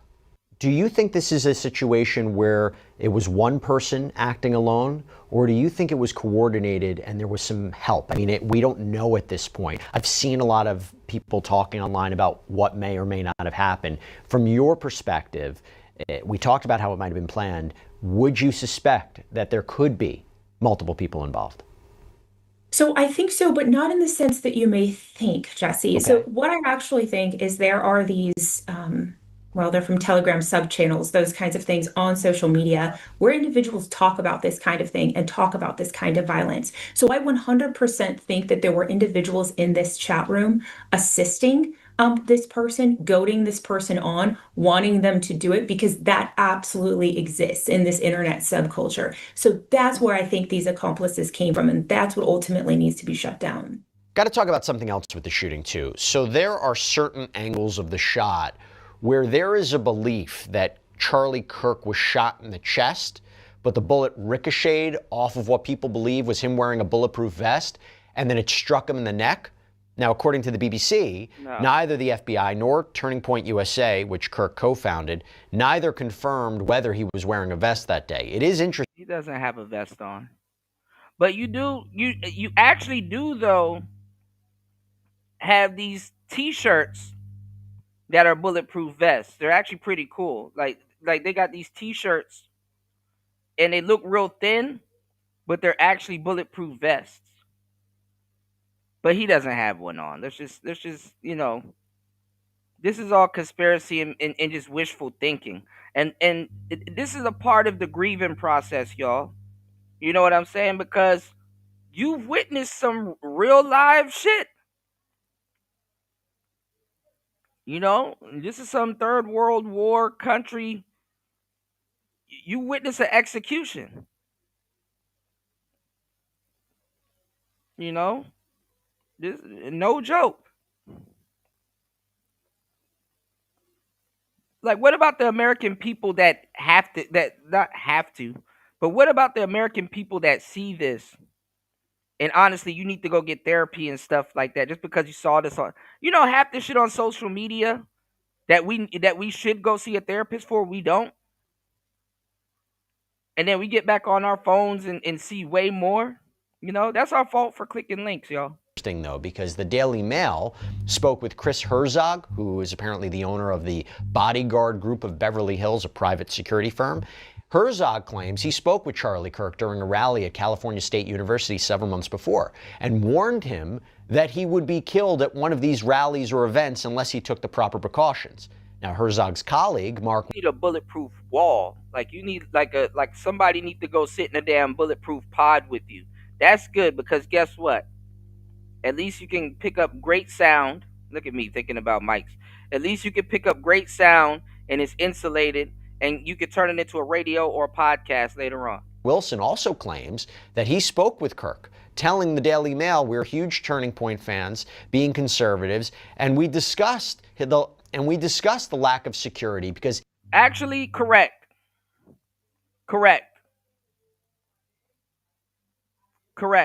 You said the Reaper is the living sniper with the most kills. He's also black. That's funny as hell. Yeah. That's the other guy. Yeah, that's who I left out. The Reaper and the DC snipers. I threw in Kodak Black. Yeah, the Reaper. Yeah, remember I mentioned the Reaper earlier. Yeah. That's the only black snipers I know. Gail said, so if they encourage him to do it, they're guilty too. Yeah, by association. But they don't want all those white kids going to jail, Gail. They don't want them going to jail. Imagine if they really had to go pick up all of those kids. They don't want them going to jail. I remember they were giving people shit. There was this guy that really wanted this girl, and she was like, if you really wanted me, you would unsubscribe yourself from life for me. And I'm like, what the hell did this silly bitch tell this dude? Oh, you would unsubscribe yourself from life. And this dumbass did it. He unsubscribed. I'm like, bro, are you that dumb? You really wanted a girl so bad. You listened to some foolish broad talking about some, oh, if you wanted me, you would have did it already. And he's like, what? And she's like, you know what I'm talking about. And he talking about unsubscribing himself. Almost said it. Y'all almost got me. And I'm like, did anybody tell this fool that if he unsubscribes himself from life from her, he would never get her because he's gone?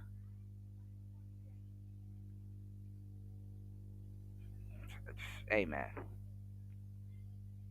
Then again, you got niggas in Israel thinking that when they die, they get 20 virgins. So, hey, look. You got to be dumb as hell. Who the hell wants to be around 20 virgins? He's up close with these nut. No, hold on. War Master's correct. Because actually, I saw a video with these T-shirts and stuff like that, and they put it on a mannequin. A rifle round will pierce the T-shirt. So the shirt, the thin shirts are really for handguns. And I'm not gonna lie, even if you get hit with a handgun, it'll leave like a nasty wound on you, but you'll be alive. Case kids, and doesn't appear that he even wears. Same was saying, my honest opinion, looked like he had a plate under the shirt, not the whole vest, but a plate. Yeah, because I'm not gonna lie, it's fucked up to think that you're gonna get shot, but you would think it's coming straight on, and then not even that, your neck. He got hit in the neck, but I think he was aiming for his head, but bullet drop. You know, a lot of people don't anticipate bullet drop. And then also too, you're shooting down also, because remember he's up higher than him. So you do have, it's like a football. You do have to make sure the bullet drops into the right place. So there's a bullet. And it, like I said, how heartless do you have to be to see that you hit your target? And if y'all saw the video, blood immediately starts spewing up out of him. Now, I do think when the bullet got into his body, it probably started ricocheting around in his body, but I don't think it ricocheted out of his body. I think it hit his target. You know what I'm saying?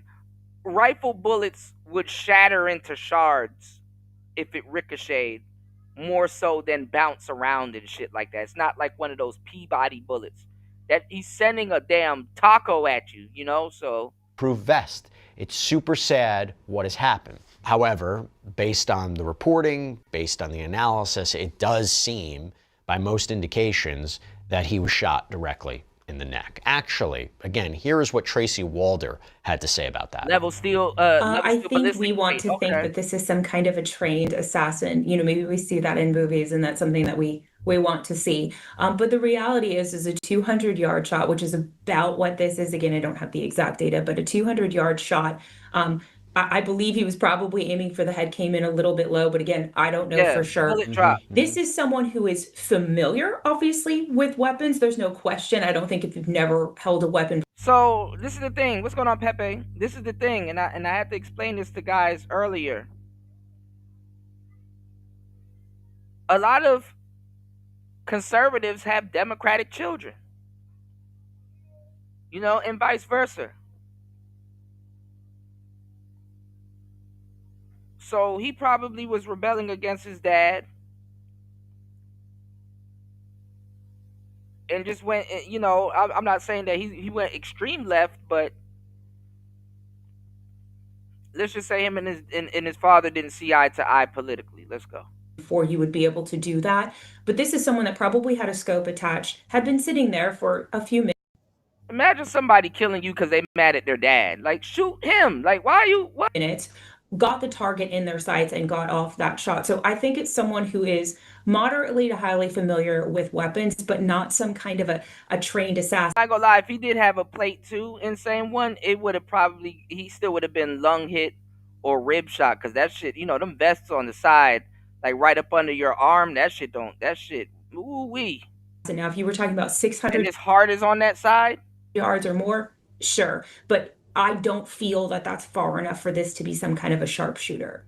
Okay, now I want to move on to this next theory. There is obviously a lot of... All right, let's before we get up out of here, because we're going on to 9 hours, let's go over this last one. Give me 1 second, guys. All right, we have something very serious to talk about. People online are look like a shooter at each other's necks trying to figure out what the ideology was of Charlie Kirk's shooter. Now, of course, we condemn it on this channel, but I think that really misses the point. At this point in time, the ideology of don't that sound right, Pepe, from all the other propaganda dudes are trying to feed you? Conservative parents, liberal children. The shooter is not as important. We are seeing a broader pattern pop up of young males in particular being radicalized online, using that radicalization to enact real world violence. And this is bullshit. These young dudes are not radicalized. Like, everybody that picks up a gun and just go on a rampage, they're not radicalized. Some of them niggas are just mad.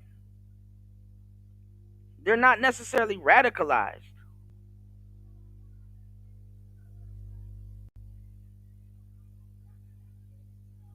Upset people shoot shit up all the time. Let's go. And then it becomes a cyclical pattern where people see it happen online and do it again. Like, did you guys know that as Charlie Kirk was shot at Utah Valley University, tragically, at the very same time, there was a school shooting going on in Colorado. Yes. Now, the school shooter in Colorado has already been found. We know his motives. He was a far-right anti-Semite. That was the school shooter in Colorado. The school shooter at Utah, or the person who killed Charlie Kirk, we still don't quite know his exact motives. They found bullet casings that said Bella Ciao, Ciao, Ciao. It said something about a bulge. It was like a sexual remark. It had a meme about being gay. And then it said, hey, fascist, catch this. Now, people online are debating a lot. See, that's some bullshit. That's why I'm like, man, you don't want to get taken out by no jack off, bro. Imagine getting hit by a bullet with a dick written on it. Bro, don't do that. Don't do that. Don't draw no dick on a bullet and shoot somebody with it. That little sprinkle on top is fucked up. Let's go. About this kid's ideology. There's a lot of disinformation going around, so I'd be very, very careful. Like, people thought that shooting people with a dick bullet, pause. This person who donated to Trump in 2020 was him, but he would have actually been 17 at the Imagine, I'm sorry, that pissed me smooth off. Imagine getting hit by a bullet with a poorly drawn penis on it. That's time, and people found out this was a 40-year-old man with the same name, Tyler Robinson.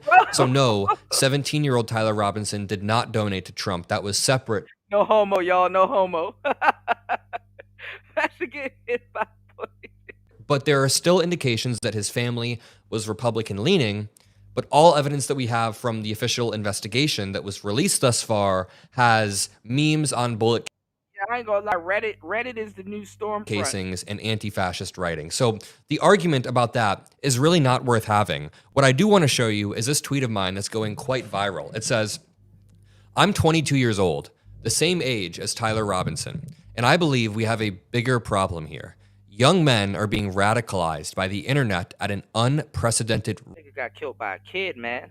rate, which was only accelerated by COVID's social isolation, plus foreign actors trying to incentivize this type of radicalization. Now, let me just expand on that. I think it's both foreign and domestic actors who are trying to radicalize people into violence. You see it on Elon Musk's X algorithm. You see it when other countries try to boost these things with bots. It radicalizes people. Also, when I talk about COVID's social isolation, I'm not saying that's like the main primary factor. All right.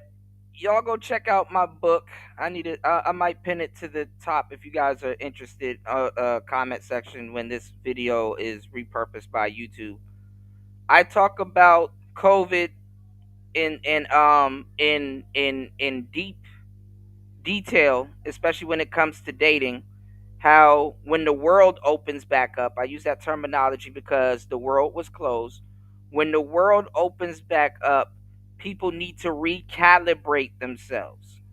I use the word recalibrate themselves. And I gave you guys a game in the book. Shout outs to Morbid Trinity, if he's in the building. I gave you guys, the game in the book, how people need to be recalibrated, and how a lot of the people that you're going to encounter, they haven't been recalibrated. Now, let me tell y'all something about people being recalibrated. The people of yesteryear, and what I mean by recalibrated is that they have to reacclimate themselves back to life, back to reality, right? They got to reacclimate themselves back to life. But let me tell you something. The people of yesteryear, if you were a conversationalist or a social butterfly, the people of yesteryear didn't know how to converse neither, or hold a conversation, or however you say it, They didn't know how to neither. It was a myth. But now it's more of a myth, and you get an excuse behind it because guess what? You got to recalibrate yourself. Do you think the average person knows how to recalibrate themselves to even get what they want out of dating when it comes to talking and stuff like that after COVID? Hell no. So you'll actually stand out, and you might not actually be, you might not actually be the person you think you are. I mean, if you say, hey, I don't know how to speak to people and blah, blah, blah, it's actually the easiest time now to learn how to talk and converse with people, So, so they got to recalibrate themselves. Back to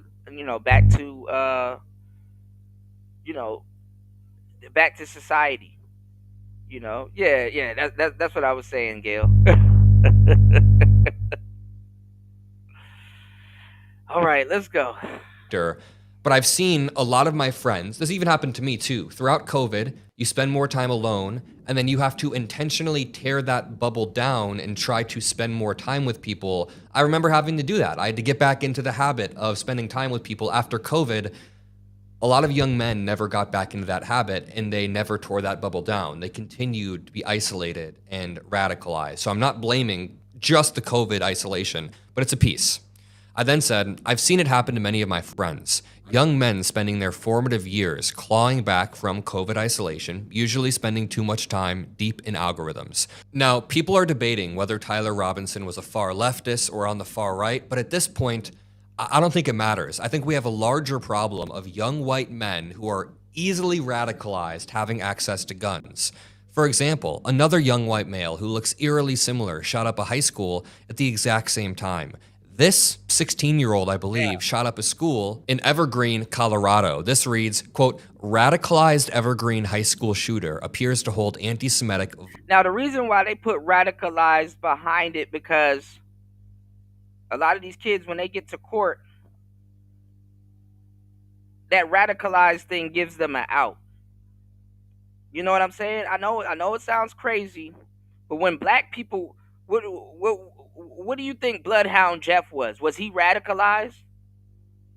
Was King Von? Pay attention to what I'm telling you before y'all start listening to fools on the internet. Was King Von radicalized? Was Bloodhound Jeff, who got hit on the way he got unsubscribed on the way trying to unsubscribe somebody else? Was he radicalized? See, when their kids do it, they're radicalized. When our kids do it, listen, because I'm making this distinction. What about if he just woke up and he got a gun and felt like shooting shit up?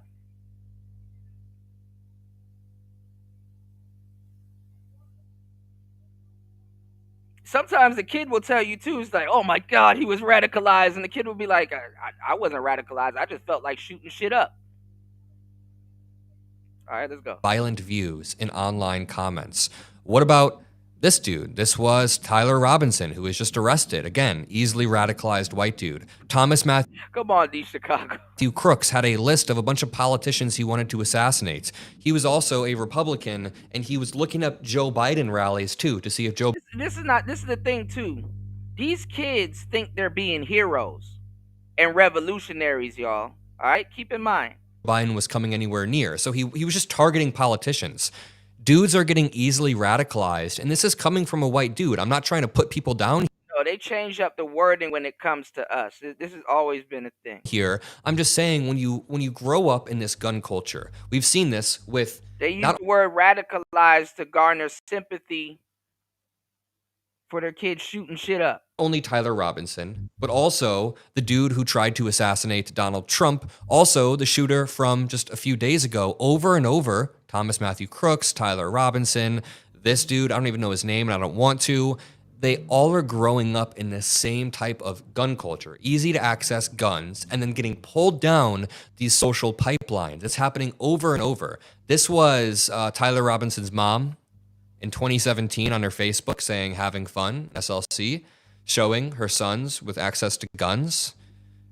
People who have access to this type of stuff at a young age and then get radicalized will enact violence. It's not very surprising. So to go back to my tweet, I said, people are debating whether Tyler Robinson was far left or far right. Here's the reality. At this point, I don't think it matters. Now, if you look at the stats, right-wingers do disproportionately commit violence via mass shootings. There are people who have shot up synagogues, shot up mosques, shot up... D. Chicago, you lucky I don't got my soundboard. I don't play, get out of here, you damn nigga.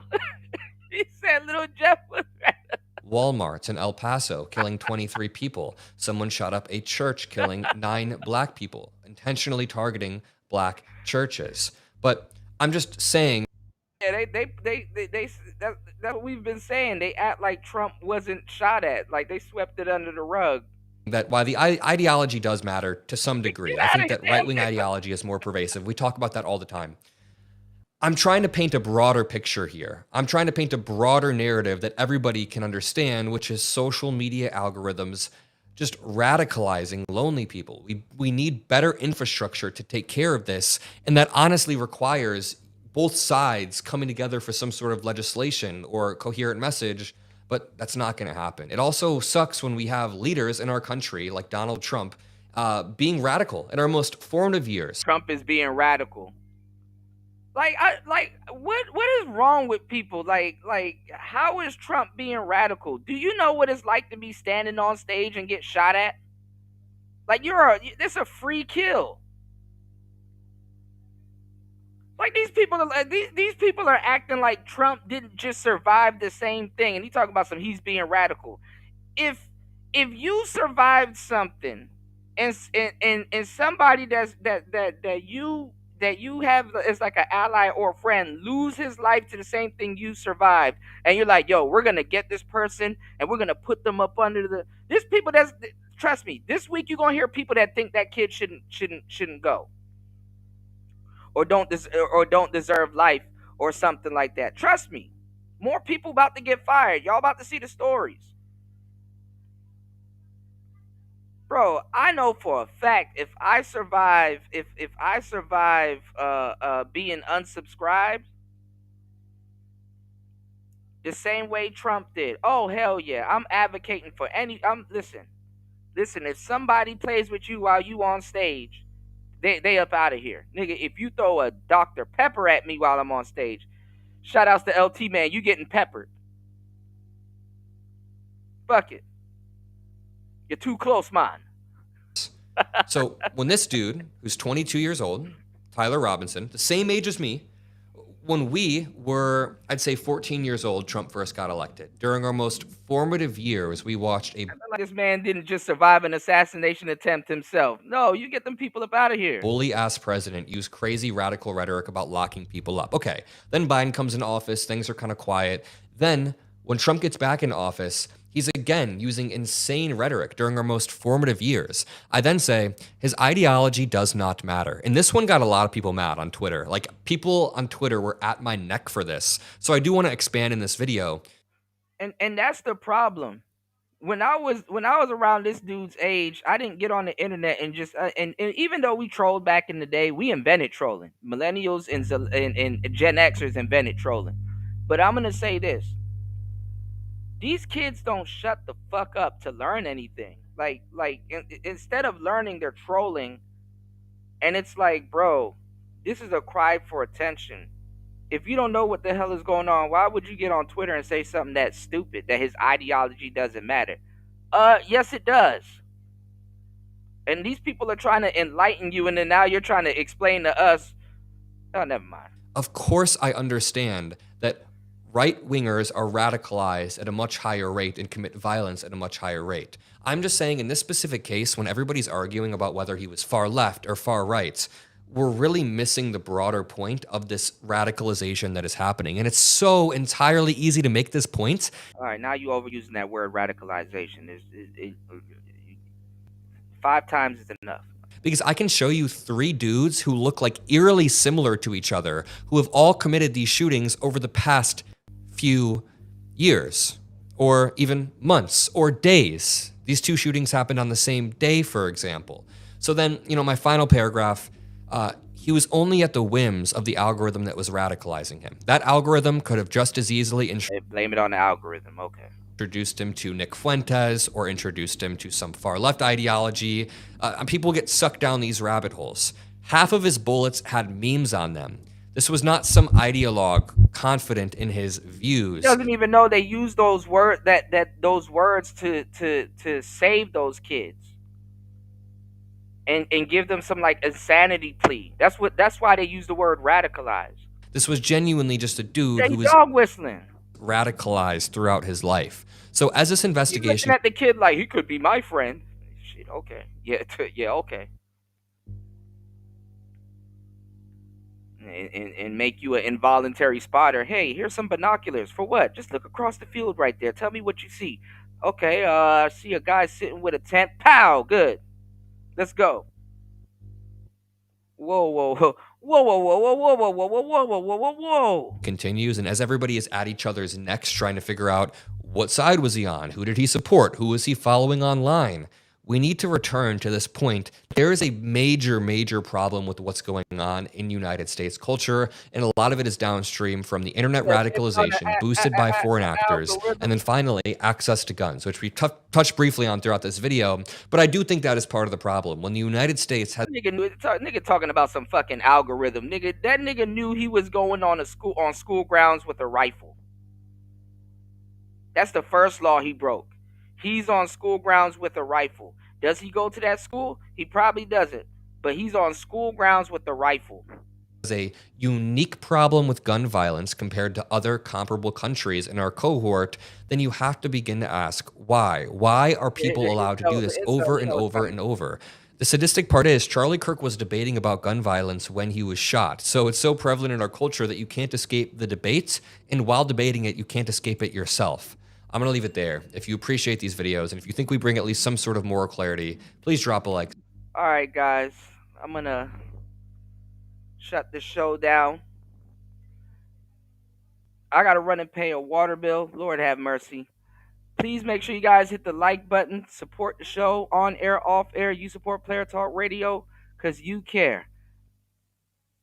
Lord have mercy. I don't know why this is happening right now. All right, give me 1 second, guys. I'll be right back. It's Player Talk Radio. Let's go.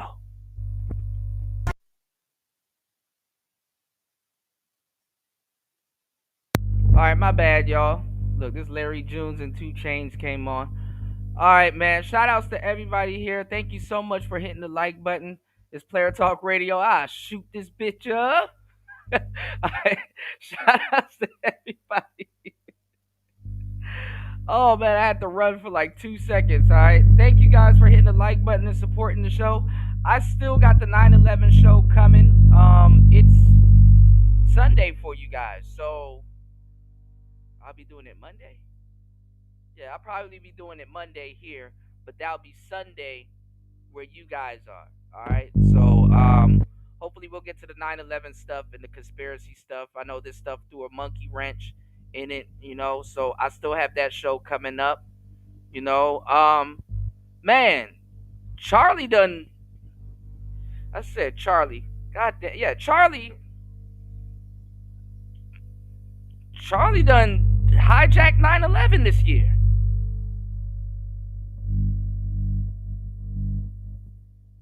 That kid knew what the hell he was doing. This Player Talk Radio.